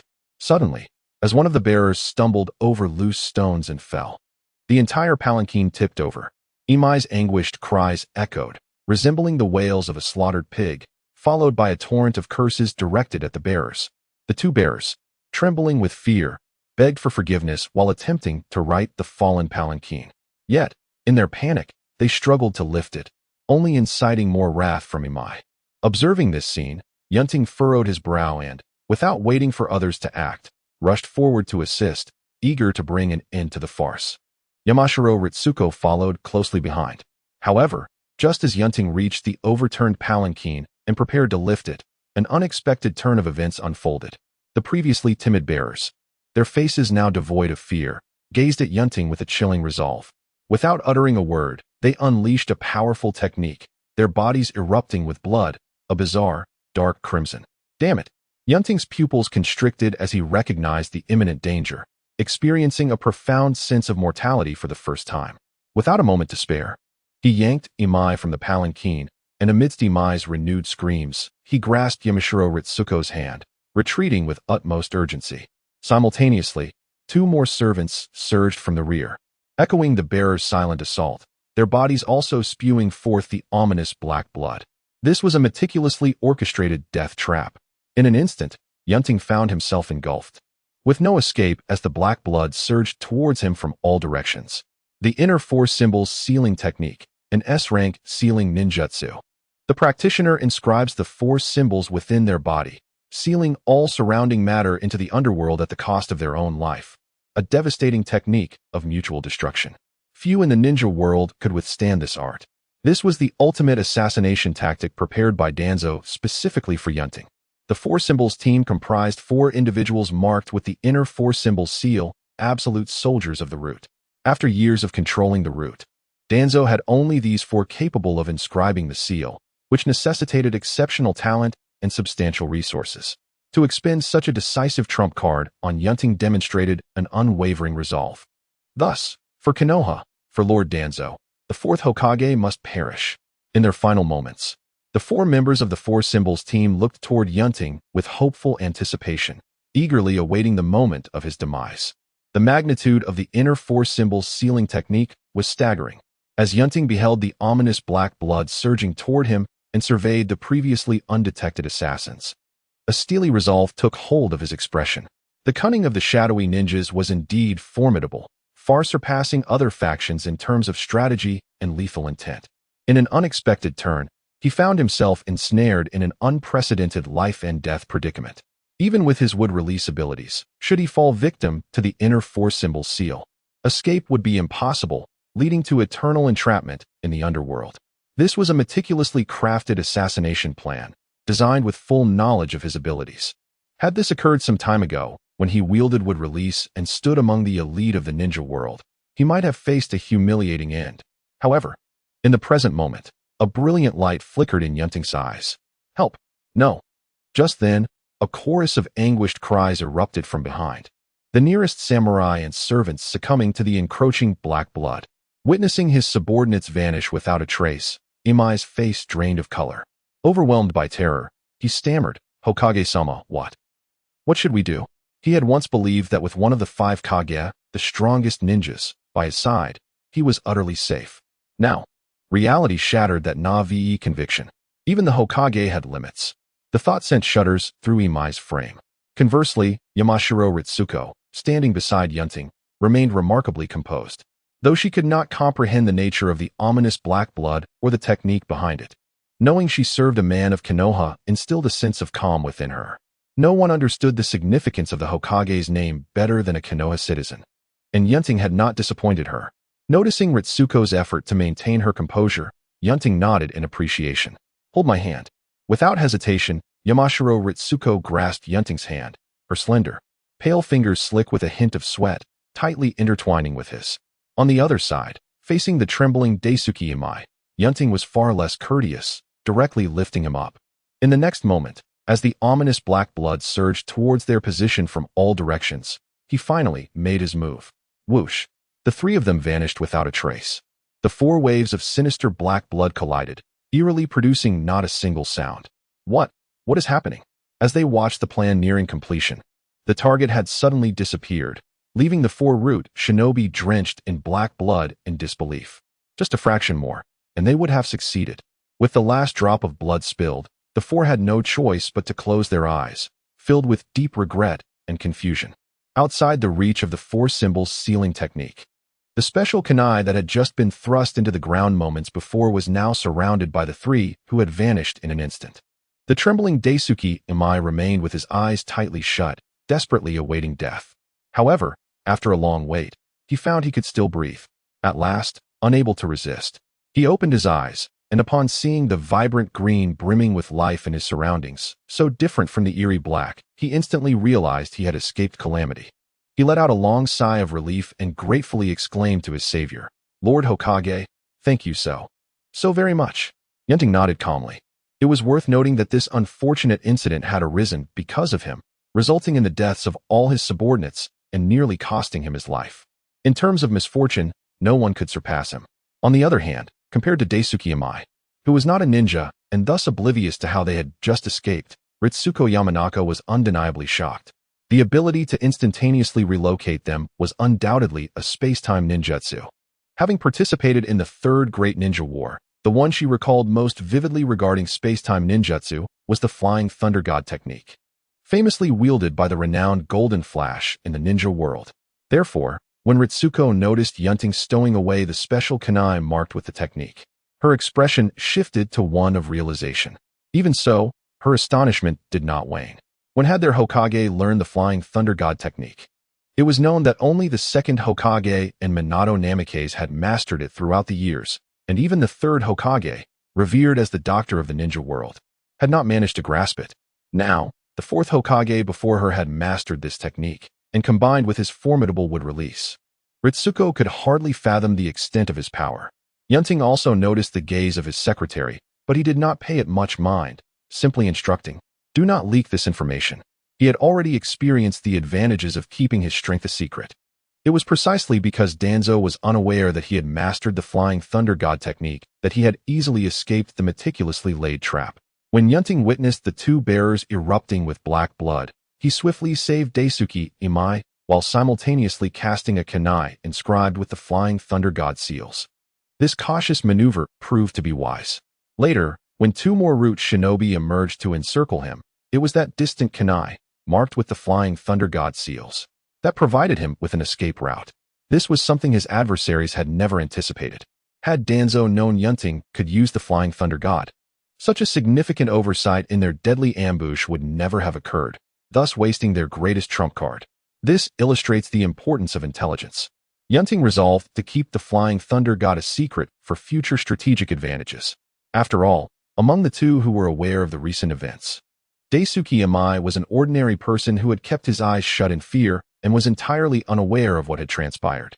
Given his status as a special envoy from Konoha, no one would press him for answers, so there was no need for concern. As for Ritsuko Yamanaka, being his trusted secretary, he had nothing to worry about. The Shadow Guard, who had been on the periphery, were also oblivious to what had occurred inside due to the cover of black blood. Currently, only Ritsuko was privy to Yunting's secret, allowing him to maintain the concealment of the Flying Thunder God. Upon hearing Yunting's directive, Ritsuko, though puzzled, nodded earnestly. "Yes, Lord Hokage." At this moment, as she looked at Yunting, her eyes sparkled with newfound admiration. Not only had he saved her life, but with such a powerful Hokage, how could Konoha not flourish? Soon, the urgent sound of rushing air filled the space. It was the members of the Shadow Guard, who had been anxiously waiting outside the realm of the sealing technique, now rushing towards Yunting and his companions in excitement. "Lord Hokage, it's our negligence for not noticing that the assassin was hidden among us. Please, punish us." White Cloud Yama, the leader, half kneeled on the ground, his face filled with remorse. "Even I had no inkling. What more can I say about you? It can only be said that this enemy is exceptionally powerful and cunning. You need not blame yourselves. Rise," Yunting said, extending a hand to lift White Cloud Yama. The others stood up as well. Then, under Yunting's guidance, they returned to the site of the earlier explosion of the four symbols sealing technique. At this point, with the four shinobi now dead, the sealing technique had been lifted. The black blood dissipated, leaving behind a massive pit nearly 400 to 500 meters wide. Within it, nothing remained, as everything had been greedily dragged into the underworld by the four symbols sealing technique. Limited by their perspective and unaware of the nature of this technique, everyone fell into a state of profound shock upon witnessing the scene before them. Simultaneously, aside from Ritsuko Yamanaka, they were even more astonished by how Yunting had managed to escape such a terrifying technique. However, seeing Yunting remain silent, those present wisely refrained from questioning. Among them, Ayane Uchiha felt a twinge of regret as she withdrew her gaze from Yunting. Being someone who valued strength, She was genuinely curious about how he had extricated himself from such a formidable technique. Yet, as a subordinate, she understood her place. Ultimately, she could only brush her fingers against her eyes. The three-tomo Sharingan would undoubtedly be unable to survive under such a technique.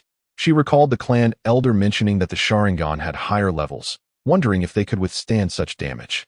Meanwhile, White Cloud Yama snapped back to reality from his shock and inquired about the matter of greatest concern.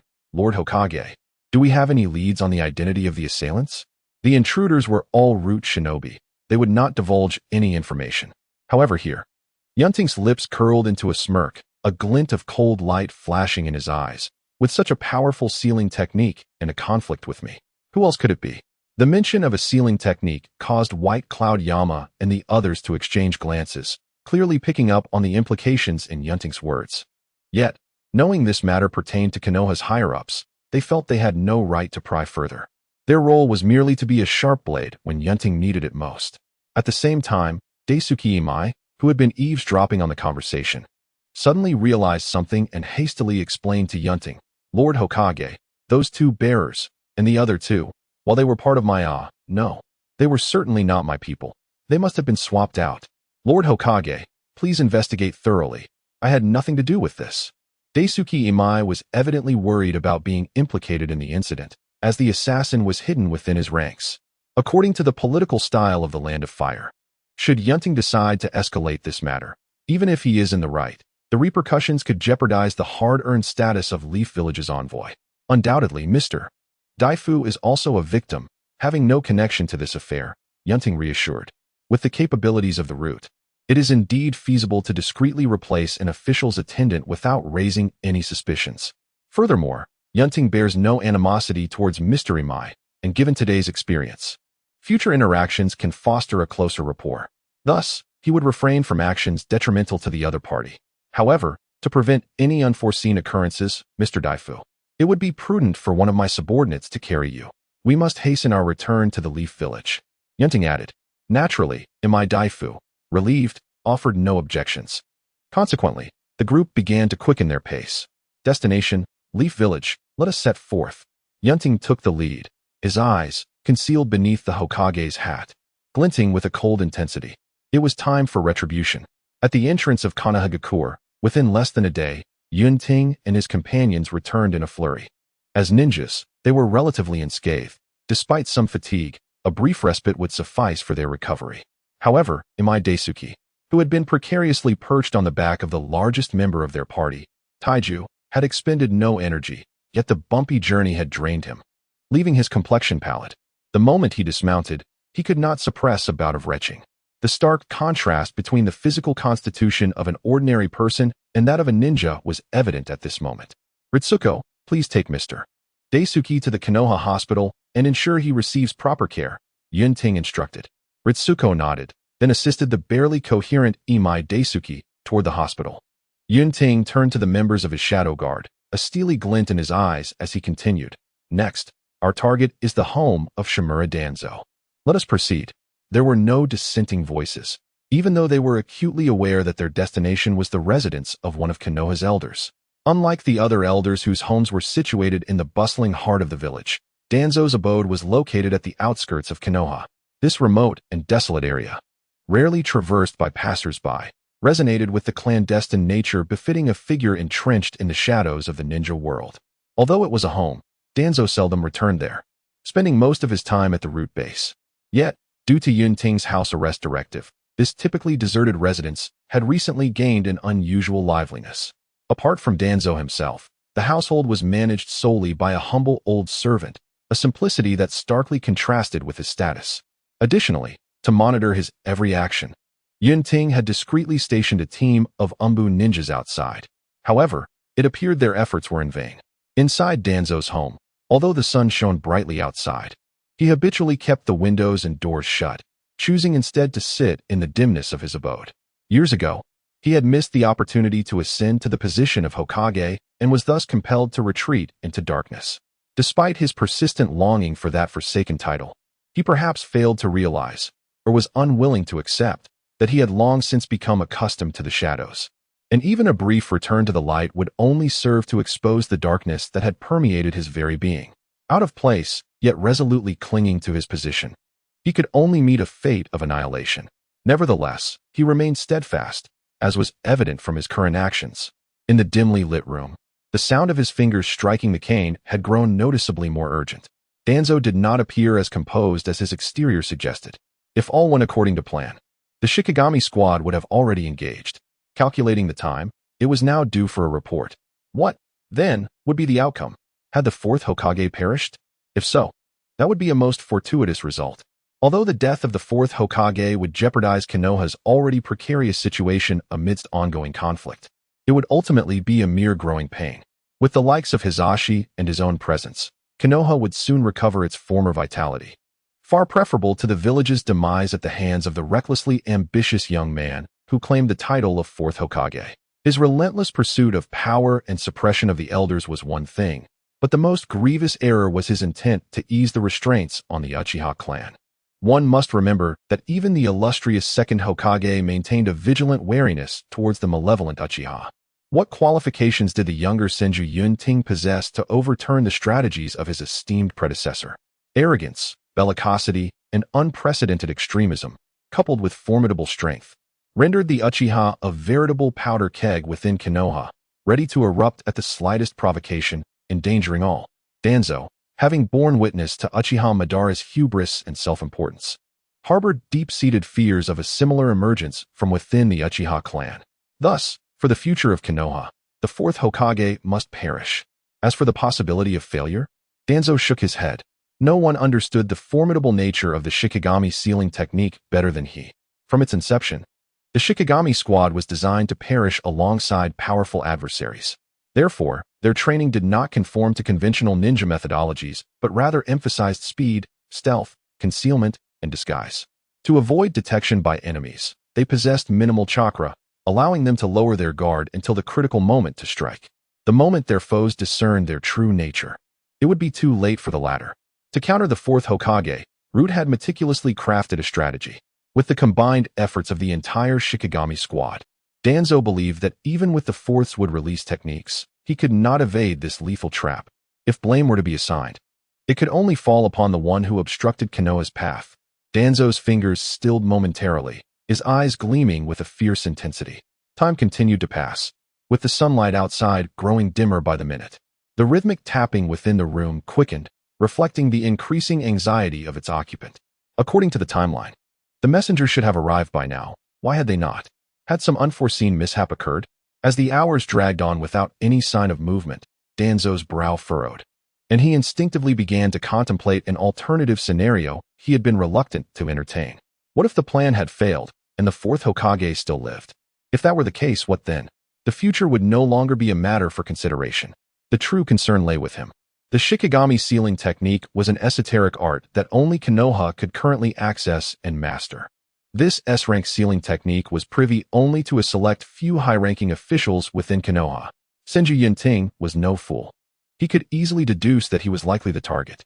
Although the Shikigami squad would leave no evidence of their actions, should such a situation arise, the absence of proof might spare him from immediate retribution, but the inevitable backlash would be swift and severe, leaving him with no recourse. This could very well lead to a total loss. Danzo's grip on his cane tightened. In truth, he had understood from the outset that once the Shikigami squad was deployed, there would be no turning back with the Fourth Hokage. Therefore, success was imperative. Success was the only option. With that thought, Danzo's singular eye shone with unwavering determination. Yet, some matters are beyond the control of human will. At that moment, the creaking sound of the door being pushed open echoed through the room. Danzo's body tensed involuntarily. Under the watchful gaze of the Umbu outside, his subordinates could not simply enter unannounced, and the old servant would not intrude without reason. So who could it be? He slowly raised his head, and a blinding flash of red and white fabric filled his vision.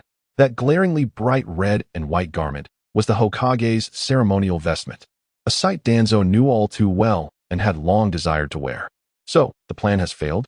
As he watched the figure clad in the Hokage's robes step through the doorway and turned his gaze to the young yet familiar face, Danzo felt a sudden pang in his heart, his previously upright posture now collapsing into a defeated slouch. Truly, it had ended in failure. On the other side, Yunting strode confidently into the room, his voice devoid of warmth as he remarked, "Danzo, are you surprised and disappointed to discover that I am not dead?" At that moment, the atmosphere within the room became suffocatingly tense. After all, he was a master of the shadows. After a brief pause, Danzo suppressed the tumult of emotions within him, forcing a semblance of calm as he inquired, "Why does the Fourth Hokage say such things? I have been confined to my home and am unaware of the events occurring outside. If there has been any misunderstanding, the Fourth Hokage's statement is clear." Observing Danzo's reaction, Yunting coldly smiled and remarked, "The four symbols sealing technique of the hidden leaf.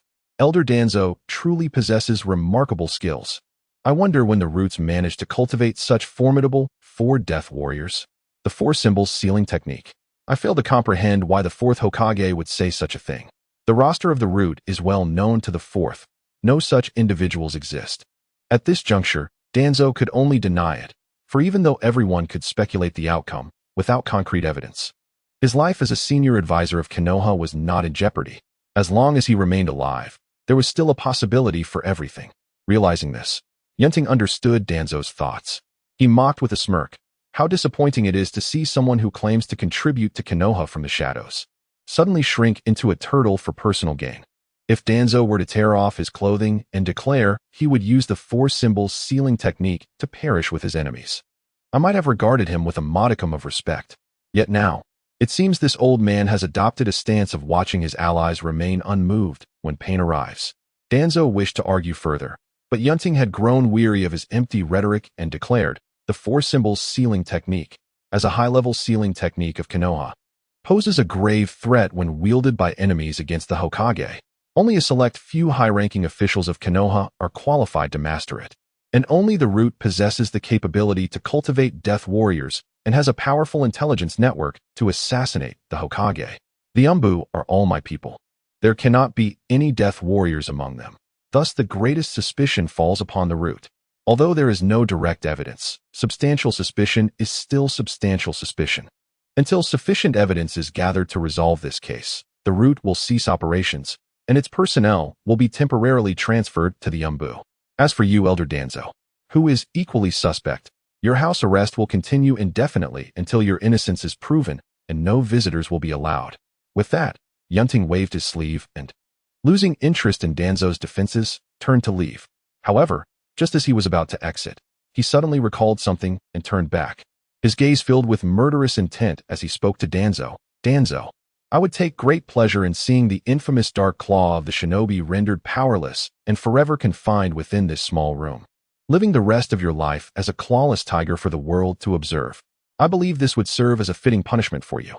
Of course, you could choose to disregard my orders and venture out on your own. Should that occur, I would take great joy in personally ending your life." At that point, others would have nothing to say. With his words echoing in the silence, he departed, leaving behind an atmosphere of desolation. In the realm of victors and vanquished, Danzo had already resigned himself to the loss of everything the moment Yunting appeared. He awaited the day of reckoning, having faced similar confrontations in the past. Yet, upon hearing Yunting's final words, particularly the phrase about being a clawless tiger for observation, he found it difficult to articulate the turmoil within him, akin to a die shop in chaos. Regret? Danzo sat motionless for a long time. As Yunting exited Danzo's residence, he summoned a shadowy Umbu ninja who appeared before him, respectfully addressing him, "Lord Hokage." Double the personnel monitoring Danzo, Yunting instructed.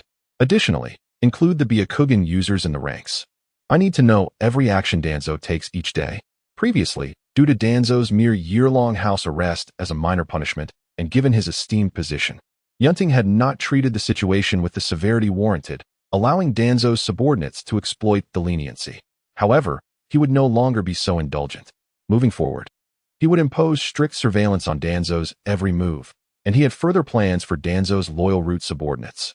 Even if the curse mark binding them was removed, years of indoctrination would ensure their continued loyalty to him in the shadows.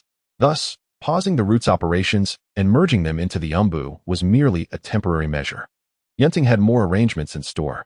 3 days had passed since Yunting's return to Konoha. During this time, news of his assassination attempt had naturally spread throughout the village. Ordinary villagers only knew of his spectacular counterattack against over 30 ninjas, as the corpses brought back were undeniable evidence. However, The subsequent perilous assassination attempt involving the four symbols sealing technique circulated only among the high-ranking officials, the ninja clan, and a select few jonin. After all, this was an internal conflict within Konoha, and spreading it would inevitably reflect poorly, including Yunting. Everyone tacitly agreed to confine the matter to a small circle and conceal it from the general populace. Nevertheless, concealment did not equate to inaction. Yunting was determined to exact retribution on Danzo and the Root without mercy. News of his punitive measures had spread among the ninja community. Consequently, the two seldom-seen advisors of Konoha, Mito Gate Flame and T-Rin Koharu, could no longer remain idle and came together to confront the Fourth Hokage. Fourth Hokage. Punishing Elder Danzo without any evidence regarding the assassination attempt seems somewhat irregular, does it not? Mito Gate Flame questioned Yunting in the Hokage's office. As one of the advisors in Konoha, Danzo held the most power among the elders. Yet now, he had lost everything and found himself under house arrest, compounding the already diminishing influence of the advisors under Yunting's increasingly heavy-handed rule. Thus, for both personal and public reasons, Mito Gate Flame and T-Rin Koharu felt compelled to try to salvage Danzo's situation. They even called upon the retired Sarutobi Hiruzen, but unfortunately, he declined to intervene. At this moment, as Mito Gate Flame pressed Yunting for answers, the Hokage, engrossed in paperwork, merely glanced up and replied coolly. The four symbols sealing technique is a privilege reserved for the high-ranking officials of Konoha. If not for Danzo, then would it be you, Flame Elder? Mito Gate Flame's face paled in alarm as he hurriedly shook his head, denying the accusation. How could it possibly be me? As an advisor of Konoha, I would never engage in an assassination against the Hokage. Indeed, Elder Flame, and neither would you, Koharu. But what about Danzo? Yunting smirked coldly. As someone who has interacted with him for decades, you must be well aware of his character. Mito Gate Flame and T-Rin Koharu fell silent. Their understanding of Danzo's nature led them to refrain from openly criticizing Yunting's unorthodox and procedural transgressions. Sarutobi Hiruzen was even reluctant to step in. At present, their only desire was to rescue their old comrade, having long since given up on the Root. Beyond matters of power, Danzo had fought alongside them for decades, contributing significantly to Konoha. As elders, they did not wish to see his remaining years end in the shame of a criminal. In the Hokage's office, Mito Gate Flame prepared to speak again, but was abruptly interrupted by Yunting, who impatiently stated, "Let us not discuss evidence any further. As ninjas, we possess the ability to discern the truth. Some matters are well understood by those with even a modicum of intelligence, yet they remain unvoiced for the sake of Konoha. While we may allow this, there must still be appropriate punishment. If an assassination attempt on the Hokage, a crime of such magnitude, is treated lightly, how will others regard the Hokage in the future? What becomes of the Hokage's prestige? What of Konoha's standing?" Yunting's stern words conveyed his unwavering resolve, leaving no room for leniency. Mito Gate Flame and T-Rin Koharu sighed deeply, feeling utterly helpless. They could only blame Danzo for having acted so recklessly in the first place. Yunting did not linger on the matter any longer and quickly bid farewell, stating, "If the two elders have no further concerns, I must conclude our meeting here. There are numerous matters I need to attend to, particularly those pertaining to the agreements with the Land of Fire, and time is of the essence." Mito Menon could say nothing further. Acknowledging Yunting's resolute demeanor and realizing that his visit had borne no fruit, he rose to take his leave, saying, "Then the Fourth Hokage should tend to his affairs. However, I must remind you, although the younger generation in Konoha has matured, we must not forget the tremendous contributions made by our predecessors. Danzo, in the grand scheme of Konoha, his merits greatly outweigh his faults." With that, he turned to leave, accompanied by the ever-silent and stern-faced TKSH Rin. Once the two had departed, Yunting lifted his gaze to the closed door, a disdainful smile gracing his lips. What significance does the notion of merit outweighing fault hold if it cannot absolve one of the treasonous crime of attempting to assassinate the Hokage? These old-timers had long resided in their lofty positions, perceiving Konoha as their own domain, disregarding the worth of others, and viewing even the Hokage as merely a junior. Juniors ought to respect and follow their seniors, for the latter are deemed the greatest benefactors of Konoha. Thus, the act of a senior harming a junior is merely a manifestation of momentary selfishness. Acknowledging a mistake, issuing an apology, and promising not to repeat it, followed by some form of recompense, ought to suffice. There is no need for incessant scrutiny. especially considering that this is a figure who has shed blood and tears for Konoha. The implications of Mito Menen's words were quite clear. Even their joint plea was rooted in this ideology, and they perceived no fault in their stance. It is no wonder that a Kimichi Torikase, being of the same lineage, rarely heard of connections with these two, and likewise, it is unsurprising that the third Hokage, Sarutobi Hiruzen, now seldom associates with them. The latter has always been more discerning, capable of distinguishing right from wrong. Yet these two, having merely occupied the status of the second Hokage's disciples and surviving through the passage of years, had secured their places within the advisory council of Konoha. In terms of true ability, Sarutobi Hiruzen, not to mention Danzo, could easily overshadow them. Fortunately, the former has wisely chosen to relinquish all burdens and enjoy a life of retirement, while the latter remains confined by Yunting. These two, now rendered weak and inconsequential, are hardly regarded by Yunting, who holds the reins of power. He is naturally unrestrained in his rebuttals. Had he not feared the escalation of the situation, he might have entertained the notion of eliminating Danzo outright. However, executing a village elder without concrete evidence would be unprecedented in the annals of the 5 great shinobi countries. Navigating the treacherous waters of politics, Yunting cannot afford to recklessly overturn the board. After all, he is no longer a mere barefoot wanderer unafraid of shoes. Occupying the lofty position of Hokage, one cannot always act impulsively. Even with great power, one must not act with abandon. It is akin to a sovereign of a nation wielding supreme authority, should he treat his ministers as mere pawns, causing them to resign en masse. What value does his power hold if he cannot issue decrees from within the palace? Maintaining the system and regulations governing interpersonal relationships is of utmost importance. Even someone as formidable as Senju Hashirama relied on a plethora of talented individuals to sustain Konoha's operations. Yunting is no different. Thus, despite the glaring evidence pointing towards Danzo as the likely assassin of the Hokage, he cannot act against him without irrefutable proof. Especially since Danzo, as an elder advisor, had served as an aide to the Hokage for an extended period, his influence extends far beyond the roots of the village. Various factions, including the Shinobi clan, functional departments, and numerous ninjas, especially those inclined towards martial prowess, are not few in number who favor his presence. Yunting's decision to imprison Danzo, while temporarily dismantling his roots, is viewed with understanding, owing to his esteemed lineage as a Senju and his considerable repute regarding would release, as well as the recognition of his rage stemming from the Shurshin sealing incident. However, should Yunting reveal any intentions of harming Danzo, it is easy to foresee a barrage of counsel against such a course of action. He could certainly act unilaterally, but the resultant rift would be challenging to mend with the passage of time. This would undeniably be a loss for Yunting. Moreover, as he previously indicated to Danzo, confining a once mighty tiger, stripping it of its claws, and placing it in a cage for display is an act of humiliation that surpasses mere execution. Having already imprisoned this old tiger, it is now time to sever his remaining talons. Yunting clapped his hands, and soon, a high-ranking umbu clad in beige attire and wearing a mask appeared before him. Have the root ninjas been accounted for? Yunting inquired. The umbu replied, report to you, Hokage-sama. All root personnel have been assimilated and accounted for by the umbu. Very well, then extract them to form a team for the most perilous tasks, Yunting commanded coldly. From the outset, he had never contemplated the integration of the root and understood that such a notion was impossible. The primary objective of their initial absorption into the umbu was to thoroughly comprehend and control the information regarding the root.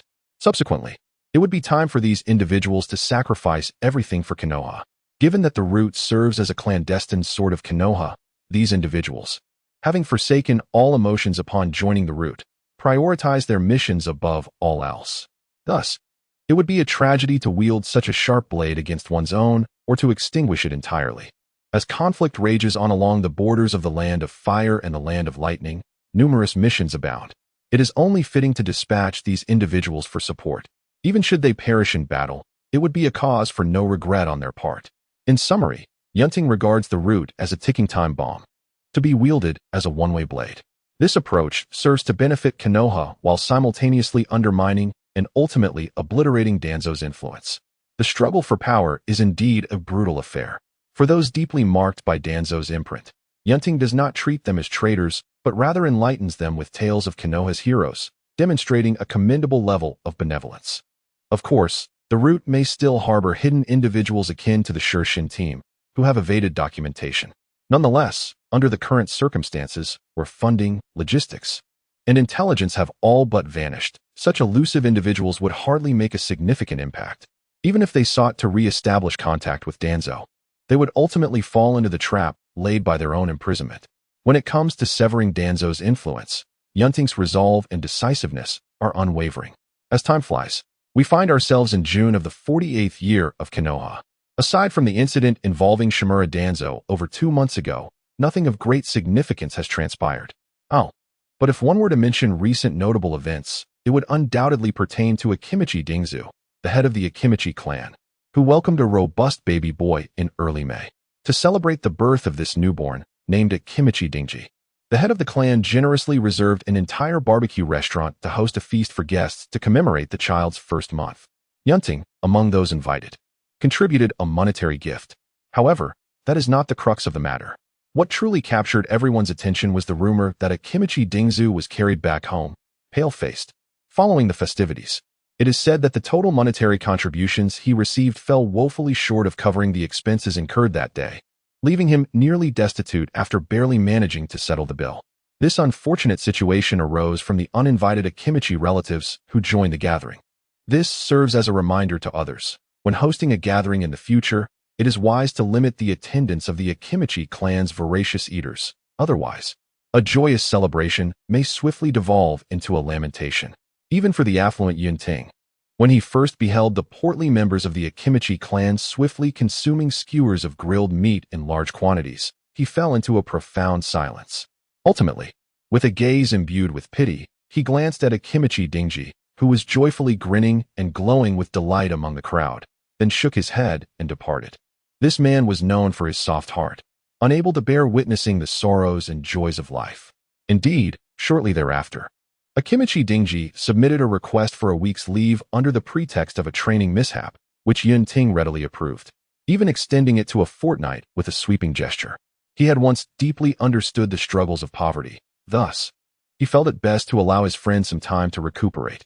In the Hokage's office, after signing the last document, Yunting stretched languidly and gazed out the window. Above, the 4 Hokage statues on Hokage Rock stood prominently, with his own likeness on the far right, unmistakably the youngest and most handsome among them all. Below, the vibrant streets of Konoha unfolded before him. Though not as grand as the capital of the Fire Country, the streets were bustling with ninjas donning headbands, and many could be seen leaping across rooftops, adding a unique vibrancy to the scene.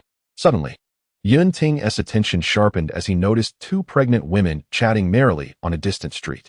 One had black hair, while the other sported red locks, with the former's belly noticeably more pronounced. He recognized both women as Uchiha Mikoto and Uzumaki Kushina. Considering the time, it was not long before Sasuke and Naruto would make their grand entrance into the world. Having arrived in Konoha in October of the 47th year, Yunting had now resided there for over 7 months, meaning the Ninetales incident had transpired less than half a year ago. Initially filled with uncertainty, he now felt a robust confidence about the future. Redirecting his gaze from the 2 expectant mothers, Yunting smiled serenely. This year marked the arrival of a new generation in Konoha. Among the famed Konoha 12, Niji, Tintin, and Rock Lee had already been born the previous year. As of this year, Shino Aburame, Sakura Haruno, and Akimichi Dingji had also made their debuts. Yunting had even gifted Shino a monetary present, as many among the Konoha 12 hailed from the 2nd generation of shinobi. Sakura, on the other hand, had a father who was merely a chunin, thus lacking the stature to invite him. Calculating further, he realized that 6 more births were anticipated in the latter half of the year. Sasuke, as the Uchiha clan leader's son, warranted his congratulations, especially given his amicable relationship with the Uchiha. Hinata, the daughter of the Hyuga clan leader and future heir, also deserved recognition, especially since her clan had previously assisted him during the Orochimaru incident. Furthermore, Shikamu, Ino, and Kiba, all sons of clan leaders and 2nd-generation shinobi, could not be overlooked. Lastly, Naruto, whose parents, Minato Namikaze and Kushina Uzumaki, were among Konoha's elite, demanded his attendance at their festivities. Thus, he realized he would indeed have to attend Naruto's celebration, as Minato was now one of his trusted aides. and he could not neglect the honor owed to Kushina as the host of the Nine Tails.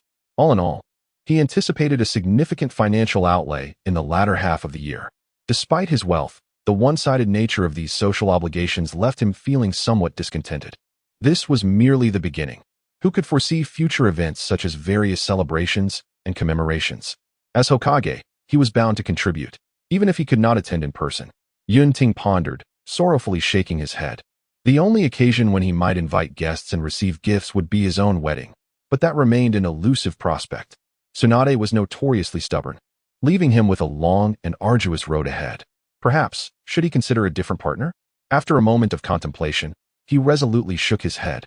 For the sake of preserving the Senju clan's pure bloodline, for the inheritance of wood release, and to honor the wishes of the clan elders, he would endure any hardship.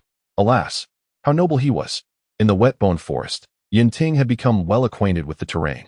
After exchanging pleasantries with a small slug, he proceeded to his usual training area to continue his mastery of sage arts. It had been over 6 months since he began this journey. Now, without the aid of the system, he had learned to absorb the natural energy surrounding him autonomously, independent of the slug's assistance. Although he had yet to master the technique fully, success was merely a matter of time. While it may appear that he was taking longer than Naruto, who seemed to possess a natural affinity for sage arts, the reality was quite different. Yunting was training in the sage arts of the wet-bone forest, which were undoubtedly more challenging compared to those of Mount Myaboku. Moreover, Naruto had been practicing diligently throughout the day, while Yunting, due to his responsibilities as Hokage, could only dedicate limited time to his training, often interrupted by his duties. Thus, the duration of his training was understandably prolonged. The sage arts he sought to master were not akin to a quick recharge, but rather akin to the enduring legacy of his ancestors. Consequently, it was quite normal for Yunting to progress more slowly than Naruto. As he began his training, Yunting sat calmly by a lake abundant with natural energy, following the secret techniques imparted by the slug. With each breath, he visibly drew in the overwhelming natural energy. The wet-bone forest, rich in natural energy due to its unique environment and the vitality brought forth by the slugs, offered a comfortable training ground for someone like Yunting, who possessed wood release. This reduced the risk of petrification during his practice compared to others. Half an hour later, while Yunting remained focused on his training, a sudden plume of white smoke erupted in the wet-bone forest, and a figure emerged. Only Tsunade could make her way to this secluded place now. She approached Yunting's training ground with purpose, observing him intently with her arms crossed, her impressive physique unwavering. This lad seemed to have made considerable progress since their last encounter. There was a significant possibility he might master the sage arts of the wet-bone forest, following in the footsteps of her grandfather. While this development was undoubtedly beneficial for the Senju and Konoha, the memory of their previous wager left her seething with irritation. What a cunning individual he was! Tsunade let out a habitual cold snort. She was concerned he might propose unfavorable conditions. As for reneging on their agreement, despite her tendency to lose bets, she prided herself on her integrity, never leaving debts unpaid, albeit with occasional delays. While the wait might be lengthy, she would eventually fulfill her obligations. Yet, could she afford to let Yunting prolong their agreement as he had in the past? Tsunade pondered this, reluctantly shaking her head. No, with the ongoing wood release experiments, their meetings had become frequent. How could she allow for any delays? Having witnessed Yunting's remarkable abilities firsthand, she could hardly contain her envy as she saw the sage arts she had once attempted in vain nearing completion in his hands. Recently, I have heard that the wood release experiment has made some progress. No matter what, she will not stray far from the hidden village of Konoha. Thus, everything has returned to the initial question. What will she do if Yunting makes unreasonable demands? When Yunting completed a cultivation cycle and opened his eyes to see Tsunade, he noticed the rapid changes in her expression, which were difficult to decipher. He approached her, expecting a reaction, but she remained lost in thought, prompting him to playfully wave his hand in front of her eyes and call out loudly, "Hey!" Startled, Tsunade instinctively jumped back, and upon realizing it was Yunting, she scolded. "You little rascal, what are you doing?" Yunting chuckled, curiosity piqued. "What were you just thinking? You didn't even react when I stood right in front of you. That's not like you at all." Naturally, Tsunade would not divulge her thoughts. Observing Yunting still clad in his training shorts, she shifted the topic. "Aren't you going to put on some proper clothes? With that little body of yours, do you really think you look good?" "Not as good as you," Yunting replied. shrugging with honesty. The woman before him was indeed unparalleled. He had not encountered anyone in Konoha who could rival her physique. Boom. Just as Yunting finished speaking, a thunderous sound erupted nearby. A living slug glanced up momentarily before resuming its task, unperturbed. 15 minutes later, in a clearing marred by craters and broken trees, Tsunade brushed the dust from her fists, feeling invigorated. What appeared to others as an intense battle was merely an appetizer in her eyes. Yunting shared this sentiment. After all, both the Senju clan and its close relative, the Uzumaki clan, were renowned for their exceptional physical prowess. Yunting had since changed back into his clothes, which were only slightly dusty. Otherwise, he appeared as refreshed as Tsunade. He regarded her with honesty, aside from lacking the overwhelming vitality bestowed by the wood release. Tsunade was not inferior in physique to him. Compared to previous members of the Senju clan, her potential to awaken the wood release should have been the greatest. Unfortunately, it seemed she lacked a stroke of luck. Now that there were signs of progress in wood release research, a glimmer of hope emerged. After the usual warm-up concluded, Tsunade inquired about the current state of the wood release research. Yunting responded, "It's going well. We've made some breakthroughs. Through comparative studies, it appears your physical constitution already meets the requirements to activate the wood release. But it lacks certain crucial factors that have kept the latent wood release hidden deep within your blood. Generally, it would be impossible for you to awaken the wood release again. However, I am here. My accidental awakening at such a young age suggests that I unknowingly discovered those key factors. If I can serve as a template, we can identify and cultivate these essential elements, significantly increasing your chances of awakening as well. Of course, all of this required time and a bit of luck. The research team still had a considerable journey ahead before achieving success. You must be patient, Tsunade. Even a scientific master like Orochimaru needs ample time to yield results. Not to mention, the research team in Konoha is still relatively inexperienced. Countless factions have attempted research in the past, but aside from the inexplicably fortunate Yamato, all have ultimately failed to replicate the wood release. Yunting held strong confidence in the wood release research he had assembled, considering his living example of an accidental awakening to be exceptionally rare. After all, the underground black market had placed an exorbitant bounty on his body, and the Raikage had originally dispatched elite ninjas solely to retrieve a sample of his blood. Given Tsunade's compatible conditions, it was unlikely that other members of the Senju clan would have the same opportunity, as their physical constitutions would likely hinder them from awakening even if the key factors were found. Thus, the prospects appeared bright. However, as he mentioned, the journey would inevitably be fraught with challenges. It had been nearly half a year, and the research had only just begun to show progress. If they were to wait until everything was resolved, it would likely take years. As a seasoned kunoichi shaped by the Second Shinobi World War, Tsunade's temper remained fiery. Yet she could be reasonable in some respects. Although the wood release held significant importance in her heart, the excitement and urgency of rekindling a long-abandoned hope were emotions difficult for outsiders to comprehend. Nonetheless, she recognized the arduous nature of the process and managed to suppress her eagerness, occasionally seeking to vent her frustrations on Yunting, a familiar figure who posed no threat of serious harm. Well, after being disappointed for so many years, I don't mind waiting a few more. Consider it a gamble. If I lose, it's no great loss, but if I win, it will be a tremendous gain, Tsunade declared confidently. Yunting, hearing this, wore a peculiar expression and quickly interjected. Tsunade, please do not view this as a gamble. You know how your luck usually turns out, right? That would be a curse. It was well known that Tsunade invariably lost when it came to gambling.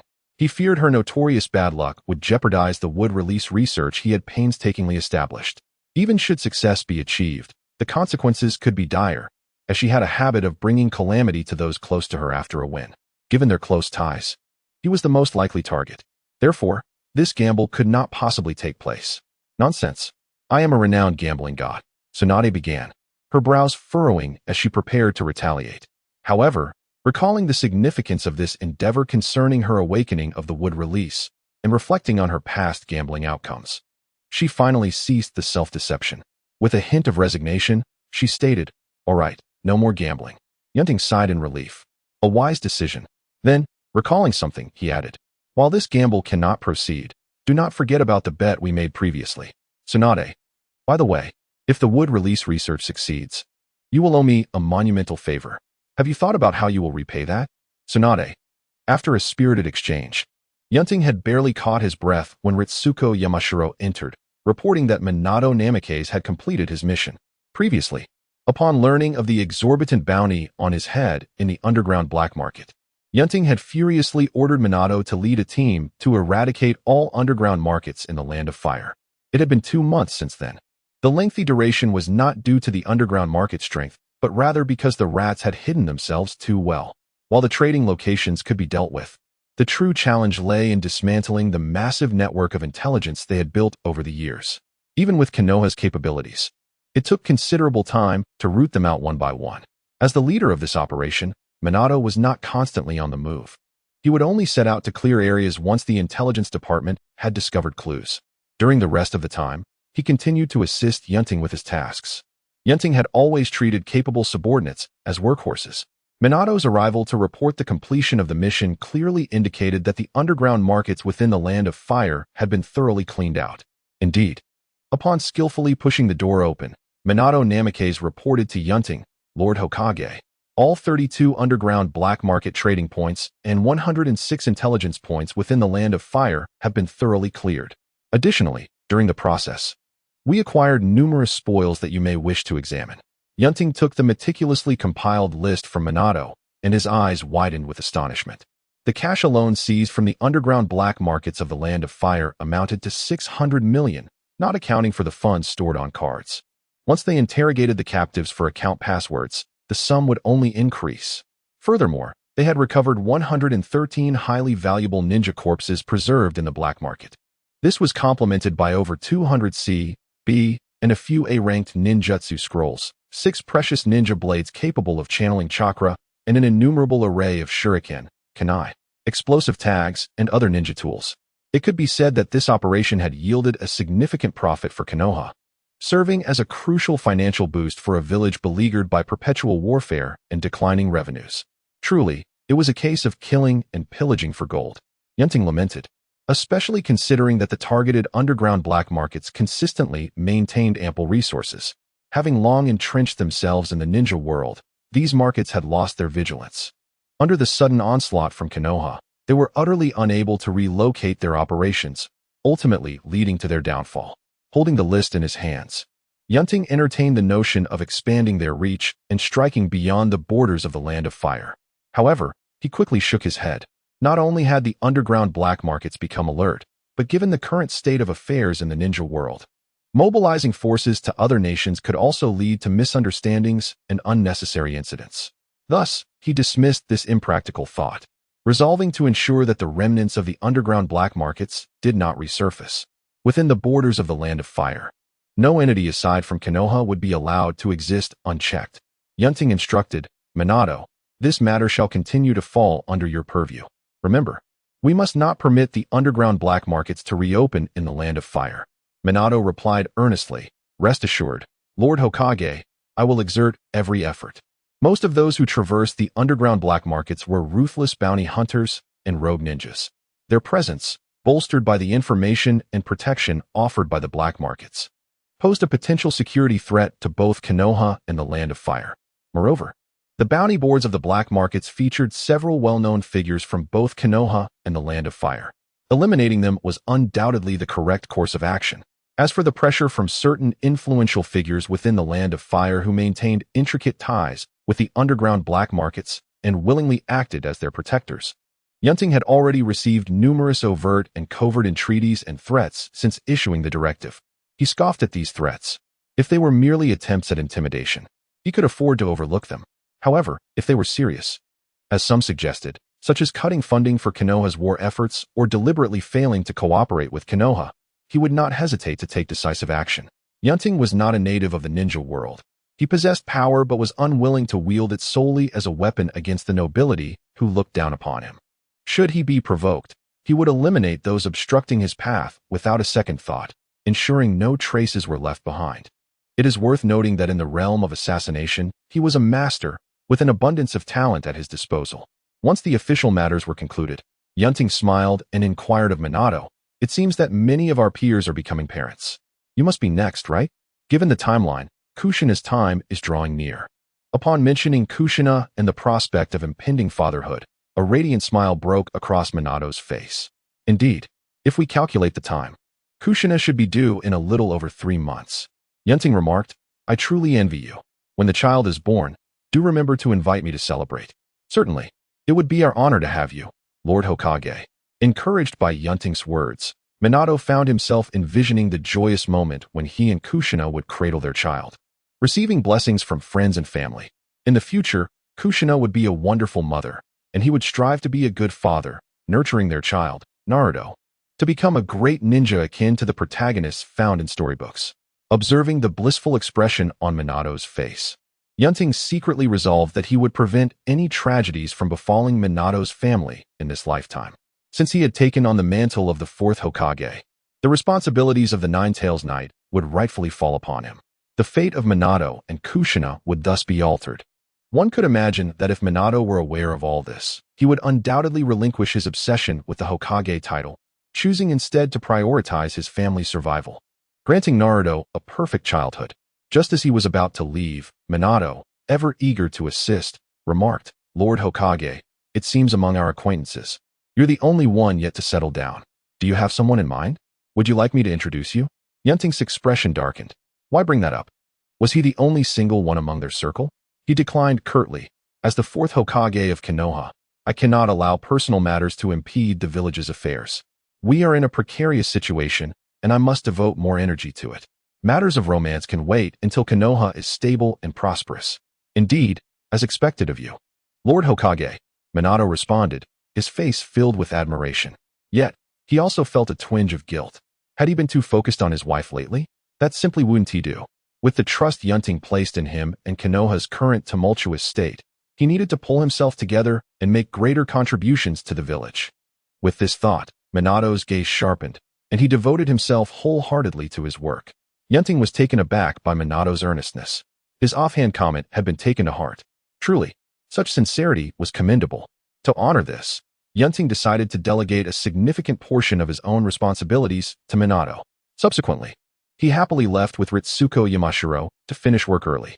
On the 7th day of the 7th month in the 48th year of Konoha, Inuzuka Kiba, the son of the Inuzuka clan leader, was born, and a monetary gift was presented.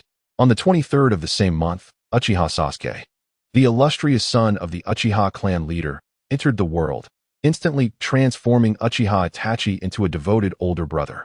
A monetary gift was given once more. On the 22nd of September in the same year, Nara Shikamaru, the son of the Nara clan leader, was born, accompanied by yet another monetary gift.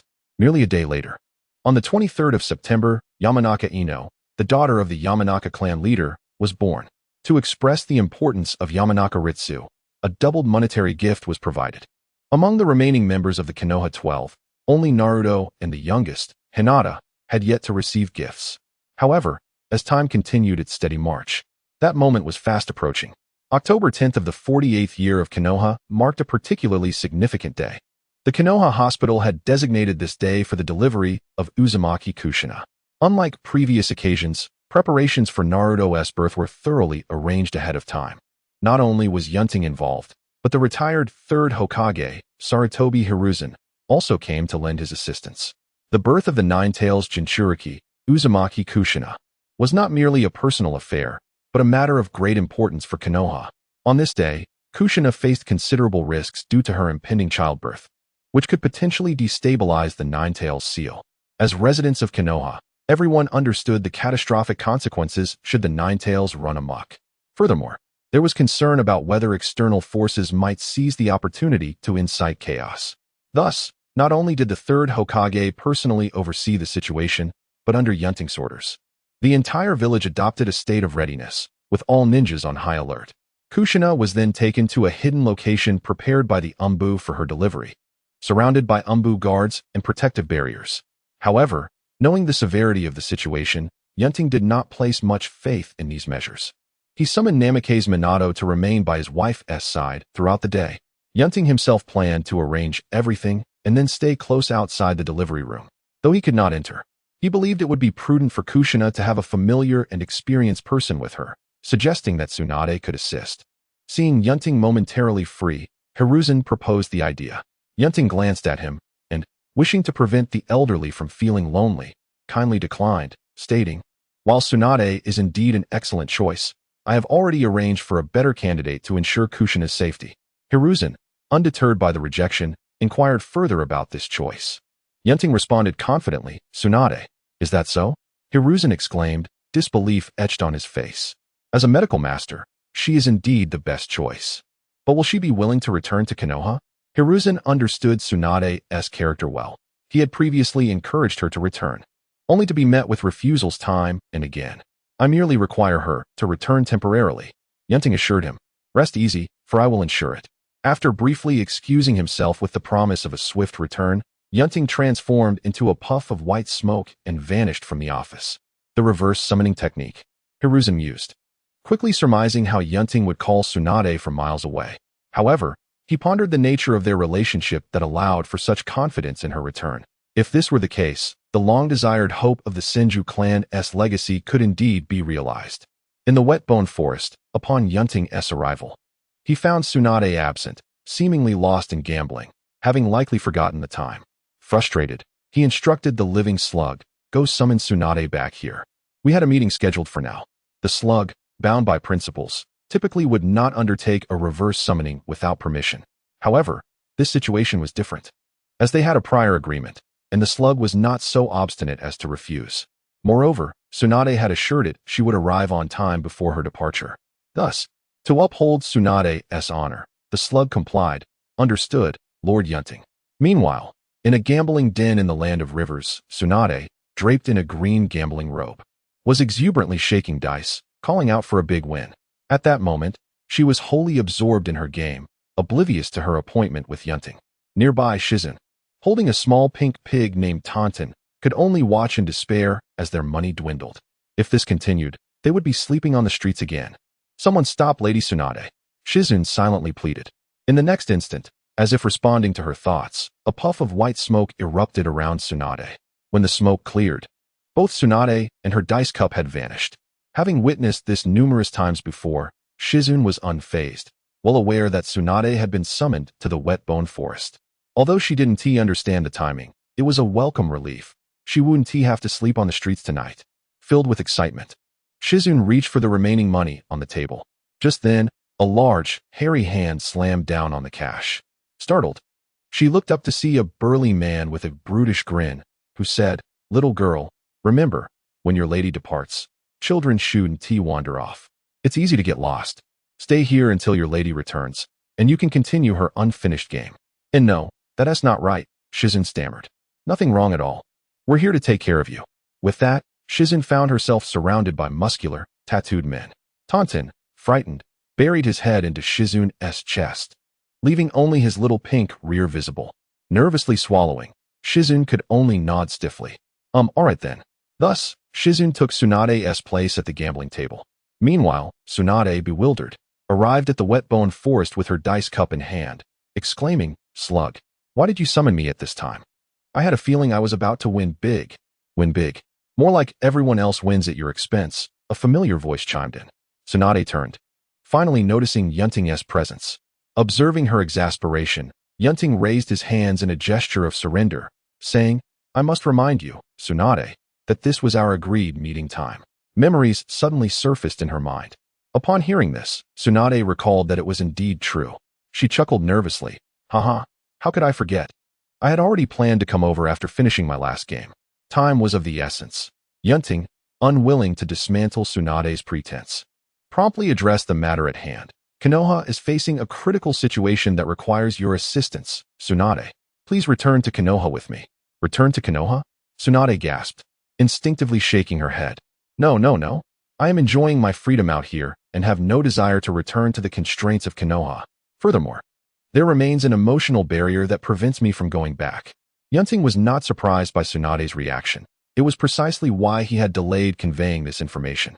Had he informed her earlier, even if he managed to persuade her, there was no guarantee she wouldn't change her mind midway and vanish again, making it impossible to find her. It was better to bring her back on the same day he broke the news. Seeing Tsunade shaking her head vehemently, appearing resolute, Yunting patiently explained, "It is not a permanent return. It is merely for today. You can leave again tomorrow without anyone stopping you." Tsunade still wore a skeptical expression, as if she were too knowledgeable to be deceived. Yunting continued. Today marks the day of Kushina Uzumaki's labor. As a medical expert and a woman, I hope you can be by her side during this time. Kushina is giving birth today. Time truly flies. Tsunade exclaimed, but quickly added, even so, I need not return. The personnel at Konoha Hospital are sufficient. Yunting shook his head. As the Nine-Tails Jinchuriki, Kushina will be at her most vulnerable during labor, and the seal will be unstable. Additionally, there is a potential risk of external forces invading during this period. Hence, I need a powerful kunoichi by her side for protection against any unforeseen events. Your strength and exceptional medical ninjutsu make you the most suitable candidate. After hearing this, Tsunade's stance softened, revealing hints of hesitation on her face. Konoha's defenses are strong. And you, along with Lord Hiruzen and Minato, will be there. What could possibly go wrong? Yunting replied, while that may be true, we cannot enter the delivery room. If an incident like the Nine-Tails rampage occurs, or if an enemy infiltrates, we will need time to respond. During that period, Kushina and her child could be in grave danger. As a woman, you can be present at all times, and if something goes awry, you have the capability to subdue it. Who in Konoha can be more suitable than you for this task? Do not dismiss my words as mere exaggeration.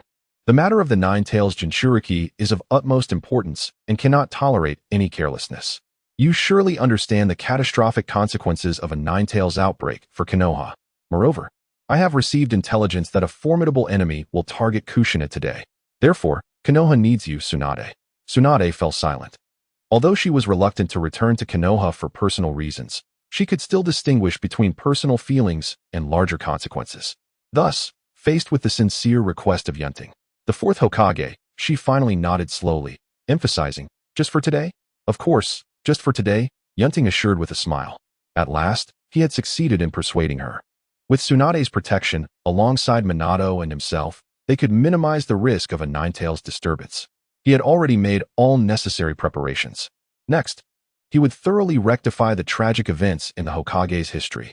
In the Hokage office, upon Yunting's return, he first acknowledged Hiruzen Sarutobi, who was waiting nearby, and then bit his finger to perform the summoning technique. With a puff of smoke, a giant slug appeared. Thank you for your assistance, my friend, Yunting said. It is no trouble at all, Lord Yunting, the slug replied gently before performing the reverse summoning technique. Soon, with another puff of smoke, Tsunade emerged. So, I have returned at last. Tsunade glanced around, realizing she was in the Hokage's office. Looking out the window at the familiar streets, she couldn't help but exclaim. It's been a long time. Indeed, it has, Tsunade, Hiruzen remarked warmly upon seeing her. Tsunade turned to her teacher, teasingly commenting, Old man, it's been ages. You seem more spirited than ever. Have you found a second spring? Hiruzen, who was habitually smoking, coughed for several seconds at her words, and once he recovered, he retorted. Nonsense. What second spring? You have no sense of propriety. Tsunade, have you not matured at all over the years? Well, someone has to stay young. Tsunade shrugged nonchalantly. Hiruzen gazed at his eternally youthful student, then at his own wrinkled skin, rendered momentarily speechless. Meanwhile, Yunting listened with interest to the playful banter between the two. In the original timeline, Tsunade had not returned to Konoha after leaving until after the third Hokage's death, and they had not seen each other, let alone conversed. This time, he felt he had rewritten history, and with the subsequent events concerning Minato and his wife, he considered himself a master of dreams fulfilled. Once the nostalgic exchanges between the teacher and student concluded, Yunting addressed Tsunade. I will send someone to escort you to Kushina. I appreciate your help today. Tsunade waved her hand dismissively. I will fulfill my promise. Very well, Yunting said, summoning Ritsuko Yamashiro to lead Tsunade to the secluded location of Kushina's delivery. Since returning from the capital of the Land of Fire, Ritsuko had changed into a sleek black secretary outfit. As she entered, Hiruzen, being an LSP, couldn't help but cast a glance. Tsunade, noticing this, exchanged a knowing look with Yunting before following Ritsuko out. After the two women departed, Hiruzen coughed, feeling caught in Yunting's knowing gaze. Before returning to a serious demeanor, I never expected you to truly bring Tsunade back. With her here, Kushina's protection is assured. Assured? Yunting mused. If he were unaware of the true situation, he might believe such protection was infallible. However, considering the enemy's infiltration capabilities and their near invincibility due to their space-time ninjutsu, Yunting felt far from confident. The matter of the Nine-Tails is critical, and I must personally ensure its safety. Additionally, I will rely on the third Hokage today to prevent any potential disturbances from those with ill intentions. The fact that Kushina Uzumaki was pregnant could not remain a secret from the outside world. After all, she had been visibly pregnant while walking through the streets, allowing others to estimate her pregnancy's progress and predict her delivery date, albeit only to the month rather than the exact day. In the final days leading up to her labor, the Umbu had concealed her whereabouts, eliminating any opportunity for external speculation. Today, if nothing untoward occurs in Uzumaki Kushina's vicinity, perhaps all shall remain tranquil. However, should any unforeseen incident arise, it is prudent to consider that the spies from neighboring villages may seize the opportunity to instigate trouble. To mitigate such risks, Yunting has appointed Sarutobi Hisashi to oversee the village, prepared to address any potential emergencies. Despite his advanced age, Hisashi, a formidable ninja, retains an imposing shadow-level combat prowess, making him well-suited for the task. After a period of observation, he has noted that his counterpart has truly embraced a peaceful retirement, which brings him some comfort in allowing this assistance. Had it been Danzo, regardless of appearances, Hisashi would never have been so trusting. I understand now. Yunting, you may proceed to Kushina without worry. I shall take care of matters here. Although Hisashi is puzzled by Yunting's insistence on going, he respects the Fourth Hokage's decision. Moreover, to honor the latter's trust, he resolves to exert himself to the utmost today. On the rooftop of the Hokage building, Yunting stands, surveying the surroundings. As always, Konoha thrives. Villagers, content with their lives, meander through the bustling streets. For them, it is merely another ordinary day. Yet, unbeknownst to them, a perilous undercurrent is about to surge forth. As dusk approaches, Kushina's labor is nearing its later stages, and Yunting readies himself to depart. He has never entertained the notion that Uchiha Obito would remain oblivious to Kushina's impending childbirth. Even in the absence of Kakashi disclosing this information at his grave, Obito, with his unparalleled intelligence-gathering capabilities, would undoubtedly acquire all pertinent details.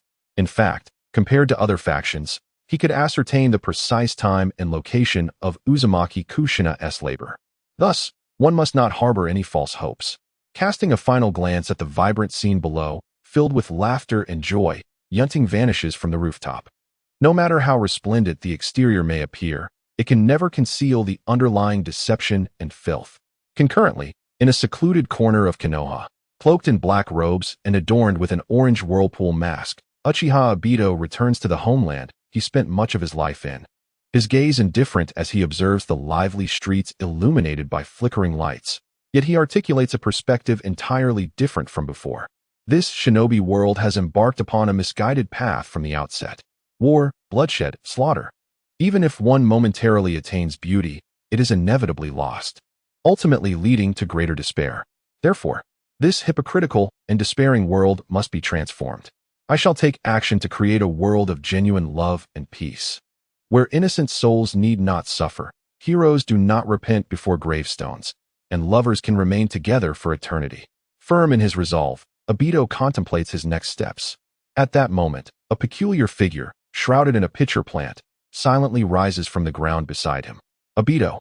Ah, Lord Madara, we have located the Nine-Tails Jinchuriki, and she is currently in labor. The sounds of her suffering are quite distressing. Why must humans endure such a complicated process of childbirth? Why not simply sprout from trees like us? This was spoken by White Zetsu, who, with his ability to traverse underground effortlessly, is an exceptional informant. Even with Konoha's efforts to conceal Uzumaki Kushina, he successfully uncovered her whereabouts. Black Zetsu then interjects, his tone more serious. The Nine-Tails Jinchuriki is in labor, and unexpectedly, she is accompanied by one of the legendary three, Tsunade, along with the vigilant Namikaze Minato and potentially the Fourth Hokage. Such an illustrious assembly is beyond imagination. Lord Madara, what are your intentions? Obito's eyes glimmer as he ponders. Now is not the opportune moment to act. Once the Nine-Tails Jinchuriki has given birth, she will be at her most vulnerable, and the seal on the Nine-Tails will be weakened. It is then that we shall strike, making it easier to control the beast. And we can use the newborn as leverage. Thus, the original plan requires some adjustments. Zetsu, I may need your assistance shortly. White Zetsu and Black Zetsu exchange glances and nod in agreement. The former, having been commanded by the true Madara before his demise to obey Obito, will dutifully follow his orders. As for the latter, The weakening of Konoha aligns with its grand designs, and thus will not rebuff the request. Also, change out of your Akatsuki attire. This is not the time to reveal our organization. After Obito's instructions, they set forth. As he prepares to depart, his peripheral vision catches sight of an elderly woman, frail and hunched, struggling towards him, one hand clutching a basket and the other relying on a cane. Obito hesitates for a moment before vanishing from sight, leaving behind only the lonely sound of the cane tapping against the ground in the night. Within the secret base established for Uzumaki Kushina, her anguished cries have echoed for quite some time in the delivery room. Beside her, Tsunade, revered by all medical ninjas in the shinobi world, realizes she may not be of much help. Lacking experience in childbirth, she finds that the doctors and nurses from Konoha Hospital, who have delivered many newborns, are far more competent. Nevertheless, her presence is not without merit. The admiration surrounding her inspires the Konoha medical staff, and upon seeing Tsunade arrive, Kushina's initial anxiety about her first childbirth begins to dissipate. With Tsunade there, both her and her unborn child's safety feel significantly assured. Acknowledging her expertise, Tsunade refrains from overstepping her bounds. While monitoring Kushina's condition, she remains vigilant, recalling Yunting's warning of potential enemy infiltration. Though uncertain how adversaries might breach such formidable defenses, she has chosen to trust Yunting's judgment and remains alert. In this atmosphere, the journey of a new life continues. The birth of a new being is never instantaneous. Even with the chakra-infused physique of a ninja, one cannot simply summon a child into existence with a mere snap. Like all women, it is a protracted endeavor. Since Kushina was ushered into the delivery room, over 10 hours have elapsed, transitioning from day to night. Amidst Kushina's struggles alongside the medical personnel, outside, the ANBU members dutifully guard the premises, while Namikaze Minato anxiously paces outside the door.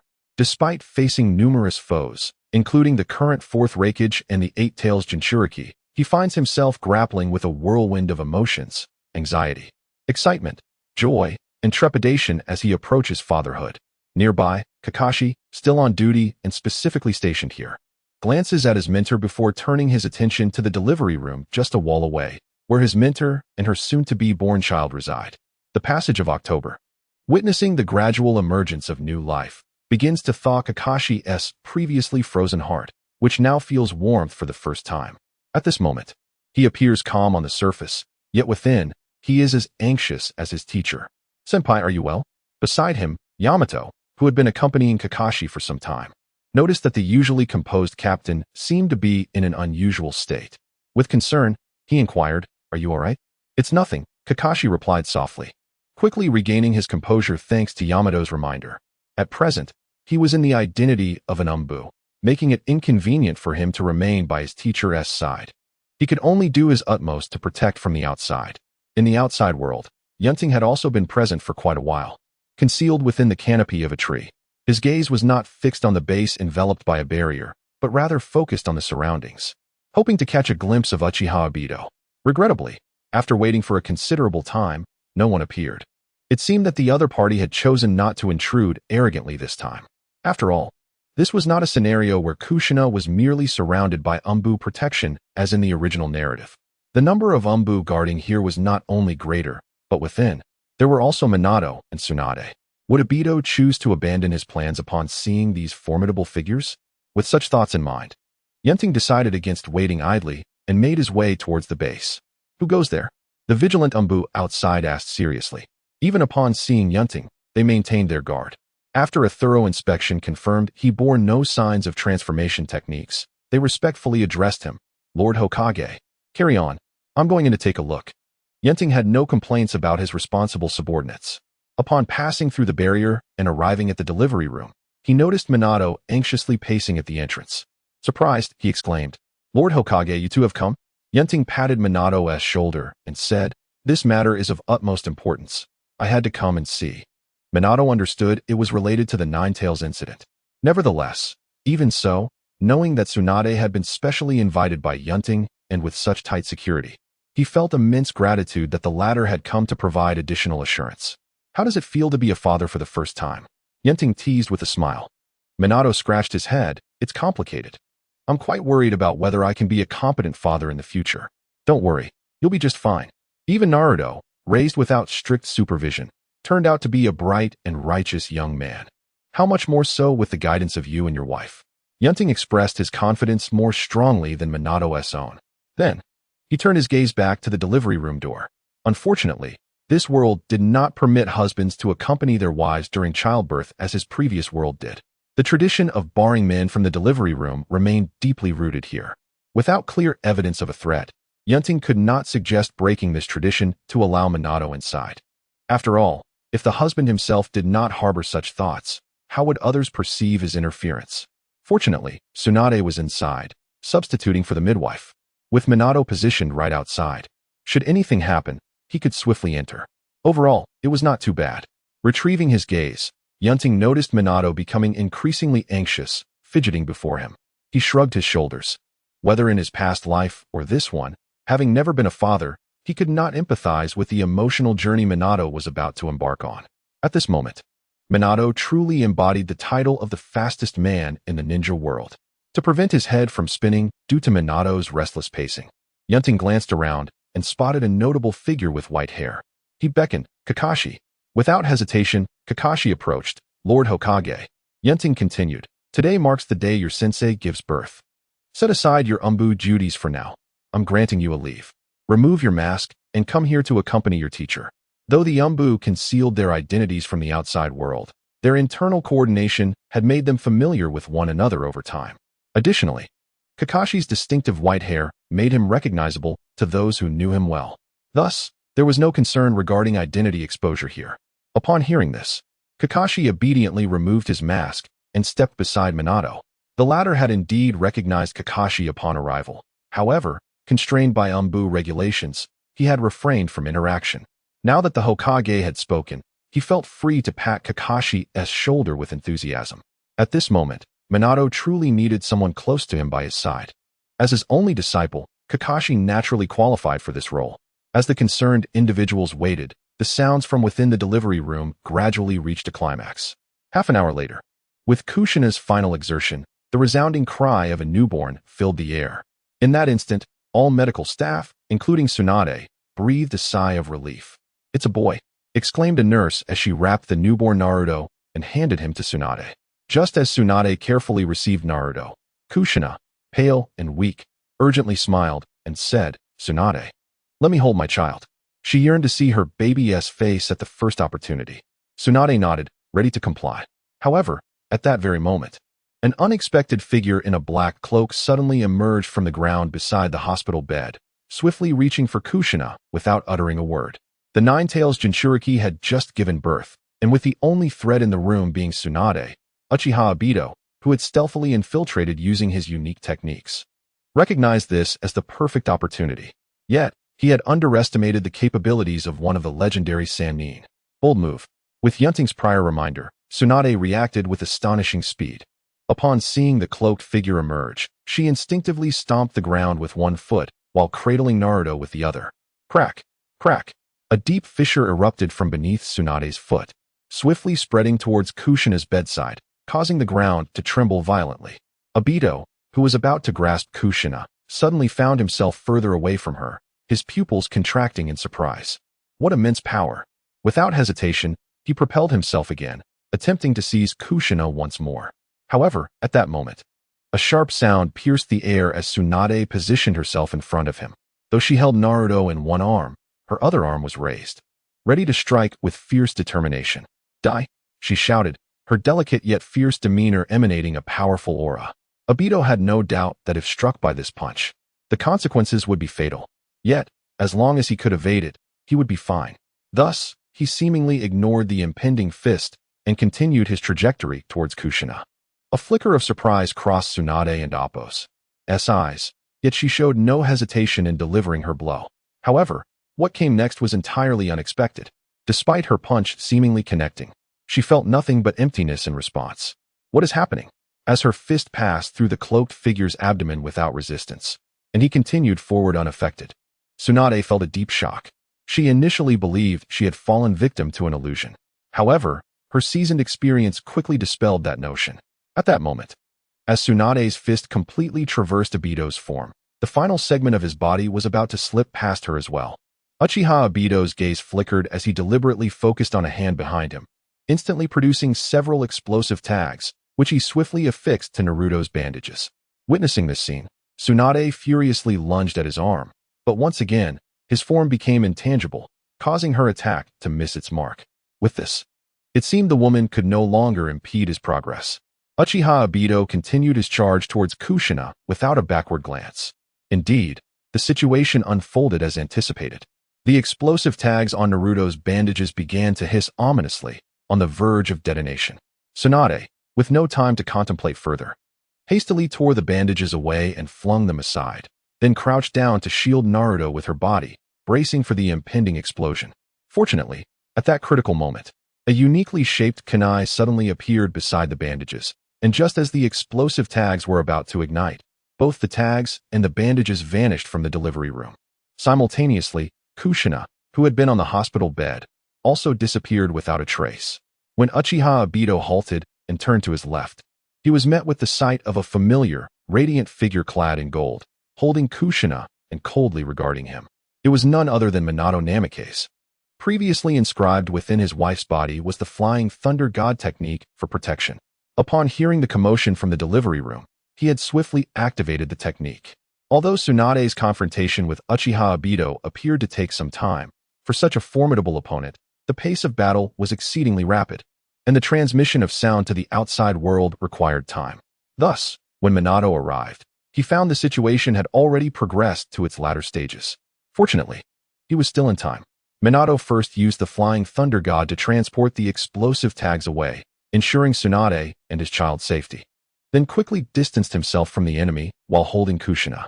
Even without the technique, his speed was among the fastest in the ninja world. Uchiha Obito, of course, could not catch up. Casting a cold glance at his former teacher, Obito suddenly remarked, "I never expected that the illustrious Yellow Flash would finally not falter at a crucial moment." Minato, puzzled, could only question the unfamiliar masked figure before him. "Who are you?" "Who am I?" Uchiha Obito replied with a chilling laugh, shaking his head. "If you wish to know my name, then see if you can catch me. But I believe you won't have that opportunity."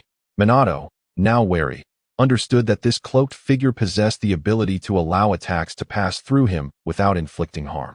At that moment, Tsunade rose again, cradling the sobbing Naruto, and cautioned Minato. Before Minato could respond, a new voice suddenly echoed within the delivery room.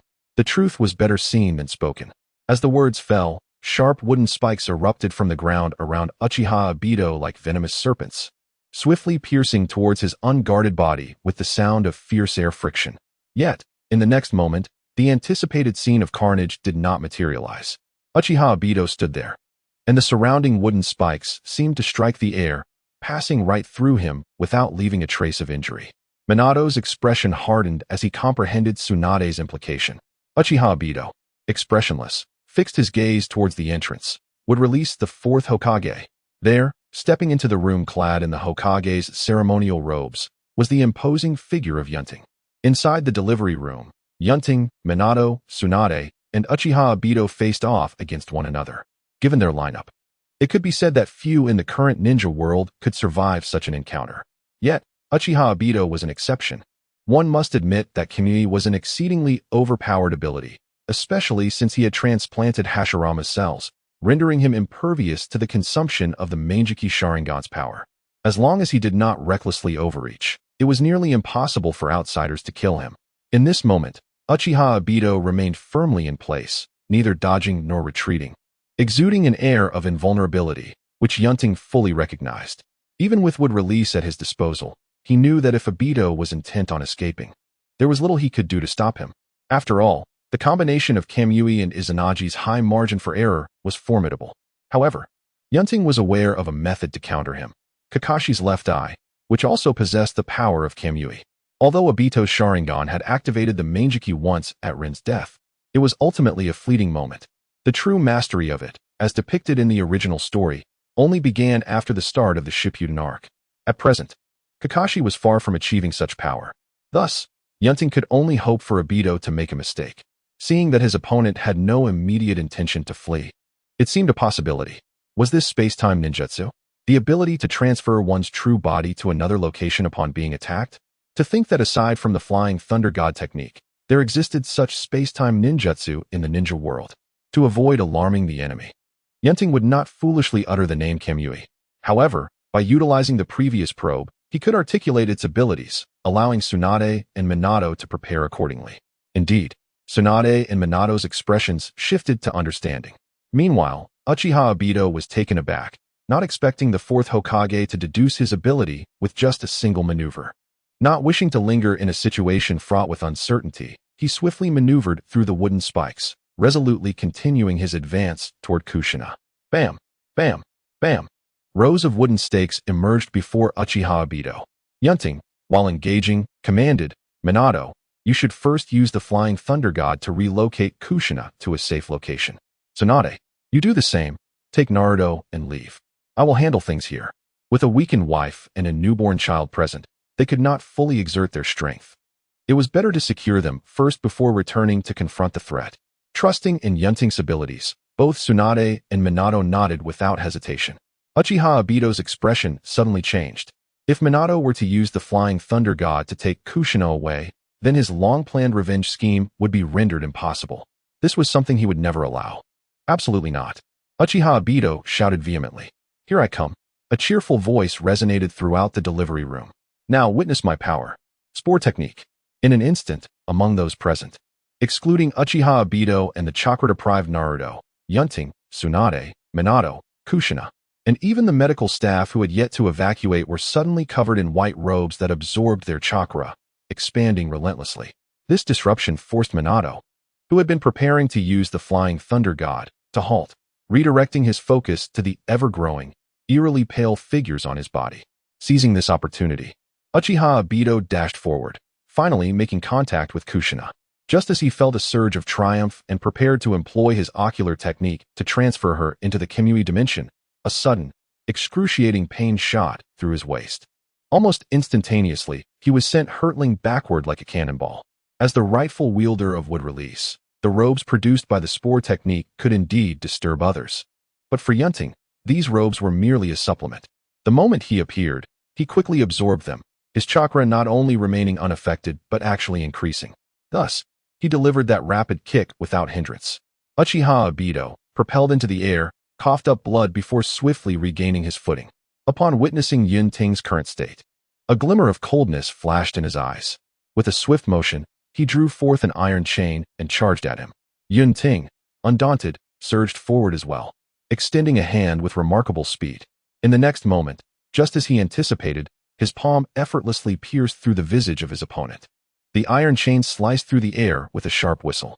As Uchiha Obito passed through Yunting's form, he forcefully yanked the chain from behind, aiming it viciously at Yunting's waist. With a tearing sound, Yunting was cleaved in two.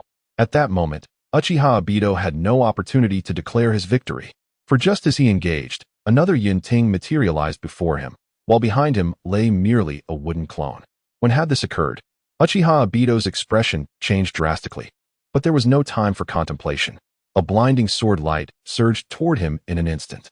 This entire sequence transpired with astonishing rapidity as Yunting, having calculated every move, emerged from his concealed position the moment Obito truly made his move, wielding the Kusanagi, sword he had acquired from Orochimaru with unparalleled speed. In such a fleeting moment, Obito could not re-enter his ethereal state. In that instant, droplets of blood sprayed into the air. Retrieving the Kusanagi sword, Yunting shook his head in regret. Despite his best efforts, he had still been a fraction too late. Just as the sword was about to penetrate Obito's flesh, the latter's Kamui activated, rendering Yunting's attack ineffective. The fleeting thought of eliminating his opponent in that moment had been dashed. At this juncture, Uchiha Obito was still quite inexperienced compared to his future self, and his use of Kamui was far from polished. However, with this misstep, should he attempt a repeat performance, it would be exceedingly difficult, especially considering the strong possibility that his opponent possessed Izanagi. By this point, he surely dared not be overconfident again. Realizing the precariousness of his situation, Uchiha Obito promptly activated the Izanagi technique with his left eye's three-tomo Sharingan, setting a predetermined duration. He then cast a wary glance at Yunting, who stood before him. At that moment, a long gash marred Obito's chest, blood flowing profusely, rendering him quite disheveled. Since awakening his Manjiki Sharingan, Particularly with the power of Kemui, he had effortlessly defeated every enemy he faced. He never imagined that he would suffer such severe injury after merely one encounter with the Fourth Hokage. This undoubtedly left a deep psychological scar. With a swift motion, several shuriken were cast from his hand, passing through Uchiha Obito without hindrance. Yunting shook his head, unwilling to squander any more time, and summoned another wooden clone to assist Minato in removing his outer robe. With both Uchiha Obito and an unseen adversary lurking, he aimed to ensure that Minato could swiftly escort Kushina to safety. Meanwhile, he positioned himself in front of Uchiha Obito, the bloodstained Kusanagi sword slicing through the air as he calmly stated, "Only when you attack, or rather, when you genuinely make contact with a person or object, does your body materialize. Am I incorrect?" Upon hearing Yunting's words, Uchiha Obito's expression tightened. In his eyes, the Fourth Hokage was indeed his nemesis. Having quickly discerned the essence of his abilities, this forced him to confront a harsh reality. With his current strength, the possibility of seizing Kushina was almost non-existent. This meant that his meticulously crafted plan to unleash the Nine Tails and obliterate Konoha had come to naught. This left him filled with resentment. No, even if the original plan cannot be fulfilled, I cannot allow Konoha to emerge unscathed. As Uchiha Obito contemplated this, his gaze inadvertently caught sight of Kushina's anxious glances towards Tsunade, who held Naruto. As a mother, Kushina had yet to lay eyes on her son's face.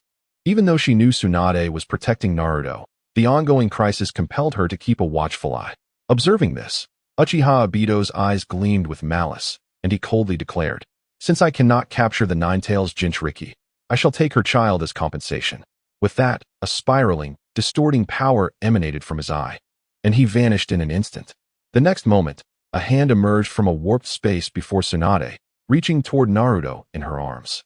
Among the group, Tsunade was the second to quickly shed her outer robe, thanks to her formidable chakra control. Although the enemy's appearance was exceedingly bizarre, Yunting's prior analysis of his abilities rendered her familiar with the threat. Confident in her abilities, she failed to consider that Kushina, unaware of the situation, could be alarmed, especially upon witnessing the even more peculiar manner of the black-robed figure's emergence. She instinctively cried out for Naruto, leaning forward to see. This maternal instinct, however, provided Uchiha Obito with an opportunity. Facing Tsunade's obstruction, he paid no heed to retracting his hand, swiftly pivoting to position himself directly in Kushina's line of sight. Meanwhile, beneath his mask, the Manjiki Sharingan within his singular eye radiated an ominous glow. At that moment, his gaze locked with Kushina's. Then, the Manjiki Sharingan activated. Cold and damp. In the ceiling space, the massive Nine-Tails fox observed with cold indifference the weakening prison that had confined it for so many years. Suddenly, it sensed something, raising its head sharply. That foul yet familiar scent. It is the wretched chakra of the Sharingan. As the words fell, Uchiha Obito's figure materialized before the prison. The Nine-Tails' colossal form was reflected in the Manjiki Sharingan, and as Obito gazed upon the immense beast within the iron bars, he remarked, "Nine-Tails, what immeasurable power you possess." The Nine-Tails shot him a cold glance, replying, "Another Uchiha. And from the looks of your ocular prowess, you are but a shadow of the legendary Uchiha Madara." It recalled the time Madara forcibly controlled it as a puppet, leading to a fierce beating from the First Hokage. And the bitterness of being sealed within a Jinchuriki for decades lingered in its memory. Suddenly, bubbles began to rise from the waterlogged ground outside the prison, quickly forming a large silhouette of the Nine-Tails head. It shifted slightly, then lowered its head malevolently, gazing at Uchiha Obito, and seductively beckoned, "Ambitious Uchiha, what brings you to me? Do you seek to harness my power? If so, come closer to the bars, and I shall bestow upon you immense strength." Obito cast a dispassionate glance at it, muttering to himself, "Initially, I intended to use the tail release sealing technique to liberate you from your prison and cast you into Konoha as retribution. Unfortunately, that plan has become unfeasible. Thus, I shall adopt another approach. While it may lack intensity, it is better than nothing. I trust the chaos caused by the Nine-Tails Jinchuriki's rampage will suffice to trouble Konoha." Without waiting for a response from the Nine-Tails, he lunged forward, crushing the bubble-like head and casting a Manjiki Sharingan-level Jinjutsu upon its true form. Today, with the seal at its weakest, he found it all too easy to accomplish this. In an instant, the Nine-Tails, about to speak, felt its pupils turn crimson, and its rationality began to fade. Immediately following a ferocious, beastly roar, an immense surge of chakra erupted from within the nine tails, engulfing the entire space in an overwhelming tide. As the violently red chakra swept through, Uchiha Obito vanished contentedly from the ceiling space. Time within the ceiling space flowed differently from the outside. Just as Obito deliberately locked eyes with Kushina, the foreboding realization struck Yunting, leaving him no time to intervene. In the next instant, the pattern of the kaleidoscopic Sharingan was reflected in Kushina's pupils, and a torrent of fierce red chakra erupted forth, obliterating her outer robe and enveloping her in a thick layer of chakra armor. But that was not all. Behind Kushina, one tail, two tails, a total of four tails materialized almost instantaneously, sweeping mercilessly towards the nearest Minato. The entire sequence unfolded too swiftly for Minato to react. In a moment of rationality, he had no choice but to set aside his wife and dodge the oncoming tails. Witnessing this scene, Yunting furrowed his brow. Habitually, he had assumed that Obito's goal was to extract the nine tails from its Jinchuriki. Yet he had not anticipated this deviation from his expectations. Fortunately, there was still a chance for redemption. The nine tails was merely in a state of fury, not yet separated from Kushina, who was not in immediate danger. Meanwhile, taking advantage of the chaos caused by the rampaging Kushina, Obito prepared to withdraw. Having achieved a small part of his objective, the swirling ripples of space twisted away from him once more. He cast a final glance at Minato and remarked, "Enjoy the gift I have brought to Konoha. Oh dear," leaving without saying goodbye. "Farewell to you all." Following suit, Zetsu, who had remained hidden throughout, bid adieu with a grin. However, in the next moment, an unexpected turn of events occurred. The resounding cry of Chidori echoed within the delivery room. In an instant, a flash of lightning revealed Kakashi, who had long been lying in wait, darting towards the ceiling with remarkable speed. Having previously stood alongside Yunting and Minato, he had heard the commotion in the delivery room. Yet, recognizing his inferior strength compared to the latter two, he had chosen to remain hidden, biding his time. He had also been searching for the elusive second enemy, and Zetsu's careless words upon departure presented him with an opportunity. Without a moment's hesitation, Kakashi unleashed his strongest Chidori, hurtling towards Zetsu at blinding speed. A pained scream erupted from Zetsu as Kakashi struck. Simultaneously, Obito's gaze turned sharply towards Kakashi. His eyes locked on him until he vanished completely. The enemy had retreated, but left behind a troubling predicament. Wood release, thorn killing technique. Thick wooden pillars erupted from the ground, entwining Kushina, now clad in a cloak of beastly chakra, tightly. Yet, in a heartbeat, explosive sounds resonated. The sturdy pillars were shattered by the raging chakra of the nine tails. As Kushina re-emerged in a frenzy, a sixth tail began to form behind her. Observing the once familiar features of Kushina now obscured by ominous crimson chakra, and the building teetering on the brink of collapse, Yunting furrowed his brow and commanded, "Tsunade, take Naruto and leave. Kakashi, inform nearby personnel to evacuate. Minato, please ensure all medical staff here are evacuated. I will handle the situation with Kushina. Rest assured, I will safely deliver her back to you." Kakashi nodded promptly, while Tsunade glanced at Naruto, resigned to comply. Minato cast a deep look at his wife, suppressing his anxiety, and replied, "I leave it to you, Hokage." Just as Minato finished speaking, a chilling, beastly roar erupted from Kushina, now fully transformed into the visage of the fox. As her five tails struck the ground with ferocity, the sound of cracking echoed as fissures rapidly spread across the walls and floor. The entire building trembled violently. "Move quickly." Yunting clapped his hands as a wooden platform shot up, lifting Kushina away from the ground just as she prepared to strike again, embedding herself into the ceiling. Kakashi and Tsunade, carrying Naruto, dashed for the exit. Meanwhile, Minato swiftly adjusted his mindset, using the Flying Thunder God technique to teleport the medical staff who had not yet escaped. Acknowledging Yunting's command, he focused on confronting the rampaging Nine Tails. Now fully resembling a smaller version of the Nine Tails, Kushina charged at Yunting with her four sharp claws dragging along the ground, moving at an astonishing speed. The sound of the Nine Tails chakra crackling in the air grew ever closer. With a resolute gaze, Yunting advanced towards her instead of retreating. With a thunderous roar, Kushina lunged forward, her claws aimed at Yunting. Yet, he was faster. In the next instant, he vanished from her sight, only to reappear behind her like a specter. With a resounding crash, Yunting delivered a powerful kick, sending Kushina flying as if struck by a truck, crashing through several walls and ultimately toppling dozens of trees outside before finally coming to a halt. However, as she regained her footing, no visible injury marked her form. Any damage she had sustained seemed to have been quickly mended.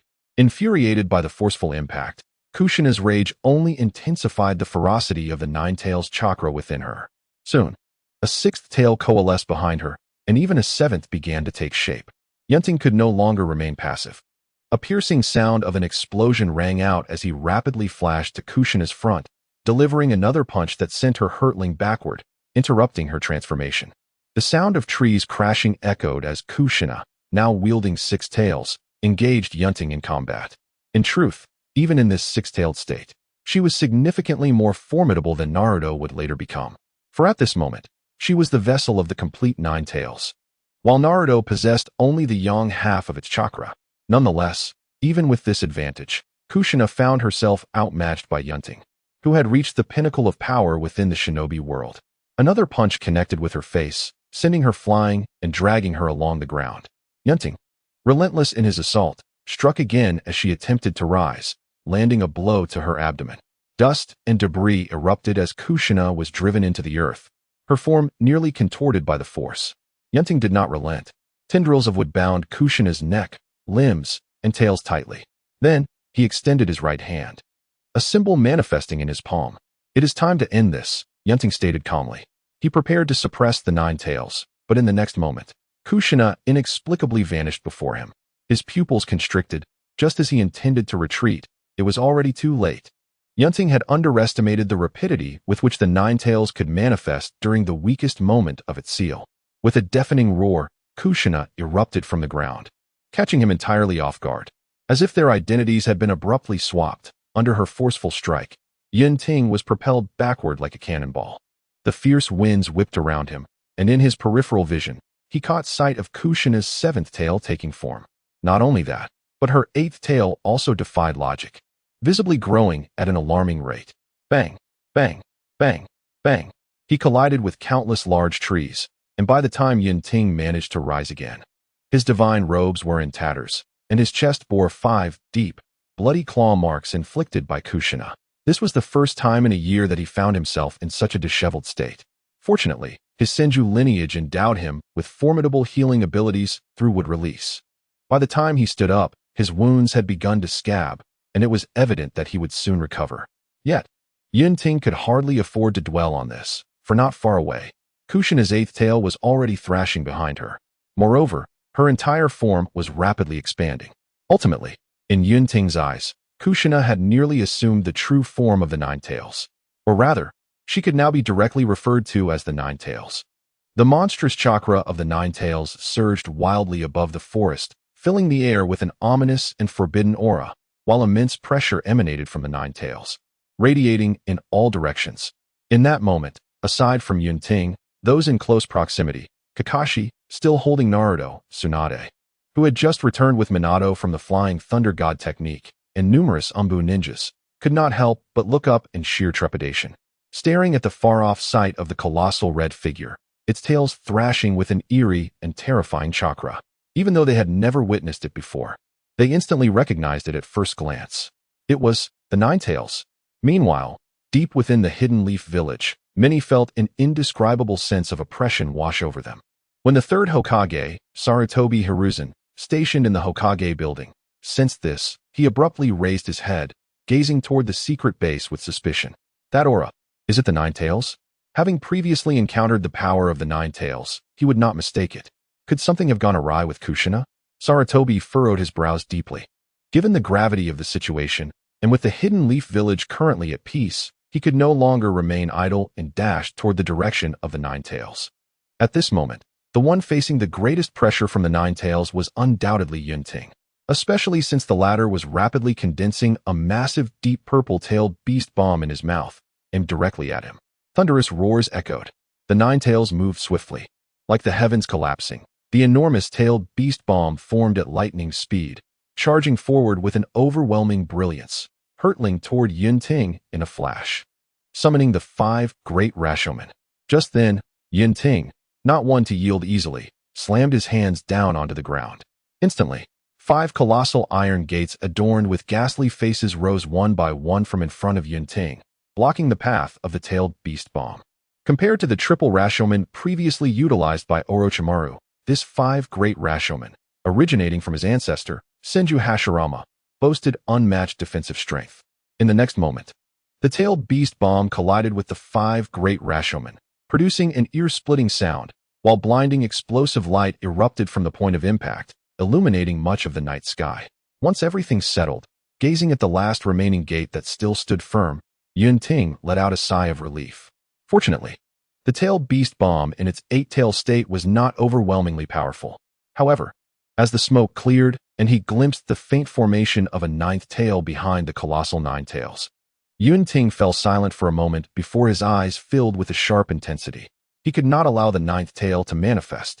If that occurred, even if the tailed beast inside Kushina was not extracted, she would be utterly consumed by the 9 tails, leaving no hope for revival. Therefore, he had no choice but to resort to this technique. Without hesitation, Yunting clapped his hands together with a resounding smack. In an instant, deep crimson patterns appeared at the corners of his eyes, forming a circular design on his forehead. Simultaneously, a surge of natural energy flooded within him, perfectly merging with his chakra, resulting in an aura that vastly exceeded his previous strength. This was Sage Mode. In this urgent situation, Yunting chose to exchange for Sage techniques through the system. The 9 tails, after all, was not like the other 8-tailed beasts, possessing a power that dwarfed them by countless tiers, especially since it had yet to be divided. Even Senju Hashirama would require Sage Mode to contend with it. Now, standing before the near-peak 9 tails, Yunting could not afford to be reckless and finally resorted to his ultimate technique. Fortunately, his efforts had not been in vain. When exchanging for Sage techniques, the cost was halved, allowing him to save a significant amount of reputation points, which he promptly invested into various would-release Sage techniques. Thanks to the system's capabilities, he could rapidly summon formidable combat strength upon mastering these techniques. Now was the perfect moment for their utilization. Thus, with a single strike, he aimed to conclude this confrontation. With the Sage seal etched on his forehead, Yunting exuded an ethereal quality that surpassed his previous self. The final calm before the storm. At this moment on the battlefield, one side was the 9 tails in its 8-tail state, while the other was Yunting in Sage Mode. The former was chaotic and otherworldly, while the latter was composed and transcendent. Having rampaged for long enough, it was time for the 9 tails to reflect. Yunting declared coldly. The 9 tails responded with a fierce roar, shaking its increasingly solid form, charging toward Yunting like a mountain in a seismic upheaval. One strike to resolve you. Yunting's gaze sharpened, and his hands came together once more. Instantly, an enormous quantity of Sage chakra drained from his body. The resultant effect was profound. Sage technique would release true 1,000 hands. In an instant, a roar exploded that was several times more intense than the commotion caused by the 9 tails. Amidst the earth-shattering sound, a colossal statue of cannon, adorned with 1,000 giant arms, rapidly rose from beneath Yunting's feet. The 9 tails had already assumed a size that far exceeded human imagination. Yet now, the cannon statue summoned by Yunting dwarfed it by dozens of times. In stark contrast, the previously ferocious 9 tails now resembled a mere kitten. At this moment, not only did those witnessing this spectacle reminisce about the past, but a rare trace of fear also flickered across the 9 tails' face. In the distance, Tsunade, Kakashi, Minato, and a multitude of Umbu ninjas had also halted in their tracks, gazing in a daze at the unfolding scene. Is this the limit of what humanity can achieve? An Umbu ninja voiced in disbelief, echoing the sentiments of all present. Kakashi contemplated his ongoing development of the Raikiri system, wondering if charging in could sever one of the beast's arms. Receiving Naruto from Tsunade, Minato, while comforting the child, pondered his famed flying thunder god technique. Unlike many who were overwhelmed by feelings of helplessness, he instinctively began strategizing as a ninja on how to confront such a formidable opponent. Engaging in a direct confrontation would undoubtedly be suicidal. The only chance lay in striking at the core and locating the caster themselves. Possessing the flying thunder god and Rasengan, yet lacking large-scale destructive capabilities, his combat style mirrored that of the legendary Konoha White Fang, being suited for one-on-one battles, but proving ineffective against a colossal entity like the 9 tails. This was precisely why he had been excluded from the fray, relegated to the role of a spectator. Certainly, with a wife bearing the surname Uzumaki, Minato Namikaze possesses considerable expertise in sealing techniques. However, when it comes to confronting the current Ninetales, apart from the deadly Shiki F-Gene technique, he finds himself at a loss for alternatives. Yet, it is not yet a matter of despair, especially with the Fourth Hokage currently showcasing his formidable strength. Meanwhile, Tsunade, feeling unburdened, contemplated whether to assist Yunting. However, upon witnessing the colossal statue of Guanyin, she, more aware than others, murmured with a sense of nostalgia and sentiment, Senjutsu would release true Thousand Hands. Next should be the transformation into Buddha. This young man, Yunting, has indeed mastered the art of sage techniques. At this moment, he bears a striking resemblance to his grandfather. The past reemerges, and a new cycle begins anew. As Yunting stood atop the statue of Guanyin, preventing the Ninetales from gaining strength, he charged forth with overwhelming momentum. The colossal form of the Ninetales, though devoid of reason, still exhibited the deep-seated fear ingrained within its very being. Soon, however, with a furious roar, its primal instincts surged forth, disregarding the vast difference in size as it lunged forward. Simultaneously, it began to gather a massive-tailed beast bomb in its maw. Observing this, Yunting pressed his hands down once more, continuing the technique as Tsunade had instructed. This must come to an end. Senjutsu would release true Thousand Hands, transformation into Buddha. Like a deity from the heavens, under Yunting's command, the numerous colossal arms of the Guanyin statue sprang into action. In an instant, enormous fists, imbued with the power to obliterate mountains and meteors, descended upon the Ninetales. Instantly, the latter was tossed about like a small vessel amidst tumultuous waves. Disoriented and unable to find its bearings, it sought to resist, yet whether through its formidable physique or the destructive tailed beast bomb it conjured. Against the relentless barrage of colossal arms, it was akin to an infant's futile grasp, inflicting merely trivial damage. Soon, it was left utterly disheartened. This was Yunting's most formidable move. While it may seem excessive for a mere 8-tail state of the Ninetales to ensure that Kushina's 9th tail remained concealed, he opted for the most foolproof method. Naturally, there was also a tinge of self-interest in rejuvenating his somewhat depleted reputation. The ensuing battle echoed the legendary clash between Senju Hashirama and the monstrous Ninetales. Even if Yunting humbly acknowledged that he could not compare to the god of the ninja world in his prime, the fact remained that the Ninetales had yet to reveal its true form, merely existing in its 8-tail state, which was indeed a disadvantage. Thus, the duration of this confrontation would be significantly shorter, and indeed, this proved to be the case. The Ninetales before Yunting exhibited virtually no capacity for resistance, and amidst its cries of anguish, it was ruthlessly battered by the transformation into Buddha. Before long, its massive form was pinned firmly to the ground by the colossal arms, rendering it utterly immobile. Standing atop the Guanyin statue, Yunting extended his right hand once more, the sealing technique precisely aimed at the Ninetales. Kuruin Newton, a technique designed specifically to suppress tailed beasts. Moments later, the tumultuous red chakra that had surged from the Ninetales visibly dissipated, and its enormous body swiftly shrank. Eventually, as all the Ninetales chakra returned to the ceiling, the true Kushina re-emerged before him. With the task accomplished, Yunting exited the sage mode and dispelled the true Thousand Hands beneath him.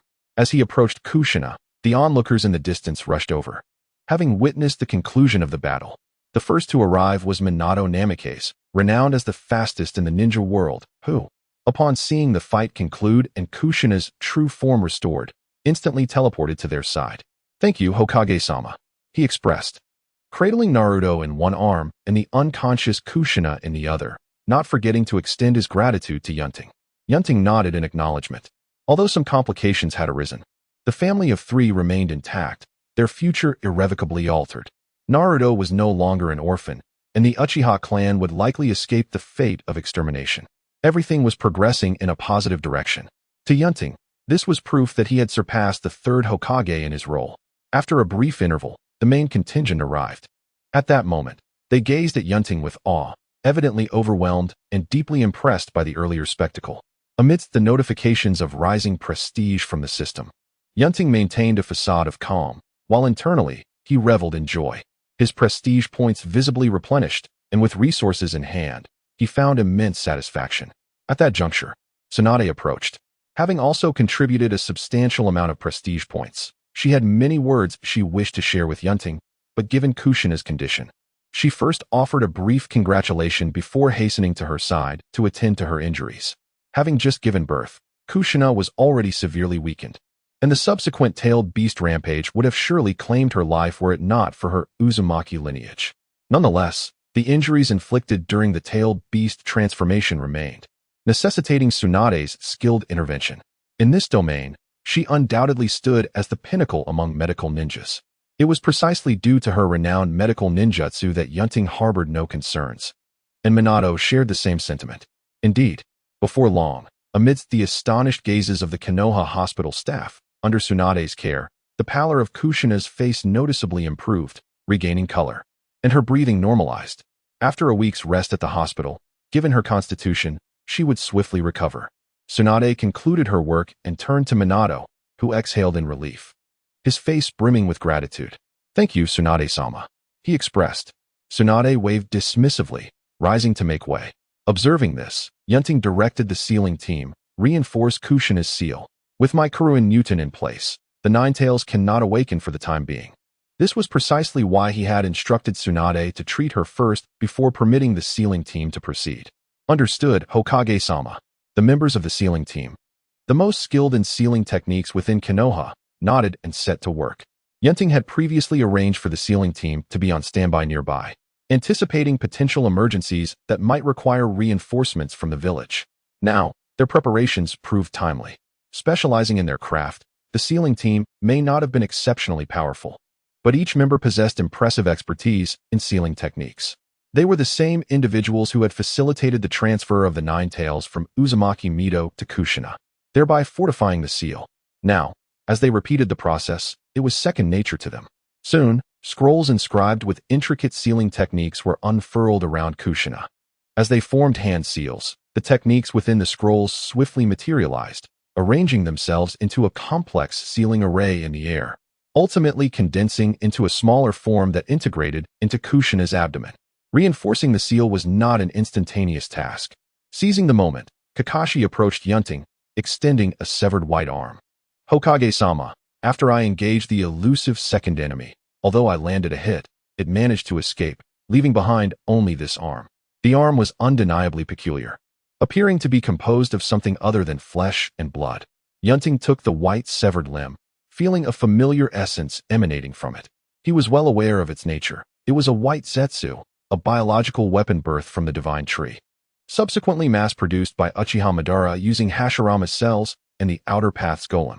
Although these beings were not particularly formidable aside from their reconnaissance capabilities, their numbers could yield a few exceptional individuals, such as Akatsuki's Deidara. The one that had just attacked was evidently one of Akatsuki's elite, capable of merging with Black Zetsu. Clearly, this white Zetsu possessed unique qualities, distinguishing it from mere mass-produced variants. Thus, the arm captured by Kakashi held significant research value. Concealed in the shadows, delivering a precise strike to incapacitate the enemy, Kakashi had performed admirably. With the added value of this limb, I shall commend you and classify this as an S-rank mission. Remember to collect your reward upon your return, Yunting remarked, patting Kakashi's shoulder in approval. "Thank you, Lord Hokage." Kakashi's usual stoicism cracked, revealing a rare smile. His ninja career had gained a substantial accolade, and the prospect of an S-rank reward was particularly enticing. Even he was not indifferent to the allure of monetary gain. Especially in recent times, he had purchased numerous books aimed at emotional regulation and spiritual nourishment, depleting his funds considerably. The unexpected influx of wealth naturally brought him joy. Alas, he lamented the current state of novels, which had become so formulaic that they no longer evoked the awe he once felt upon discovering them. Now, he could only find solace in their sheer quantity, pondering when a groundbreaking novel would emerge again. At that moment, outside a women's bathhouse, Jiraiya, his face flushed and muttering about excellent material, was furtively jotting down notes. After Kakashi departed, Yunting approached Tsunade to express his gratitude. Her presence had indeed been invaluable. However, the subject of his gratitude seemed less enthusiastic. "After a day of playing babysitter, I was overly cautious during the skirmish. Today was all about evasion, and it was quite infuriating. If you call for me again, It better not be for babysitting duties. Tsunade, typically fiery in nature, seemed at odds with her usual demeanor. Hence her complaints. Yunting nodded in agreement, recognizing that the birth of the Nine-Tails Jinchuriki was a singular event. It should be, perhaps, that Minato and Kushina did not plan for a second child. Shaking his head, he swiftly dismissed the thought, redirecting his focus to Tsunade's remark about calling her again in the future. It appeared that, following this incident, reaching out to her would become considerably easier. He smiled, poised to continue speaking when the anxious voice of the sealing team leader pierced the atmosphere. Lord Hokage, we have an urgent situation. Yunting's brow furrowed at the news, and he promptly approached, with Tsunade trailing closely behind. Meanwhile, Minato, cradling Naruto, also tightened his expression and hurried over. The sealing team leader relayed the situation with urgency. Lord Hokage, we encountered an unexpected issue while reinforcing the seal. The current physical condition of Jinchuriki Kushina cannot withstand the full force of the Nine Tails, which we had not anticipated. Why is Kushina's condition inadequate? Yunting inquired, perplexed. The sealing team leader explained. Simply put, Kushina's physique was like a sturdy, spacious cell, capable of containing the Nine-Tails form. However, the day she gave birth was when the seal was at its weakest. The once sturdy cell became exceedingly fragile. Despite the seal remaining intact, many areas have collapsed and been damaged, rendering it significantly smaller than before, unable to accommodate the Nine-Tails size. Given Kushina's current state, she may not last a day. Is there a solution from the sealing team? Minato asked urgently. The sealing team leader hesitated. The cell's reduction is temporary. Once Kushina fully recovers, we can resolve this. However, as Lady Tsunade mentioned, that will take 7 days. We are unsure if she has any alternative means to expedite Kushina's recovery. At that moment, Tsunade approached and, after some contemplation, shook her head. Even with reckless treatment, given Kushina's current condition, it would take at least 3 days to recover. Although I possess the secret technique of creation rebirth for instant restoration, it only applies to myself, not others. Hearing this, Yunting's mind sparked with an idea. At this juncture, we have another option. Minato, initially despondent, suddenly brightened upon hearing Yunting's suggestion. He noticed Yunting's gaze directed at him, or more specifically, at Naruto in his arms. Sometimes, one must concede that fate is indeed unpredictable.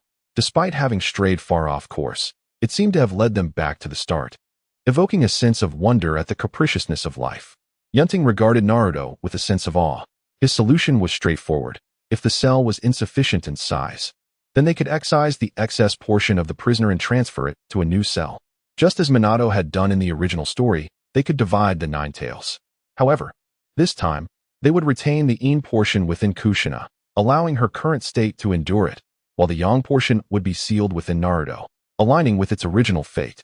Yunting articulated his resolution. The sealing team leader was initially taken aback, having never considered splitting a tailed beast before. However, he quickly felt a surge of relief, recognizing this as indeed the optimal solution. He readily agreed. Now, it rested on Minato's decision as Naruto's father. In truth, from the moment of his birth, Naruto was bestowed with the same mission as his mother, succeeding the first Jinchuriki, Mito Uzumaki. The Uzumaki clan's physique was inherently more suited for bearing the burden of a Jinchuriki than that of the Senju clan. Minato understood this all too well, though he had not anticipated it would happen so soon. Of course, one could argue that both Yunting and Tsunade, with their formidable physiques, could also serve as Jinchuriki. Yet, as tailed beasts are powerful weapons, maximizing their benefit to the village was paramount. Both Yunting and Tsunade were already potent ninjas, and there was no need to further embellish their strength. Thus, for the sake of Konoha, sealing half of the Nine Tails within a new host would undoubtedly enhance the village's combat capabilities. As a steadfast heir to the will of fire, Minato would not reject this proposal. Although Jinchuriki often faced animosity and resentment due to their immense, uncontrollable power, he believed that his child would overcome these challenges. Much like his mother, Kushina, ultimately mastering the tailed beast rather than succumbing to its influence and becoming a harbinger of destruction. With the power of the Nine Tails, Naruto would indeed fulfill Minato's hopes, blossoming into a remarkable ninja akin to the protagonists in Jiraiya's tales.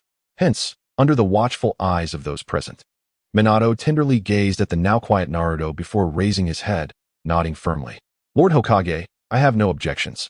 Thus, the plan commenced without delay, and everyone sprang into action. Lord Hokage, if we were to split the Nine Tails in two, the current personnel of the sealing team would be insufficient. I require additional assistance. The head of the sealing team promptly stated. At present, there is no urgent need to employ the Shiki F gene, a sealing technique that comes with a steep cost.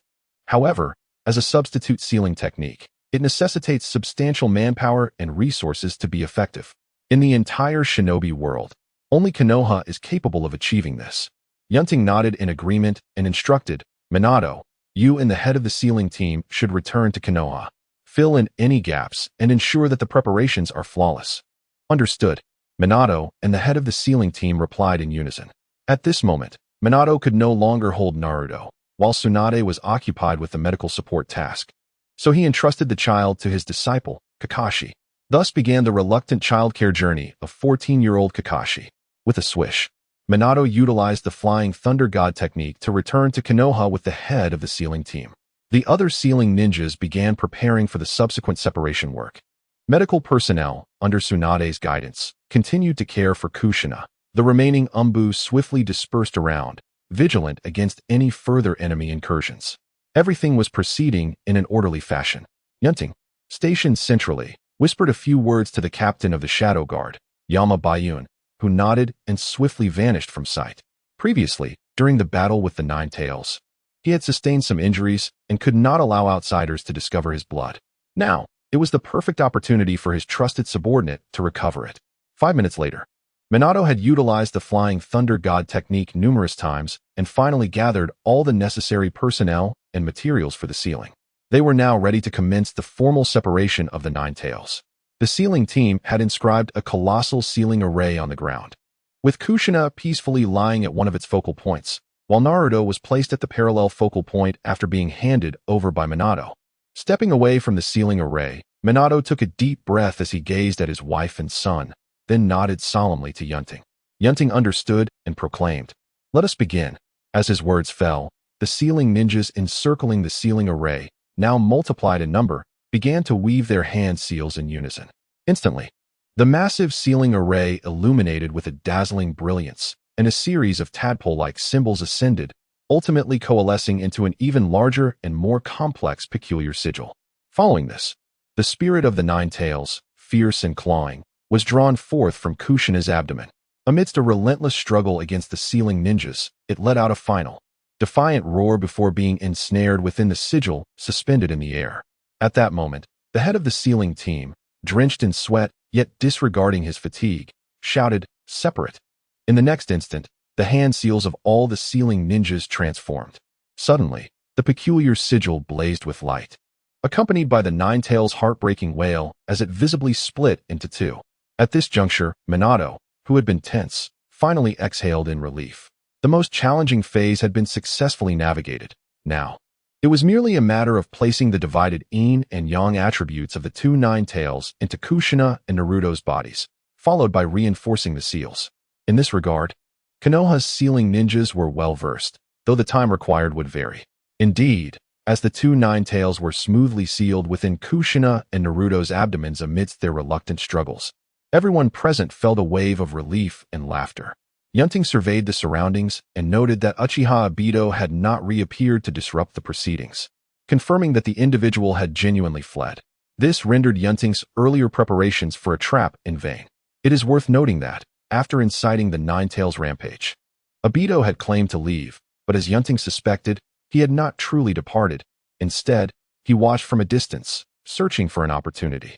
However, after witnessing Yunting's formidable prowess in subduing the Nine Tails, he fell silent for a moment before abandoning all thoughts and fleeing far away.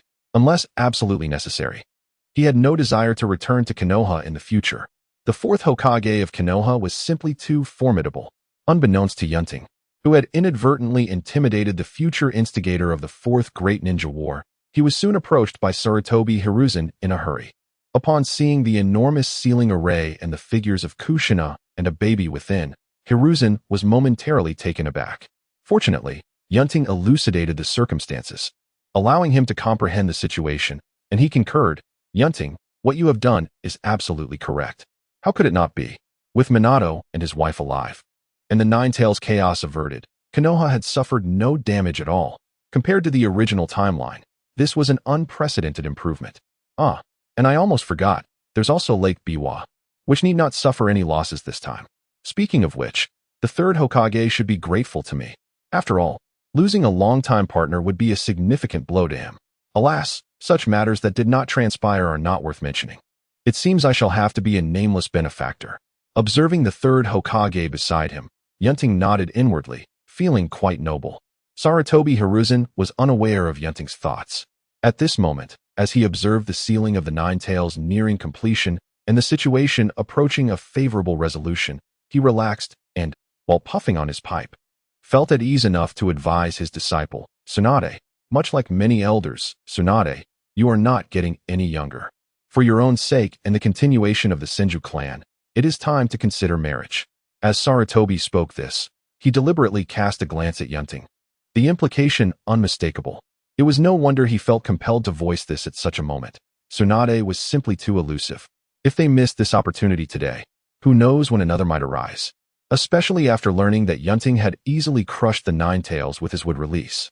He was even more resolute in his desire for their union. This was not only the long-held wish of the Senju elders, but also the sentiment of the current Konoha leadership. Even those, like Minato's mother, Mito, and Zetsu, who had poor relations with Yunting, as well as the previous Danzo, shared this thought.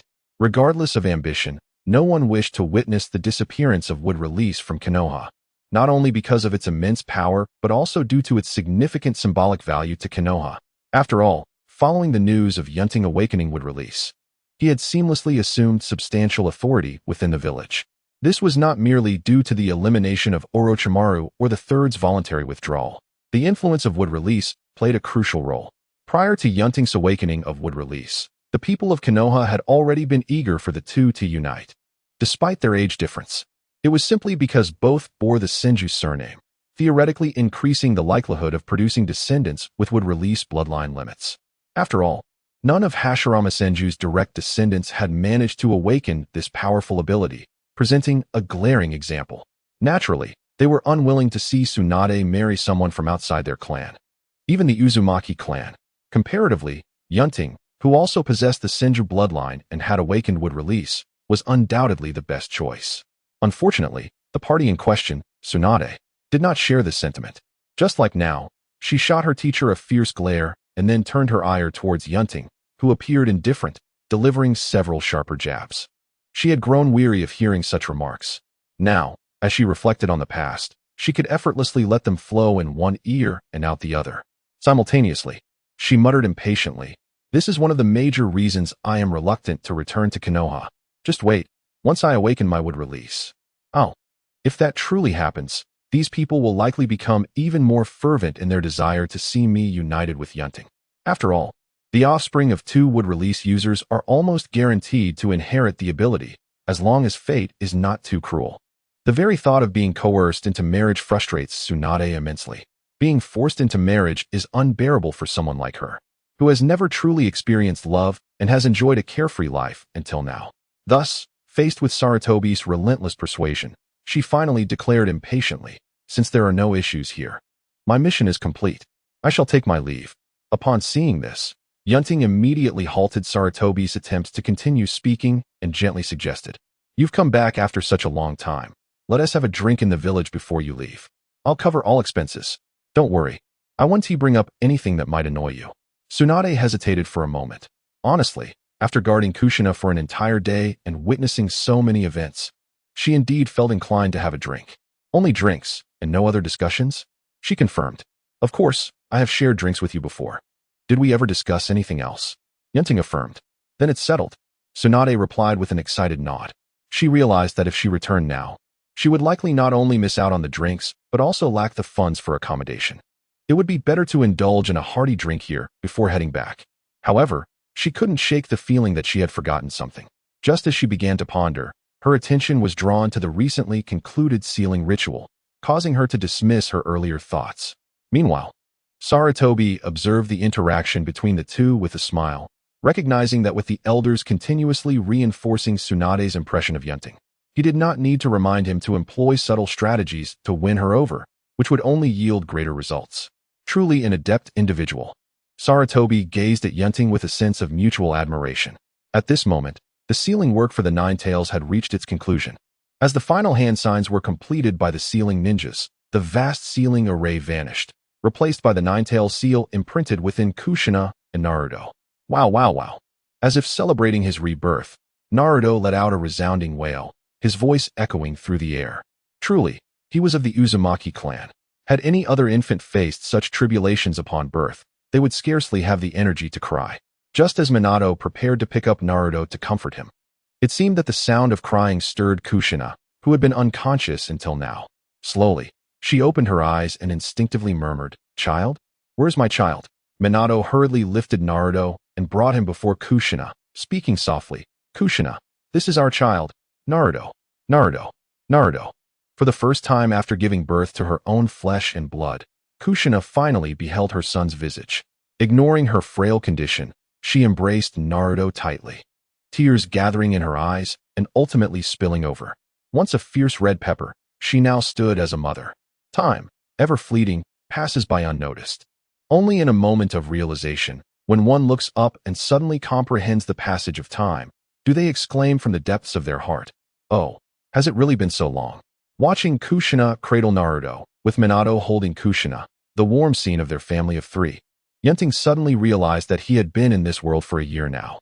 In Konoha village, at the Akimichi barbecue restaurant, renowned for having the finest meats, exceptional skill, and a secret sauce passed down through the Akimichi clan for centuries, customers continued to flock in even though it was well past midnight. This was where Yunting had invited Tsunade for drinks. After all, a feast without meat lacks true enjoyment. Seated in a private booth, Tsunade had momentarily recalled the thought that had eluded her earlier, just as she was on the verge of remembering when, suddenly, a rich aroma of wine wafted to her nostrils. Good wine. Instantly ignited by her desire for alcohol, Tsunade's eyes lit up, her attention shifting to a robust figure bringing forth exquisite wine. As for her previous thoughts, they seemed trivial. She could ponder them later after indulging in this delightful experience. Meanwhile, in the land of rivers, within a casino, Shizun trembled as she glanced around at the bloodthirsty patrons, their eyes gleaming with malice. While glancing at the mountain of coins piled before her, having stood in for Lady Tsunade all day at the gambling tables, she never imagined her gambling skills would flourish so remarkably. Observing the countless individuals who had been carted away, she apprehensively inquired, "Do we continue to gamble?" "Gamble. We shall wager everything we have." The patrons shouted in unison, their indignation palpable. They could not fathom how a novice girl with no experience could best them so thoroughly. Hearing their response, Shizun could only nod in dismay and half-heartedly shake the dice cup, revealing the results with a peek. Her eyes widened in shock as she announced, "Six. Six, a full house." The patrons at the table shared her stunned expression, watching their pile of coins grow even larger. Shizun felt tears welling in her eyes. She truly wished to stop winning, especially as she noted the increasingly fierce gazes directed at her. "Lady Tsunade, when will you return? I'm so scared." Shizun lamented internally while reluctantly continuing to win, praying for her beloved Tsunade's swift return. Meanwhile, Tsunade was blissfully savoring exquisite food and drink, oblivious to Shizun's plight. Across from her, Yunting smiled as he savored a piece of meat, glancing around at the lively atmosphere. The villagers, engrossed in their nocturnal revelries, were blissfully unaware that, according to the historical timeline, this very place might have been ravaged by the Nine Tails, and countless souls could have perished in the ensuing chaos. Yet now, everything had changed. The sense of accomplishment born from this temporal divergence was something only Yunting could truly appreciate. This was one of the reasons he had invited Tsunade to indulge in drink. Not only had she been moved by the events of the day, but his own feelings ran even deeper. This drink symbolized the culmination of the burdens he had carried over the past year, finally laid to rest. Since his arrival in this world, knowing he had ascended to the position of Fourth Hokage, Yunting felt a mix of joy and trepidation. The looming threat of the Nine Tails rampage in a year weighed heavily on his mind. He had no desire to follow in the footsteps of Minato, who had held the shortest tenure as Hokage in history. However, as the Fourth Hokage, he would inevitably have to confront the Nine Tails when the time came. He was well aware of his own limitations and feared that he might be swiftly defeated. Fortunately, the emergence of the system provided a glimmer of hope. In pursuit of reputation points, he disregarded the skeptical glances from others, tirelessly mingling with villagers to accumulate even the slightest gains. His progress accelerated significantly upon encountering the benevolent guy.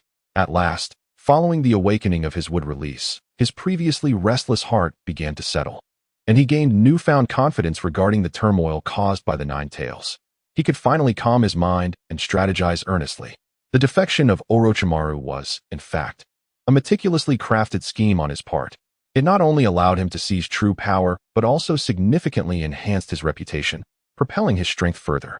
With this, the precarious situation he faced could be regarded as resolved. After today, it could be said that the following decade in Konoha would be devoid of any major upheavals. If he so desired, Yunting could truly spread his wings and relish this period of tranquility. However, being aware of the course of history, he was unwilling to squander these precious years. Especially now, having fully integrated into this world, comprehending its distorted society, and recognizing that every ambitious individual, regardless of their character, was pursuing their vision of peace in their own way. As the Hokage, Yunting, who should have been the most qualified, could not help but entertain grand thoughts. With the entire world as his canvas, he aspired to illustrate a vibrant scene of peace, allowing future generations to enjoy the splendid fruits of his labor. Such lofty ambitions were the dreams of every noble soul. Now, possessing the strength to dominate the ninja world, Yunting wished to realize this vision. In Yunting's view, the god of shinobi, constrained by his own ideologies of a nation and village, along with the distribution system of tailed beasts, was exceedingly unreasonable. This structure merely forced the once disparate clans of ninjas to unite, transforming petty skirmishes into brutal warfare, resulting in even greater bloodshed and slaughter. Indeed, shortly after the death of Hashirama Senju, the first great ninja war erupted with alarming rapidity. The child of prophecy entrusted to Jiraiya, Naruto, along with the ideals of love and peace he championed, as well as those of figures like Madara and Pain, were fraught with significant issues. Even if the so-called peace were achieved, it would be fleeting or illusory. The true path lay elsewhere, as past experiences had illuminated. It was not a matter of blind faith. However, the essential prerequisite for achieving peace, particularly under the ideal conditions of a unified and coherent ninja world, was undoubtedly unification. The conflicts between nations and ninja villages ultimately stemmed from a struggle for interests. There is no genuine fairness in this world, thus interests will always be unevenly distributed. Those with lesser interests naturally envy those with greater, leading to inevitable friction. Perhaps an individual of immense charisma could temporarily quell such tensions, but over time, or upon that person's demise, the status quo would return. Therefore, the optimal solution lies in merging the nations, transforming external conflicts into internal ones. Any ensuing disputes would not result in the same unrestrained slaughter as before. Especially in the current era of commendable technological advancement, there exists the potential to significantly develop productivity, create numerous industries tied to various interests, and generate vast employment opportunities, thereby alleviating internal strife. Only then can lasting peace be achieved. However, should one choose to pursue this path, the obstacles would be formidable. Yunting's ideas were far too avant-garde for the denizens of the ninja world. The very notion of unifying the ninja realm had never crossed anyone's mind before. To them, the land of fire remained the land of fire, and the land of lightning remained the land of lightning. Both had coexisted for countless years, making any thoughts of amalgamation unfathomable, let alone envisioning how they might coexist thereafter. Should he dare to pursue such a course, the traditionalists within the village would surely rise in rebellion. For them, such actions would only invite further conflict upon Konoha. Hence, it was imperative to begin with ideology and education. Yunting could not help but ponder.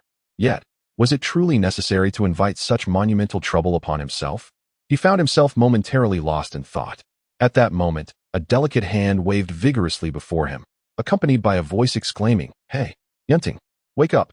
When it's time to drink, just drink. Don't be like the old Third Hokage, always preoccupied with serious matters." Tsunade's dissatisfied tone reached his ears, prompting Yunting to curiously inquire, "How did you know I was contemplating serious matters?" Tsunade shrugged, retorting, "As Hokage, who isn't preoccupied with serious matters daily. But today, we agreed to drink together, so you must not lose focus." Indeed, the Hokage is meant to engage in serious matters, Yunting mused, before suddenly adding, "If one day, the Hokage, while addressing serious matters, is met with widespread disapproval and thoughts of overthrowing him arise. What should be done? Engage in serious matters? Tsunade, fueled by a hearty bowl of sake, sprang to her feet, exclaiming, "Then let us do it. Those who only hold us back. Indeed, let us do it." Yunting laughed heartily, filling their cups once more, as they began to drink deeply in a spirited exchange. Yes, if all else fails, let us do it. Life is about achieving feats that others cannot even fathom. Thus, he would not squander his journey here. Cheers. The clinking of glasses echoed through the private room. As an experienced drinker, Tsunade's cheeks flushed, yet her eyes remained sharp. A mere few drinks would not suffice to intoxicate her. Yunting was well aware of this. Having shared many drinking sessions with her in the past, he had no intention of getting her drunk. As he had previously stated, he genuinely needed this occasion to bid farewell to the past and welcome a new chapter in his life. Having a stunning companion was far preferable to facing grumpy old men or being alone. However, Tsunade's thoughts diverged. Perhaps witnessing the once fiery Kushina now as a mother, or being invigorated by Yunting's formidable wood release in sage mode, or perhaps the Third Hokage's words had once again unsettled her mind. She suddenly felt an overwhelming urge to indulge in a grand drunken revelry. After all, with the generous hospitality of the wealthy, it would be a disservice to herself not to drink to her heart's content. Thus, she enthusiastically ordered bottle after bottle of alcohol. Even when the stock began to dwindle, her enthusiasm showed no signs of waning. Consequently, in the ensuing hours, the establishment's portly staff was continuously dispatched to procure more liquor from nearby taverns. The patrons were none other than the Sage of the Six Paths himself. Moreover, the private room housed the Fourth Hokage and one of the legendary Sannin of Konoha. While they were at a barbecue restaurant, since the customers requested alcohol, it was no trouble for them to transform the establishment into a tavern. In the private room, many empty bottles lay scattered about. Surrounded by the rich aroma of spirits, the two did not merely consume food and drink. They engaged in extensive conversation. From astronomy to geography and ninja techniques to personal experiences and childhood mishaps, they covered a multitude of topics, delighting in the discourse. Tsunade particularly relished recounting childhood blunders, where her age lent her a significant advantage. As Yunting shared his own cringeworthy tales from his youth, the laughter flowed freely, with Tsunade erupting in roars of mirth. Even as the conversation turned to the exceedingly embarrassing soccer incident from his past, Yunting wore a scowl, contemplating whether he should silence her. He could not fathom that in his original life, he had committed such juvenile indiscretions. If Tsunade were to spread word of them, his esteemed reputation as Hokage would surely plummet. Fortunately, Tsunade, having survived 2 great ninja wars, was acutely aware of impending crises. Upon noticing Yunting's increasingly perturbed expression, she stifled a yawn and deftly changed the subject. It was far too unwise to offend a generous patron when the night's revelry had yet to reach its peak. After all, these thoughts were her own. There was no rush. After downing another drink with Yunting, the brown-eyed Tsunade, appearing somewhat dazed, shifted the topic. In the previous battle, that man in the black robe caused a violent reaction in Kushina's Nine Tails with just a glance. It must be the Sharingan, right? Although the black-robed man had his back turned, as someone well-versed in the Uchiha clan, Tsunade was quick to deduce that the Sharingan was involved. After all, there was a precedent of Uchiha Madara controlling the Nine Tails with his Sharingan. The mere instant it took to provoke the Nine Tails was a feat that only the Sharingan could accomplish. Indeed, it was the Sharingan, specifically the Manjiki Sharingan. Otherwise, even if Kushina's seal on the Nine Tails were weak, it wouldn't be so easily triggered by a mere 3-tomo. Yunting, choosing to be forthright, confirmed this without hesitation. A Manjiki Sharingan? One like Uchiha Madara's? When did such a person appear? Tsunade mused, feeling an unusual seriousness wash over her as she rubbed her temples. Realizing the gravity of the situation, Yunting shook his head. It's not as you think. This matter has nothing to do with the Uchiha clan. For one, given the current circumstances, they have no need to act in such a manner. Moreover, there is no one in the Uchiha clan who has awakened the Manjiki Sharingan. Tsunade sighed in relief, her heart lightened by Yunting's certainty. Although she had her reservations about the Uchiha, as a member of the village, she did not wish to see them come to blows. But if it wasn't the Uchiha of Konoha, then who was the man in the black robe? Anyone capable of awakening the Manjiki Sharingan must possess Uchiha blood. Could it be some distant Uchiha branch? Or perhaps Madara had been resurrected? Tsunade took another drink. shrugging as she idly speculated. Yunting glanced at her, thinking that while it might not be Madara, there was certainly a significant connection. It was a fortunate stroke of insight born from their inebriation, regardless of who it was. Anyone with the ambition to orchestrate a disturbance with the Nine Tails would undoubtedly stir up further trouble in the future. Sooner or later, he would reveal himself. Just like now, we have uncovered information about his abilities, which will give us an edge should we confront him again, Yunting remarked casually. Tsunade nodded, intrigued by the prospect. Their encounter with the man in black had left her feeling restrained due to Naruto's involvement, and she was eager for a rematch. By the way, Tsunade, please do not disclose the existence of the Sharingan to outsiders. While we know it is not the Uchiha clan's doing, once it spreads, outsiders may draw their own conclusions. For the majority, the mere possession of the Sharingan will lead them to believe it is the Uchiha clan's doing.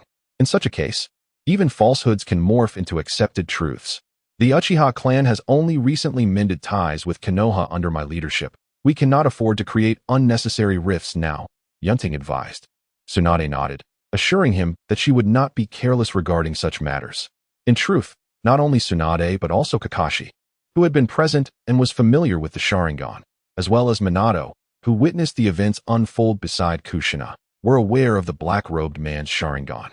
However, like Tsunade, they had each privately cautioned against spreading this information. Thus, only 4 individuals were privy to the truth, and with their promise of confidentiality. No one else knew the cause of the Nine Tails disturbance. Even Sarutobi Hiruzen had evaded the topic when Yunting had spoken to him. Yunting had larger ambitions and did not wish for Konoha to descend into internal strife. Unlike the aging and weary Third Hokage, who had long since lost his fervor, Yunting was filled with youthful vigor and aspirations. After discussing the matter of the black-robed man, Yunting and Tsunade resumed their revelry, growing increasingly boisterous as the evening wore on. At one point, Yunting even playfully inquired how Tsunade would handle a situation where he faced strong opposition akin to the Third Hokage. Tsunade, thumping her chest with pride, promptly vowed to assist him, saying, "Just let me deal with that old man." Yunting chuckled, brushing off her drunken bravado, and they returned to their merriment, challenging one another to see who would succumb to intoxication first. As the night progressed, the two engaged in a spirited competition, reveling in the freedom of their debauchery. Both of them, being of Senju lineage, had a remarkable tolerance for alcohol. The night stretched on as they feasted and drank, their voices echoing in the empty establishment until the staff had grown weary and dozed off. Even as dawn began to break outside, the clinking of their glasses, though less frequent than at the start, still resonated within their private room. In a moment of envy, a member of the Akimichi clan, bleary-eyed and groggy, glanced at the 2 revelers in their room, particularly at the man among them. Meanwhile, within the room, amidst the scattered empty bottles, Yunting and Tsunade, though still clinging to consciousness, exhibited dazed expressions, frequently closing their eyes, demonstrating that they had reached their limit. Unbeknownst to them, their seating arrangement had shifted from facing each other to a more intimate proximity. Minutes later, Yunting, having dozed off momentarily, suddenly opened his eyes and instinctively brought the wine glass to his lips, slurring, "Hey Tsunade, are you asleep? Are we still drinking? If not, that means I win." Tsunade, upon hearing him, opened her eyes and clinked her glass with his without hesitation. Just as she was about to take a sip, she exclaimed, "Huh? Why is it empty?" "Empty? Mine's the same," Yunting replied, tossing aside his glass and preparing to doze off again. Tsunade had the same thought. Yet, moments later, Yunting, seemingly struck by inspiration, suddenly questioned, "By the way, is that girl next to you doing all right?" "The girl next to me? Who?" "No one." "Wait. Oh no." Tsunade's eyes widened as she jolted awake, abruptly spilling most of her drink in a panic. "I forgot to mute." She finally recalled the matter she had been neglecting. After all, she had been summoned from a gambling den. A day had passed. Who knew what might have transpired? The more she thought about it, the worse it seemed. Without another word, she disregarded Yunting's hand on her, transforming into a puff of smoke and rapidly returning. "Huh, where did she go?" Yunting murmured, confused by her abrupt departure. He soon found himself staring at the emptiness around him. Had he been fully awake, he would have slapped himself for his earlier words. After all, that was Tsunade's prized dish, an opportunity coveted by countless fans. What a splendid chance, wasted by his own negligence. Especially during most of the time. I find myself in a state of haziness, with even the aftertaste diminished. I cannot help but wonder if such a splendid opportunity will ever arise again. It is truly a pity. The mere thought evokes a pang in my heart. But now is not the time for heartache. This is because, after discovering the absence of others, Yunting, believing himself victorious, closed his eyes and began to slumber peacefully. Here in the Hidden Leaf Village, his territory, with the Shadow Guard protecting the perimeter, he felt no concern for unforeseen events. Everything could only be addressed after he awakened. On the other hand, Tsunade, startled awake, hastily made her way back through the wet-boned forest while sobering up. As someone who had spent considerable time in various establishments of inebriation, she had her swift methods of regaining clarity. Otherwise, this strikingly beautiful woman, with her fiery figure and love for libations, would have been taken advantage of by many. Yet, to this day, the most likely culprit remained Jiraiya from her childhood. However, he had paid dearly for his indiscretions, suffering several broken ribs and nearly facing a dire fate. Now she also had to consider Yunting, whose actions were even more outrageous. But at this moment, with concern for Shizune occupying her thoughts, Tsunade lacked the capacity to dwell on such matters. Previously, her absences had rarely exceeded half a day, and this was her first venture to the land of Rivers Casino. In such unfamiliar territory, it was difficult to envision what might befall Shizune. As she contemplated the need to scour the land of rivers and surrounding areas for human traffickers to rescue the unfortunate Shizune. She almost forgot. There was also a significant chance that Taunton might be thrust into a slaughterhouse. However, with the assistance of a living slug, she finally managed to return. What she encountered next surprised her greatly. The casino, once bustling with life, now lay eerily quiet. The once arrogant casino thugs had all fallen to the ground, groaning in agony. Shizune stood as the only other person upright, aside from Taunton. Tsunade finally returned. As if abandoned by a scoundrel, Shizune, upon laying eyes on Tsunade, wore an expression devoid of emotion as she murmured, It's all that rascal Yunting's fault for dragging me to Konoha to toil away. I was only able to return now. To her astonishment, Tsunade had never seen Shizune fight before. When had she become so formidable? She had assumed Shizune would need rescuing from traffickers. Cough, cough. The awkwardness compelled Tsunade to hastily explain, nearly revealing her true thoughts. Yet, Shizune merely twitched her nose, her expression growing more sorrowful. Is busying yourself with drinking what you call work, Lady Tsunade? You should know that I spent the day in trepidation. As the desperate throngs of gamblers surged towards her, her despair deepened. Yet she had overlooked one crucial point. Though she had learned primarily medical ninjutsu from Tsunade, and had not had many opportunities for combat over the years, she was still a ninja endowed with chakra. When faced with a group of ordinary men, she could still bring them down, tears in her eyes. Thus, the scene she had just witnessed came to be. It matters not. After all, I am but an inconsequential pawn. It is only natural that Lady Tsunade might forget me. As if enlightened beyond the mundane, Shizune sank further into despair. What could Tsunade do but play the role of a concerned mother, offering comfort to her irritable daughter? In the end, the kind-hearted Shizune quelled her anger. Tsunade breathed a sigh of relief at this. Then, the dull ache in her chest finally seized her attention. She looked down to see that the previously pristine white fabric of her attire had been marred by numerous red handprints. Damn that Yunting. Instantly, memories flooded back, and Tsunade felt a surge of anger. This was her first experience of being so taken advantage of. Given her fiery temperament, she would have certainly returned to teach the instigator a lesson. However, upon seeing Shizune, she reconsidered. If she were to leave again now, Shizune, who had only just calmed down, would likely erupt once more. Of course, there was another reason she would never admit, the fact that, when faced with Yunting's transgressions, she did not feel as enraged as she had anticipated. In the past, when Jiraiya had attempted to peep at her while she bathed, she had considered delivering a swift kick to his face. Even now, if anyone dared harbor ill intentions, she would show no mercy. Yet, regarding Yunting, who had already taken liberties, even if she intended to confront him, it would only be to demand an explanation and perhaps deliver a few punches. Such treatment was entirely different from how she treated others. The reason for this difference was something she subconsciously refrained from contemplating. Let us depart, Shizune. You must be weary after a long day. Let us go soak in a hot spring. With a flick of her wrist, Tsunade lifted her head once more. Very well, Lady Tsunade. No longer in a state of resentment, Shizune picked up Taunton and was about to step forward when a thought struck her. She turned to point at the pile of coins stacked on the gambling table and said, Lady Tsunade, that is the money I won yesterday. Let us take it with us. Is that your winnings? In an instant, Tsunade's eyes sparkled like light bulbs. After confirming with Shizune and inquiring further, she regarded Shizune with growing warmth, as if she had discovered a hidden treasure. Shizune, my dear. Yes. Our ability to live a carefree life in the future depends on you.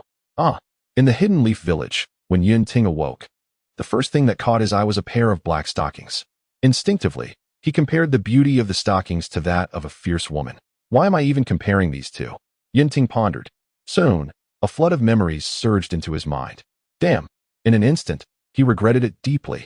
What a wonderful opportunity squandered due to a careless tongue. If it weren't for Ritsuko's presence beside him, to maintain his image as Hokage, Yunting would have slapped himself. Hokage-sama, please drink this bowl of sobering soup. Seeing Yunting awake, Ritsuko, who had been waiting nearby, offered him a bowl of hot soup. Thank you. As Yunting took the soup and drank, he quickly felt his mind clear. He glanced around, recognizing that he was still in the same place where he had been drinking with Tsunade. However, the previous chaos had been tidied up remarkably, likely due to the efforts of his diligent secretary. What time is it? He inquired. Ritsuko replied, It is October 11th, 3 p.m. Yunting understood. It had only been one night, and he had not wasted any time. Rising swiftly, as he stretched, he suddenly detected a strong odor of alcohol emanating from his clothing, causing him to frown slightly. Just as he was about to suggest changing into fresh attire, a clean Hokage robe was handed to him.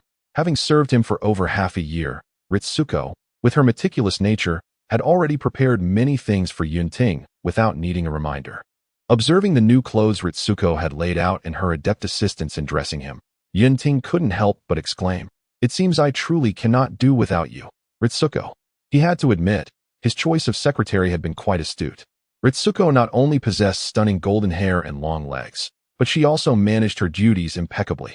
In Yunting's household, she had become a devoted housekeeper, effortlessly preparing everything he needed without requiring his input. As he had noted, having grown accustomed to such attentive service, he found it difficult to imagine life without her. In response, Ritsuko accepted Yunting's praise with an impassive demeanor. Well, that is one flaw. Her calm disposition lacked the lively variability expected of someone her age, appearing rather unlike a girl from the Yamashiro clan. However, a reserved secretary had its own unique charm compared to a more flirtatious counterpart. With a subtle curve of his lips, Yunting couldn't help but think. Just then, Ritsuko Yamashiro, who was adjusting his collar, paused momentarily, casting a puzzled glance at Yunting. For reasons unknown, she experienced a fleeting impulse to strike. Although Yunting maintained his composure outwardly, he was startled within. Is this the sixth sense of a woman? Truly perplexing. Fortunately, he quickly regained his bearings, narrowly avoiding a tarnished image as Hokage. Clearing his throat, Yunting asked with renewed seriousness, During my slumber, has there been any significant occurrence in the village? Ritsuko replied, There have been no major issues to address in the village. However, due to the events concerning the Nine Tails last night, the two elder advisors sent someone to inquire during the day. Those two old men, instead of enjoying their twilight years, seem intent on asserting their presence at every turn. Yunting had never held much affection for these elders, who, despite their talents being eclipsed by the likes of the Third Hokage and Danzo, stubbornly refused to fade into obscurity. Though they had significantly aided him during his campaign for Hokage, their motivations were largely self-serving, aiming to safeguard their own power. After all, it is preferable to endorse a relatively obscure puppet rather than someone of the high stature of Minato Namikaze. At times, Yunting found himself envious of the Wind Village's Kazekage, who had the fortune of two advisors that truly embraced retirement without meddling. However, the fates of those Kazekage were far from favorable. The so-called mightiest third Kazekage was felled by a mere child, the fourth was assassinated by Orochimaru, and the fifth was abducted by Deidara. Had it not been for Chiyo's self-sacrifice, her demise would have been inevitable. In light of this, the Land of Wind rightfully stands as the weakest among the five great nations, and the Kazekage could be deemed a source of shame among the five Kages. Nevertheless, the present differs from the past. Perhaps the future holds a different fate. Returning to the matter at hand, once Yunting had changed into fresh attire and settled his bill amidst the cheerful farewell of a Kimichi Seichi, he stepped out onto the bustling streets of Konoha, stretching his limbs with vigor. A new day had begun. Hokage-sama, what shall we do next? Ritsuko inquired with a tone of utmost seriousness. Yunting, pulling his gaze away from the younglings engaged in ninja games nearby, turned back with a radiant smile, replying, I shall write, nurture talent, and impart wisdom. In the 49th year of Konoha, within the Uchiha clan's territory, the early morning light illuminated the scene as Itachi Uchiha cautiously cradled his younger brother, Sasuke, still swaddled in his blanket, before reluctantly placing him into their mother, Mikoto's, arms. It seems that Sasuke is more attached to you, Itachi, she jested. As the moment she received him, Sasuke began to fuss, prompting her to quickly soothe him. Itachi smiled shyly, his gaze steadfastly fixed on his brother, contemplating a return to hold him once more. However, the words of their father, Fugaku, compelled him to abandon that thought. Itachi, time is of the essence. Today marks your first day at the Ninja Academy. Do not be late. Fugaku observed his eldest son with pride, thoroughly satisfied with Itachi. Despite his tender age, Itachi exhibited remarkable composure, and his innate talent as a ninja astounded his father. With time, he would undoubtedly emerge as a formidable ninja, elevating the Uchiha clan's standing. Even now, Fugaku believed that Itachi possessed sufficient skill to forego the academy, as there was little left for him to learn. Nonetheless, for political reasons, as the son of the Uchiha clan leader, Itachi was required to attend the Ninja Academy. Since the establishment of the academy by the second Hokage, while attendance was not strictly mandated for all ninja children, it was generally expected of the offspring of clan leaders and high-ranking officials. This practice not only demonstrated support for the village's institutional framework, but also fostered a profound sense of belonging to the village among the next generation, instilling in them the essence of the will of fire. Regardless of the academy's educational quality, its ideological teachings were unparalleled. The major ninja clans were not perpetually inclined to betray the village. Thus, entrusting the next generation to the academy assured both the clans and the village of their safety. I understand, Itachi replied with a resigned nod, shouldering his bag. I shall take my leave now, father, mother, and Sasuke. Upon reaching the entrance, he earnestly bid farewell to his parents and gently addressed Sasuke, unfazed by whether his brother could comprehend his words. Go forth. Upon reaching the Ninja Academy, do not tarnish the Uchiha name. These words echoed from Fugaku. Itachi, remember to heat your lunch before eating, Mikoto reminded him tenderly. Yes, father. I will also remember the lunch matter, mother, Itachi responded, turning to depart. Itachi, do you truly not wish for us to accompany you on your first day? Mikoto inquired from behind as he took a few steps away. No need. I know the way, he waved off, considering himself quite the adult, having declared early on that he required no parental escort. As Mikoto watched Itachi's figure fade into the distance, she sighed. Our child's maturity has deprived us of the joys of parenthood. That joy is merely your perspective, Mikoto. I take great pleasure in Itachi's sense of responsibility, Fugaku replied. As the leader of the Uchiha clan and captain of the Konoha Guard, he was perpetually occupied. Naturally, he felt gratified to have a son who did not burden him with worries. Now, he could only hope that his younger son would grow to be as obedient as Itachi. Understanding the weight of her husband's responsibilities, Mikoto gently inquired. I have heard that the guard is undergoing reforms? Indeed. Fugaku sighed. What else can we expect with a young, ambitious Hokage at the helm? The guard had remained unchanged for decades, but under the current Hokage's leadership for over a year, numerous modifications had been implemented, with this latest reform being particularly comprehensive. I have heard complaints within the clan that if these reforms continue, the guard will no longer be the Uchihas, Mikoto remarked, noticing that Sasuke had fallen asleep in her arms. The future guard will not consist solely of Uchiha members. Individuals from outside the clan will also be integrated. Fugaku calmly conveyed what was undoubtedly shocking news for the Uchiha clan. Mikoto's expression shifted, and she exclaimed, will the clan truly consent to this? Historically, the Konoha Guard had been regarded as the Uchiha clan's domain, and any attempt by outsiders to seize control would have met with fierce retaliation. Thus, Mikoto perceived this move as akin to extracting teeth from a tiger, explaining her reaction. To her surprise, Fugaku's demeanor remained placid, laced with a hint of admiration as he replied, could they refuse? Our Hokage possesses extraordinary capabilities. It became evident that the Hokage had approached the Konoha Guard's reform with tact rather than aggression. Since assuming office, he had relaxed many of the policies that had long constrained the Uchiha clan. Previously, Only a select few from the Uchiha were permitted to serve on the battlefield due to the higher-ups' concerns about the clan's formidable strength being difficult to contain. After all, the Sharingan developed more rapidly through real combat experience. Thus, confining the Uchiha within the Konoha Guard, a relatively safe environment, was a strategy to diminish their potential gradually. This was also the underlying reason for the downfall of the illustrious Uchiha clan at the hands of Itachi and Obito.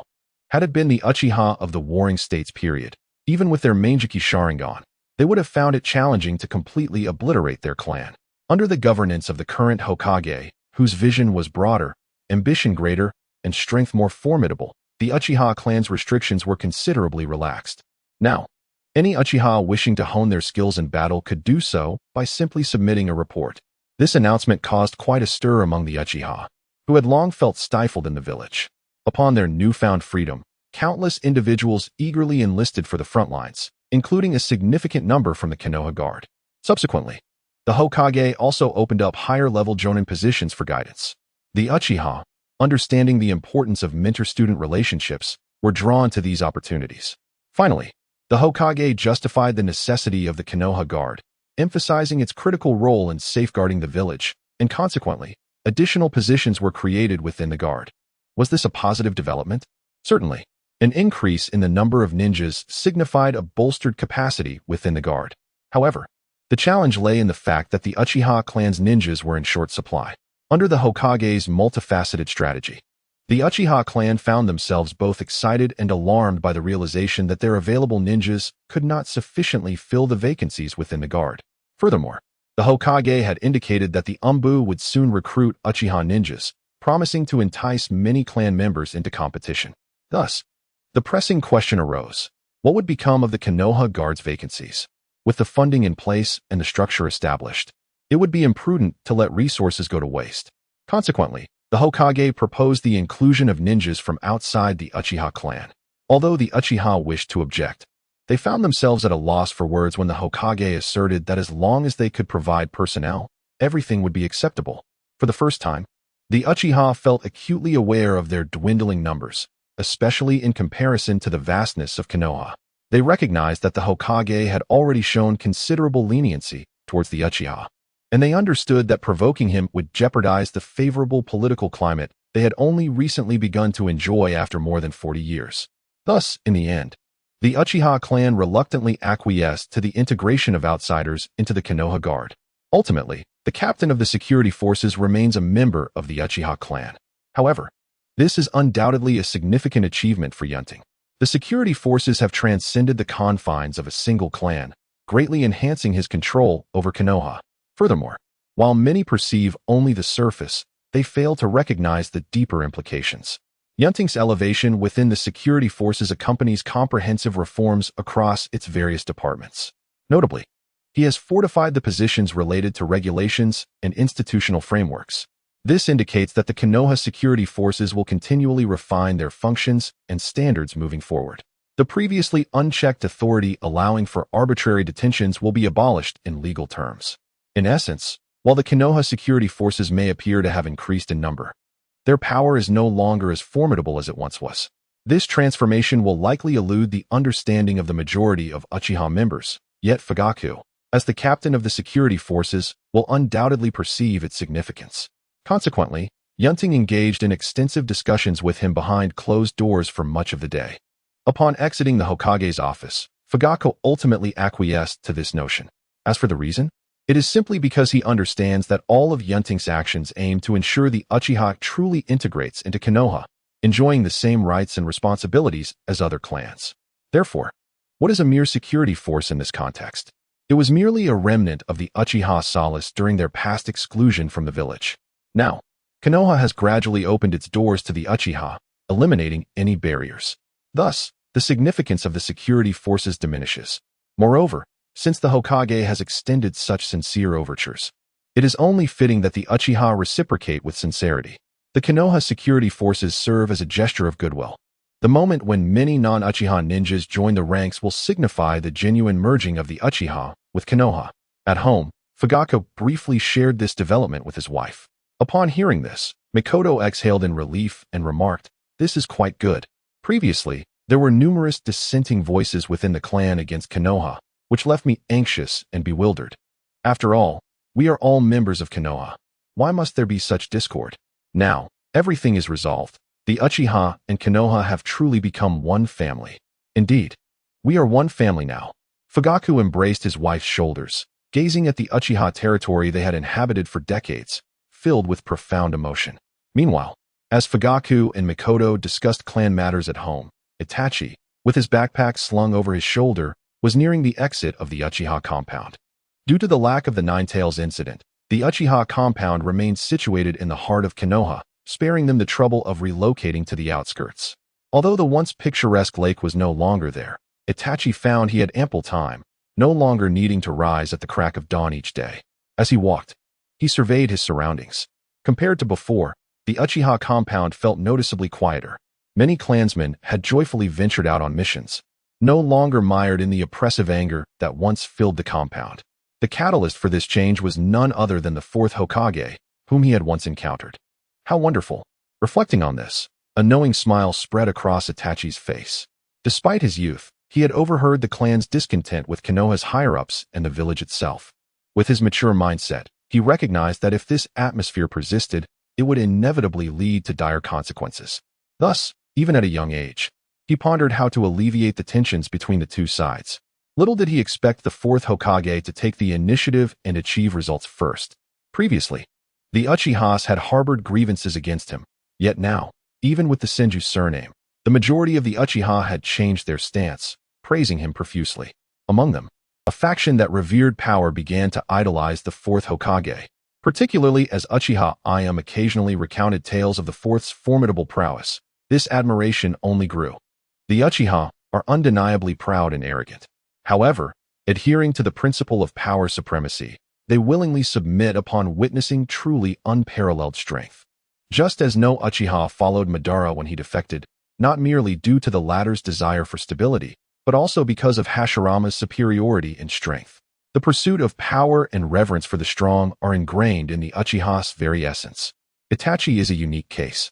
Yet it does not diminish his admiration for the Fourth Hokage. This admiration stems not from his power, but rather from his magnanimity, openness, and compelling character. I too aspire to learn from the Hokage and become a great ninja like him, Itachi encouraged himself as he walked. At that moment, a familiar elderly voice suddenly called out from nearby, "Itachi, out so early? Have you had breakfast? Come, take a pastry." Itachi snapped back to reality, realizing he had arrived at the entrance of the Uchiha compound. Nearby, in a bustling pastry shop, Old Man Uchiha was engrossed in reading the newspaper, while Old Lady Uchiha, who had just addressed him, stood by. "No, thank you, Grandma. I've already had breakfast at home," Itachi replied politely, bowing slightly to the elderly couple before continuing on his way. "What a polite child," remarked Old Lady Uchiha, her face beaming with kindness as she watched Itachi's retreating figure. Then, as if recalling something, she sighed wistfully. "I remember a time when there was another child who was even more polite. Every time he encountered me, he would eagerly assist me, carrying my things without a hint of annoyance. What a shame. How could such a wonderful child simply vanish?" Uchiha Obito, the hero of the Sharingan. Old Man Uchiha sighed, setting down his newspaper. "I say, dear, we should pay our respects at his grave sometime. He had no siblings. And with his passing, our line ends here. We should help keep the legacy alive." "All right, I'll prepare immediately. We'll go today." The old lady was quick to act, ready to follow through on her intention. Leaving the Uchiha compound, Itachi continued on his way to the Ninja Academy. The surroundings appeared much livelier than when he was in the compound.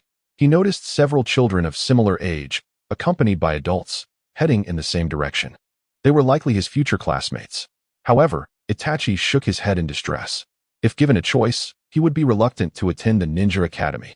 To him, it seemed a complete waste of time. In contrast, he believed his solitary practice would yield far greater efficiency. Unfortunately, his father would never agree to that. Itachi sighed. Just then, a familiar voice rang out ahead of him. "Hey, Itachi, are you going to school?" A boy dressed in the Uchiha clan's fan-emblazoned attire approached him, recognizing the backpack on his shoulders. Itachi lifted his head, suppressing his frustration upon seeing the boy's distinctive round nose, and greeted him with a smile. "Sure, Sway. Today is the first day of ninja school, and since I've reached the appropriate age, I must attend." The boy was none other than the recently renowned Uchiha prodigy, Uchiha Shisui. Itachi recalled how this clan brother had made a name for himself on the battlefield in the Land of Water, earning the moniker Shisui of the Body Flicker, even elevating his threat level among the Mist ninjas. This is a brief account of the higher-ups of the Mist village's fleeting contact with the opposing party, followed by a personal return to undertake certain tasks. It is precisely due to the recent events on the battlefield of the Land of Water that Shisui has been summoned back from the front lines by Konoha, as he is said to have significant potential. His acquaintance with Shisui arose during a training session. Although the latter possesses formidable strength, his demeanor is remarkably gentle, and he has selflessly imparted a wealth of knowledge to the former during this period, greatly benefiting him. Consequently, Itachi holds Shisui in high esteem. At this moment, upon hearing Itachi's response, Shisui instinctively rubbed his nose and remarked, "I almost forgot that you are just at the age of attending school." Upon their first meeting, Shisui was astounded by Itachi's exceptionally impressive throwing technique. As they engaged in practice, he was further amazed by Itachi's astonishing learning speed, to the extent that he completely overlooked the fact that Itachi was merely 6 years old and just beginning his journey in the Ninja Academy. Given your current abilities, attending school might not yield much benefit. Shisui initially intended to say it would be a waste of time, but reconsidered, as it could be perceived as disparaging towards the Ninja Academy. For someone who had been thrust onto the battlefield at the tender age of 4, Itachi had long begun his ninja training. Under the guidance of both his clan and Shisui, he was undoubtedly far superior to the school instructors. He was aware of this, yet he still had to attend. Eventually, Itachi could only shake his head in resignation. Observing this scene, Shisui's eyes lit up as he had an idea. "I have a way for you to avoid school." Itachi's eyes brightened as he eagerly inquired, "Shisui, what is your method?" "Shadow clone." "Shadow clone." "Indeed.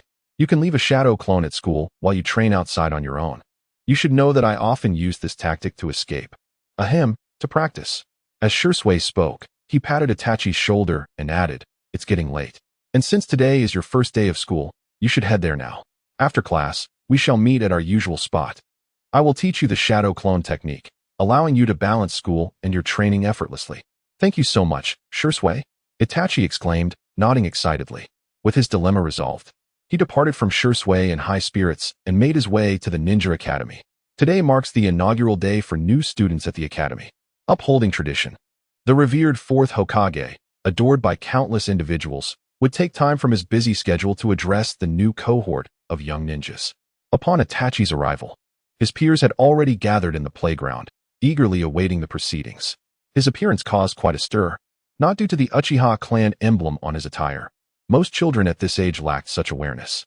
Otherwise, there would not have been instances in the future where ordinary children bullied Hinata, the esteemed heiress of the Hyuga clan, only to be heroically rescued by Naruto. If it were adults, they would not dare lay a finger on Hinata, even with tenfold courage. The excitement surrounding Itachi stemmed from a singular reason: his striking handsomeness.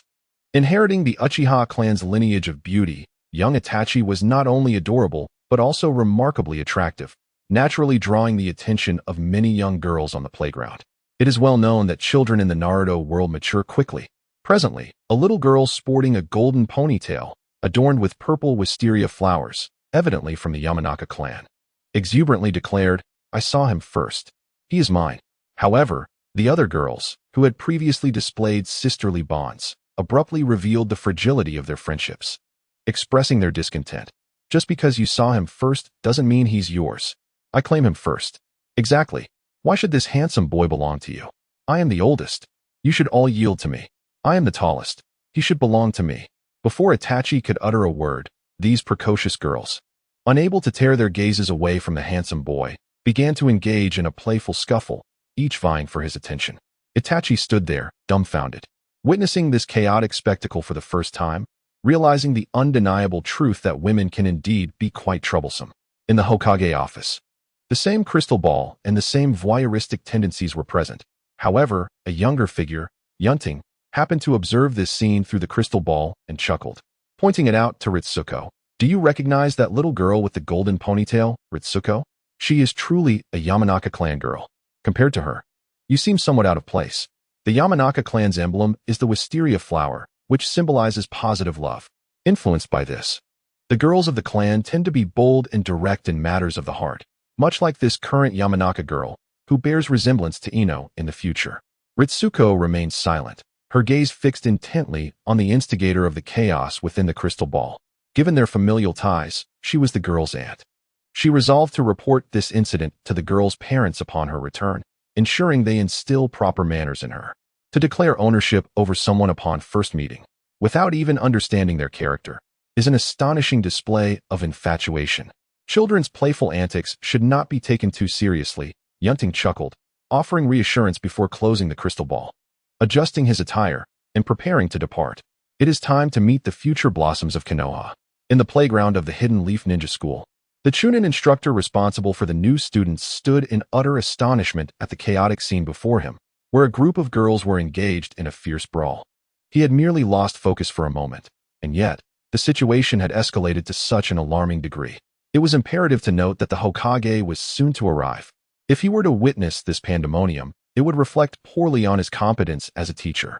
With this thought igniting his fury, the Chunin rushed forward, bellowing, "Silence! Silence!" To the young miscreants, the unfamiliar authority of their teacher still held a semblance of intimidation. Almost immediately, the brawling girls ceased their antics, and the boys who had been cheering them on fell silent. "Everyone, form up in your previous lines. The Hokage is on his way. Do you wish to disgrace yourselves before him?" The Chunin, panting heavily, hurriedly reorganized the rambunctious children before noticing Itachi, who was uncertain of what to do. "You are Uchiha Itachi, correct? I am your homeroom teacher for this year. Come over and stand in line, for the Hokage is about to meet you." As a dedicated educator, he recognized each new student without difficulty, unaware that Itachi was the instigator of the preceding chaos. The Chunin led Itachi to join the ranks, while Itachi, having witnessed the girl's frenzied behavior, instinctively sought refuge among the boys. However, the boys, displeased by his presence, cast unfriendly glares in his direction. In response, Itachi subtly rolled his eyes. Clearly, this ninja school held little appeal. Nevertheless, the forthcoming speech from the Hokage piqued his interest.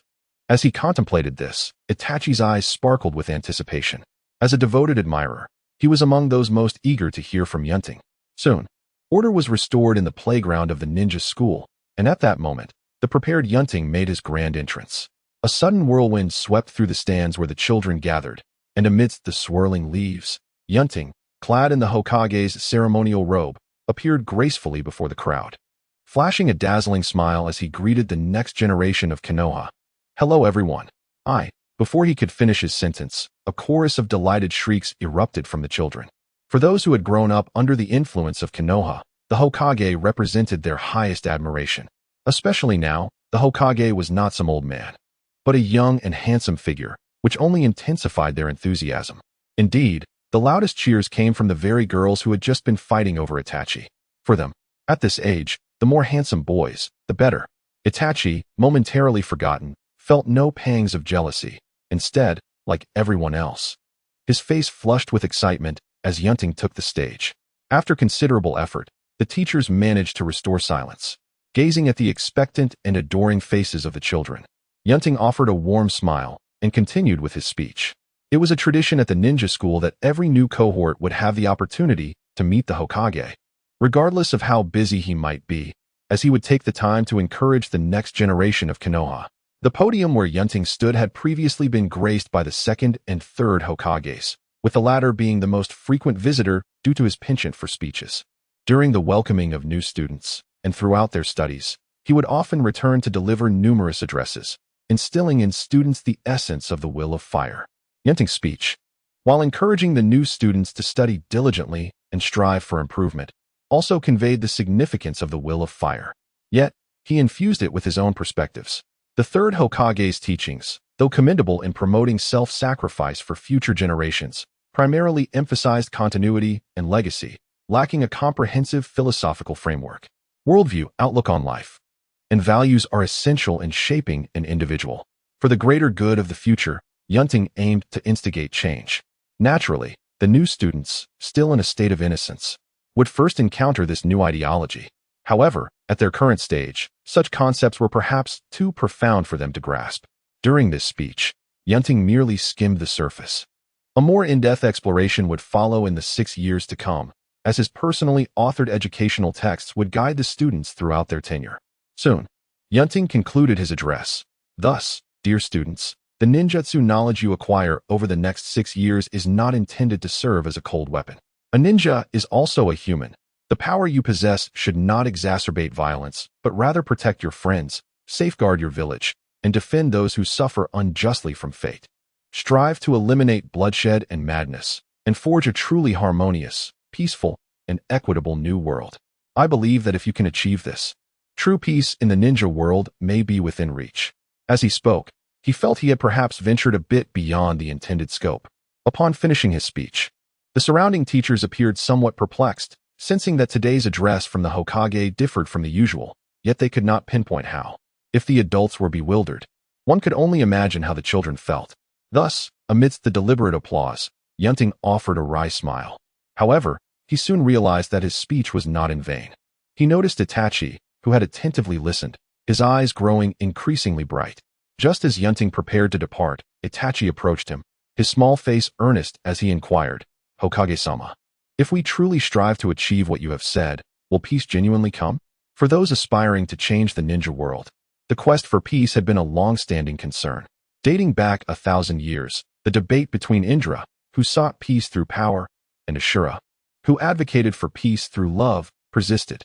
In the present, figures like Madara sought to create a world devoid of conflict through the Moon Eye Plan, while Pain threatened with tailed beasts as nuclear weapons in his pursuit of peace. Regardless of their methods, all these individuals were driven by the same desire for true peace. Those who have endured constant warfare yearn most fervently for tranquility. Yunting did not regard Itachi as an ignorant child. He understood that such explanations could not be conveyed in a single conversation. Thus, he gently patted Itachi's shoulder and replied earnestly, "Merely possessing these ideals is insufficient. While thoughts can inspire some, they cannot sway everyone, unless all are saints. Yet, when combined with robust institutional safeguards, these ideals can undoubtedly foster peace. You will learn about these concepts in your philosophy classes at the ninja school. Truly understanding them is not an overnight endeavor. Therefore, if you ever have questions, feel free to ask me." Yunting's fondness for Itachi was evident. He hoped the boy would one day assist him, hence his earnest words. Itachi nodded vigorously, feeling a newfound anticipation for classes. As Yunting departed and the ninja school commenced its lessons, Itachi completed a brief self-introduction and then, disregarding everything else, swiftly retrieved a thick book from the materials provided by the school. The Will of Fire, a new edition for the 49th year of Konoha, author, Yunting, the Fourth Hokage of Konoha. With utmost seriousness, Itachi began to peruse the first page of the book. Thus, a new world opened before him. In the Hokage's office, upon returning from the speech, Yunting reopened the crystal ball and deliberately directed the view towards the classroom, noticing this poignant scene unfold. A slight smile inevitably curled at the corners of his mouth. One can only surmise that this child would be astonished for quite some time. After all, the thoughts perfected by countless extraordinary individuals in a past life had already formed a comprehensive system. Now, Yunting had made certain modifications to align with the current state of the ninja world, rendering it more suitable for contemporary thought. Even the original Will of Fire would find itself significantly enriched in this modern context, though the extent of its advancement remains uncertain. Among his considerations, Yunting had contemplated incorporating the ideals of unity and peace into the educational curriculum. However, given the sensitivity of his current position and the fact that Konoha had only just emerged from the aftermath of the Third Great Ninja War, they lacked the capacity to realize such a goal. To prevent any external apprehension, it was decided to remove such ideas for the time being, with the hope of revisiting them in the future. Of course, while it was not feasible to publicly promote this concept, he would privately impart it to those who embraced the new Will of Fire, thereby gathering more like-minded individuals. For those who were completely indifferent to ideology and only saw the blade, this book, even if incomplete, would still appear as incomprehensible as a celestial manuscript, easily dismissed. Yet for sincere individuals like Itachi, who genuinely sought to improve the ninja world, it undoubtedly served as a profound insight. During the ensuing time, Itachi's gaze remained fixed upon the book. Even when a teacher, noticing his distraction, called upon him to answer questions, he responded flawlessly, which led to the teacher eventually paying him no further mind. It was only when the lesson on ideology commenced that Itachi raised his head once more, attentively listening to the young new teacher. The role of a teacher is undeniably significant. Prior to this, Yunting had specifically recruited a group of young, vibrant ninjas, endowed with the courage and responsibility to effect change, to initially convey his thoughts to them. They, in turn, would educate the next generation. Presently, the instructor guiding Itachi and his peers was among the most exceptional of this group. Yunting felt assured of this individual's teaching capabilities, so he turned his gaze contemplatively towards the window. His newly compiled will of fire was not only being taught within the ninja school, but also began to spread beyond its walls. Yet, the number of those paying attention remained scant. After all, among ninjas, most preferred wielding their weapons rather than engaging in philosophical discourse. Philosophers like Itachi were, in truth, a rare breed. Consequently, this new ideology had only permeated a limited circle and had yet to garner significant attention. However, Yunting believed that such a day would not be too distant. Good ideas inevitably attract admiration. When that day arrives, it would likely provoke considerable agitation among the more obstinate individuals. Nevertheless, wielding his authority, he surmised that as long as he did not take drastic measures, these individuals would not dare to confront him recklessly. Yunting remained unhurried. He understood well that while power could extinguish a life, it could not conquer a spirit. Ideology, however, could. Thus, for the sake of a smooth future, he decided to let this ideological bullet take flight, soaring towards Konoha, the land of fire, and ultimately, the entire ninja world, penetrating the vast populace overlooked by the daimyos, nobles, and ninjas alike. He awaited the moment to ignite the flame. Then, a mere spark could set ablaze an entire prairie. In Konoha, at the Uchiha training ground, a flurry of shuriken and kunai whirled through the air, dazzlingly aimed at Uchiha Shursui. At that moment, Shursui had yet to activate his Sharingan. Instead, wielding a ninja blade, he deftly parried one intricate attack after another. Suddenly, a kunai, propelled by another thrown from behind, surged towards Shursui's forehead with alarming speed. Shursui's gaze sharpened, and he stepped back with heightened seriousness, swiftly bending his body as the kunai grazed his hair. Yet, this was only the beginning. In a seemingly premeditated maneuver, the grazed kunai collided with another that had previously been launched but had failed to reach its target. The latter spun dramatically, altering its trajectory towards Shursui's blind spot. It was as if an invisible hand orchestrated the kunai and shuriken surrounding Shursui, creating a symphony of clangs as they all redirected towards him from every conceivable angle, leaving no room for evasion. Impressive. With nowhere to evade, Shursui chose not to retaliate but instead regarded the mastermind behind this display with admiration. Just as the multitude of kunai and shuriken closed in, he vanished in an instant. Itachi, your throwing technique is truly astonishing. I doubt anyone in the clan surpasses your skill. A moment later, Shursui emerged from the opposite side, genuinely praising him. The Uchiha clan had always been renowned for their throwing techniques, especially after awakening the Sharingan, which granted them unparalleled dynamic vision, allowing for extraordinary manipulation of their ninja tools. Even so, Shursui believed that this 6-year-old, who had yet to unlock his Sharingan, surpassed most clan members in his throwing prowess. His talent was extraordinary.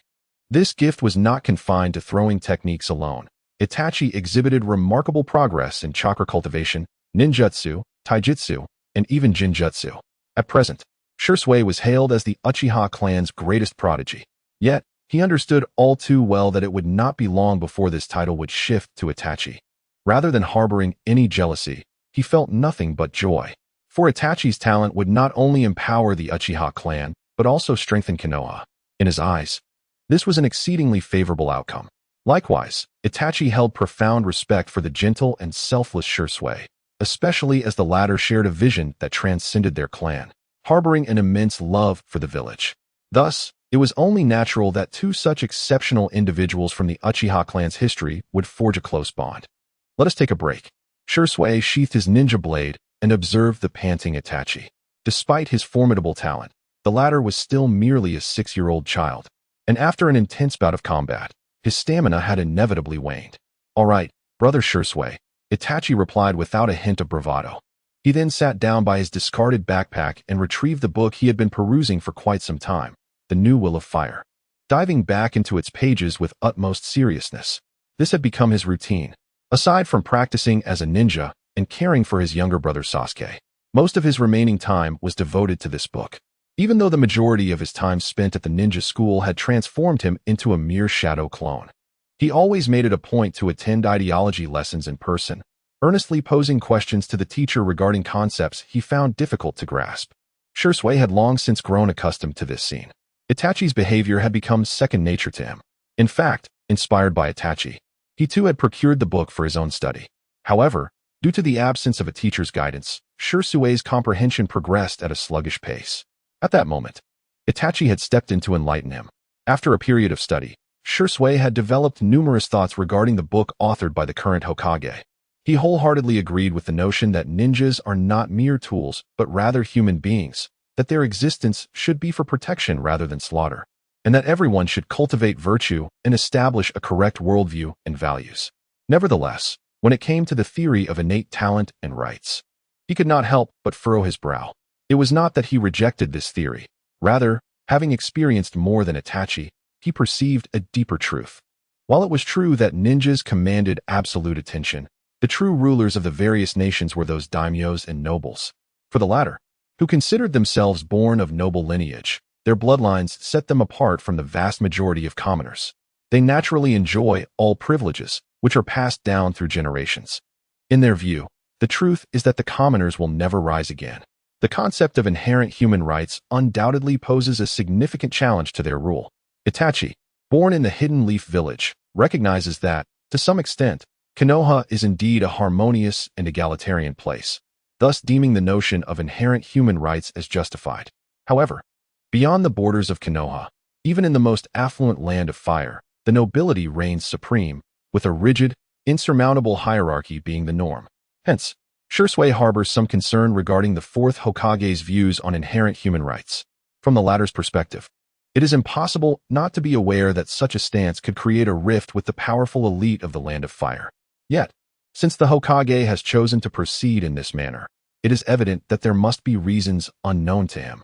As a ninja of Konoha, Shisui can only follow closely. After all, regardless of the circumstances, the premise of inherent human rights is indeed correct. Although the Uchiha clan boasts a 1,000-year lineage, they have never boasted about past glories. On the contrary, their belief in the supremacy of strength leads them to disdain the ineffectual and decaying nobility. They also look down upon the Hyuga clan, which shares a similar noble demeanor. While Shisui is an anomaly within the Uchiha, he has inherited this disdain for weakness. Although he worries about potential conflicts, should a confrontation arise, he would act without hesitation. The day-S lessons continued. Whenever Itachi relayed the knowledge imparted by the teacher to Shisui, it allowed him to review and deepen his understanding. Compared to the school's ideological curriculum, what he learned far exceeded the syllabus. This was not solely due to his considerable efforts, but also because the instructor had taken special care to provide additional guidance for such a bright and diligent student. As dusk approached, their lessons came to an end. After sensing that his shadow clone had vanished, Itachi quickly tidied up and said, "Shisui, I'm heading home. Would you like to join me for dinner?" Shisui smiled and replied, "I'll pass. I need to prepare thoroughly for my meeting with the Hokage tomorrow." "Oh, has that day finally arrived, Shisui?" Itachi's eyes lit up. Everyone within the Uchiha clan knew that Konoha's higher-ups calling back such a powerful ninja as Shisui would undoubtedly lead to his reemployment. The most speculated position was that of an Umbu member. After all, Yunting had previously indicated that the doors of the Umbu would be opened for the Uchiha. With the renowned Shisui returning at this moment, it was only natural for them to think of this. Itachi was no exception. Understanding that Shisui might very well be the first Umbu ninja of the Uchiha clan, as Uchiha Iane, being a member of the Hokage's guard, did not count. He felt a surge of joy and envy. In response, Shisui maintained a calm and warm demeanor, stating, "We'll only know for sure after I report to the office tomorrow." Then he encouraged, "Itachi, study hard. I believe your future achievements will surpass mine." Itachi nodded earnestly. Despite this encouragement, he felt a twinge of disappointment for being too young. Konoha was undergoing tremendous changes, and if given the choice, he would prefer to experience and contribute to these transformations firsthand rather than spending these crucial years idly at the Ninja Academy. Thus, he contemplated whether he should seek an early graduation. He had heard of a senior who graduated early in the past. If he remembered correctly, his father had mentioned this person Kakashi Hatake, the only one without Uchiha blood, yet possessing a Sharingan. If he could also graduate early, it would surely please his father, as it would significantly enhance the Uchiha's reputation. As he walked home, his eyes sparkled with growing excitement. The next day, in the Hokage's office, Yunting encountered Shisui, who had also awakened the Manjiki Sharingan, yet was merely a tragic footnote in history, ending prematurely. Upon first glance, Yunting was struck by Shisui's round nose. However, what truly distinguished him was his unusually cheerful and gentle disposition, which seemed at odds with the Uchiha clan's typical demeanor. It must be said that Yunting, now the Hokage, was fortunate. Both Uchiha boys who awakened the Manjiki Sharingan were outliers, their affection for the village far surpassing their loyalty to the clan. Had they possessed the same temperament as Uchiha Madara, even he would have been deeply troubled, and his attitude towards the Uchiha would have shifted dramatically. One could only wonder what Sarutobi Hiruzen thought in history. Despite having two exceptional cards in hand, he squandered the opportunity at a time when Konoha should have been strengthening. Shisui, due to failing to manage his vicious dog, was compelled to take his own life under the weight of personal desires. Itachi, too, had to distance himself after personally executing the traitors of the Uchiha. The responsibility for these outcomes lay heavily upon the shoulders of Sarutobi Hiruzen, the leader of Konoha. He was ultimately growing old. Had he been in his youth, such tragedies might not have occurred. Therefore, it would be best for him to enjoy his remaining years. With Yunting in power, he would ensure that such tragedies would not recur.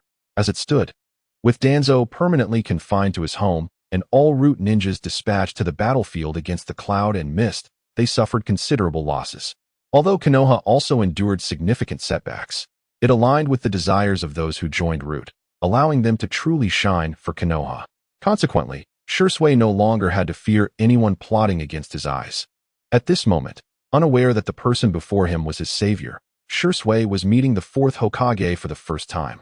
Naturally, he held immense respect and admiration for this individual, who was instrumental in improving relations between the Uchiha and Konoha, drawing parallels in his mind to the nearly deified First Hokage. This was due to their shared wood release, unparalleled strength, and equally expansive hearts. Hokage-sama. Shisui half knelt on the ground, respectfully greeting Yunting. Rise, the great benefactor of Konoha, Yunting said with a smile, gesturing for him to stand. Upon hearing this, Shisui stood up. Although he was merely in his teens, his height of nearly 6 feet lent him an air of maturity, complemented by a presence shaped by the flames of war that truly matched the name Shisui of the body flicker. Yunting nodded appreciatively, saying, I presume you have guessed the purpose of your return. However, before that, there is one matter I must attend to. Ritsuko. Soon. The sound of high heels echoed across the floor. When Ritsuko arrived, she held a jonin vest in her hands. Yunting accepted it and handed it to Shisui, saying, Congratulations. Shisui, from today onwards, your title will rise from Special Jonin to Jonin. Being a Jonin is not a privilege afforded to just anyone, even at the frontline command center. The highest promotion for accomplished ninjas is typically capped at Special Jonin. To ascend to Jonin, one must return to Konoha, have the decision ratified by the Jonin Council, and receive personal approval from the Hokage. This is because Jonin not only constitute the elite combat power of the ninja village, but also wield greater authority. For instance, the Jonin Council holds the power to conduct a confidence vote regarding the appointment of a new Hokage. Although this is often merely a formality, the status remains significant. Thus, even though Shisui achieved great merit on the battlefield against the Mist, he had only been a Special Jonin until now due to the constraints of authority and time. Now he has returned, and Yunting is just in time to make amends. Shisui is undoubtedly elated. After all, for a ninja, the titles of Genin, Chunin, and Jonin are akin to the distinctions of a master's, doctorate, or academician, who wouldn't wish for their name to ascend to a higher echelon. Thank you, Lord Hokage. Upon receiving the Jonin vest, Shisui found himself reluctant to part with it. Yunting, observing this, patted him on the shoulder and remarked, Shisui, achieving the rank of Jonin at such a young age is a feat that only Kakashi and Konoha has matched in recent years. Keep striving. My expectations for you extend far beyond simply being a Jonin. I firmly believe you possess the potential to become a great ninja. At these words, Shisui felt a surge of inspiration, exclaiming, Thank you for your praise, Lord Hokage. I will not betray your trust, and shall endeavor to meet your expectations. If reality were a game, Jisui's loyalty to Yunting would have surged from a mere 100% to an astonishing 200%.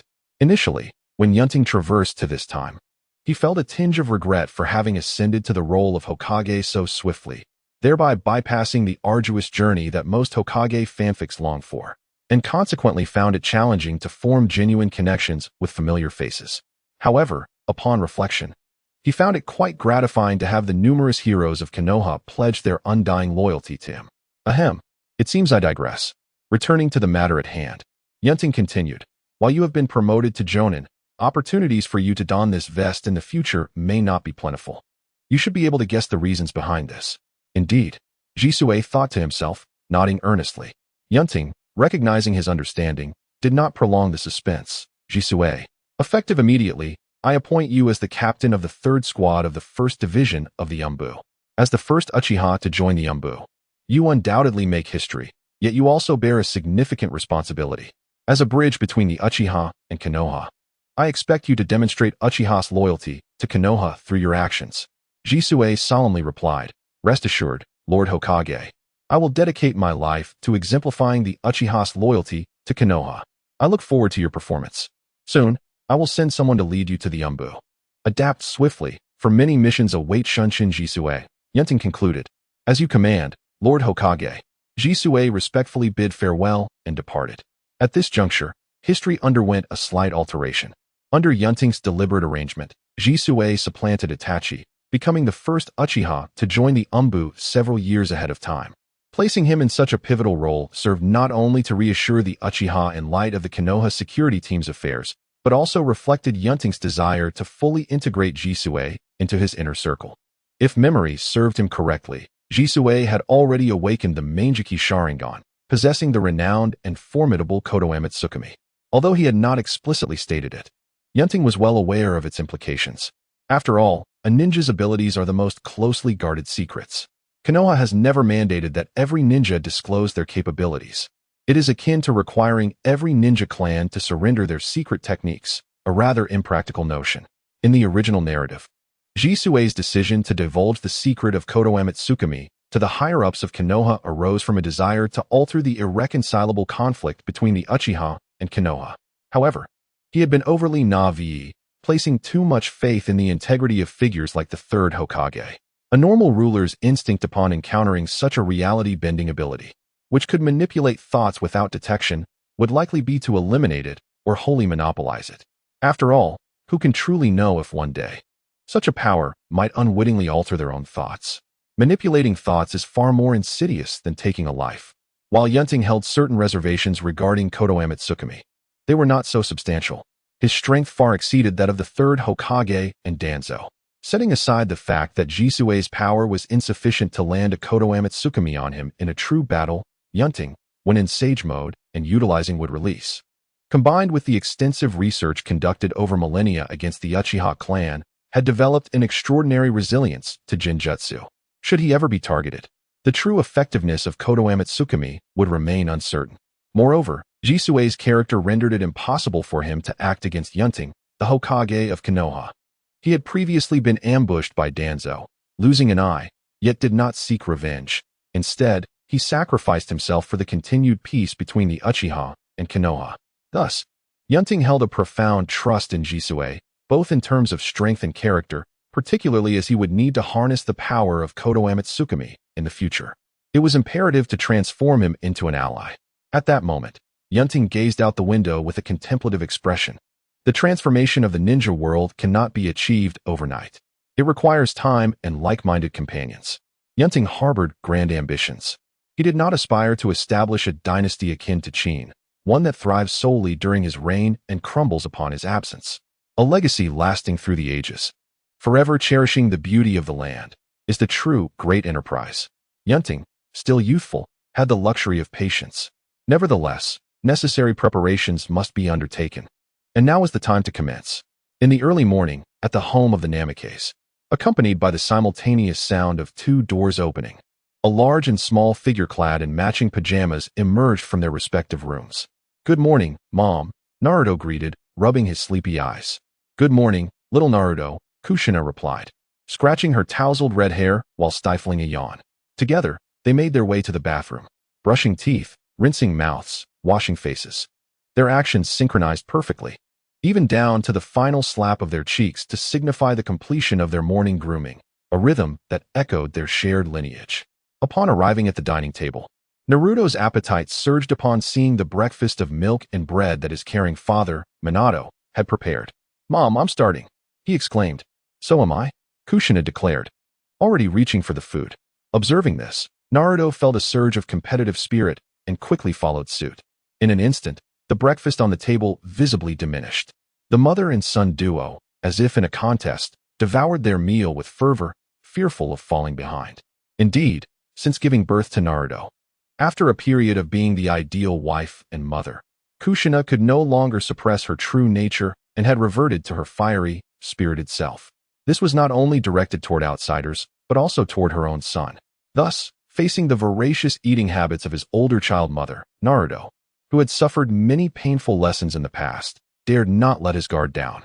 At this moment, with a piece of bread in his mouth, one hand clutching several slices, and the other grasping a milk carton, he resembled a soldier on the battlefield, hastily consuming his food while his eyes remained fixed on his mother, wary of any potential cheating tactics such as shadow clones. Other mothers would not resort to such methods, but his mother was certainly an exception. Yet, despite his frequent indignation at his mother's shameless antics, Naruto harbored a deep-seated acceptance of it all. Their interactions felt more akin to those of playful friends. Friendship, that was a precious and longed-for concept for Naruto at this moment. Thus, when faced with his mother's occasional underhanded tactics, he chose to turn a blind eye, allowing his heart to embrace the delightful chaos. "I have eaten my fill. I too am satisfied." Soon, accompanied by the sound of their full bellies, Naruto and Kushina lazily leaned back against their chairs, patting their stomachs. Exuding an air of utter relaxation, Naruto was elated, for in this breakfast competition, he had managed to consume one more slice of bread than his mother, undoubtedly signifying his victory in this playful contest. "This time, little Naruto, you've won. But next time, mother will exert her full strength. Don't shed tears when you lose." Kushina smiled at her exuberant son, then feigned reluctance, her brows furrowing in mock discontent. "Haha, bring it on, mother.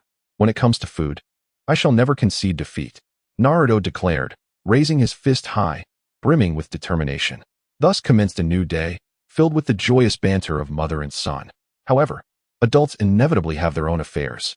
After a brief respite, observing Kushina clad in her shinobi uniform, Naruto understood that his mother was off to work. Although a tinge of disappointment clouded his mood, he still managed a considerate smile as he bid farewell, saying, "Don't worry, Mom. I have plans to play outside with some friends later. Just be careful." Kushina fell silent for a moment, knowing the truth, but choosing not to shatter her son's comforting words. Instead, she affectionately tousled his golden hair, a trait inherited from his father, and smiled, "Little Naruto, make sure to get along well with your friends." While she yearned for more time to spend with Naruto, as the host of the Nine Tails, she was an indispensable force in the village, and Konoha would not allow her to idly remain at home. The extended leave granted by the village was a rare opportunity for her to be with him for so long. Fortunately, as a mother, she felt assured about Naruto. Cheerful, passionate, upright, and brave. Despite facing numerous setbacks, this child retained his golden, radiant character. Gazing at her understanding son, whose face was adorned with a bright smile to reassure her, Kushina felt a pang of heartache mixed with pride. Just as she and Minato, along with Jiraiya-sensei, had envisioned, Naruto would one day become a great ninja. Now, she held unwavering confidence in this prospect. "Don't forget to have your lunch. I won't be back in time. So remember to eat at your father's." "Rest assured, Mom, I won't forget," Naruto replied, still brimming with energy. It was not until the door clicked shut that he deflated like a punctured balloon, his spirit suddenly waning. Staring at the empty house, he sat in silence for a while before deciding to venture outside. It was now the 52nd year of Konoha, compared to the 47 years since Yunting took office. The village had developed at an unprecedented pace in these 5 years. Under Yunting's emphasis on science and technology, innovations had spread throughout Konoha. Household appliances, such as refrigerators and air conditioners, were now commonplace, while the streets were adorned with new buildings featuring a modern aesthetic, large screens, and vibrant neon lights. This transformation left the village's elders in awe, yet for Naruto, who had grown accustomed to this environment, it elicited little response. He brought out his children's bicycle, and at nearly 4 years old, he skillfully pedaled through the bustling streets of Konoha. He was not alone. Many others rode bicycles, a mode of transport that had gained immense popularity in recent years. However, Naruto yearned to traverse the rooftops like a true ninja. Spotting a few ninjas adorned with the Konoha headband leaping across the rooftops, his eyes sparkled with anticipation. In just 2 years, I can attend ninja school, just like Mom and Dad said, and become a real ninja. As he fantasized, he pedaled aimlessly. Eventually, he heard the sounds of laughter. Following the noise, he stumbled upon a group of children his age engrossed in the latest ninja games, several of whom he recognized. Mustering his courage, he was about to ask if he could join them when suddenly, the children noticed him. "It's that monster. The monster's here. Run." In an instant, before he could utter a word, the group scattered in panic. Naruto's smile faltered, and he hung his head, silently pushing his bicycle away. Once again, he couldn't comprehend why.